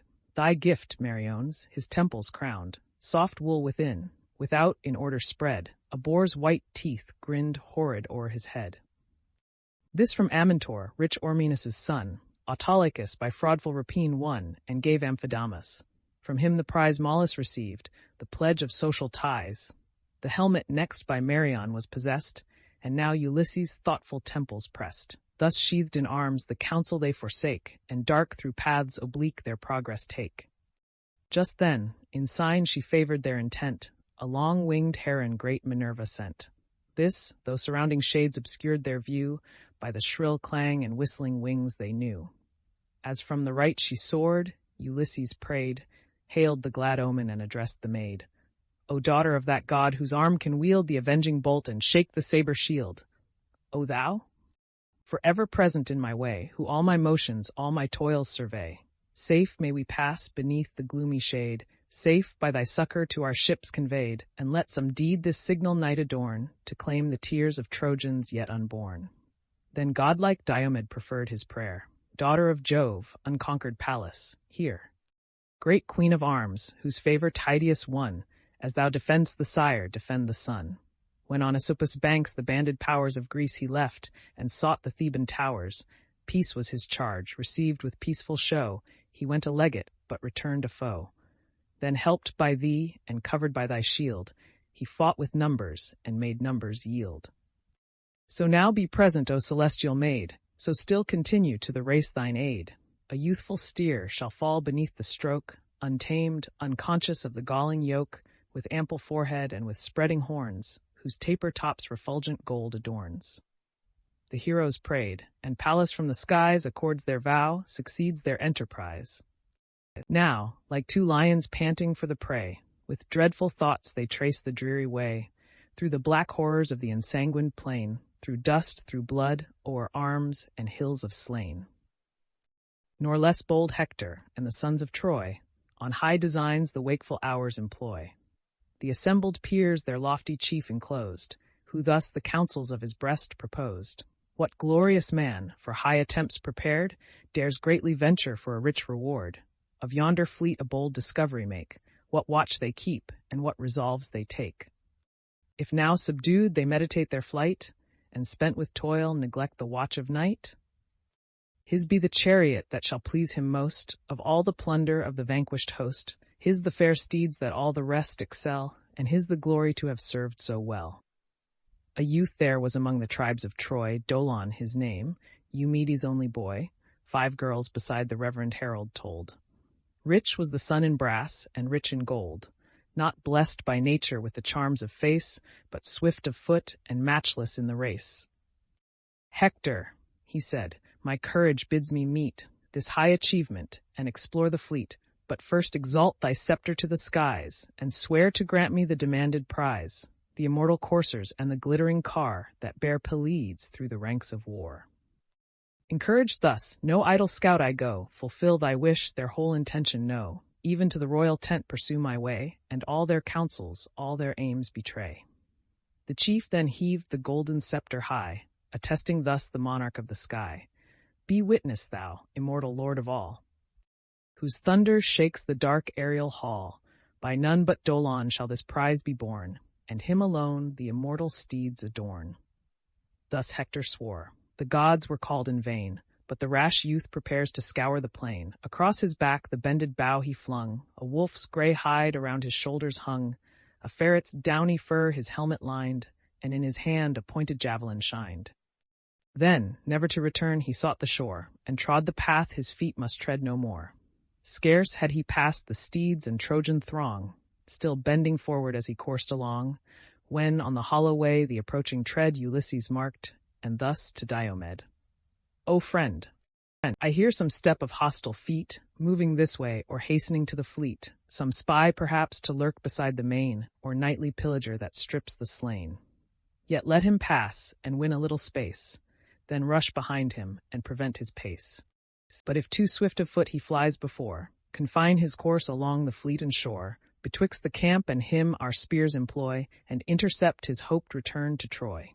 With that they stepped aside, and stooped their head, as Dolon passed, behind a heap of dead. Along the path the spy unwary flew, soft, at just distance, both the chiefs pursue. So distant they, and such the space between, as when two teams of mules divide the green, to whom the hind like shares of land allows, when now new furrows part the approaching plows. Now Dolon, listening, heard them as they passed. Hector, he thought, had sent and checked his haste, till scarce at distance of a javelin's throw, no voice succeeding, he perceived the foe. As when two skillful hounds the leveret wind, or chase through woods obscure the trembling hind. Now lost, now seen, they intercept his way, and from the herd still turn the flying prey. So fast, and with such fears, the Trojan flew. So close, so constant, the bold Greeks pursue. Now almost on the fleet the dastard falls, and mingles with the guards that watch the walls. When brave Tydides stopped, a generous thought, inspired by Pallas, in his bosom wrought, lest on the foe some forward Greek advance, and snatch the glory from his lifted lance. Then thus aloud: "Whoe'er thou art, remain, this javelin else shall fix thee to the plain." He said, and high in air the weapon cast, which wilful erred, and o'er his shoulder passed, then fixed in earth. Against the trembling wood, the wretch stood propped, and quivered as he stood. A sudden palsy seized his turning head, his loose teeth chattered, and his color fled. The panting warrior sees him as he stands, and with unmanly tears his life demands. "O spare my youth, and for the breath I owe, large gifts of price my father shall bestow. Vast heaps of brass shall in your ships be told, and steel well-tempered and refulgent gold." To whom Ulysses made this wise reply: "Whoe'er thou art, be bold, nor fear to die. What moves thee, say, when sleep has closed the sight, to roam the silent fields in dead of night? Cam'st thou the secrets of our camp to find, by Hector prompted, or thy daring mind? Or art some wretch by hopes of plunder led, through heaps of carnage to despoil the dead?" Then thus pale Dolon, with a fearful look, still, as he spoke, his limbs with horror shook: "Hither I came, by Hector's words deceived. Much did he promise, rashly I believed. No less a bribe than great Achilles' car, and those swift steeds that sweep the ranks of war, urged me, unwilling, this attempt to make, to learn what counsels, what resolves you take. If now subdued, you fix your hopes on flight, and tired with toils, neglect the watch of night. Bold was thy aim, and glorious was the prize." Ulysses, with a scornful smile, replies: "Far other rulers those proud steeds demand, and scorn the guidance of a vulgar hand. Even great Achilles scarce their rage can tame, Achilles sprung from an immortal dame. But say, be faithful, and the truth recite. Where lies encamped the Trojan chief tonight? Where stand his coursers? In what quarter sleep their other princes? Tell what watch they keep. Say, since this conquest, what their counsels are, or here to combat from their city far, or back to Ilion's walls transfer the war." Ulysses thus, and thus Eumedes' son. What Dolon knows, his faithful tongue shall own. Hector, the peers assembling in his tent, a council holds at Elus's monument. No certain guards the nightly watch partake. Where yon fires ascend, the Trojans wake. Anxious for Troy, the guard the natives keep. Safe in their cares, the auxiliar forces sleep, whose wives and infants, from the danger far, discharge their souls of half the fears of war. "Then sleep those aids among the Trojan train," inquired the chief, "or scattered o'er the plain?" To whom the spy: "Their powers they thus dispose, the Paeons, dreadful with their bended bows, the Carians, Caucons, the Pelasgian host, and Leleges, in camp along the coast. Not distant far, lie higher on the land, the Lycian, Mysian, and Maeonian band, and Phrygia's horse by Thymbrus' ancient wall, the Thracians' utmost and apart from all. These Troy but lately to her succour won, led on by Rhesus, great Aeneas' son. I saw his coursers in proud triumph go, swift as the wind and white as winter snow. Rich silver plates his shining car enfold, his solid arms refulgent flame with gold. No mortal shoulders suit the glorious load, celestial panoply to grace a god. Let me, unhappy, to your fleet be borne, or leave me here a captive's fate to mourn, in cruel chains, till your return reveal the truth or falsehood of the news I tell. To this Tydides, with a gloomy frown, think not to live, though all the truth be shown. Shall we dismiss thee in some future strife, to risk more bravely thy now forfeit life? Or that again our camps thou mayst explore? No, once a traitor, thou be traced no more. Sternly he spoke, and as the wretch prepared with humble blandishment to stroke his beard, like lightning swift the wrathful falchion flew, divides the neck and cuts the nerves in two. One instant snatched his trembling soul to hell, the head, yet speaking, muttered as it fell. The furry helmet from his brow they tear, the wolf's grey hide, the unbended bow and spear. These great Ulysses, lifting to the skies, to favouring Pallas dedicates the prize. Great Queen of Arms, receive this hostile spoil, and let the Thracian steeds reward our toil. Thee, first of all, the heavenly host we praise. O speed our labours and direct our ways. This said, the spoils, with dropping gore defaced, high on a spreading tamarisk he placed, then heaped with reeds and gathered boughs the plain, to guide their footsteps to the place again. Through the still night they crossed the devious fields, slippery with blood, o'er arms and heaps of shields, arriving where the Thracian squadrons lay, and eased in sleep the labours of the day. Ranged in 3 lines they view the prostrate band, the horses yoked beside each warrior stand. Their arms in order on the ground reclined, through the brown shade the fulgid weapons shined. Amidst lay Rhesus, stretched in sleep profound, and the white steeds behind his chariot bound. The welcome sight Ulysses first descries, and points to Diomed, the tempting prize. The man, the coursers, and the car behold, described by Dolon, with the arms of gold. Now, brave Tydides, now thy courage try, approach the chariot, and the steeds untie, or if thy soul aspire to fiercer deeds, urge thou the slaughter, while I seize the steeds. Pallas, this said, her hero's bosom warms, breathed in his heart, and strung his nervous arms. Where he passed, a purple stream pursued his thirsty falchion, fat with hostile blood, bathed all his footsteps, dyed the fields with gore, and a low groan remurmured through the shore. So the grim lion, from his nightly den, o'erleaps the fences and invades the pen. On sheep or goats, resistless in his way, he falls, and foaming rends the guardless prey. Nor stopped the fury of his vengeful hand, till 12 lay breathless of the Thracian band. Ulysses following, as his partner slew, back by the foot each slaughtered warrior drew. The milk-white coursers studious to convey, safe to the ships he wisely cleared the way, lest the fierce steeds, not yet to battles bred, should start and tremble at the heaps of dead. Now 12 dispatched, the monarch last they found. Tydides' falchion fixed him to the ground. Just then a deathful dream Minerva sent. A warlike form appeared before his tent, whose visionary steel his bosom tore. So dreamed the monarch, and awaked no more. Ulysses now the snowy steeds detains, and leads them fastened by the silver reins. These, with his bow unbent, he lashed along. The scourge forgot, on Rhesus' chariot hung. Then gave his friend the signal to retire. But him, new dangers, new achievements fire.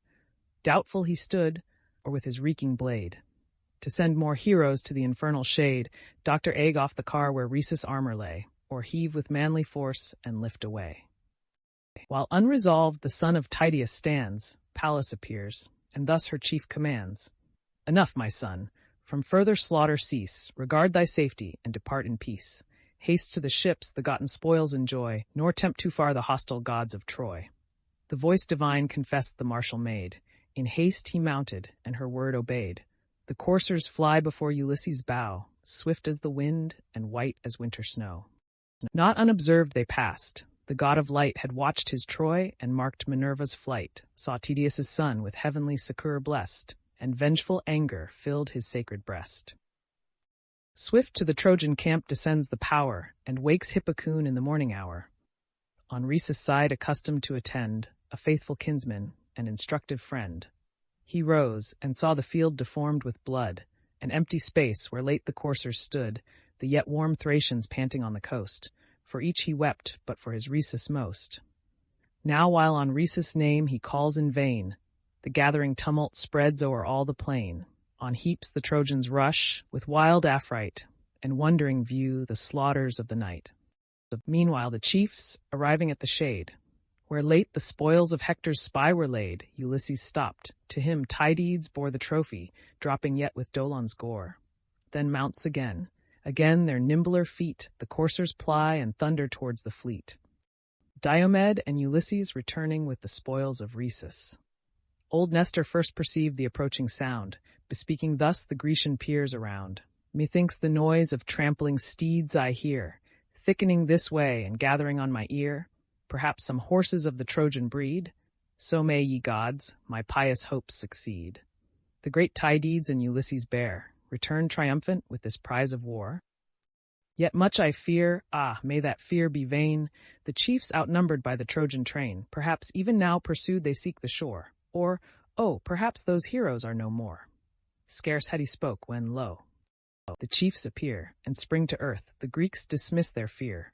With words of friendship and extended hands they greet the kings, and Nestor first demands, Say thou, whose praises all our host proclaim, thou living glory of the Grecian name, say whence these coursers, by what chance bestowed, the spoil of foes or present of a god? Not those fair steeds, so radiant and so gay, that draw the burning chariot of the day. Old as I am, to age I scorn to yield, and daily mingle in the martial field, but sure till now no coursers struck my sight like these, conspicuous through the ranks of fight. Some god, I deem, conferred the glorious prize, blessed as ye are, and favorites of the skies, the care of him who bids the thunder roar, and her whose fury bathes the world with gore. Father, not so, sage Ithacus rejoined, the gifts of heaven are of a nobler kind. Of Thracian lineage are the steeds ye view, whose hostile king the brave Tydides slew. Sleeping he died, with all his guards around, and 12 beside lay gasping on the ground. These other spoils from conquered Dolon came, a wretch whose swiftness was his only fame. By Hector sent our forces to explore, he now lies headless on the sandy shore. Then o'er the trench the bounding coursers flew, the joyful Greeks with loud acclaim pursue. Straight to Tydides' high pavilion borne, the matchless steeds his ample stalls adorn. The neighing coursers their new fellows greet, and the full racks are heaped with generous wheat. But Dolon's armor to his ships conveyed, high on the painted stern Ulysses laid, a trophy destined to the blue-eyed maid. Now from nocturnal sweat and sanguine stain they cleanse their bodies in the neighboring main. Then in the polished bath, refreshed from toil, their joints they supple with dissolving oil. In due repast indulge the genial hour, and first to Pallas the libations pour. They sit, rejoicing in her aid divine, and the crowned goblet foams with floods of wine. Book 1. Argument, the third battle, and the acts of Agamemnon. Agamemnon, having armed himself, leads the Grecians to battle. Hector prepares the Trojans to receive them, while Jupiter, Juno, and Minerva give the signals of war. Agamemnon bears all before him, and Hector is commanded by Jupiter, who sends Iris for that purpose, to decline the engagement, till the king shall be wounded and retire from the field. He then makes a great slaughter of the enemy. Ulysses and Diomed put a stop to him for a time, but the latter, being wounded by Paris, is obliged to desert his companion, who is encompassed by the Trojans, wounded, and in the utmost danger, till Menelaus and Ajax rescue him. Hector comes against Ajax, but that hero alone opposes multitudes, and rallies the Greeks. In the meantime, Machaon, in the other wing of the army, is pierced with an arrow by Paris, and carried from the fight in Nestor's chariot. Achilles, who overlooked the action from his ship, sent Patroclus to inquire which of the Greeks was wounded in that manner. Nestor entertains him in his tent with an account of the accidents of the day, and a long recital of some former wars which he remembered, tending to put Patroclus upon persuading Achilles to fight for his countrymen, or at least to permit him to do it, clad in Achilles' armor. Patroclus, on his return, meets Eurypylus also wounded, and assists him in that distress. This book opens with the 28th day of the poem, and the same day, with its various actions and adventures, is extended through the 12th, 13th, 14th, 15th, 16th, 17th, and part of the 18th books. The scene lies in the field near the monument of Ilus. The saffron morn, with early blushes spread, now rose refulgent from Tithonus's bed, with new-born day to gladden mortal sight, and gild the courts of heaven with sacred light. When baleful Eris, sent by Jove's command, the torch of discord blazing in her hand, through the red skies her bloody sign extends, and wrapped in tempests o'er the fleet descends. High on Ulysses' bark her horrid stand, she took and thundered through the seas and land. Even Ajax and Achilles heard the sound, whose ships, remote, the guarded navy bound, thence the black fury through the Grecian throng. With horror sounds the loud Orthian song. The navy shakes, and at the dire alarms, each bosom boils, each warrior starts to arms. No more they sigh, inglorious to return, but breathe revenge, and for the combat burn. The descent of discord. The king of men his hardy host inspires, with loud command, with great example fires. Himself first rose, himself before the rest, his mighty limbs in radiant armor dressed, and first he cased his manly legs around in shining greaves with silver buckles bound. The beaming cuirass next adorned his breast, the same which once King Cinyras possessed. The fame of Greece and her assembled host had reached that monarch on the Cyprian coast. 'Twas then the friendship of the chief to gain, this glorious gift he sent, nor sent in vain. 10 rows of azure steel the work enfold, twice 10 of tin, and 12 of ductile gold. 3 glittering dragons to the gorget rise, whose imitated scales against the skies reflected various light and arching bowed like colored rainbows o'er a showery cloud. Jove's wondrous bow of 3 celestial dyes, placed as a sign to man amidst the skies. A radiant baldric o'er his shoulder tied, sustained the sword that glittered at his side. Gold was the hilt, a silver sheath encased, the shining blade and golden hangers graced. His buckler's mighty orb was next displayed, that round the warrior cast a dreadful shade. 10 zones of brass its ample brim surround, and twice 10 bosses the bright convex crowned. Tremendous Gorgon frowned upon its field, and circling terrors filled the expressive shield. Within its concave hung a silver thong, on which a mimic serpent creeps along. His azure length in easy waves extends, till in 3 heads the embroidered monster ends. Last o'er his brows his fourfold helm he placed, with nodding horsehair formidably graced. And in his hands 2 steely javelins wields, that blaze to heaven and lighten all the fields. That instant Juno and the martial maid in happy thunders promised Greece their aid. High o'er the chief they clashed their arms in air, and leaning from the clouds expect the war. Close to the limits of the trench and mound, the fiery coursers to their chariots bound, the squires restrained, the foot with those who wield, the lighter arms rush forward to the field. To second these, in close array combined, the squadrons spread their sable wings behind. Now shouts and tumults wake the tardy sun, as with the light the warriors' toils begun. Even Jove, whose thunder spoke his wrath, distilled red drops of blood o'er all the fatal field. The woes of men unwilling to survey, and all the slaughters that must stain the day. Near Ilus' tomb, in order ranged around, the Trojan lines possessed the rising ground.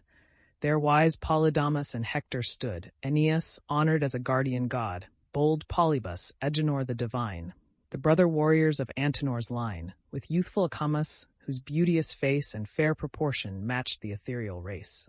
Great Hector, covered with his spacious shield, plies all the troops and orders all the field. As the red star now shows his sanguine fires through the dark clouds, and now in night retires, thus through the ranks appeared the godlike man, plunged in the rear, or blazing in the van, while streamy sparkles, restless as he flies, flash from his arms as lightning from the skies. As sweating reapers in some wealthy field, ranged in 2 bands, their crooked weapons wield, bear down the furrows till their labors meet. Thick fall the heapy harvests at their feet. So Greece and Troy the field of war divide, and falling ranks are strowed on every side. None stooped a thought to base inglorious flight, but horse to horse and man to man they fight. Not rabid wolves more fierce contest their prey. Each wounds, each bleeds, but none resign the day. Discord with joy the scene of death descries, and drinks large slaughter at her sanguine eyes. Discord alone, of all the immortal train, swells the red horrors of this direful plain. The gods in peace their golden mansions fill, ranged in bright order on the Olympian hill. But general murmurs told their griefs above, and each accused the partial will of Jove. Meanwhile, apart, superior and alone, the eternal monarch on his awful throne, wrapped in the blaze of boundless glory sate, and fixed, fulfilled, the just decrees of fate. On earth he turned his all-considering eyes, and marked the spot where Ilion's towers arise. The sea with ships, the fields with armies spread, the victor's rage, the dying, and the dead. Thus, while the morning beams, increasing bright, o'er heaven's pure azure spread the glowing light, commutual death the fate of war confounds, each adverse battle gored with equal wounds. But now, what time in some sequestered vale, the weary woodman spreads his sparing meal, when his tired arms refuse the axe to rear, and claim a respite from the sylvan war, but not till half the prostrate forests lay stretched in long ruin and exposed to day. Then, nor till then, the Greeks' impulsive might pierced the black phalanx and let in the light. Great Agamemnon then the slaughter led, and slew Bianor at his people's head, whose squire Oileus, with a sudden spring, leaped from the chariot to revenge his king. But in his front he felt the fatal wound, which pierced his brain and stretched him on the ground.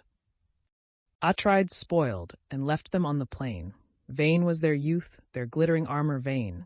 Now soiled with dust and naked to the sky, their snowy limbs and beauteous bodies lie. Two sons of Priam next to battle move, the product, one of marriage, one of love. In the same car the brother warriors ride. This took the charge to combat, that to guide. Far other task than when they wont to keep, on Ida's tops, their father's fleecy sheep. These on the mountains once Achilles found, and captive led with pliant Oceers bound. Then to their sire for ample sums restored, but now to perish by Atrides' sword. Pierced in the breast the base-born Isis bleeds. Cleft through the head his brother's fate succeeds. Swift to the spoil the hasty victor falls, and stripped their features to his mind recalls. The Trojans see the youths untimely die, but helpless tremble for themselves and fly. So when a lion ranging o'er the lawns finds on some grassy lair the couching fawns, their bones he cracks, their reeking vitals draws, and grinds the quivering flesh with bloody jaws. The frighted hind beholds and dares not stay, but swift through rustling thickets bursts her way. All drowned in sweat, the panting mother flies, and the big tears roll trickling from her eyes. Amidst the tumult of the routed train, the sons of false Antimachus were slain. He who for bribes his faithless counsels sold, and voted Helen's stay for Paris's gold. Atrides marked, as these their safety sought, and slew the children for the father's fault. Their headstrong horse unable to restrain, they shook with fear, and dropped the silken rein. Then in the chariot on their knees they fall, and thus with lifted hands for mercy call. O spare our youth, and for the life we owe, Antimachus shall copious gifts bestow. Soon as he hears that not in battle slain the Grecian ships his captive sons detain, large heaps of brass in ransom shall be told, and steel well-tempered and persuasive gold. These words attended with the flood of tears, the youths addressed to unrelenting ears. The vengeful monarch gave this stern reply: If from Antimachus ye spring, ye die. The daring wretch who once in council stood to shed Ulysses and my brother's blood for proffered peace, and sues his seed for grace, no, die, and pay the forfeit of your race.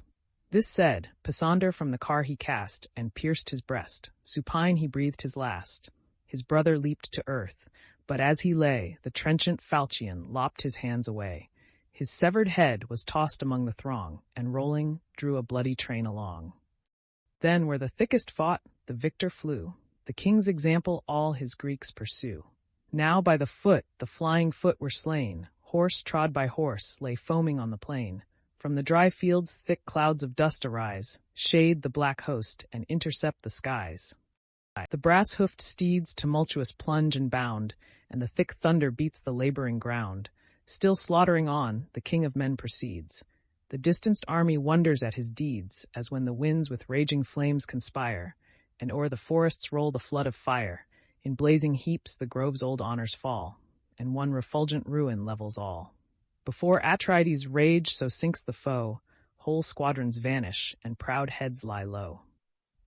The steeds fly trembling from his waving sword, and many a car, now lighted of its lord, wide o'er the field with guideless fury rolls, breaking their ranks and crushing out their souls, while his keen falchion drinks the warriors' lives, more grateful now to vultures than their wives. Perhaps great Hector then had found his fate, but Jove and destiny prolonged his date. Safe from the darts, the care of heaven he stood, amidst alarms and death and dust and blood. Now past the tomb where ancient Ilus lay, through the midfield the routed urge their way, where the wild figs the adjoining summit crown, the path they take, and speed to reach the town. As swift Atrides with loud shouts pursued, hot with his toil and bathed in hostile blood. Now near the beech tree and the Scaean gates, the hero halts and his associates waits. Meanwhile, on every side around the plain, dispersed, disordered, fly the Trojan train. So flies a herd of beeves, that hear dismayed the lions roaring through the midnight shade. On heaps they tumble with successless haste, the savage seizes, draws, and rends the last. Not with less fury stern Atrides flew, still pressed the rout, and still the hindmost slew. Hurled from their cars the bravest chiefs are killed, and rage and death and carnage load the field. Now storms the victor at the Trojan wall, surveys the towers, and meditates their fall. But Jove descending shook the Idaean hills, and down their summits poured 100 rills. The unkindled lightning in his hand he took, and thus the many-colored maid bespoke. Iris, with haste thy golden wings display, to godlike Hector this our word convey. While Agamemnon wastes the ranks around, fights in the front, and bathes with blood the ground. Bid him give way, but issue forth commands, and trust the war to less important hands. But when, or wounded by the spear or dart, that chief shall mount his chariot and depart, then Jove shall string his arm and fire his breast. Then to her ships shall flying Greece be pressed, till to the main the burning sun descend, and sacred night her awful shade extend. He spoke, and Iris at his word obeyed. On wings of winds descends the various maid. The chief she found amidst the ranks of war, close to the bulwarks on his glittering car. The goddess then, O son of Priam, hear, from Jove I come, and his high mandate bear. While Agamemnon wastes the ranks around, fights in the front, and bathes with blood the ground, abstain from fight, yet issue forth commands, and trust the war to less important hands. But when, or wounded by the spear or dart, the chief shall mount his chariot and depart, then Jove shall string thy arm and fire thy breast. Then to her ships shall flying Greece be pressed, till to the main the burning sun descend, and sacred night her awful shade extend. She said, and vanished. Hector, with a bound, springs from his chariot on the trembling ground. In clanging arms, he grasps in either hand a pointed lance, and speeds from band to band. Revives their ardor, turns their steps from flight, and wakes anew the dying flames of fight. They stand to arms, the Greeks their onset dare, condense their powers, and wait the coming war. New force, new spirit, to each breast returns. The fight renewed with fiercer fury burns. The king leads on, all fix on him their eye, and learn from him to conquer or to die. Ye sacred 9, celestial muses, tell who faced him first, and by his prowess fell. The great Iphidamas, the bold and young, from sage Antenor and Theano sprung, whom from his youth his grandsire Cissus bred, and nursed in Thrace where snowy flocks are fed. Scarce did the down his rosy cheeks invest, and early honor warm his generous breast, when the kind sire consigned his daughter's charms, Theano's sister, to his youthful arms. But called by glory to the wars of Troy, he leaves untasted the first fruits of joy. From his loved bride departs with melting eyes, and swift to aid his dearer country flies. With 12 black ships he reached Percope's strand, thence took the long laborious march by land. Now fierce for fame, before the ranks he springs, towering in arms, and braves the king of kings. Atrides first discharged the missive spear. The Trojans stooped, the javelin passed in air. Then near the corslet at the monarch's heart, with all his strength the youth directs his dart. But the broad belt, with plates of silver bound, the point rebaited and repelled the wound. Encumbered with the dart, Atrides stands, till, grasped with force, he wrenched it from his hands. At once his weighty sword discharged a wound full on his neck, that felled him to the ground. Stretched in the dust the unhappy warrior lies, and sleep eternal seals his swimming eyes. O worthy better fate, O early slain, thy country's friend, and virtuous though in vain. No more the youth shall join his consort's side, at once a virgin and at once a bride. No more with presents her embraces meet, or lay the spoils of conquest at her feet, on whom his passion, lavish of his store, bestowed so much and vainly promised more. Unwept, uncovered, on the plain he lay, while the proud victor bore his arms away. Coon, Antenor's eldest hope, was nigh. Tears at the sight came starting from his eye, while pierced with grief the much-loved youth he viewed, and the pale features now deformed with blood. Then, with his spear unseen, his time he took, aimed at the king, and near his elbow strook. The thrilling steel transpierced the brawny part, and through his arms stood forth the barbed dart.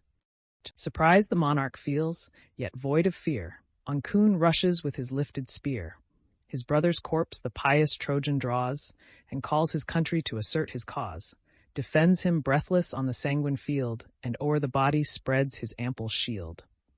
Atrides, marking an unguarded part, transfixed the warrior with his brazen dart. Prone on his brother's bleeding breast he lay, the monarch's falchion lopped his head away. The social shades the same dark journey go, and join each other in the realms below. The vengeful victor rages round the fields, with every weapon art or fury yields. By the long lance, the sword, or ponderous stone, whole ranks are broken, and whole troops o'erthrown. This, while yet warm, distilled the purple flood, but when the wound grew stiff with clotted blood, then grinding tortures his strong bosom rend, less keen those darts the fierce Ilithiae send. The powers that cause the teeming matron's throes, sad mothers of unutterable woes. Stung with the smart, all panting with the pain, he mounts the car and gives his squire the rein. Then with a voice which fury made more strong, and pain augmented, thus exhorts the throng. O friends, O Greeks, assert your honors won, proceed and finish what this arm begun. Lo, angry Jove forbids your chief to stay, and envies half the glories of the day. He said, the driver whirls his lengthful thong, the horses fly, the chariot smokes along. Clouds from their nostrils the fierce coursers blow, and from their sides the foam descends in snow. Shot through the battle in a moment's space, the wounded monarch at his tent they place. No sooner Hector saw the king retired, but thus his Trojans and his aides he fired. Hear, all ye Dardan, all ye Lycian race, famed in close fight and dreadful face-to-face. Now call to mind your ancient trophies won, your great forefathers' virtues and your own. Behold, the general flies, deserts his powers. Lo, Jove himself declares the conquest ours. Now on yon ranks impel your foaming steeds, and, sure of glory, dare immortal deeds. With words like these, the fiery chief alarms his fainting host, and every bosom warms. As the bold hunter cheers his hounds to tear, the brindled lion, or the tusky bear, with voice and hand provokes their doubting heart, and springs the foremost with his lifted dart. So godlike Hector prompts his troops to dare, nor prompts alone, but leads himself the war. On the black body of the foe he pours, as from the cloud's deep bosom, swelled with showers, a sudden storm the purple ocean sweeps, Dr. Ives the wild waves, and tosses all the deeps. Say, Muse, when Jove the Trojans' glory crowned, beneath his arm what heroes bit the ground? Aseos, Dolops, and Autonos died, Opytes next was added to their side. Then brave Hipponus, famed in many a fight, Opheltius, Orus, sunk to endless night. Asimnus, Agilas, all chiefs of name, the rest were vulgar deaths unknown to fame. As when a western whirlwind, charged with storms, dispels the gathered clouds that notice forms. The gust continued, violent and strong, rolls sable clouds in heaps on heaps along. Now to the skies the foaming billows rears, now breaks the surge, and wide the bottom bears. Thus raging Hector, with resistless hands, o'erturns, confounds, and scatters all their bands. Now the last ruin the whole host appalls. Now Greece had trembled in her wooden walls. But wise Ulysses called Tydides forth, his soul rekindled, and awaked his worth. And stand we deedless, O eternal shame, till Hector's arm involve the ships in flame? Haste, let us join and combat side by side. The warrior thus, and thus the friend replied, No martial toil I shun, no danger fear. Let Hector come, I wait his fury here. But Jove with conquest crowns the Trojan train, and Jove our foe, all human force is vain. He sighed, but, sighing, raised his vengeful steel, and from his car the proud Thymbraeus fell. Malion, the charioteer, pursued his lord, his death ennobled by Ulysses' sword. There slain, they left them in eternal night, then plunged amidst the thickest ranks of fight. So 2 wild boars outstripped the following hounds, then swift revert, and wounds return for wounds. Stern Hector's conquests in the middle plain stood checked awhile, and Greece respired again. The sons of Merops shone amidst the war, towering they rode in one refulgent car. In deep prophetic arts their father skilled, had warned his children from the Trojan field. Fate urged them on, the father warned in vain. They rushed to fight, and perished on the plain. Their breasts no more the vital spirit warms. The stern Tydides strips their shining arms. Hyperochus by great Ulysses dies, and rich Hippodamus becomes his prize. Great Jove from Ide with slaughter fills his sight, and level hangs the doubtful scale of fight. By Tydeus' lance Agastrophus was slain, the far-famed hero of Paeonian strain. Winged with his fears on foot he strove to fly, his steeds too distant and the foe too nigh. Through broken orders, swifter than the wind, he fled, but flying left his life behind. This Hector sees, as his experienced eyes traverse the files, and to the rescue flies, shouts as he past the crystal regions rend, and moving armies on his march attend. Great Diomed himself was seized with fear, and thus bespoke his brother of the war. Mark how this way yon bending squadrons yield.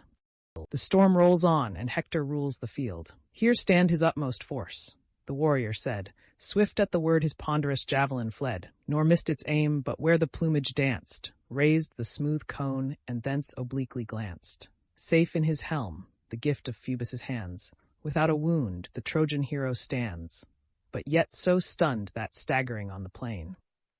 His arm and knee his sinking bulk sustain, o'er his dim sight the misty vapors rise, and a short darkness shades his swimming eyes. Tydides followed to regain his lance, while Hector rose, recovered from the trance, remounts his car, and herds amidst the crowd. The Greek pursues him, and exults aloud. Once more thank Phoebus for thy forfeit breath, or thank that swiftness which outstrips the death. Well by Apollo are thy prayers repaid, and oft that partial power has lent his aid. Thou shalt not long the death deserved withstand, if any god assist Tydides' hand. Fly then inglorious. But thy flight, this day, whole hecatombs of Trojan ghosts shall pay. Him, while he triumphed, Paris eyed from far, the spouse of Helen, the fair cause of war. Around the fields his feathered shafts he sent, from ancient Ilus' ruined monument. Behind the column placed, he bent his bow, and winged an arrow at the unwary foe. Just as he stooped, Agastrophus' crest to seize, and drew the corslet from his breast. The bowstring twanged, nor flew the shaft in vain, but pierced his foot, and nailed it to the plain. The laughing Trojan, with a joyful spring, leaps from his ambush and insults the king. He bleeds, some god has sped my dart, would the same god had fixed it in his heart. So Troy, relieved from that wide-wasting hand, should breathe from slaughter and in combat stand, whose sons now tremble at his darted spear, as scattered lambs the rushing lion fear. He dauntless thus, thou conqueror of the fair, thou woman warrior with the curling hair, vain archer, trusting to the distant dart, unskilled in arms to act a manly part. Thou hast but done what boys or women can. Such hands may wound, but not incense a man. Nor boast the scratch thy feeble arrow gave. A coward's weapon never hurts the brave. Not so this dart, which thou mayst one day feel. Fate wings its flight, and death is on the steel. Where this but lights, some noble life expires. Its touch makes orphans, bathes the cheeks of sires, steeps earth in purple, gluts the birds of air, and leaves such objects as distract the fair. Ulysses hastens with a trembling heart. Before him steps, and bending draws the dart. Forth flows the blood, an eager pang succeeds. Tydides mounts, and to the navy speeds. Now on the field Ulysses stands alone. The Greeks all fled, the Trojans pouring on, but stands collected in himself and whole, and questions thus his own unconquered soul. What further subterfuge, what hopes remain? What shame, inglorious, if I quit the plain? What danger, singly if I stand the ground? My friends all scattered, all the foes around, yet wherefore doubtful? Let this truth suffice, the brave meets danger, and the coward flies. To die or conquer proves a hero's heart, and knowing this, I know a soldier's part. Such thoughts revolving in his careful breast, near and more near, the shady cohorts pressed. These, in the warrior, their own fate enclose, and round him deep the steely circle grows. So fares a boar whom all the troop surrounds of shouting huntsmen and of clamorous hounds. He grinds his ivory tusks, he foams with ire, his sanguine eyeballs glare with living fire. By these, by those, on every part is plied, and the red slaughter spreads on every side. Pierced through the shoulder, first Diopus fell, next Ennomus and Thun sank to hell. Chersidamus, beneath the naval thrust, falls prone to earth and grasps the bloody dust. Charops, the son of Hippasus, was near. Ulysses reached him with the fatal spear, but to his aid his brother Socus flies, Socus the brave, the generous, and the wise. Near as he drew, the warrior thus began, "O great Ulysses, much enduring man, not deeper skilled in every martial sleight than worn to toils and active in the fight. This day 2 brothers shall thy conquest grace, and end at once the great Hippasean race, or thou beneath this lance must press the field." He said, and forceful pierced his spacious shield. Through the strong brass the ringing javelin thrown ploughed half his side and bared it to the bone. By Pallas' care the spear, though deep and fixed, stopped short of life, nor with his entrails mixed. The wound not mortal wise Ulysses knew, then furious thus, but first some steps withdrew. "Unhappy man, whose death our hands shall grace, fate calls thee hence, and finished is thy race. Nor longer check my conquests on the foe, but pierced by this to endless darkness go, and add one spectre to the realms below." He spoke, while Socus, seized with sudden fright, trembling gave way, and turned his back to flight. Between his shoulders pierced the following dart, and held its passage through the panting heart. Wide in his breast appeared the grisly wound. He falls, his armor rings against the ground. Then thus Ulysses, gazing on the slain, "Famed son of Hippasus, there press the plain. There ends thy narrow span assigned by fate. Heaven owes Ulysses yet a longer date.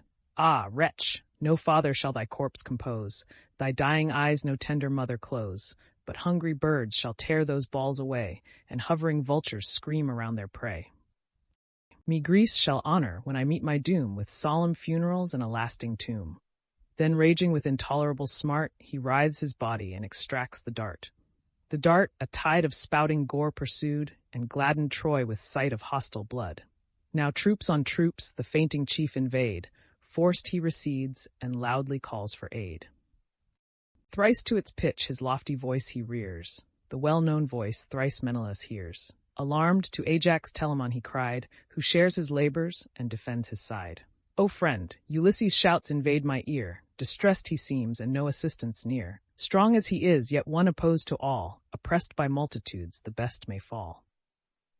Greece robbed of him must bid her host despair, and feel a loss not ages can repair." Then, where the cry directs, his course he bends. Great Ajax, like the god of war, attends. The prudent chief in sore distress they found, with bands of furious Trojans compassed round. As when some huntsman, with a flying spear, from the blind thicket wounds a stately deer, down his cleft side, while fresh the blood distills, he bounds aloft and scuds from hills to hills, till life's warm vapor issuing through the wound, wild mountain wolves the fainting beast surround. Just as their jaws his prostrate limbs invade, the lion rushes through the woodland shade. The wolves, though hungry, scour dispersed away. The lordly savage vindicates his prey. Ulysses thus, unconquered by his pains, a single warrior half a host sustains. But soon as Ajax leaves his tower-like shield, the scattered crowds fly frighted o'er the field. Atride's arm the sinking hero stays, and saved from numbers to his car conveys. Victorious Ajax plies the routed crew, and first Doricles, Priam's son, he slew. On strong Pandocus next inflicts a wound, and lays Lysander bleeding on the ground. As when a torrent, swelled with wintry rains, pours from the mountains o'er the deluged plains, and pines and oaks, from their foundations torn, a country's ruins to the seas are borne. Fierce Ajax thus o'erwhelms the yielding throng. Men, steeds, and chariots roll in heaps along. But Hector, from this scene of slaughter far, raged on the left and ruled the tide of war. Loud groans proclaim his progress through the plain, and deep Scamander swells with heaps of slain. There Nestor and Idomeneus oppose the warrior's fury. There the battle glows. There fierce on foot, or from the chariot's height, his sword deforms the beauteous ranks of fight. The spouse of Helen, dealing darts around, had pierced Machaon with a distant wound. In his right shoulder the broad shaft appeared, and trembling Greece for her physician feared. To Nestor then Idomeneus begun, "Glory of Greece, old Neleus' valiant son, ascend thy chariot, haste with speed away, and great Machaon to the ships convey. A wise physician skilled our wounds to heal is more than armies to the public weal." Old Nestor mounts the seat. Beside him rode the wounded offspring of the healing god. He lends the lash. The steeds with sounding feet shake the dry field and thunder toward the fleet. But now Cebriones from Hector's car surveyed the various fortune of the war. "While here," he cried, "the flying Greeks are slain, Trojans on Trojans yonder load the plain. Before great Ajax see the mingled throng of men and chariots driven in heaps along. I know him well, distinguished o'er the field by the broad glittering of the sevenfold shield. Thither, O Hector, thither urge thy steeds, their danger calls, and there the combat bleeds. Their horse and foot in mingled deaths unite, and groans of slaughter mix with shouts of fight." Thus having spoke, the driver's lash resounds. Swift through the ranks the rapid chariot bounds. Stung by the stroke, the coursers scour the fields, o'er heaps of carcasses and hills of shields. The horses' hoofs are bathed in heroes' gore, and dashing purple all the car before. The groaning axle sable drops distills, and mangled carnage clogs the rapid wheels. Here Hector, plunging through the thickest fight, broke the dark phalanx and let in the light. By the long lance, the sword, or ponderous stone, the ranks he scattered and the troops o'erthrown. Ajax he shuns, through all the dire debate, and fears that arm whose force he felt so late. But partial Jove, espousing Hector's part, shot heaven-bred horror through the Grecian's heart. Confused, unnerved in Hector's presence grown, amazed he stood with terrors not his own. O'er his broad back his moony shield he threw, and glaring round, by tardy steps withdrew. Thus the grim lion his retreat maintains, beset with watchful dogs and shouting swains.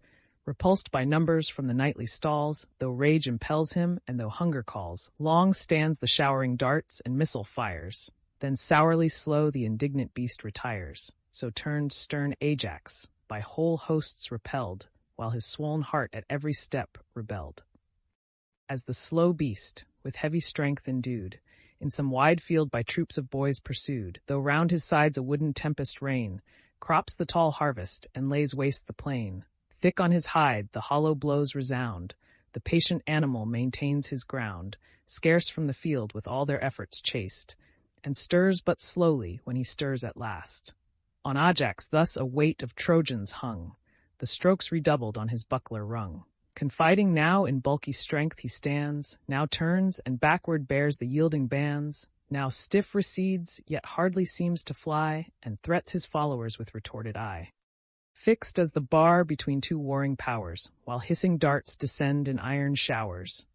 In his broad buckler many a weapon stood, its surface bristled with a quivering wood, and many a javelin, guiltless on the plain, marks the dry dust, and thirsts for blood in vain. But bold Eurypylus his aid imparts, and dauntless springs beneath a cloud of darts, whose eager javelin launched against the foe, great Apisaon felt the fatal blow. From his torn liver the red current flowed, and his slack knees desert their dying load. The victor rushing to despoil the dead, from Paris's bow a vengeful arrow fled. Fixed in his nervous thigh the weapon stood. Fixed was the point, but broken was the wood. Back to the lines the wounded Greek retired, yet thus retreating his associates fired. What god, O Grecians, has your hearts dismayed? O turn to arms, 'tis Ajax claims your aid. This hour he stands the mark of hostile rage, and this the last brave battle he shall wage. Haste, join your forces, from the gloomy grave the warrior rescue, and your country save. Thus urged the chief.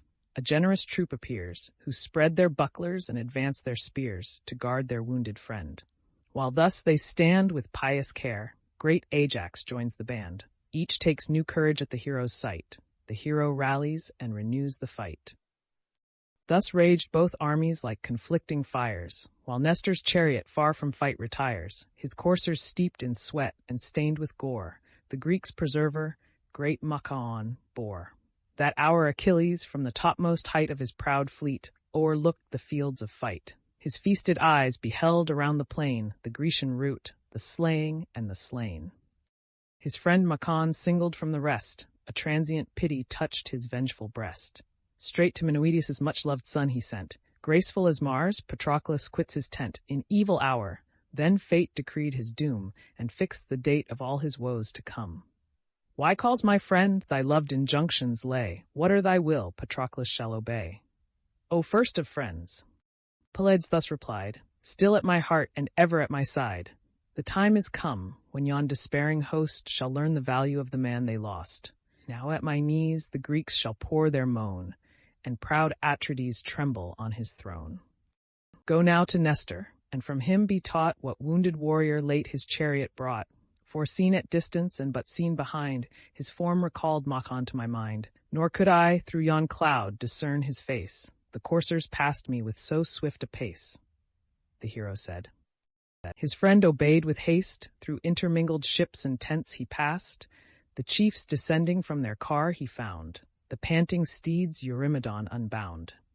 The warriors standing on the breezy shore, to dry their sweat and wash away the gore.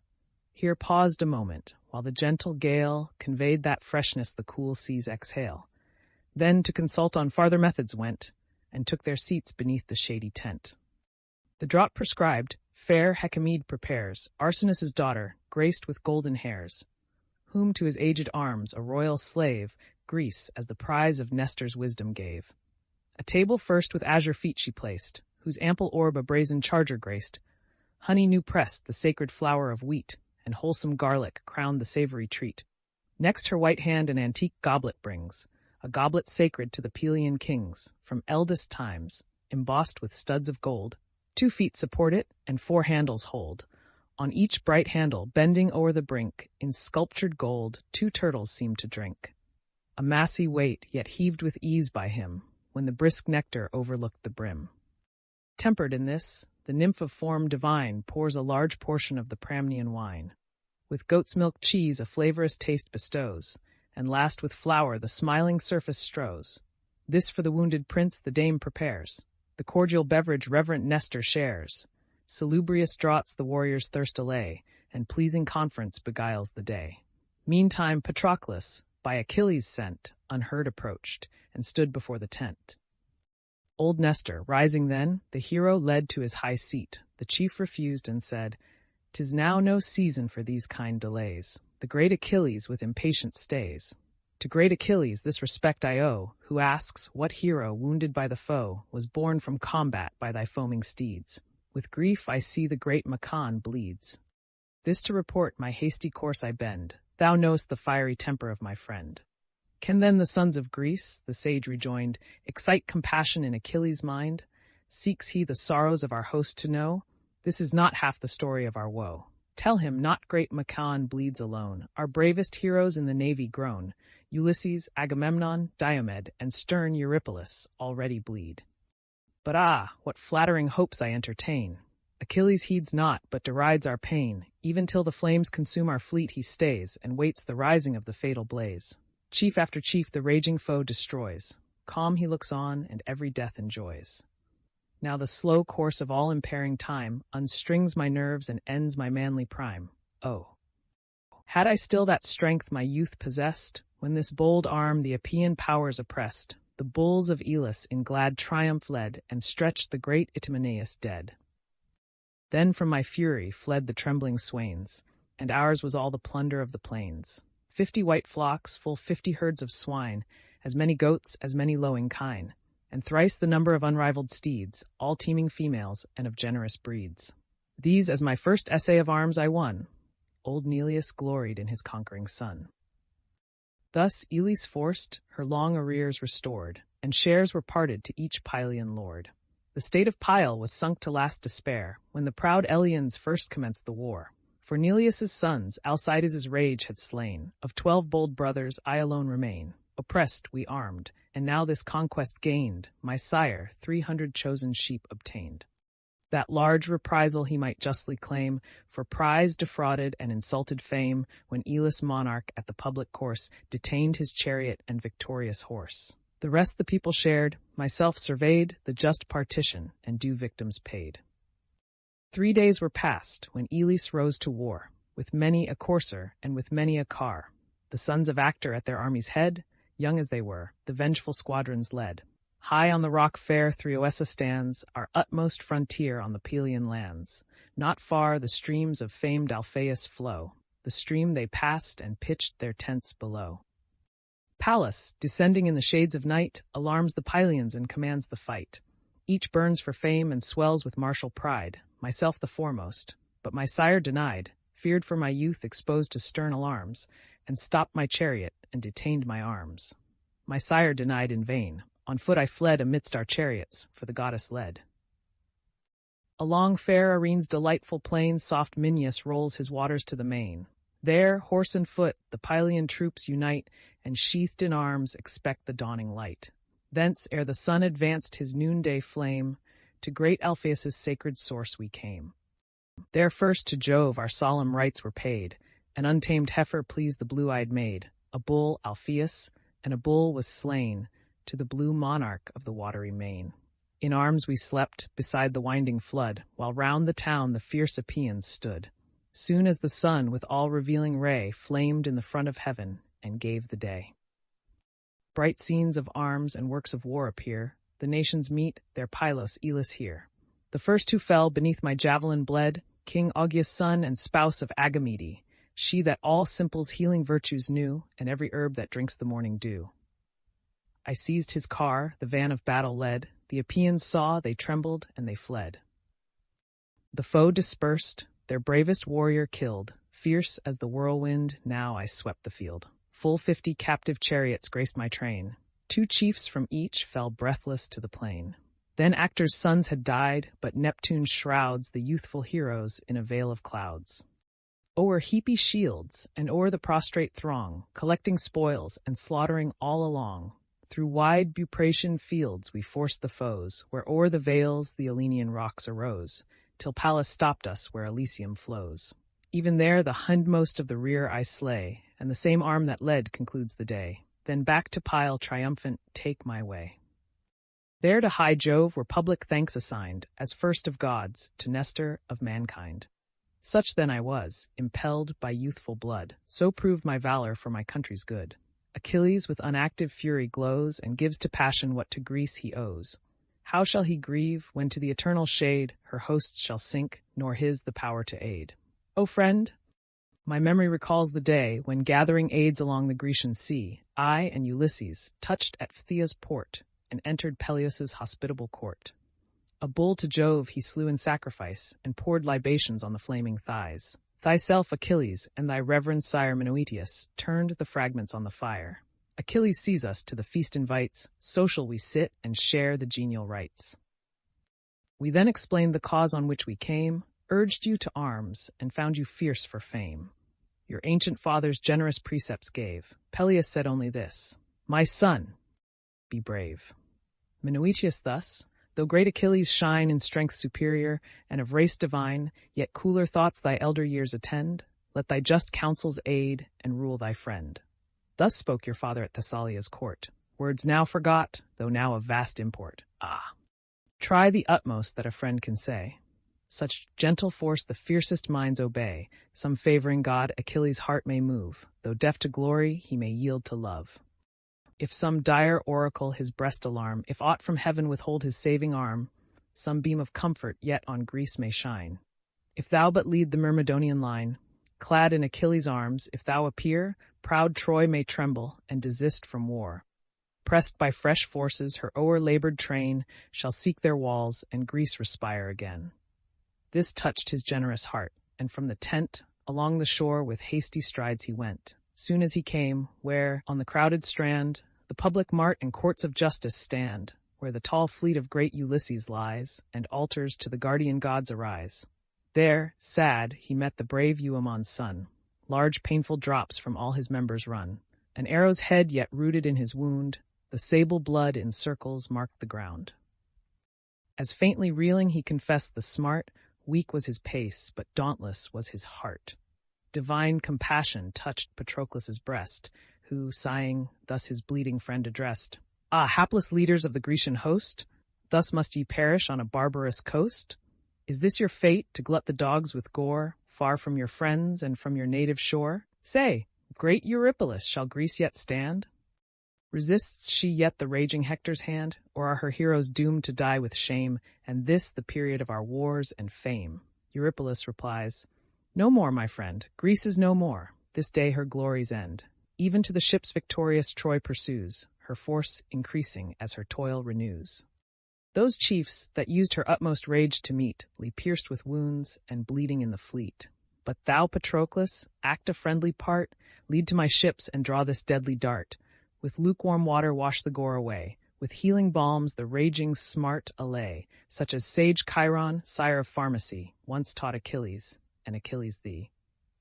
Of two famed surgeons, Podalirius stands beth, this hour surrounded by the Trojan bands, and great Machon, wounded in his tent, now wants that succor which so oft he lent. To him the chief, what then remains to do? The event of things the gods alone can view. Charged by Achilles' great command, I fly, and bear with haste the Pylian king's reply, but thy distress this instant claims relief. He said, and in his arms upheld the chief. The slaves their master's slow approach surveyed, and hides of oxen on the floor displayed. There stretched at length the wounded hero lay. Patroclus cut the forky steel away. Then in his hands a bitter root he bruised. The wound he washed, the styptic juice infused. The closing flesh that instant ceased to glow, the wound to torture, and the blood to flow. Hercules Book 12. Argument. The battle at the Grecian wall. The Greeks having retired into their entrenchments, Hector attempts to force them, but it proving impossible to pass the ditch, Polydamas advises to quit their chariots and manage the attack on foot. The Trojans follow his counsel, and having divided their army into 5 bodies of foot, begin the assault. But upon the signal of an eagle with a serpent in his talons, which appeared on the left hand of the Trojans, Polydamas endeavors to withdraw them again. This Hector opposes and continues the attack, in which, after many actions, Sarpedon makes the first breach in the wall. Hector also, casting a stone of vast size, forces open one of the gates and enters at the head of his troops, who victoriously pursue the Grecians even to their ships. While thus the hero's pious cares attend the cure and safety of his wounded friend, Trojans and Greeks with clashing shields engage, and mutual deaths are dealt with mutual rage. Nor long the trench or lofty walls oppose, with gods averse the ill-fated works arose, their powers neglected, and no victims slain, the walls were raised, the trenches sunk in vain. Without the gods, how short a period stands, the proudest monument of mortal hands. This stood while Hector and Achilles raged, while sacred Troy the warring hosts engaged. But when her sons were slain, her city burned, and what survived of Greece to Greece returned. Then Neptune and Apollo shook the shore, then Ida's summits poured their watery store. Rhesus and Rhodius then unite their rills, Charasis roaring down the stony hills, Aesopus, Granicus with mingled force, and Xanthus foaming from his fruitful source, and gulfy Simois rolling to the main. Helmets and shields and godlike heroes slain. These, turned by Phoebus from their wonted ways, deluged the rampire 9 continual days. The weight of waters saps the yielding wall, and to the sea the floating bulwarks fall. Incessant cataracts the thunderer pours, and half the skies descend in sluicy showers. The god of ocean, marching stern before, with his huge trident wounds the trembling shore.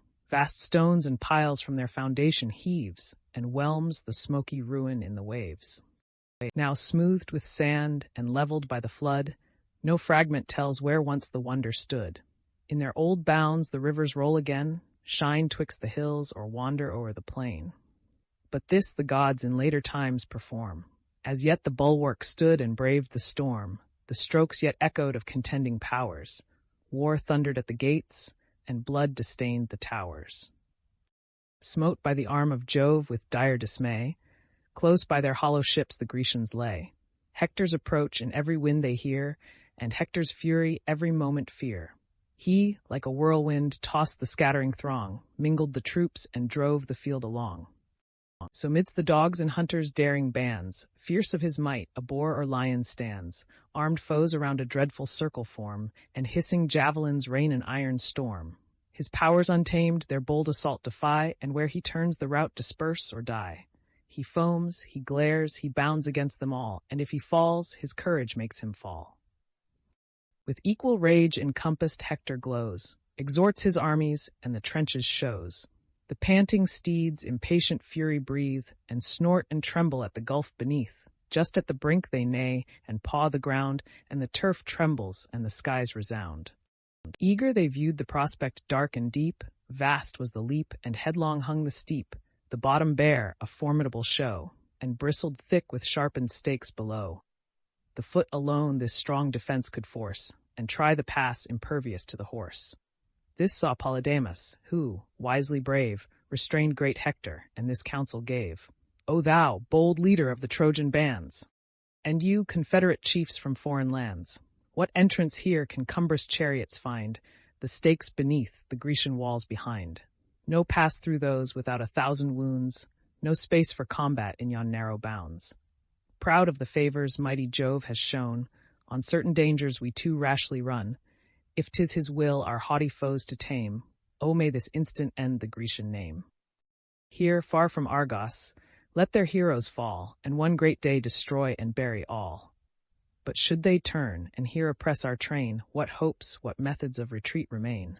Wedged in the trench by our own troops confused, in one promiscuous carnage crushed and bruised. All Troy must perish if their arms prevail, nor shall a Trojan live to tell the tale. Hear then, ye warriors, and obey with speed. Back from the trenches let your steeds be led, then all alighting, wedged in firm array, proceed on foot, and Hector lead the way. So Greece shall stoop before our conquering power, and this, if Jove consent, her fatal hour. Polydamas advising Hector. This counsel pleased. The godlike Hector sprung swift from his seat, his clanging armor rung. The chief's example followed by his train, each quits his car and issues on the plain. By orders strict, the charioteers enjoined, compel the coursers to their ranks behind. The forces part in 5 distinguished bands, and all obey their several chiefs' commands. The best and bravest in the first conspire, pant for the fight, and threat the fleet with fire. Great Hector glorious in the van of these, Polydamas and brave Cebriones. Before the next the graceful Paris shines, and bold Alcathous and Agenor joins. The sons of Priam with the third appeared, Deiphobus and Helenas the seer. In arms with these the mighty Asius stood, who drew from Hyrtacus his noble blood, and whom Arisba's yellow coursers bore. The coursers fed on Selle's winding shore. Ananor's sons the 4th battalion guide, and great Aeneas, born on fountful Ide. Divine Sarpedon the last band obeyed, whom Glaucus and Asteropaeus aid. Next him, the bravest at their army's head, but he more brave than all the hosts he led. Now, with compacted shields in close array, the moving legions speed their headlong way. Already in their hopes they fire the fleet, and see the Grecians gasping at their feet. While every Trojan thus, and every aid, the advice of wise Polydamas obeyed, Asius alone, confiding in his car, his vaunted coursers urged to meet the war. Unhappy hero, and advised in vain, those wheels returning near shall mark the plain. No more those coursers with triumphant joy restore their master to the gates of Troy. Black death attends behind the Grecian wall, and great Idomeneus shall boast thy fall. Fierce to the left he drives, where from the plain the flying Grecians strove their ships to gain. Swift through the wall their horse and chariots passed, the gates half opened to receive the last. Thither exulting in his force he flies. His following host with clamors rend the skies, to plunge the Grecians headlong in the main. Such their proud hopes, but all their hopes were vain. To guard the gates, 2 mighty chiefs attend, who from the Lapiths' warlike race descend, this Polypus, great Perithous' heir, and that Leontus, like the god of war. As 2 tall oaks before the wall they rise, their roots in earth, their heads amidst the skies, whose spreading arms with leafy honors crowned forbid the tempest and protect the ground. High on the hills appears their stately form, and their deep roots forever brave the storm. So graceful these, and so the shock they stand of raging Asius and his furious band. Orestes, Acamas in front appear, and Onomas and Thun close the rear. In vain their clamors shake the ambient fields, in vain around them beat their hollow shields. The fearless brothers on the Grecians call, to guard their navies and defend the wall. Even when they saw Troy's sable troops impend, and Greece tumultuous from her towers descend, forth from the portals rushed the intrepid pair, opposed their breasts, and stood themselves the war. So 2 wild boars spring furious from their den, roused with the cries of dogs and voice of men. On every side the crackling trees they tear, and root the shrubs, and lay the forest bare. They gnash their tusks, with fire their eyeballs roll, till some wide wound lets out their mighty soul. Around their heads the whistling javelins sung, with sounding strokes their brazen targets rung. Fierce was the fight, while yet the Grecian powers maintained the walls and manned the lofty towers. To save their fleet their last efforts they try, and stones and darts in mingled tempests fly. As when sharp Boreas blows abroad, and brings the dreary winter on his frozen wings. Beneath the low-hung clouds the sheets of snow descend, and whiten all the fields below. So fast the darts on either army pour, so down the rampires rolls the rocky shower. Heavy and thick resound the battered shields, and the deaf echo rattles round the fields. With shame repulsed, with grief and fury driven, the frantic Aeneas thus accuses heaven. In powers immortal who shall now believe? Can those two flatter, and can Jove deceive? What man could doubt but Troy's victorious power should humble Greece, and this her fatal hour? But like when wasps from hollow crannies drive, to guard the entrance of their common hive, darkening the rock, while with unwearied wings they strike the assailants, and infix their stings. A race determined that to death contend, so fierce these Greeks their last retreats defend. Gods! Shall 2 warriors only guard their gates, repel an army, and defraud the fates? These empty accents mingled with the wind, nor moved great Jove's unalterable mind. To godlike Hector and his matchless might was owed the glory of the destined fight.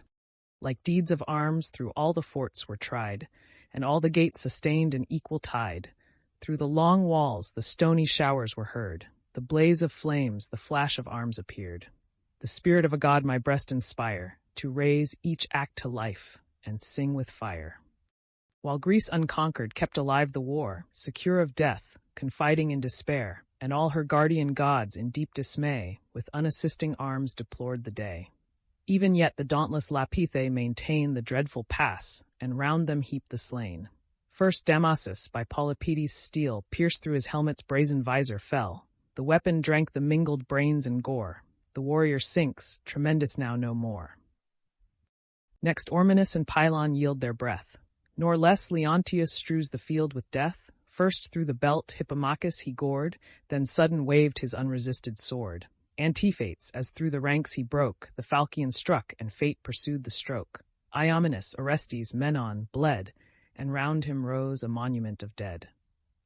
Meantime, the bravest of the Trojan crew, bold Hector and Polydamas, pursue, fierce with impatience on the works to fall, and wrap in rolling flames the fleet and wall. These on the farther bank now stood and gazed, by heaven alarmed, by prodigies amazed. A signal omen stopped the passing host, their martial fury in their wonder lost. Jove's bird on sounding pinions beat the skies, a bleeding serpent of enormous size, his talons trussed, alive and curling round, he stung the bird whose throat received the wound. Mad with the smart, he drops the fatal prey, in airy circles wings his painful way, floats on the winds and rends the heaven with cries. Amidst the host the fallen serpent lies. They, pale with terror, mark its spires unrolled, and Jove's portent with beating hearts behold. Then first Polydamas the silence broke, long weighed the signal, and to Hector spoke.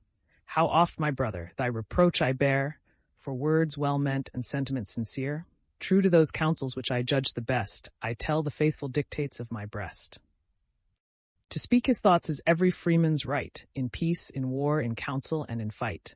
And all I move, deferring to thy sway, but tends to raise that power which I obey. Then hear my words, nor may my words be vain. Seek not this day the Grecian ships to gain, for sure to warn us, Jove his omen sent, and thus my mind explains its clear event.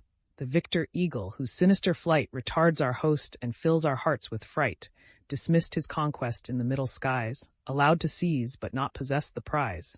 Thus, though we gird with fires the Grecian fleet, though these proud bulwarks tumble at our feet, toils unforeseen and fiercer are decreed. more woes shall follow, and more heroes bleed. So bodes my soul, and bids me thus advise, for thus a skilful seer would read the skies. To him then Hector with disdain returned. Fierce as he spoke, his eyes with fury burned. Are these the faithful counsels of thy tongue? Thy will is partial, not thy reason wrong. Or if the purpose of thy heart thou vent, sure heaven resumes the little sense it lent. What coward counsels would thy madness move against the word, the will revealed of Jove? The leading sign, the irrevocable nod, and happy thunders of the favoring god, these shall I slight and guide my wavering mind by wandering birds that flit with every wind. Ye vagrants of the sky, your wings extend, or where the suns arise, or where descend, to right, to left, unheeded take your way, while I the dictates of high heaven obey.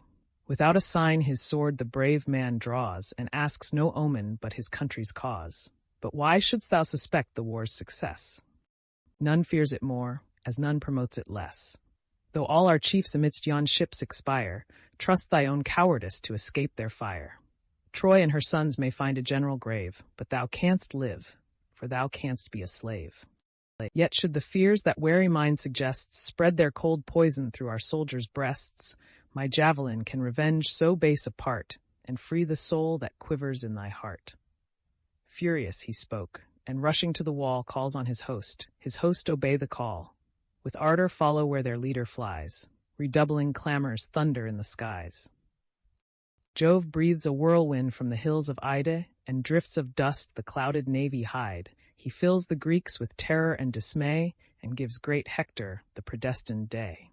Strong in themselves, but stronger in his aid, close to the works their rigid siege they laid. In vain the mounds and massy beams defend, while these they undermine and those they rend. Upheave the piles that prop the solid wall, and heaps on heaps the smoky ruins fall. Greece on her ramparts stands the fierce alarms, the crowded bulwarks blaze with waving arms, shield touching shield a long refulgent row, whence hissing darts incessant rain below.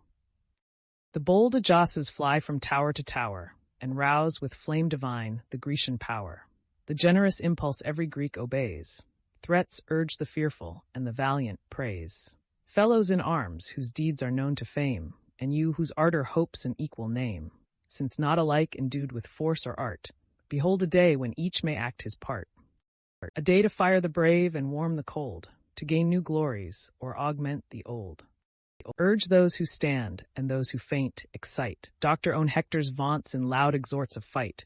Conquest, not safety, fill the thoughts of all. Seek not your fleet, but sally from the wall, so Jove once more may drive their routed train, and Troy lie trembling in her walls again. Their ardor kindles all the Grecian powers, and now the stones descend in heavier showers. As when high Jove his sharp artillery forms, and opes his cloudy magazine of storms, in winter's bleak, uncomfortable rain, a snowy inundation hides the plain. He stills the winds and bids the skies to sleep, then pours the silent tempest thick and deep, and first the mountain tops are covered o'er, then the green fields, and then the sandy shore. Bent with the weight, the nodding woods are seen, and one bright waste hides all the works of men. The circling seas, alone absorbing all, doctor ink the dissolving fleeces as they fall. So from each side increase the stony rain, and the white ruin rises o'er the plain. Thus godlike Hector and his troops contend to force the ramparts and the gates to rend. Nor Troy could conquer, nor the Greeks would yield, till great Sarpedon towered amid the field. For mighty Jove inspired with martial flame his matchless son, and urged him on to fame. In arms he shines, conspicuous from afar, and bears aloft his ample shield in air, within whose orb the thick bull hides were rolled, ponderous with brass and bound with ductile gold. And while two-pointed javelins arm his hands, majestic moves along, and leads his Lycian bands. So pressed with hunger from the mountain's brow, descends a lion on the flocks below, so stalks the lordly savage o'er the plain, in sullen majesty and stern disdain. In vain loud mastiffs bay him from afar, and shepherds gall him with an iron war. Regardless, furious, he pursues his way. He foams, he roars, he rends the panting prey. Resolved alike, divine Sarpedon glows with generous rage that drives him on the foes. He views the towers and meditates their fall, to sure destruction dooms the aspiring wall. Then casting on his friend an ardent look, fired with the thirst of glory, thus he spoke. Why boast we, Glaucus? Our extended reign, where Xanthus streams enrich the Lycian plain, our numerous herds that range the fruitful field, and hills where vines their purple harvest yield, our foaming bowls with pure nectar crowned, our feasts enhanced with music's sprightly sound. Why on those shores are we with joy surveyed, admired as heroes and as gods obeyed, unless great acts superior merit prove, and vindicate the bounteous powers above? 'Tis ours, the dignity they give to grace, the first in valor as the first in place, that when with wondering eyes our martial bands behold our deeds transcending our commands, such they may cry, deserve the sovereign state, whom those that envy dare not imitate. Could all our care elude the gloomy grave, which claims no less the fearful and the brave, for lust of fame I should not vainly dare in fighting fields, nor urge thy soul to war.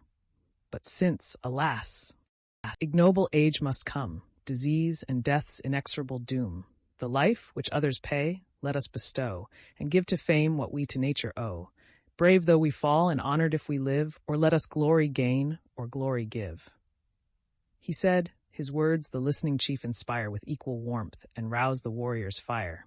The troops pursue their leaders with delight, rush to the foe, and claim the promised fight.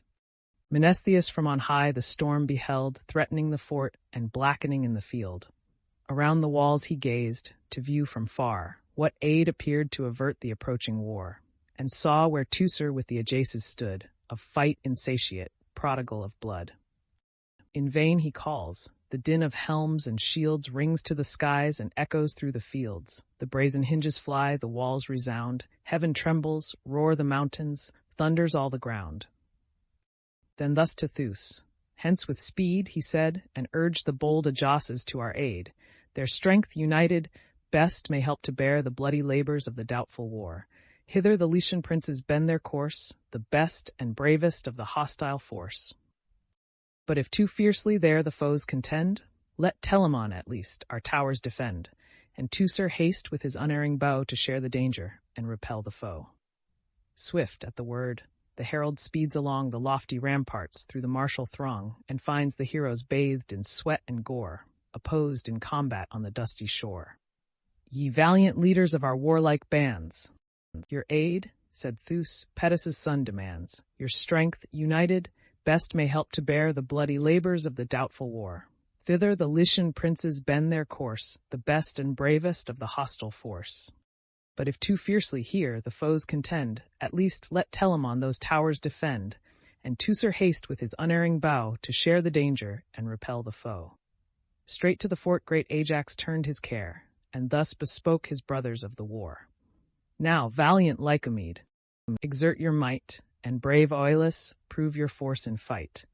To you I trust the fortune of the field, till by this arm the foe shall be repelled. That done, expect me to complete the day. Then with his sevenfold shield he strode away. With equal steps bold Teucer pressed the shore, whose fatal bow the strong Pandion bore. High on the walls appeared the Lycian powers, like some black tempest gathering round the towers. The Greeks, oppressed, their utmost force unite, prepared to labor in the unequal fight. The war renews, mixed shouts and groans arise, tumultuous clamor mounts and thickens in the skies. Fierce Ajax first the advancing host invades, and sends the brave Epicles to the shades, Sarpedon's friend. Across the warrior's way, rent from the walls, a rocky fragment lay. In modern ages not the strongest swain could heave the unwieldy burden from the plain. He poised and swung it round, then tossed on high, it flew with force and labored up the sky. Full on the Lycian's helmet thundering down, the ponderous ruin crushed his battered crown.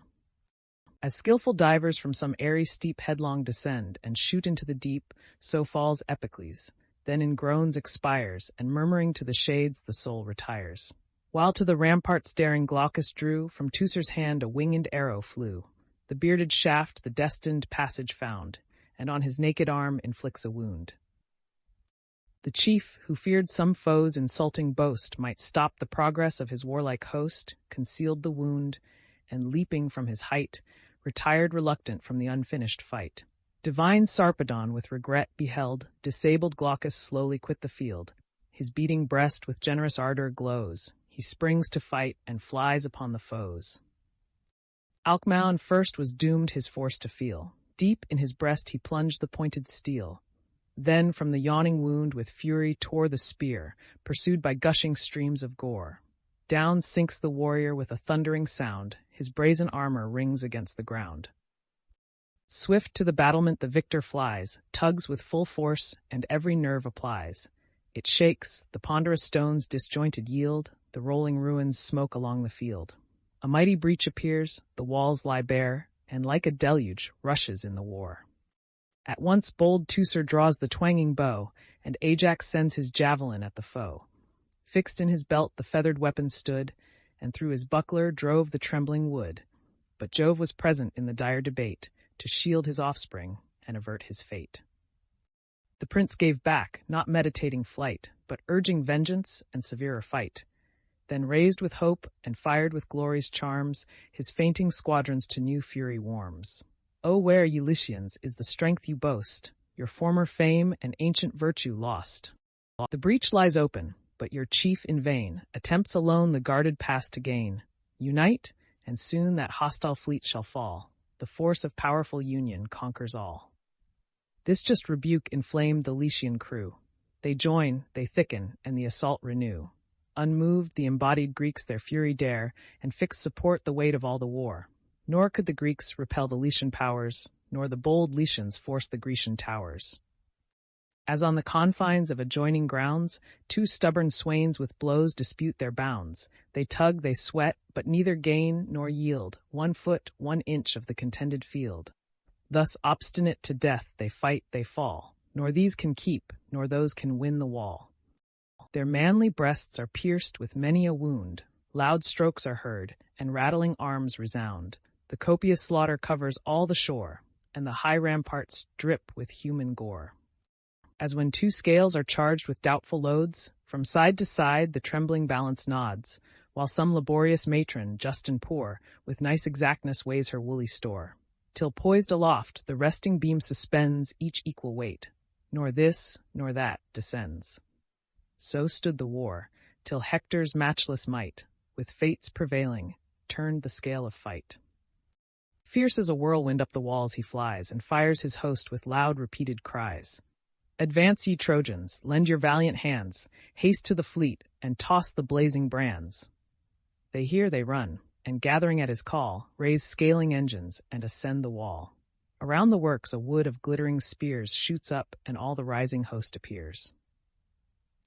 A ponderous stone bold Hector heaved to throw, pointed above, and rough and gross below. Not 2 strong men the enormous weight could raise, such men as live in these degenerate days. Yet this, as easy as a swain could bear. The snowy fleece he tossed and shook in air, for Jove upheld and lightened of its load the unwieldy rock, the labor of a god.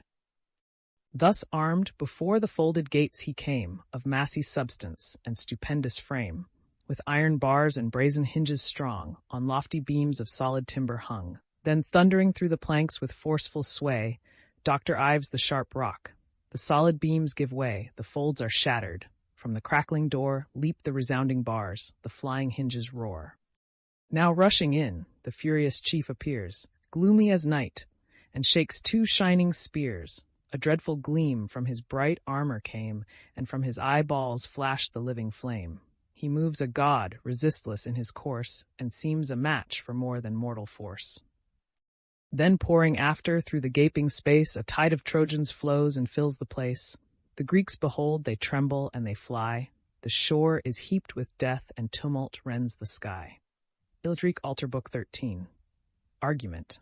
The 4th battle continued, in which Neptune assists the Greeks. The acts of Idomeneus.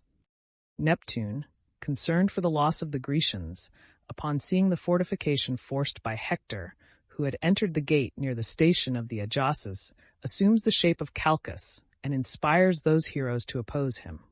Then, in the form of one of the generals, encourages the other Greeks who had retired to their vessels. The Ajaces form their troops in a close phalanx, and put a stop to Hector and the Trojans. Several deeds of valor are performed. Meriones, losing his spear in the encounter, repairs to seek another at the tent of Idomeneus. This occasions a conversation between those 2 warriors, who return together to the battle. Idomeneus signalizes his courage above the rest. He kills Othryoneus, Asius, and Alcathous. Deiphobus and Aeneas march against him, and at length Idomeneus retires. Menelaus wounds Helenus and kills Pisander. The Trojans are repulsed on the left wing. Hector still keeps his ground against the Ajaces, till, being galled by the Locrian slingers and archers, Polydamas advises to call a council of war. Hector approves of his advice, but goes first to rally the Trojans, upbraids Paris, rejoins Polydamas, meets Ajax again, and renews the attack. The 28th day still continues. The scene is between the Grecian wall and the seashore. When now the thunderer on the sea-beat coast had fixed great Hector and his conquering host, he left them to the fates in bloody fray, to toil and struggle through the well-fought day. Then turned to Thracia from the field of fight, those eyes that shed insufferable light, to where the Mysians prove their martial force and hardy Thracians tame the savage horse, and where the far-famed Hippomolgian strays, renowned for justice and for length of days, thrice happy race. That innocent of blood, from milk innoxious, seek their simple food. Jove sees delighted, and avoids the scene of guilty Troy of arms and dying men. No aid, he deems, to either host is given, while his high law suspends the powers of heaven. Meantime the monarch of the watery main observed the thunderer, nor observed in vain. In Samothracia, on a mountain's brow, whose waving woods o'erhung the deeps below, he sat, and round him cast his azure eyes, where Ida's misty tops confusedly rise. Below, fair Ilion's glittering spires were seen, the crowded ships and sable seas between. There from the crystal chambers of the main coon emerged he sat, and mourned his Argives slain. At Jove incensed, with grief and fury stung, prone down the rocky steep he rushed along. Fierce as he passed, the lofty mountains nod, the forest shakes, earth trembled as he trod, and felt the footsteps of the immortal god. From realm to realm, 3 ample strides he took, and at the 4th the distant Aegae shook. Far in the bay his shining palace stands, eternal frame, not raised by mortal hands. This having reached, his brass-hoofed steeds he reins, fleet as the winds and decked with golden manes. Refulgent arms his mighty limbs enfold, immortal arms of adamant and gold. He mounts the car, the golden scourge applies, he sits superior, and the chariot flies. His whirling wheels the glassy surface sweep. The enormous monsters rolling o'er the deep gambol around him on the watery way, and heavy whales in awkward measures play. The sea subsiding spreads a level plain, exults and owns the monarch of the main. The parting waves before his coursers fly, the wondering waters leave his axle dry. Deep in the liquid regions lies a cave, between where Tenedos the surges lave, and rocky Imbrus breaks the rolling wave. There the great ruler of the azure round stopped his swift chariot, and his steeds unbound, fed with ambrosial herbage from his hand, and linked their fetlocks with a golden band. Infrangible, immortal. There they stay. The father of the floods pursues his way, where, like a tempest, darkening heaven around, or fiery deluge that devours the ground, the impatient Trojans in a gloomy throng, embattled rolled as Hector rushed along. To the loud tumult and the barbarous cry, the heavens re-echo and the shores reply. They vow destruction to the Grecian name, and in their hopes the fleets already flame. But Neptune, rising from the seas profound, the god whose earthquakes rock the solid ground, now wears a mortal form, like Calchas seen, such his loud voice and such his manly mien, his shouts incessant every Greek inspire, but most the Ajaces adding fire to fire. Neptune rising from the sea. 'Tis yours, O warriors, all our hopes to raise. O recollect your ancient worth and praise. 'Tis yours to save us if you cease to fear. Flight, more than shameful, is destructive here. On other works, though, Troy with fury fall, and pour her armies o'er our battered wall. There Greece has strength, but this part o'erthrown, her strength were vain. I dread for you alone. Here Hector rages like the force of fire, vaunts of his gods and calls high Jove his sire. If yet some heavenly power your breast excite, breathe in your hearts and string your arms to fight. Greece yet may live, her threatened fleet maintain, and Hector's force and Jove's own aid be vain. Then with his scepter that the deep controls, he touched the chiefs and steeled their manly souls. Strength, not their own, the touch divine imparts, prompts their light limbs and swells their daring hearts. Then, as a falcon from the rocky height, her quarry seen, impetuous at the sight, forth springing instant, darts herself from high, shoots on the wing and skims along the sky. Such, and so swift, the power of ocean flew. The wide horizon shut him from their view. The inspiring god Oileus' active son perceived the first, and thus to Telamon, "Some god, my friend, some god in human form, favoring descends and wills to stand the storm. Not Calchas this, the venerable seer. Short as he turned, I saw the power appear. I marked his parting, and the steps he trod. His own bright evidence reveals a god. Even now some energy divine I share, and seem to walk on wings and tread in air. With equal ardor, Telamon returns. My soul is kindled and my bosom burns. New rising spirits all my force alarm. Lift each impatient limb and brace my arm. This ready arm, unthinking, shakes the dart. The blood pours back and fortifies my heart. Singly, methinks, yon towering chief I meet, and stretch the dreadful Hector at my feet. Full of the god that urged their burning breast, the heroes thus their mutual warmth expressed. Neptune, meanwhile, the routed Greeks inspired, who, breathless, pale, with length of labors tired, pant in the ships, while Troy to conquest calls, and swarms victorious o'er their yielding walls. Trembling before the impending storm they lie, while tears of rage stand burning in their eye. Greece sunk they thought, and this their fatal hour, but breathe new courage as they feel the power. Teucer and Leitus first his words excite, then stern Peneleus rises to the fight. Thoas, Deipyrus, in arms renowned, and Marion next the impulsive fury found. Last Nestor's son the same bold ardor takes, while thus the god the martial fire awakes. O lasting infamy, O dire disgrace to chiefs of vigorous youth and manly race!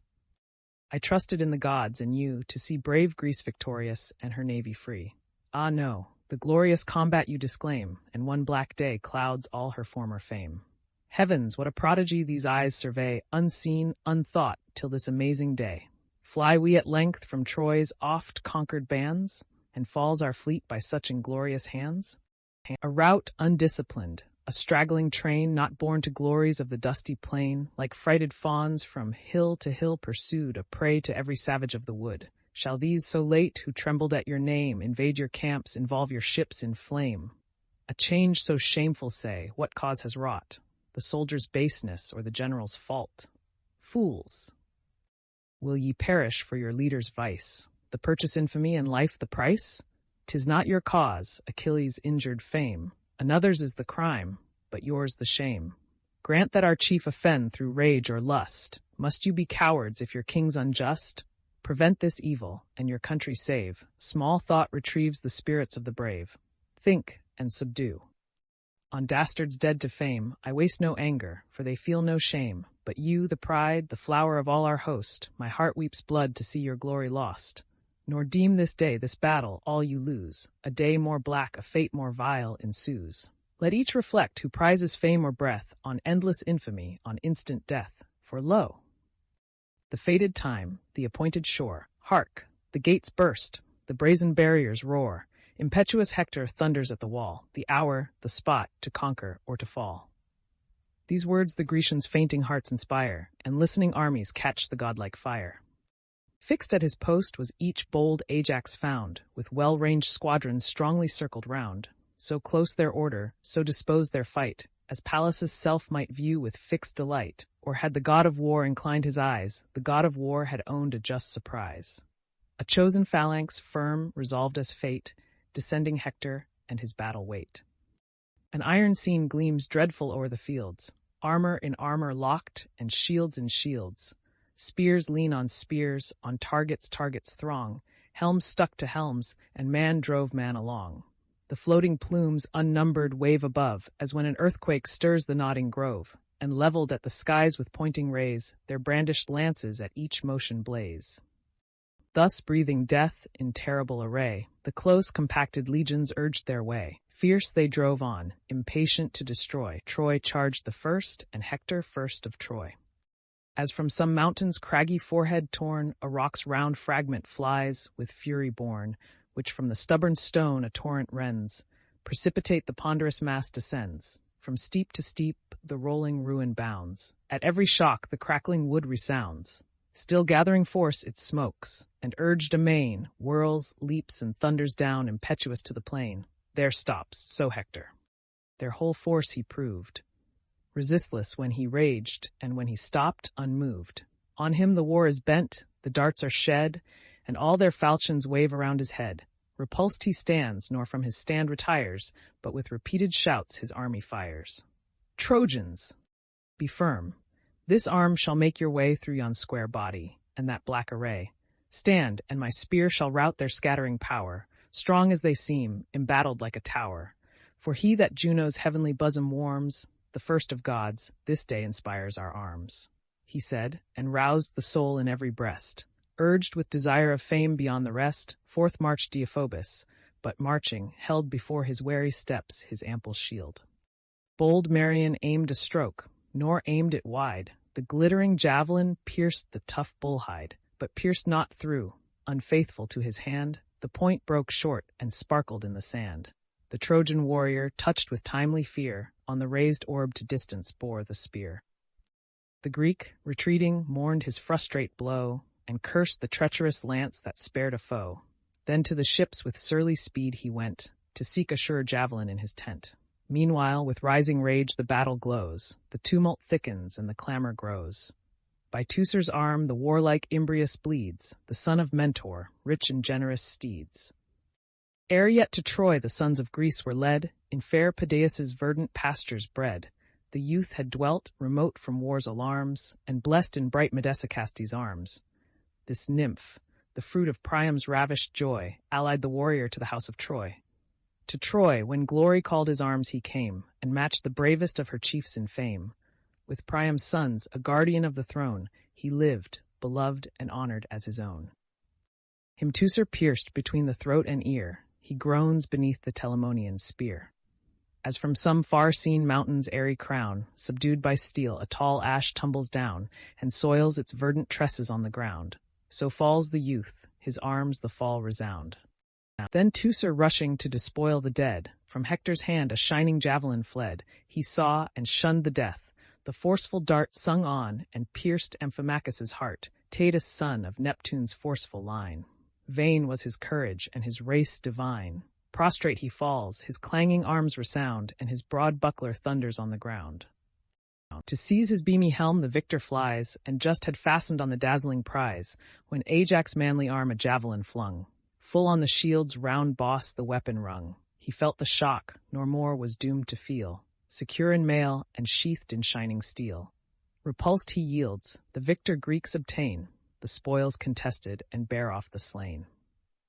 Between the leaders of the Athenian line, Stichius the brave, Menesthius the divine, deplored Amphimachus, sad object lies. Imbrius remains the fierce Ajaces' prize. As two grim lions bear across the lawn, snatched from devouring hounds a slaughtered fawn. In their fell jaws high lifting through the wood, and sprinkling all the shrubs with drops of blood. So these the chief, great Ajax from the dead, strips his bright arms. Oileus lops his head. Tossed like a ball and whirled in air away, at Hector's feet the gory visage lay. The god of ocean, fired with stern disdain, and pierced with sorrow for his grandson slain, inspires the Grecian hearts, confirms their hands, and breathes destruction on the Trojan bands. Swift as a whirlwind rushing to the fleet, he finds the lance-famed Idomen of Crete. His pensive brow the generous care expressed, with which a wounded soldier touched his breast, whom in the chance of war a javelin tore, and his sad comrades from the battle bore. Him to the surgeons of the camp he sent. That office paid, he issued from his tent, fierce for the fight. To whom the god begun, in Thoas' voice, Andramon's valiant son, who ruled where Calydon's white rocks arise, and Pleuron's chalky cliffs emblaze the skies. Where's now the imperious vaunt, the daring boast of Greece victorious and proud Ilion lost? To whom the king, on Greece no blame be thrown, arms are her trade and war is all her own. Her hardy heroes from the well-fought plains, nor fear withholds, nor shameful sloth detains. 'Tis heaven, alas, and Jove's all-powerful doom, that far, far distant from our native home, wills us to fall inglorious, O my friend. Once foremost in the fight, still prone to lend or arms or counsels, now perform thy best, and what thou canst not singly, urge the rest. Thus he, and thus the god whose force can make the solid globe's eternal basis shake. Ah! Never may he see his native land, but feed the vultures on this hateful strand, who seeks ignobly in his ships to stay, nor dares to combat on this signal day. For this, behold, in horrid arms I shine, and urge thy soul to rival acts with mine. Together let us battle on the plain, two, not the worst, nor even this succor vain. Not vain the weakest, if their force unite, but ours, the bravest, have confessed in fight. This said, he rushes where the combat burns, swift to his tent the Cretan king returns. From thence 2 javelins glittering in his hand, and clad in arms that lightened all the strand, fierce on the foe the impetuous hero drove, like lightning bursting from the arm of Jove, which to pale man the wrath of heaven declares, or terrifies the offending world with wars. In streamy sparkles, kindling all the skies, from pole to pole the trail of glory flies. Thus his bright armor o'er the dazzled throng gleamed dreadful as the monarch flashed along. Him, near his tent, Meriones attends, whom thus he questions, ever best of friends, O say, in every art of battle skilled, what holds thy courage from so brave a field? On some important message art thou bound, or bleeds my friend by some unhappy wound? Inglorious here my soul abhors to stay, and glows with prospects of the approaching day. O Prince! Meriones replies, whose care leads forth the embattled sons of Crete to war. This speaks my grief. This headless lance I wield, the rest lies rooted in a Trojan shield. To whom the Cretan, enter and receive the wanted weapons, those my tent can give. Spears I have store, and Trojan lances all, that shed a luster round the illumined wall. Though I, disdainful of the distant war, nor trust the dart, nor aim the uncertain spear, yet hand to hand I fight, and spoil the slain. And thence these trophies, and these arms I gain. Enter, and see on heaps the helmets rolled, and high-hung spears and shields that flame with gold. Nor vain, said Marion, are our martial toils. We too can boast of no ignoble spoils. But those my ship contains, whence distant far, I fight conspicuous in the van of war. What need I more? If any Greek there be, who knows not Marion, I appeal to thee.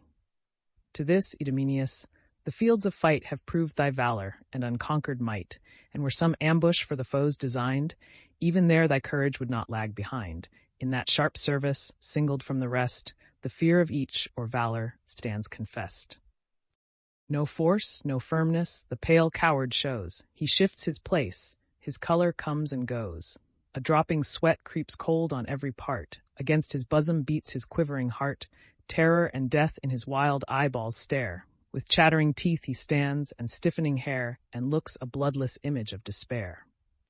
Not so the brave, still dauntless, still the same, unchanged his color and unmoved his frame, composed his thought, determined is his eye, and fixed his soul to conquer or to die. If aught disturb the tenor of his breast, 'tis but the wish to strike before the rest. In such assays thy blameless worth is known, and every art of dangerous war thy own. By chance of fight, whatever wounds you bore, those wounds were glorious all, and all before. Such as may teach 'twas still thy brave delight to pose thy bosom where thy foremost fight. But why, like infants, cold to honor's charms, stand we to talk when glory calls to arms? Go, from my conquered spears the choicest take, and to their owners send them nobly back. Swift at the word bold Marion snatched a spear, and breathing slaughter followed to the war. So Mars armipotent invades the plain, the wide destroyer of the race of man. Terror, his best beloved son, attends his course, armed with stern boldness and enormous force, the pride of haughty warriors to confound and lay the strength of tyrants on the ground. From Thrace they fly, called to the dire alarms of warring Phlegians and Epherian arms. Invoked by both, relentless they dispose, to these glad conquest, murderous rout to those. So marched the leaders of the Cretan train, and their bright arms shot horror o'er the plain. Then first spake Marion, shall we join the right, or combat in the center of the fight, or to the left our wonted succor lend? Hazard and fame all parts alike attend. Not in the center, Idomen replied, our ablest chieftains the main battle guide. Each godlike Ajax makes that post his care, and gallant Teucer deals destruction there, skilled or with shafts to gall the distant field, or bear close battle on the sounding shield. These can the rage of haughty Hector tame. Safe in their arms, the navy fears no flame, till Jove himself descends his bolts to shed, and hurl the blazing ruin at our head. Great must he be of more than human birth, nor feed like mortals on the fruits of earth. Him neither rocks can crush, nor steel can wound, whom Ajax fells not on the ensanguined ground. In standing fight he mates Achilles' force, excelled alone in swiftness in the course. Then to the left our ready arms apply, and live with glory, or with glory die. He said, and Marion to the appointed place, fierce as the god of battles, urged his pace. Soon as the foe the shining chiefs beheld rush like a fiery torrent o'er the field, their force embodied in a tide they pour, the rising combat sounds along the shore.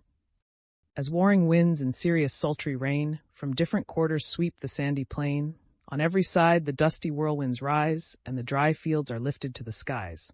Thus by despair, hope, rage, together driven, met the black hosts, and meeting, darkened heaven. All dreadful glared the iron face of war, bristled with upright spears that flashed afar. Dire was the gleam of breastplates, helms, and shields, and polished arms emblazed the flaming fields. Tremendous scene, that general horror gave, but touched with joy the bosoms of the brave. Saturn's great sons in fierce contention vied, and crowds of heroes in their anger died. The sire of earth and heaven by Thetis won, to crown with glory Peleus' godlike son, willed not destruction to the Grecian powers, but spared awhile the destined Trojan towers, while Neptune, rising from his azure main, warred on the king of heaven with stern disdain, and breathed revenge, and fired the Grecian train. Gods of one source, of one ethereal race, alike divine, and heaven their native place, but Jove the greater, firstborn of the skies, and more than men or gods supremely wise. For this, of Jove's superior might afraid, Neptune in human form concealed his aid. These powers enfold the Greek and Trojan train, in war and discord's adamantine chain, indissolubly strong, the fatal tie is stretched on both, and close compelled they die. Dr. Eadful in arms, and grown in combat's grey, the bold Idomeneus controls the day. First by his hand Othryoneus was slain, swelled with false hopes, with mad ambition vain, called by the voice of war to martial fame, from high Cabessus' distant walls he came. Cassandra's love he sought, with boasts of power, and promised conquest was the proffered dower. The king consented, by his vaunts abused, the king consented, but the fates refused. Proud of himself and of the imagined bride, the field he measured with a larger stride. Him as he stalked, the Cretan javelin found. Vain was his breastplate to repel the wound. His dream of glory lost, he plunged to hell. His arms resounded as the boaster fell. The great Idomeneus best strides the dead, and thus he cries, Behold thy promise sped! Such is the help thy arms to Ilion bring, and such the contract of the Phrygian king. Our offers now, illustrious prince, receive, for such an aid will not Argos give. To conquer Troy with ours thy forces join, and count Atride's fairest daughter thine. Meantime, on further methods to advise, come, follow to the fleet thy new allies, there hear what Greece has on her part to say. He spoke, and dragged the gory corse away. This Asius viewed, unable to contain, before his chariot warring on the plain, his crowded coursers to his squire consigned, impatient, panted on his neck behind. To vengeance rising with a sudden spring, he hoped the conquest of the Cretan king. The wary Cretan, as his foe drew near, full on his throat discharged the forceful spear. Beneath the chin the point was seen to glide, and glittered, extant at the further side.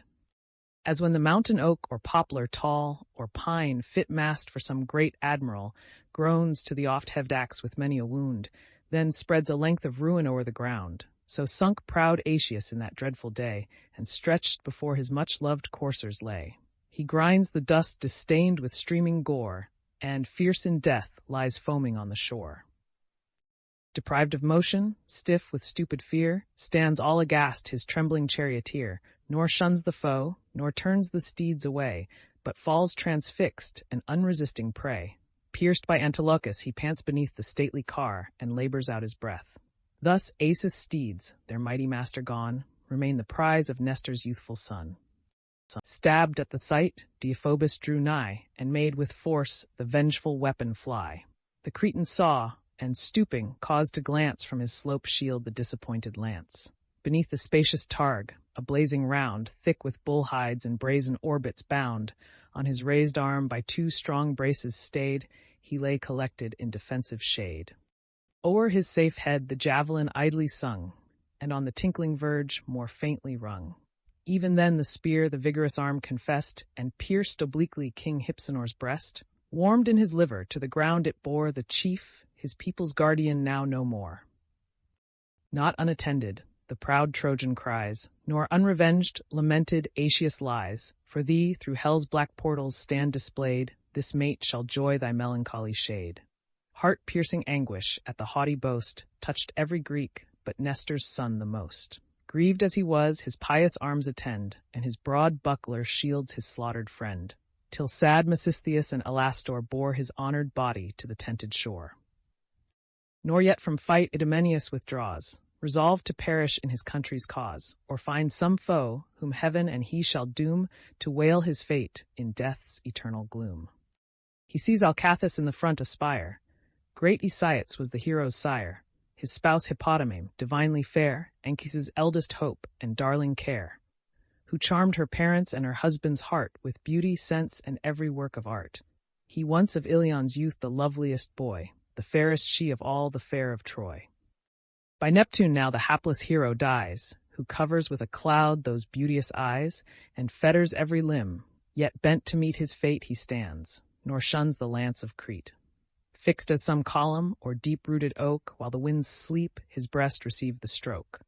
Before the ponderous stroke his corslet yields, long used to ward the death in fighting fields.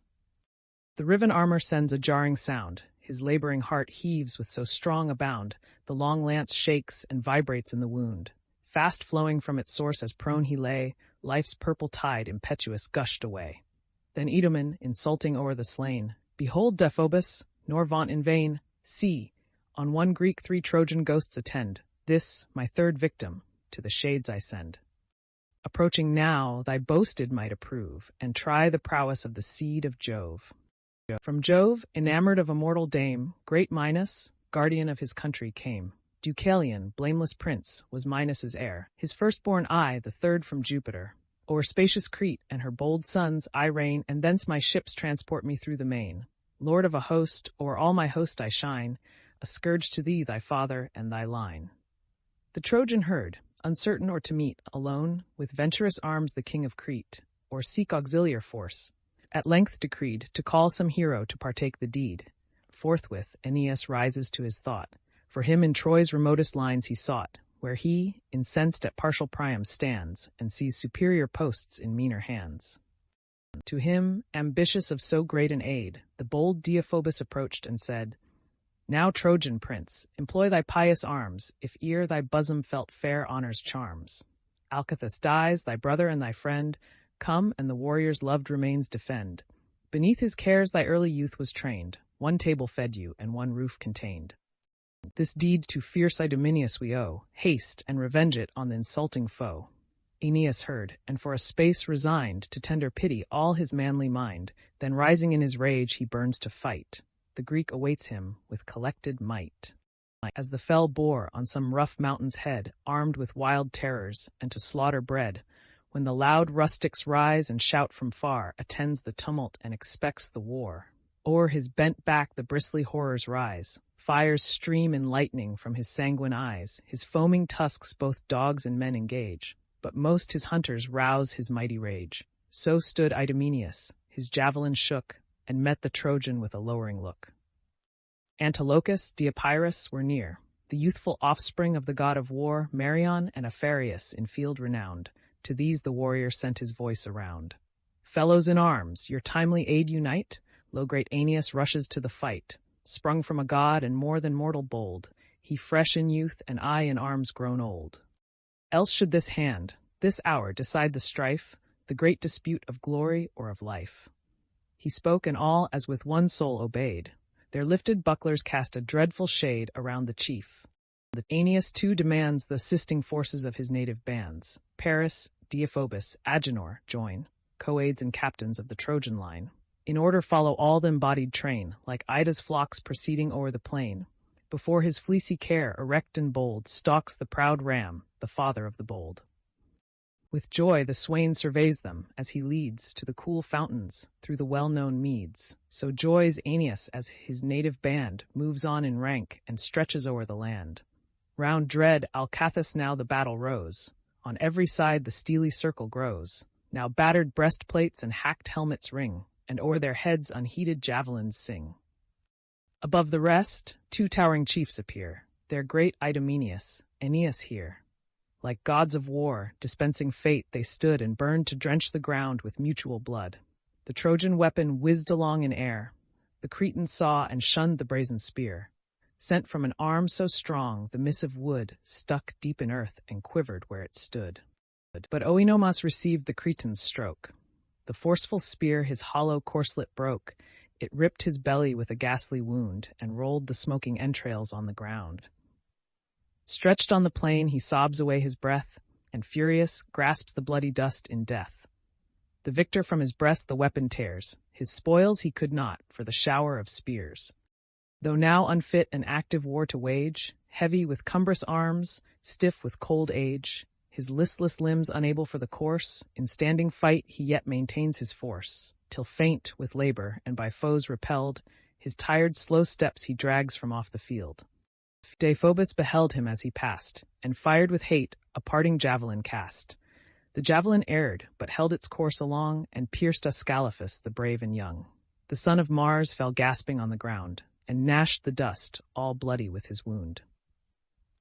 Nor knew the furious father of his fall, high-throned amidst the great Olympian hall, on golden clouds the immortal synod sate, detained from bloody war by Jove and fate.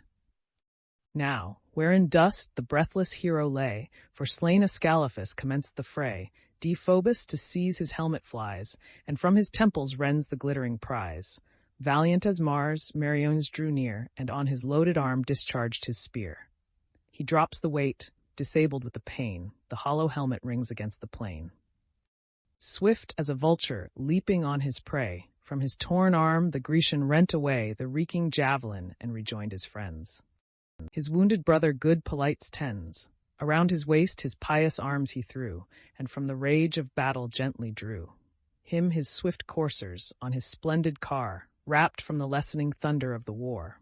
To Troy they drove him, groaning from the shore, and sprinkling as he passed the sands with gore. Meanwhile fresh slaughter bathes the sanguine ground, heaps fall on heaps, and heaven and earth resound. Bold Ephyrius by great Aeneas bled, as toward the chief he turned his daring head, he pierced his throat.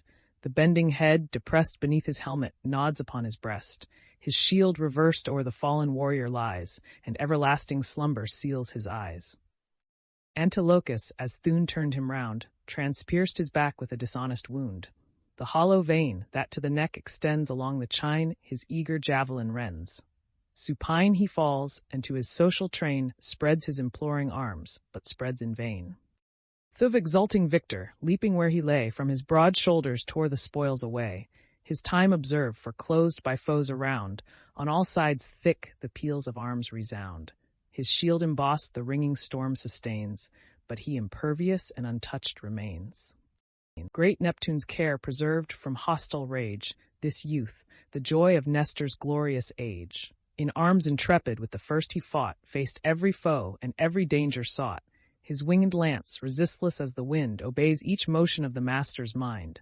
Restless it flies, impatient to be free, and meditates the distant enemy. The son of Asius, Adamas, drew near, and struck his target with the brazen spear.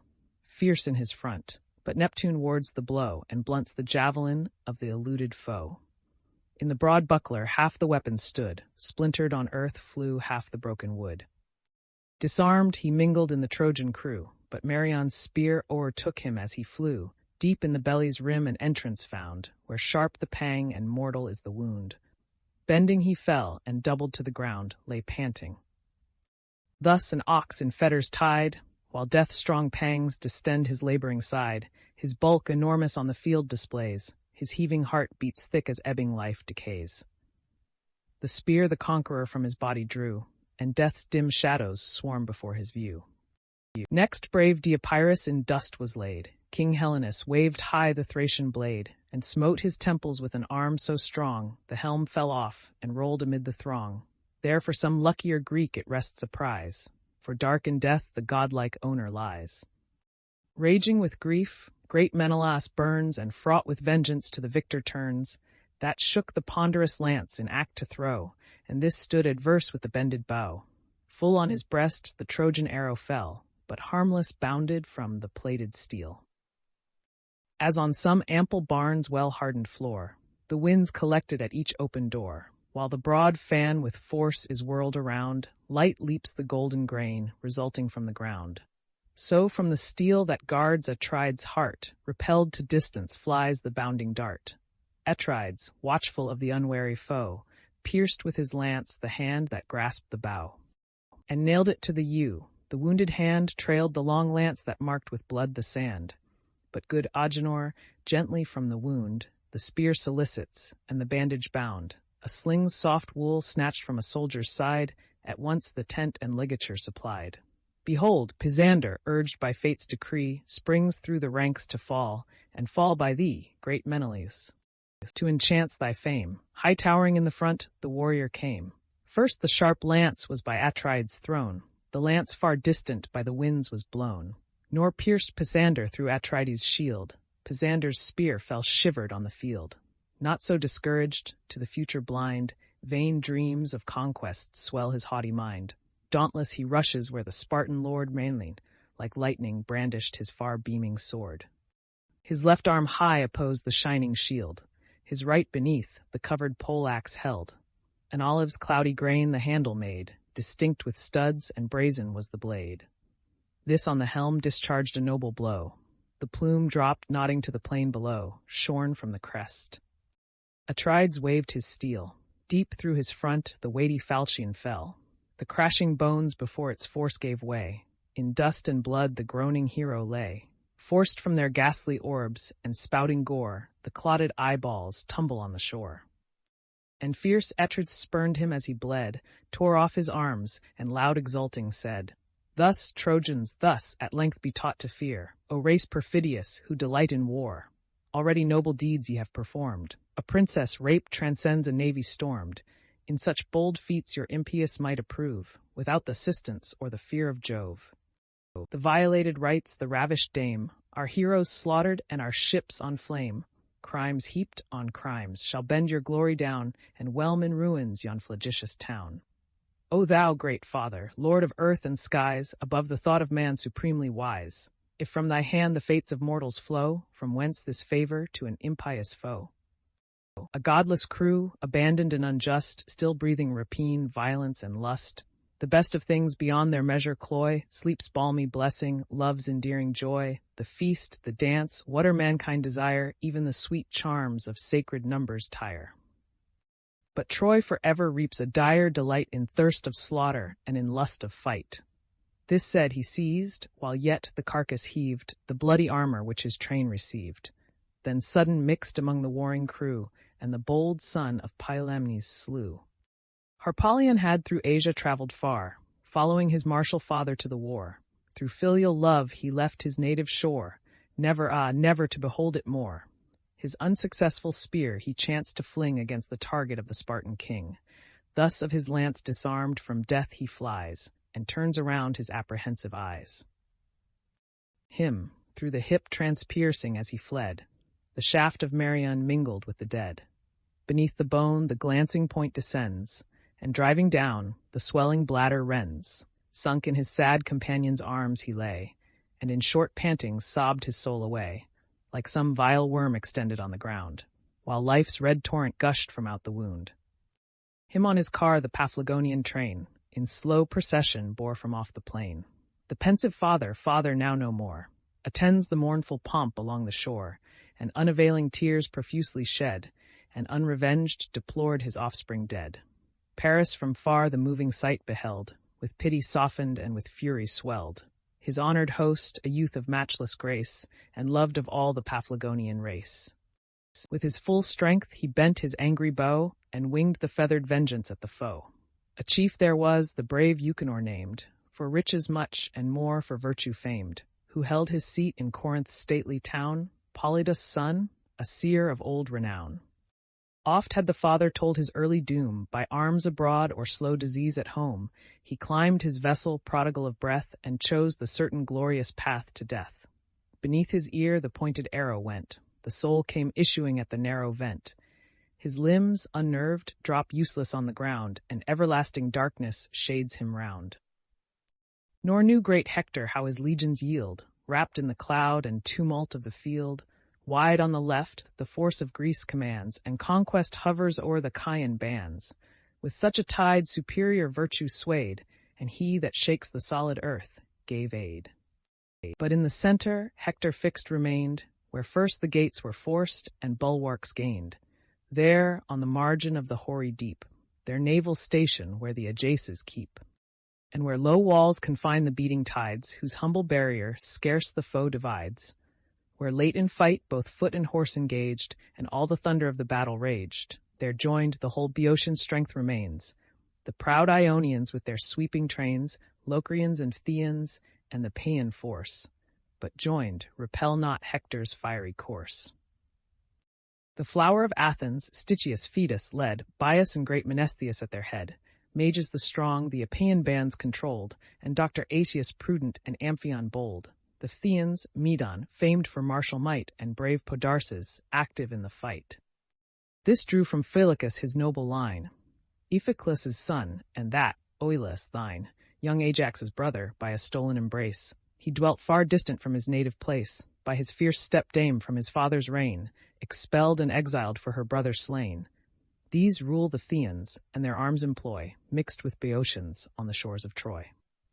Now side by side, with like unwearied care, each Ajax labored through the field of war. So when two lordly bulls, with equal toil, force the bright plowshare through the fallow soil, joined to one yoke the stubborn earth they tear, and trace large furrows with the shining share. O'er their huge limbs the foam descends in snow, and streams of sweat down their sour foreheads flow. A train of heroes followed through the field, who bore by turns great Ajax' sevenfold shield. Whene'er he breathed, remissive of his might, tired with the incessant slaughters of the fight. No following troops his brave associate grace. In close engagement and unpracticed race, the Locrian squadrons nor the javelin wield, nor bear the helm, nor lift the moony shield, but skilled from far the flying shaft to wing, or whirl the sounding pebble from the sling. Dexterous with these they aim a certain wound, or fell the distant warrior to the ground. Thus in the van the Telamonian train, thronged in bright arms, a pressing fight maintain. Far in the rear the Locrian archers lie, whose stones and arrows intercept the sky, the mingled tempest on the foes they pour. Troy's scattering orders open to the shower. Now had the Greeks eternal fame acquired, and the galled Ilians to their walls retired. But sage Polydamas, discreetly brave, addressed great Hector, and this counsel gave. Though great in all, thou seem'st averse to lend impartial audience to a faithful friend.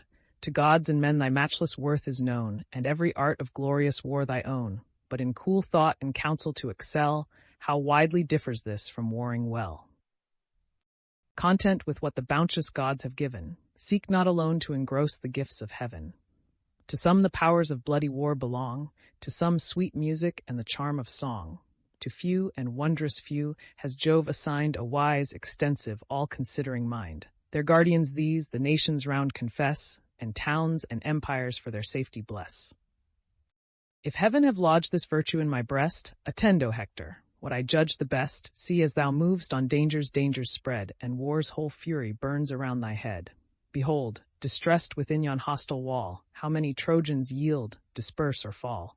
What troops, outnumbered, scarce the war maintain, and what brave heroes at the ships lie slain. Here cease thy fury, and the chiefs and kings convoked to council, weigh the sum of things. Whether, the gods succeeding our desires, to yon tall ships to bear the Trojan fires, or quit the fleet, and pass unhurt away, contented with the conquest of the day. I fear, lest Greece not yet undone, pay the large debt of last revolving sun. Achilles, great Achilles, yet remains on yonder decks, and yet o'erlooks the plains. The counsel pleased, and Hector, with a bound, leaped from his chariot on the trembling ground. Swift as he leaped his clanging arms resound. To guard this post, he cried, thy art employ, and here detain the scattered youth of Troy. Where yonder heroes faint, I bend my way, and hasten back to end the doubtful day. This said, the towering chief prepares to go, shakes his white plumes that to the breezes flow, and seems a moving mountain topped with snow. Through all his host, inspiring force, he flies, and bids anew the martial thunder rise. To Panthus' son, at Hector's high command, haste the bold leaders of the Trojan band. But round the battlements and round the plain, for many a chief he looked, but looked in vain. Deiphobus, nor Helenus the seer, nor Asius' son, nor Asius' self appear. For these were pierced with many a ghastly wound, some cold in death, some groaning on the ground. Some low in dust, a mournful object lay, high on the wall some breathed their souls away. Far on the left, amid the throng he found, cheering the troops and dealing deaths around, the graceful Paris, whom, with fury moved, opprobrious thus the impatient chief reproved. Ill-fated Paris, slave to womankind, as smooth of face as fraudulent of mind, where is Deiphobus, where Asius gone? The godlike father and the intrepid son, the force of Helenus dispensing fate, and great Othryoneus, so feared of late? Black fate hangs o'er thee from the avenging gods, imperial Troy from her foundations nods. Whelmed in thy country's ruin shalt thou fall, and one devouring vengeance swallow all. When Paris thus, my brother and my friend, thy warm impatience makes thy tongue offend. In other battles I deserved thy blame, though then not deedless nor unknown to fame. But since yon rampart by thy arms lay low, I scattered slaughter from my fatal bow. The chiefs you seek on yonder shore lie slain. Of all those heroes, 2 alone remain, Deiphobus and Helenus the seer, each now disabled by a hostile spear. Go then, successful, where thy soul inspires. This heart and hand shall second all thy fires. What with this arm I can, prepare to know, till death for death be paid, and blow for blow. But 'tis not ours, with forces not our own, to combat, strength is of the gods alone. These words the hero's angry mind assuage. Then fierce they mingle, where the thickest rage. Around Polydamas, distained with blood, Cebrion, Phalces, stern Orthaeus stood, Palmus, with Polypete the divine, and 2 bold brothers of Hippotion's line, who reached fair Ilion from Ascania far, the former day, the next engaged in war.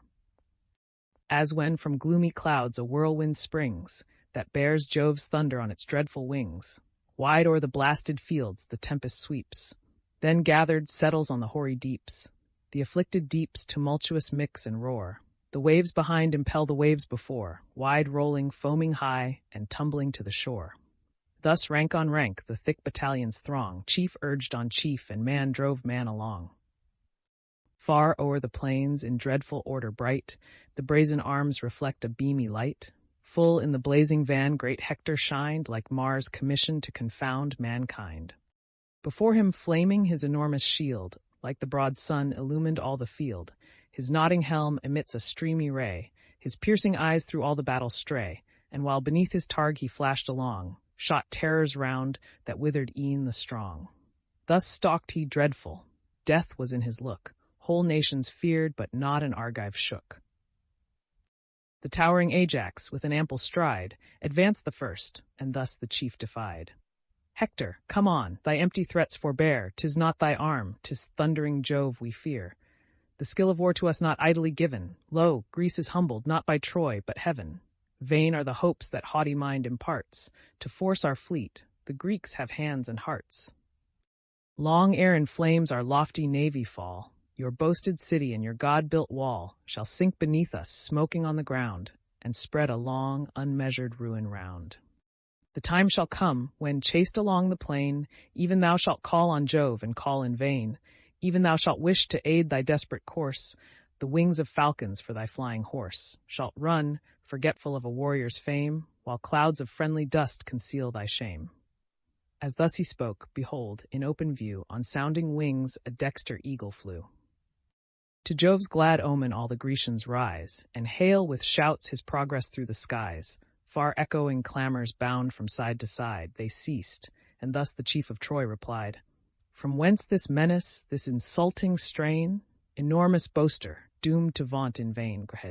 So may the gods on Hector life bestow, not that short life which mortals lead below, but such as those of Jove's high lineage born, the blue-eyed maid, or he that gilds the morn, as this decisive day shall end the fame of Greece, and Argos be no more a name. And thou, imperious, if thy madness wait, the lance of Hector thou shalt meet thy fate. That giant corse extended on the shore shall largely feast the fowls with fat and gore. He said, and like a lion stalked along, With shouts incessant earth and ocean rung, sent from his following host, the Grecian train, with answering thunders filled the echoing plain, a shout that tore heaven's concave and above shook the fixed splendors of the throne of Jove. Illustration: Greek Airings, Book 14th. Argument. Juno deceives Jupiter by the girdle of Venus. Nestor, sitting at the table with Machaon, is alarmed with the increasing clamor of war and hastens to Agamemnon. On his way, he meets that prince with Diomed and Ulysses, whom he informs of the extremity of the danger.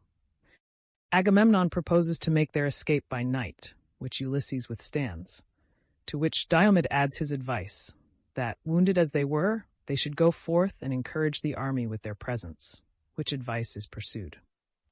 Juno, seeing the partiality of Jupiter to the Trojans, forms a design to overreach him. She sets off her charms with the utmost care, and, the more surely to enchant him, obtains the magic girdle of Venus. She then applies herself to the god of sleep, and, with some difficulty, persuades him to seal the eyes of Jupiter. This done, she goes to Mount Ida, where the god at first sight is ravished with her beauty, sinks in her embraces, and is laid asleep. Neptune takes advantage of his slumber and succors the Greeks.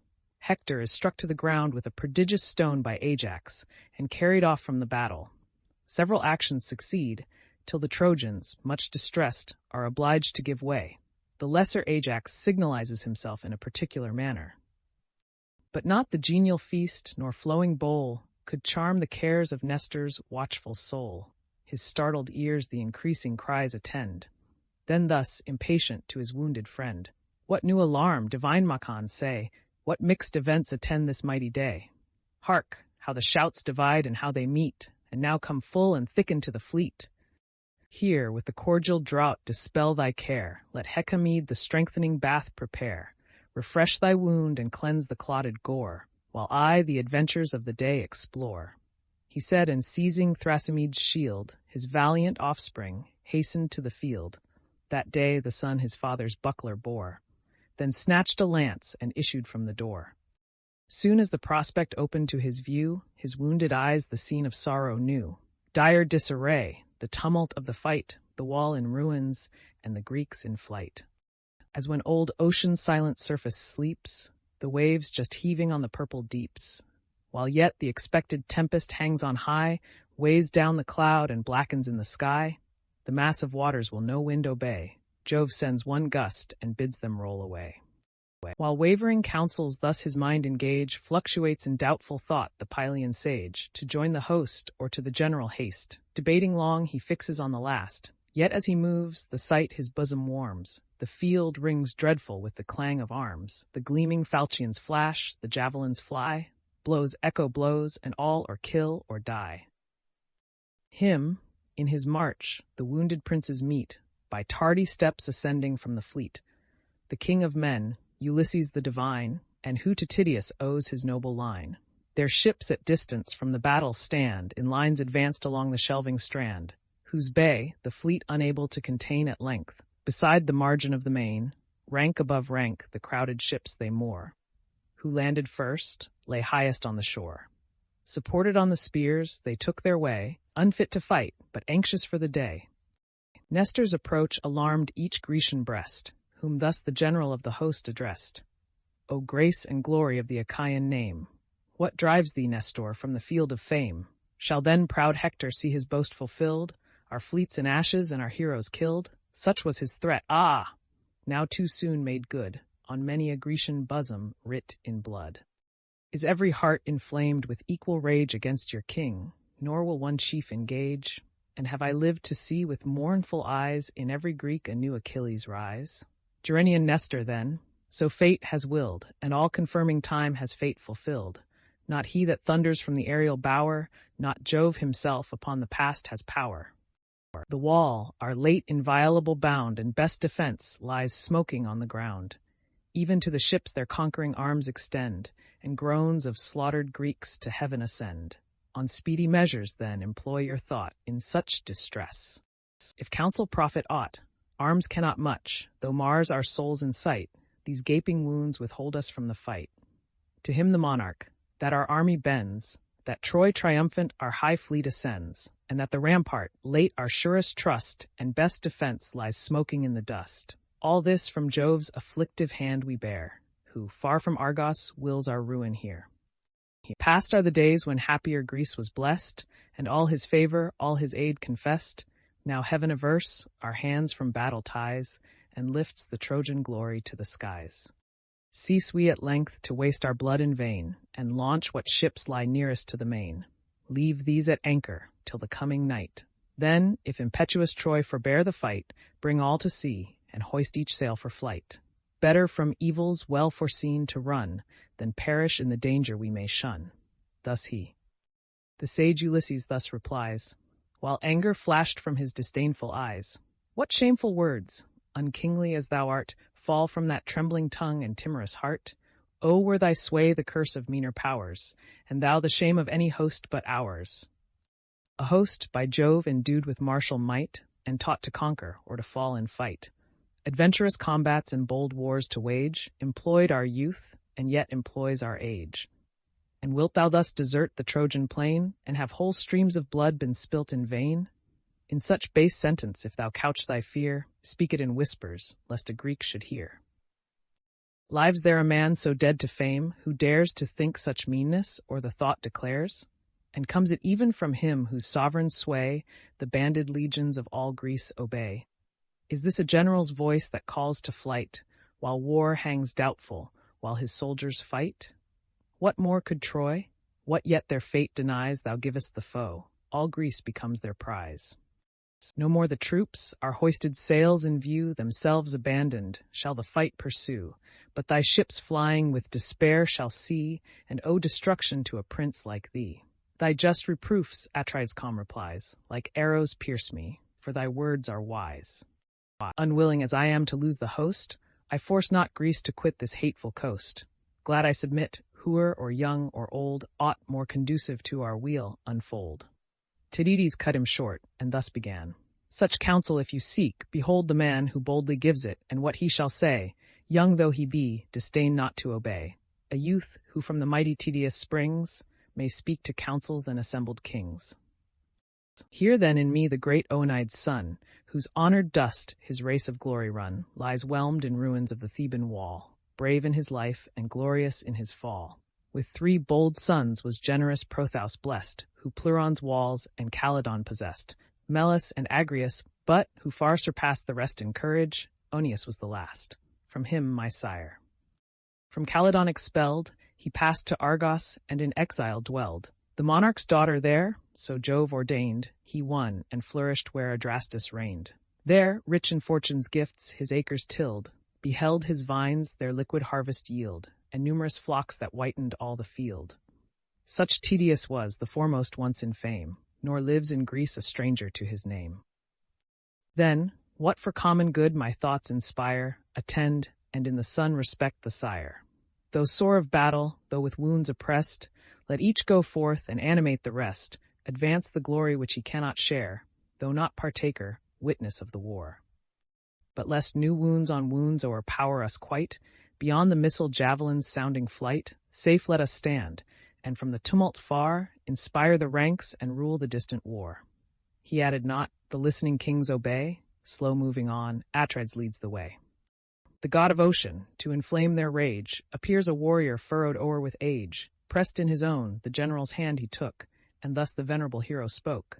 Atrides, lo, with what disdainful eye Achilles sees his country's forces fly.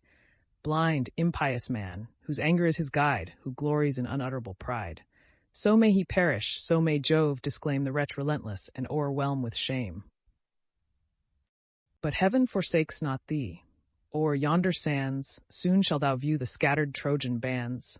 Fly diverse, while proud kings and chiefs renowned, Dr. Ivan heaps on heaps with clouds involved around, of rolling dust their winged wheels employ to hide their ignominious heads in Troy. He spoke, then rushed amid the warrior crew, and sent his voice before him as he flew, loud as the shout encountering armies yield, when twice 10,000 shake the laboring field. Such was the voice, and such the thundering sound, of him whose trident rends the solid ground. Each Argive bosom beats to meet the fight, and grisly war appears a pleasing sight. Meantime Saturnia from Olympus's brow, high-throned in gold, beheld the fields below. With joy the glorious conflict she surveyed, where her great brother gave the Grecians aid. But placed aloft on Ida's shady height, she sees her Jove, and trembles at the sight. Jove to deceive, what methods shall she try? What arts to blind his all-beholding eye? At length she trusts her power, resolved to prove the old, yet still successful, cheat of love, against his wisdom to oppose her charms, and lull the Lord of Thunders in her arms. Swift to her bright apartment she repairs, sacred to dress and beauty's pleasing cares. With skill divine had Vulcan formed the bower, safe from access of each intruding power. Touched with her secret key, the doors unfold. Self-closed, behind her shut the valves of gold. Here first she bathes, and round her body pours soft oils of fragrance and ambrosial showers. The winds perfumed the balmy gale convey through heaven, through earth, and all the aerial way. Spirit divine, whose exhalation greets the sense of gods with more than mortal sweets. Thus, while she breathed of heaven, with decent pride, her artful hands the radiant tresses tied, part on her head in shining ringlets rolled, part o'er her shoulders waved like melted gold. Around her next a heavenly mantle flowed, that rich with Pallas-labored colors glowed. Large clasps of gold the foldings gathered round, a golden zone her swelling bosom bound. Far beaming pendants tremble in her ear, each gem illumined with a triple star. Then o'er her head she cast a veil more white than new-fallen snow, and dazzling as the light. Last her fair feet celestial sandals grace. Thus issuing radiant with majestic pace, forth from the dome the imperial goddess moves, and calls the mother of the smiles and loves. How long, to Venus thus apart she cried, shall human strife celestial minds divide? Ah, yet, will Venus aid Saturnia's joy, and set aside the cause of Greece and Troy? Let heaven's dread empress, Cytherea said, speak her request, and deem her will obeyed. Then grant me, said the queen, those conquering charms, that power which mortals and immortals warms, that love which melts mankind in fierce desires and burns the sons of heaven with sacred fires. For lo, I haste to those remote abodes, where the great parents, sacred source of gods, Ocean and Tethys their old empire keep, on the last limits of the land and deep. In their kind arms my tender years were passed. What time old Saturn, from Olympus cast, of upper heaven to Jove resigned the reign, whelmed under the huge mass of earth and main. For strife, I hear, has made the union cease, which held so long that ancient pair in peace. What honor and what love shall I obtain if I compose those fatal feuds again? Once more their minds in mutual ties engage, and what my youth has owed repay their age, she said. With awe divine, the queen of love obeyed the sister and the wife of Jove, and from her fragrant breast the zone embraced, with various skill and high embroidery graced. In this was every art and every charm, to win the wisest and the coldest warm, fond love, the gentle vow, the gay desire, the kind deceit, the still reviving fire, persuasive speech and the more persuasive sighs, silence that spoke and eloquence of eyes. This on her hand the Cyprian goddess laid. Take this, and with it all thy wish, she said. With smiles she took the charm, and smiling pressed the powerful cestus to her snowy breast. Then Venus to the courts of Jove withdrew, whilst from Olympus pleased Saturnia flew. O'er high Pieria thence her course she bore, o'er fair Amathia's ever-pleasing shore, o'er Hemus hills with snows eternal crowned, nor once her flying foot approached the ground. Then taking wing from Athos's lofty steep, she speeds to Lemnos o'er the rolling deep, and seeks the cave of death's half-brother Sleep. Sweet pleasing Sleep, Saturnia thus began, who spreads thy empire o'er each god and man. If ear obsequious to thy Juno's will, O power of slumbers, hear, and favor still. Shed thy soft dews on Jove's immortal eyes, while sunk in love's entrancing joys he lies. A splendid footstool and a throne that shine with gold unfading, Somnus shall be thine, the work of Vulcan, to indulge thy ease when wine and feasts thy golden humors please. Imperial dame, the balmy power replies, great Saturn's heir and empress of the skies, o'er other gods I spread my easy chain, the sire of all, old ocean, owns my reign, and his hushed waves lie silent on the main. But how, unbidden, shall I dare to steep Jove's awful temples in the dew of sleep? Long since, too venturous at thy bold command, on those eternal lids I laid my hand. What time, deserting Ilion's wasted plain, his conquering son, Alcides, ploughed the main. When lo, when the deeps arise, the tempests roar, and drive the hero to the cone shore, great Jove, awaking, shook the blessed abodes with rising wrath, and tumbled gods on gods. Me chief he sought, and from the realms on high had hurled indignant to the nether sky. But gentle night, to whom I fled for aid, the friend of earth and heaven, her wings displayed, empowered the wrath of gods and men to tame, even Jove revered the venerable dame.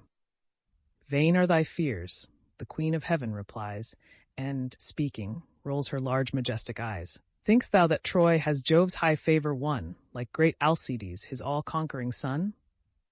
Hear, and obey the mistress of the skies, nor for the deed expect a vulgar prize.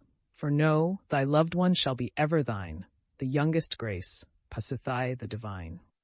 Swear then, he said, by those tremendous floods that roar through hell and bind the invoking gods. Let the great parent earth one hand sustain, and stretch the other o'er the sacred main. Call the black Titans that with Kronos dwell, to hear and witness from the depths of hell, that she, my loved one, shall be ever mine, the youngest grace, Pasiphae the divine.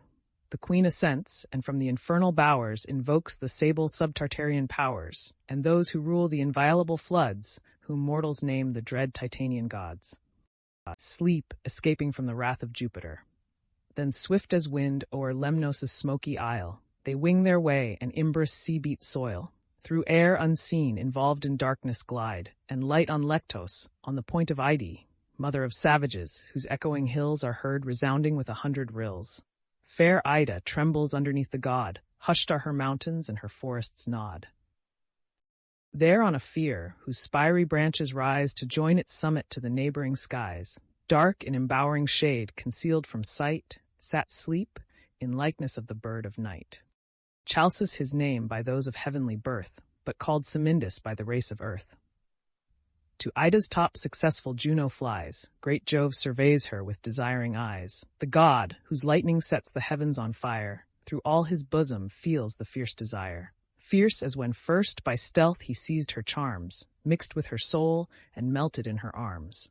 Fixed on her eyes he fed his eager look, then pressed her hand, and thus with transport spoke. Why comes my goddess from the ethereal sky, and not her steeds and flaming chariot nigh? Then she, I haste to those remote abodes where the great parents of the deathless gods, the reverend ocean and grey Tethys, reign on the last limits of the land and main. I visit these, to whose indulgent cares I owe the nursing of my tender years. For strife I hear has made that union cease, which held so long that ancient pair in peace. The steeds prepared my chariot to convey o'er earth and seas, and through the aerial way, wait under Ide, of thy superior power to ask consent, I leave the Olympian bower, nor seek, unknown to thee, the sacred cells, deep under seas, where hoary ocean dwells. For that, said Jove, suffice another day, but eager love denies the least delay. Let softer cares the present hour employ, and be these moments sacred all to joy. Ne'er did my soul so strong a passion prove, or for an earthly or a heavenly love. Not when I pressed Ixion's matchless dame, whence rose Pirithous like the gods in fame.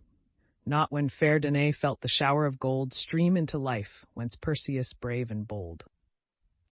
Not thus I burned for either Theban dame, Bacchus from this, from that Alcides came, nor Phoenix' daughter, beautiful and young, whence godlike Rhodomanth and Minos sprung. Not thus I burned for fair Latona's face, nor comelier Ceres' more majestic grace. Not thus even for thyself I felt desire, as now my veins receive the pleasing fire. He spoke, the goddess with the charming eyes glows with celestial red, and thus replies, Is this a scene for love, on Ida's height exposed to mortal and immortal sight? Our joys profaned by each familiar eye, the sport of heaven and fable of the sky, how shall I ere review the blessed abodes, or mix among the senate of the gods? Shall I not think that, with disordered charms, all heaven beholds me recent from thy arms? With skill divine has Vulcan formed thy bower, sacred to love and to the genial hour. If such thy will, to that recess retire, in secret there indulge thy soft desire. She ceased, and smiling with superior love, thus answered mild the cloud-compelling Jove. Nor god nor mortal shall our joys behold, shaded with clouds and circumfused in gold. Not even the sun, who darts through heaven his rays, and whose broad eye the extended earth surveys.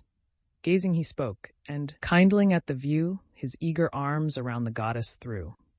Glad earth perceives, and from her bosom pours unbidden herbs and voluntary flowers. Thick newborn violets a soft carpet spread, and clustering lotos swelled the rising bed, and sudden hyacinths the turf bestrow, and flamy crocus made the mountain glow. Their golden clouds conceal the heavenly pair, steeped in soft joys and circumfused with air. Celestial dews, descending o'er the ground, perfume the mount and breathe ambrosia round. At length, with love and sleep's soft power oppressed, the panting thunderer nods and sinks to rest. Now to the navy borne on silent wings, to Neptune's ear soft sleep his message brings. Beside him sudden, unperceived he stood, and thus with gentle words addressed the god. Now, Neptune, now the important hour employ, to check awhile the haughty hopes of Troy. While Jove yet rests, while yet my vapors shed the golden vision round his sacred head, for Juno's love and somnus-pleasing ties have closed those awful and eternal eyes. Thus having said, the power of slumber flew on human lids to drop the balmy dew. Neptune, with zeal increased, renews his care, and towering in the foremost ranks of war, indignant thus. O once of martial fame, O Greeks, if yet ye can deserve the name, this half-recovered day shall Troy obtain? Shall Hector thunder at your ships again? Lo, still he vaunts and threats the fleet with fires, while stern Achilles in his wrath retires. One hero's loss too tamely you deplore. Be still yourselves, and ye shall need no more. O yet, if glory any bosom warms, brace on your firmest helms, and stand to arms. His strongest spear each valiant Grecian wield. Each valiant Grecian sees his broadest shield. Let to the weak the lighter arms belong, the ponderous targe be wielded by the strong. Thus armed, not Hector shall our presence stay, myself, ye Greeks, myself will lead the way. The Greek shield. The troops assent, their martial arms they change, the busy chiefs their banded legions range. The kings, though wounded and oppressed with pain, with helpful hands themselves assist the train. The strong and cumbrous arms the valiant wield, the weaker warrior takes a lighter shield. Thus, sheathed in shining brass, in bright array, the legions march, and Neptune leads the way. His brandished falchion flames before their eyes, like lightning flashing through the frighted skies. Clad in his might, the earth-shaking power appears. Pale mortals tremble and confess their fears. Troy's great defender stands alone unawed, arms his proud host and dares oppose a god. And lo, the god and wondrous man appear, the sea's stern ruler there, and Hector here. The roaring main at her great master's call rose in huge ranks and formed a watery wall around the ships. Seas hanging o'er the shores, both armies join, earth thunders, ocean roars. Not half so loud the bellowing deeps resound, when stormy winds disclose the dark profound. Less loud the winds that from the Aeolian hall roar through the woods and make whole forests fall. Less loud the woods, when flames in torrents pour, catch the dry mountain and its shades devour. With such a rage the meeting hosts are driven, and such a clamor shakes the sounding heaven. The first bold javelin, urged by Hector's force, direct at Ajax' bosom winged its course. But there no pass the crossing belts afford. One braced his shield, and one sustained his sword. Then back the disappointed Trojan drew, and cursed the lance that unavailing flew. But 'scaped not Ajax, his tempestuous hand, a ponderous stone upheaving from the sand, where heaps laid loose beneath the warrior's feet, or served to ballast or to prop the fleet.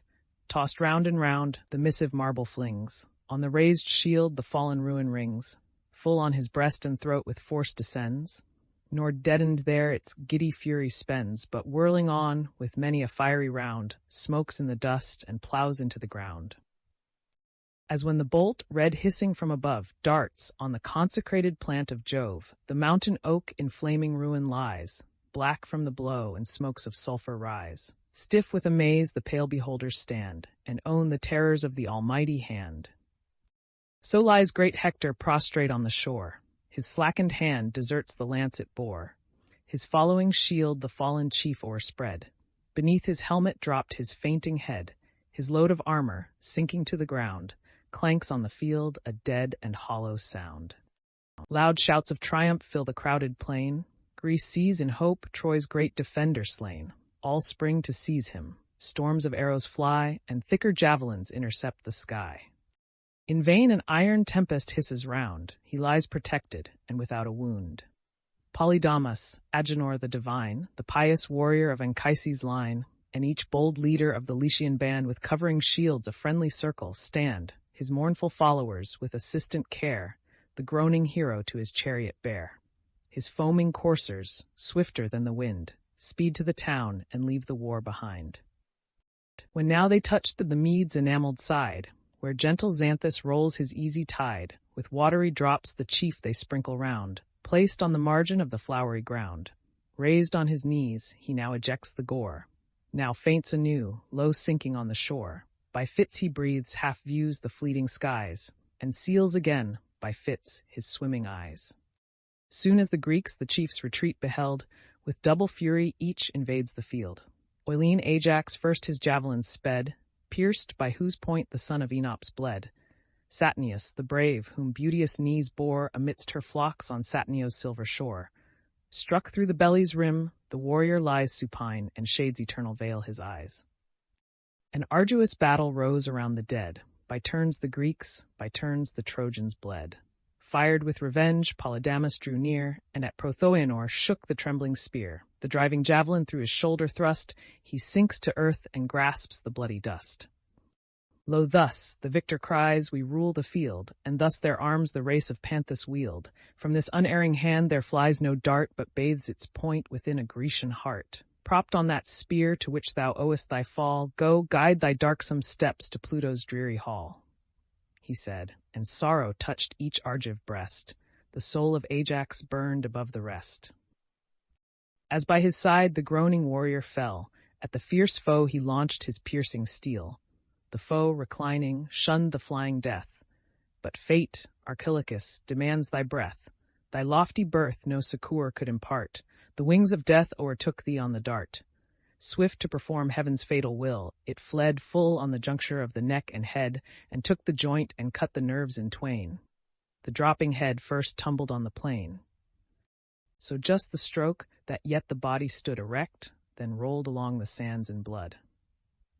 Here, proud Polydamas, here turn thy eyes. The towering Ajax loud insulting cries. Say, is this chief extended on the plain a worthy vengeance for Prothoenor slain? Mark well his port, his figure and his face, nor speak him vulgar, nor of vulgar race.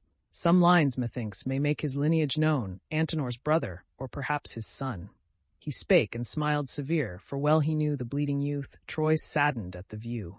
But furious Acamas avenged his cause. As Promachus his slaughtered brother draws, he pierced his heart.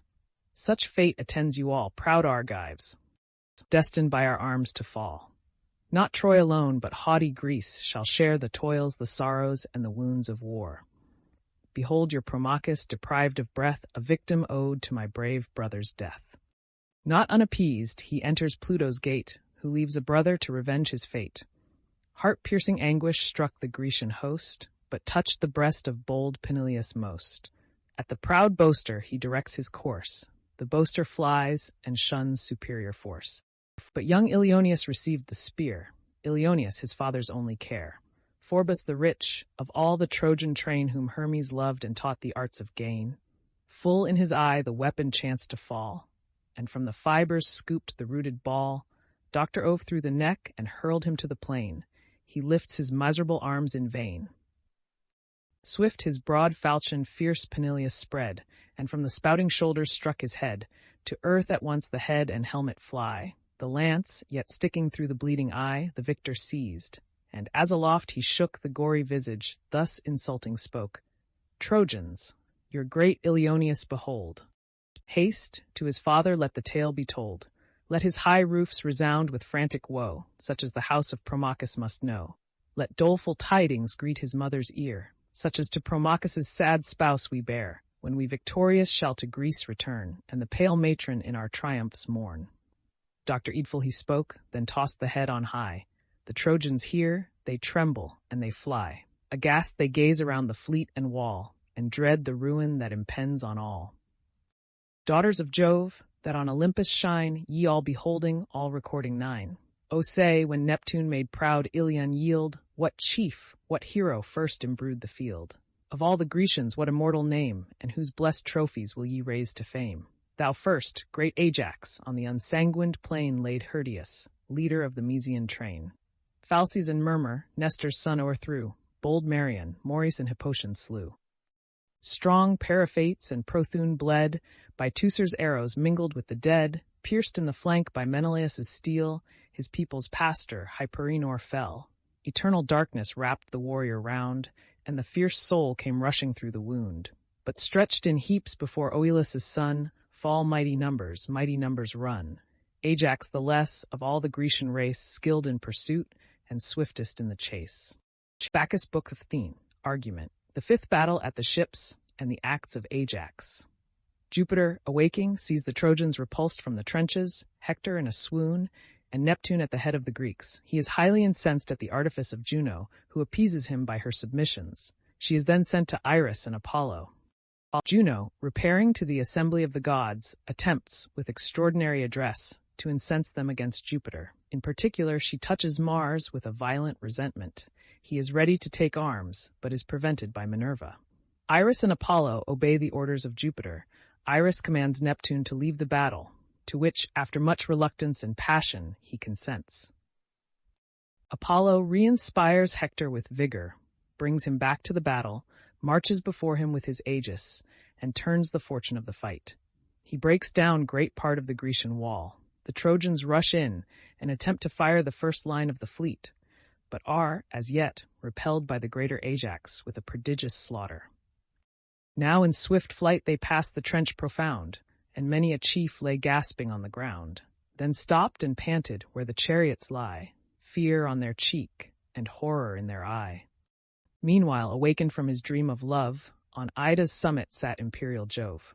Round the wide fields he cast a careful view. There saw the Trojans fly, the Greeks pursue, these proud in arms, those scattered o'er the plain, and midst the war, the monarch of the main. Not far, great Hector on the dust he spies, his sad associates round with weeping eyes, ejecting blood and panting yet for breath, his senses wandering to the verge of death. The god beheld him with a pitying look, and thus incensed to fraudful Juno spoke. O thou, still adverse to the eternal will, for ever studious in promoting ill. Thy arts have made the godlike Hector yield, and driven his conquering squadrons from the field. Canst thou, unhappy in thy wiles, withstand our power immense, and brave the almighty hand? Hast thou forgot, when, bound and fixed on high, from the vast concave of the spangled sky, I hung thee trembling in a golden chain, and all the raging gods opposed in vain? Headlong I hurled them from the Olympian hall, stunned in the whirl and breathless with the fall.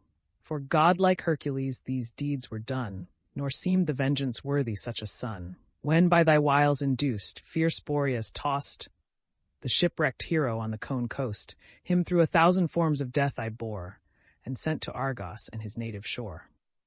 Hear this, remember, and our fury dread, nor pull the unwilling vengeance on thy head, lest arts and blandishments successless prove thy soft deceits and well-dissembled love.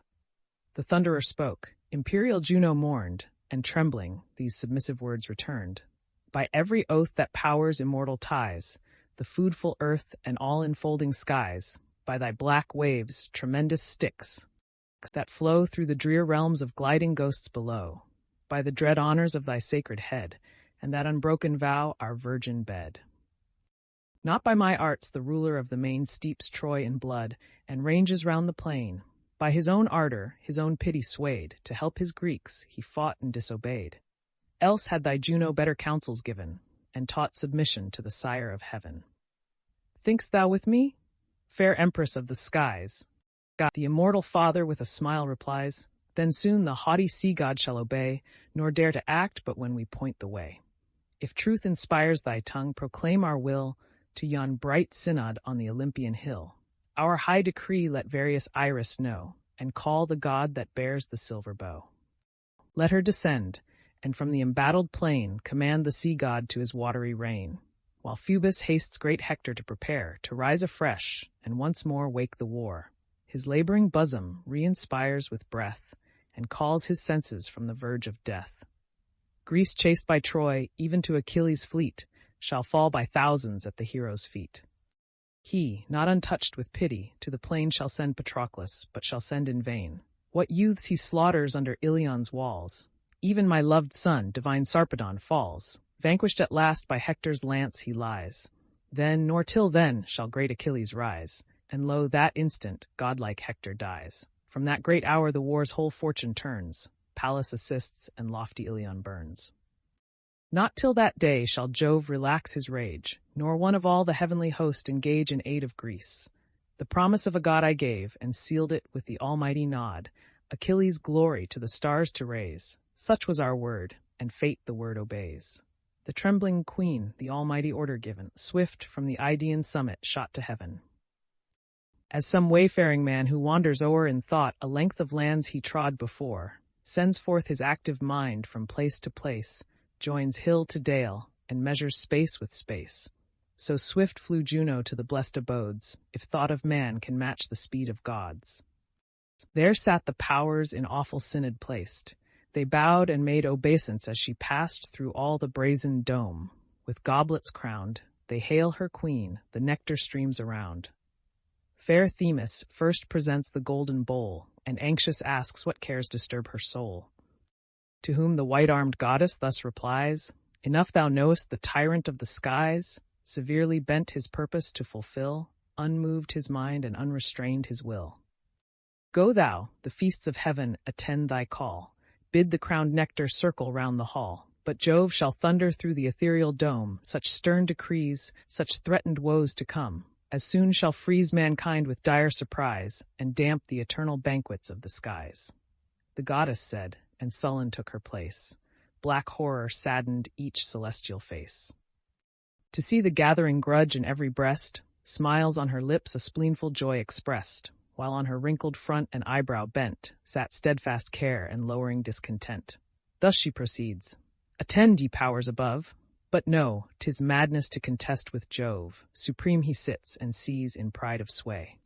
Your vassal godheads grudgingly obey, fierce in the majesty of power controls, shakes all the thrones of heaven, and bends the poles.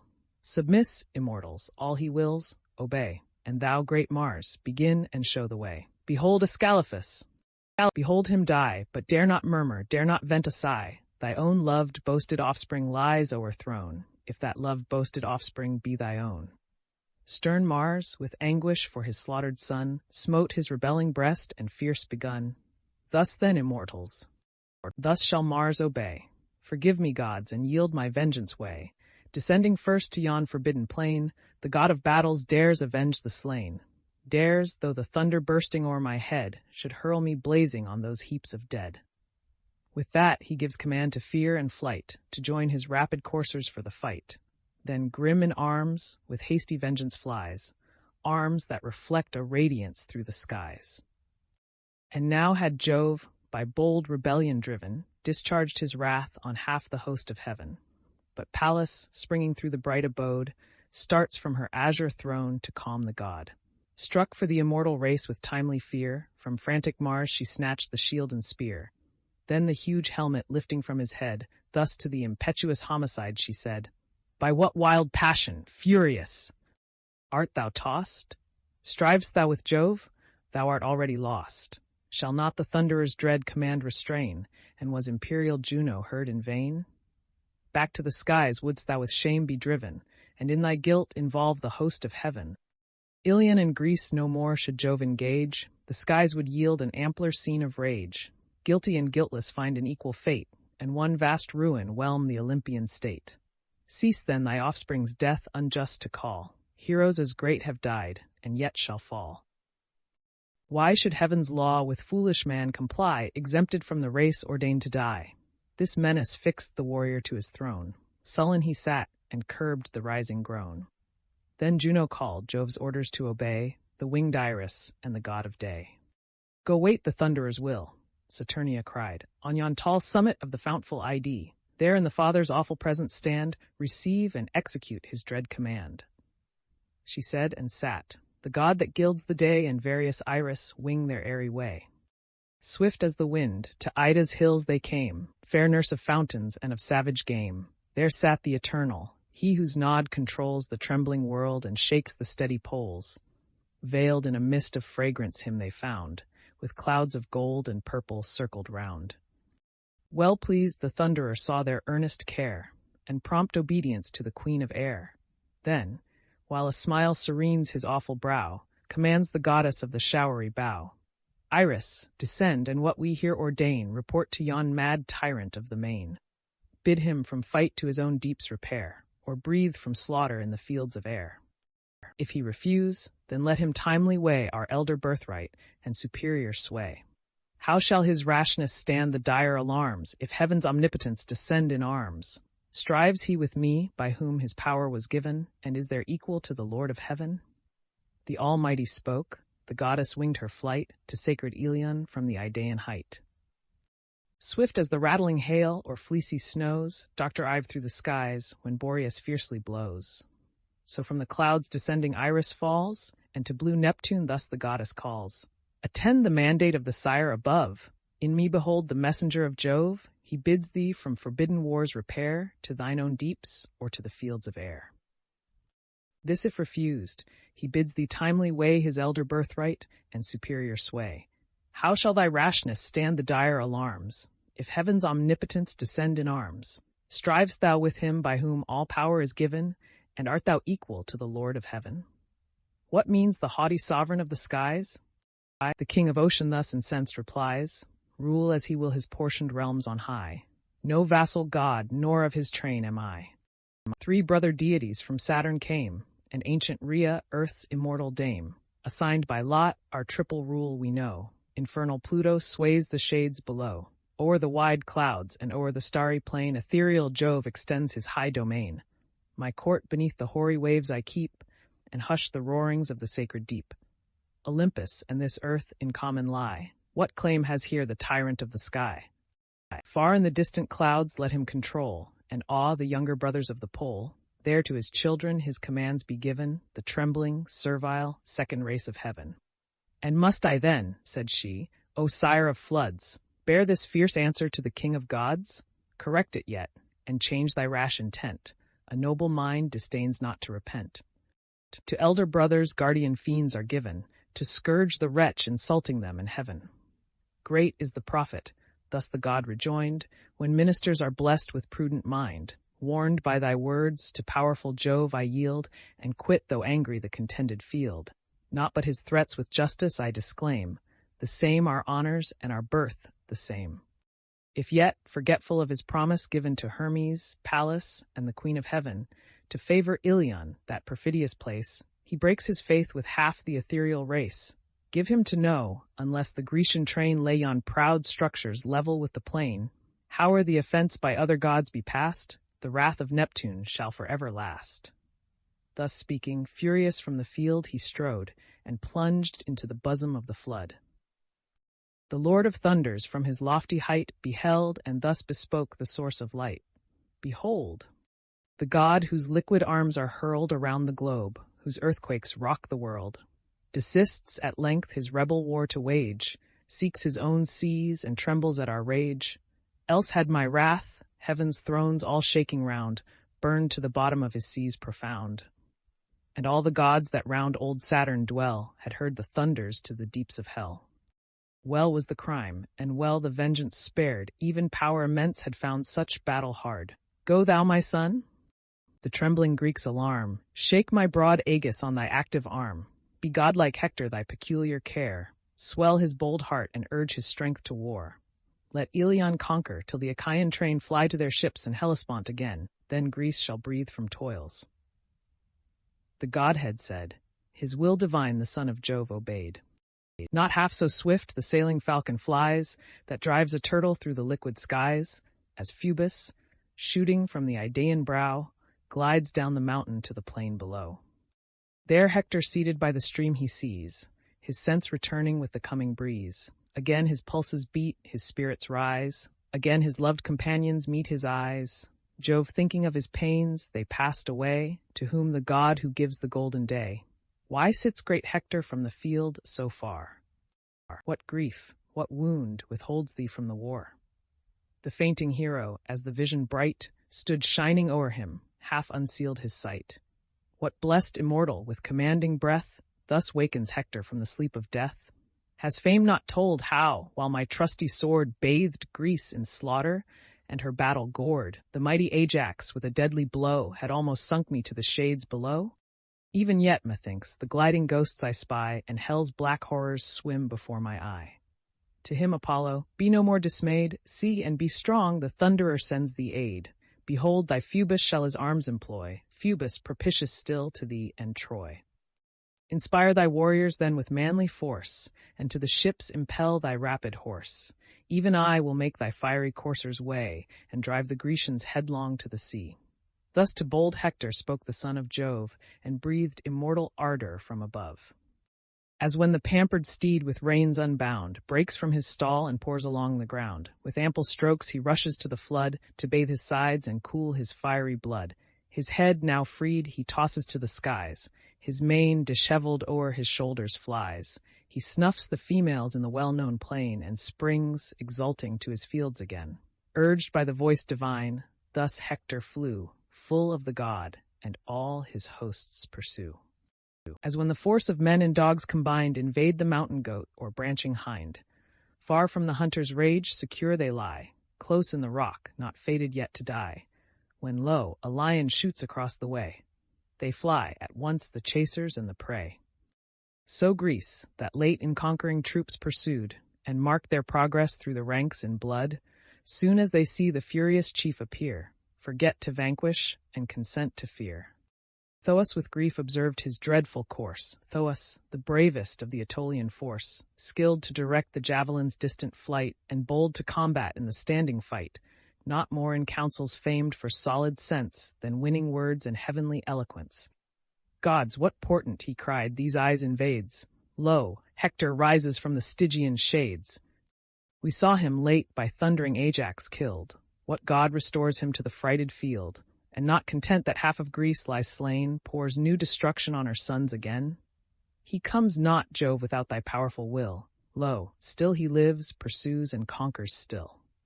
Yet hear my counsel, and his worst withstand, the Greeks' main body to the fleet command. But let the few whom brisker spirits warm stand the first onset, and provoke the storm. Thus point your arms, and when such foes appear, fierce as he is, let Hector learn to fear. The warrior spoke, the listening Greeks obey, thickening their ranks and form a deep array. Each Ajax, Teucer, Marion gave command, the valiant leader of the Cretan band, and Mars-like Medges, these the chiefs excite, approach the foe and meet the coming fight. Behind, unnumbered multitudes attend to flank the navy and the shores defend. Full on the front the pressing Trojans bear, and Hector first came towering to the war. Phoebus himself the rushing battle led. A veil of clouds involved his radiant head. High held before him, Jove's enormous shield portentous shone and shaded all the field. Vulcan to Jove the immortal gift consigned, to scatter hosts and terrify mankind. The Greeks expect the shock, the clamors rise from different parts and mingle in the skies. Dire was the hiss of darts by heroes flung, and arrows leaping from the bowstring sung. These drink the life of generous warriors slain. Those guiltless fall and thirst for blood in vain. As long as Phoebus bore unmoved the shield, sat doubtful conquest hovering o'er the field. But when aloft he shakes it in the skies, shouts in their ears and lightens in their eyes, deep horror seizes every Grecian breast, their force is humbled and their fear confessed. So flies a herd of oxen scattered wide, no swain to guard them, and no day to guide, when two fell lions from the mountain come, and spread the carnage through the shady gloom. Impending Phoebus pours around them fear, and Troy and Hector thunder in the rear. Heaps fall on heaps, the slaughter Hector leads. First great Arcesilas, then Stichius bleeds, one to the bold Boeotians ever dear, and one Menestheus' friend and famed compeer. Medon and Aeneas sped. This sprang from Phelus, and the Athenians led. But hapless Medon from Oileus came, him Ajax honored with a brother's name, though born of lawless love. From home expelled, a banished man, in Phylace he dwelled, pressed by the vengeance of an angry wife. Troy ends at last his labors and his life. Mecistes next Polydamas o'erthrew, and thee, brave Clonius, great Agenor slew.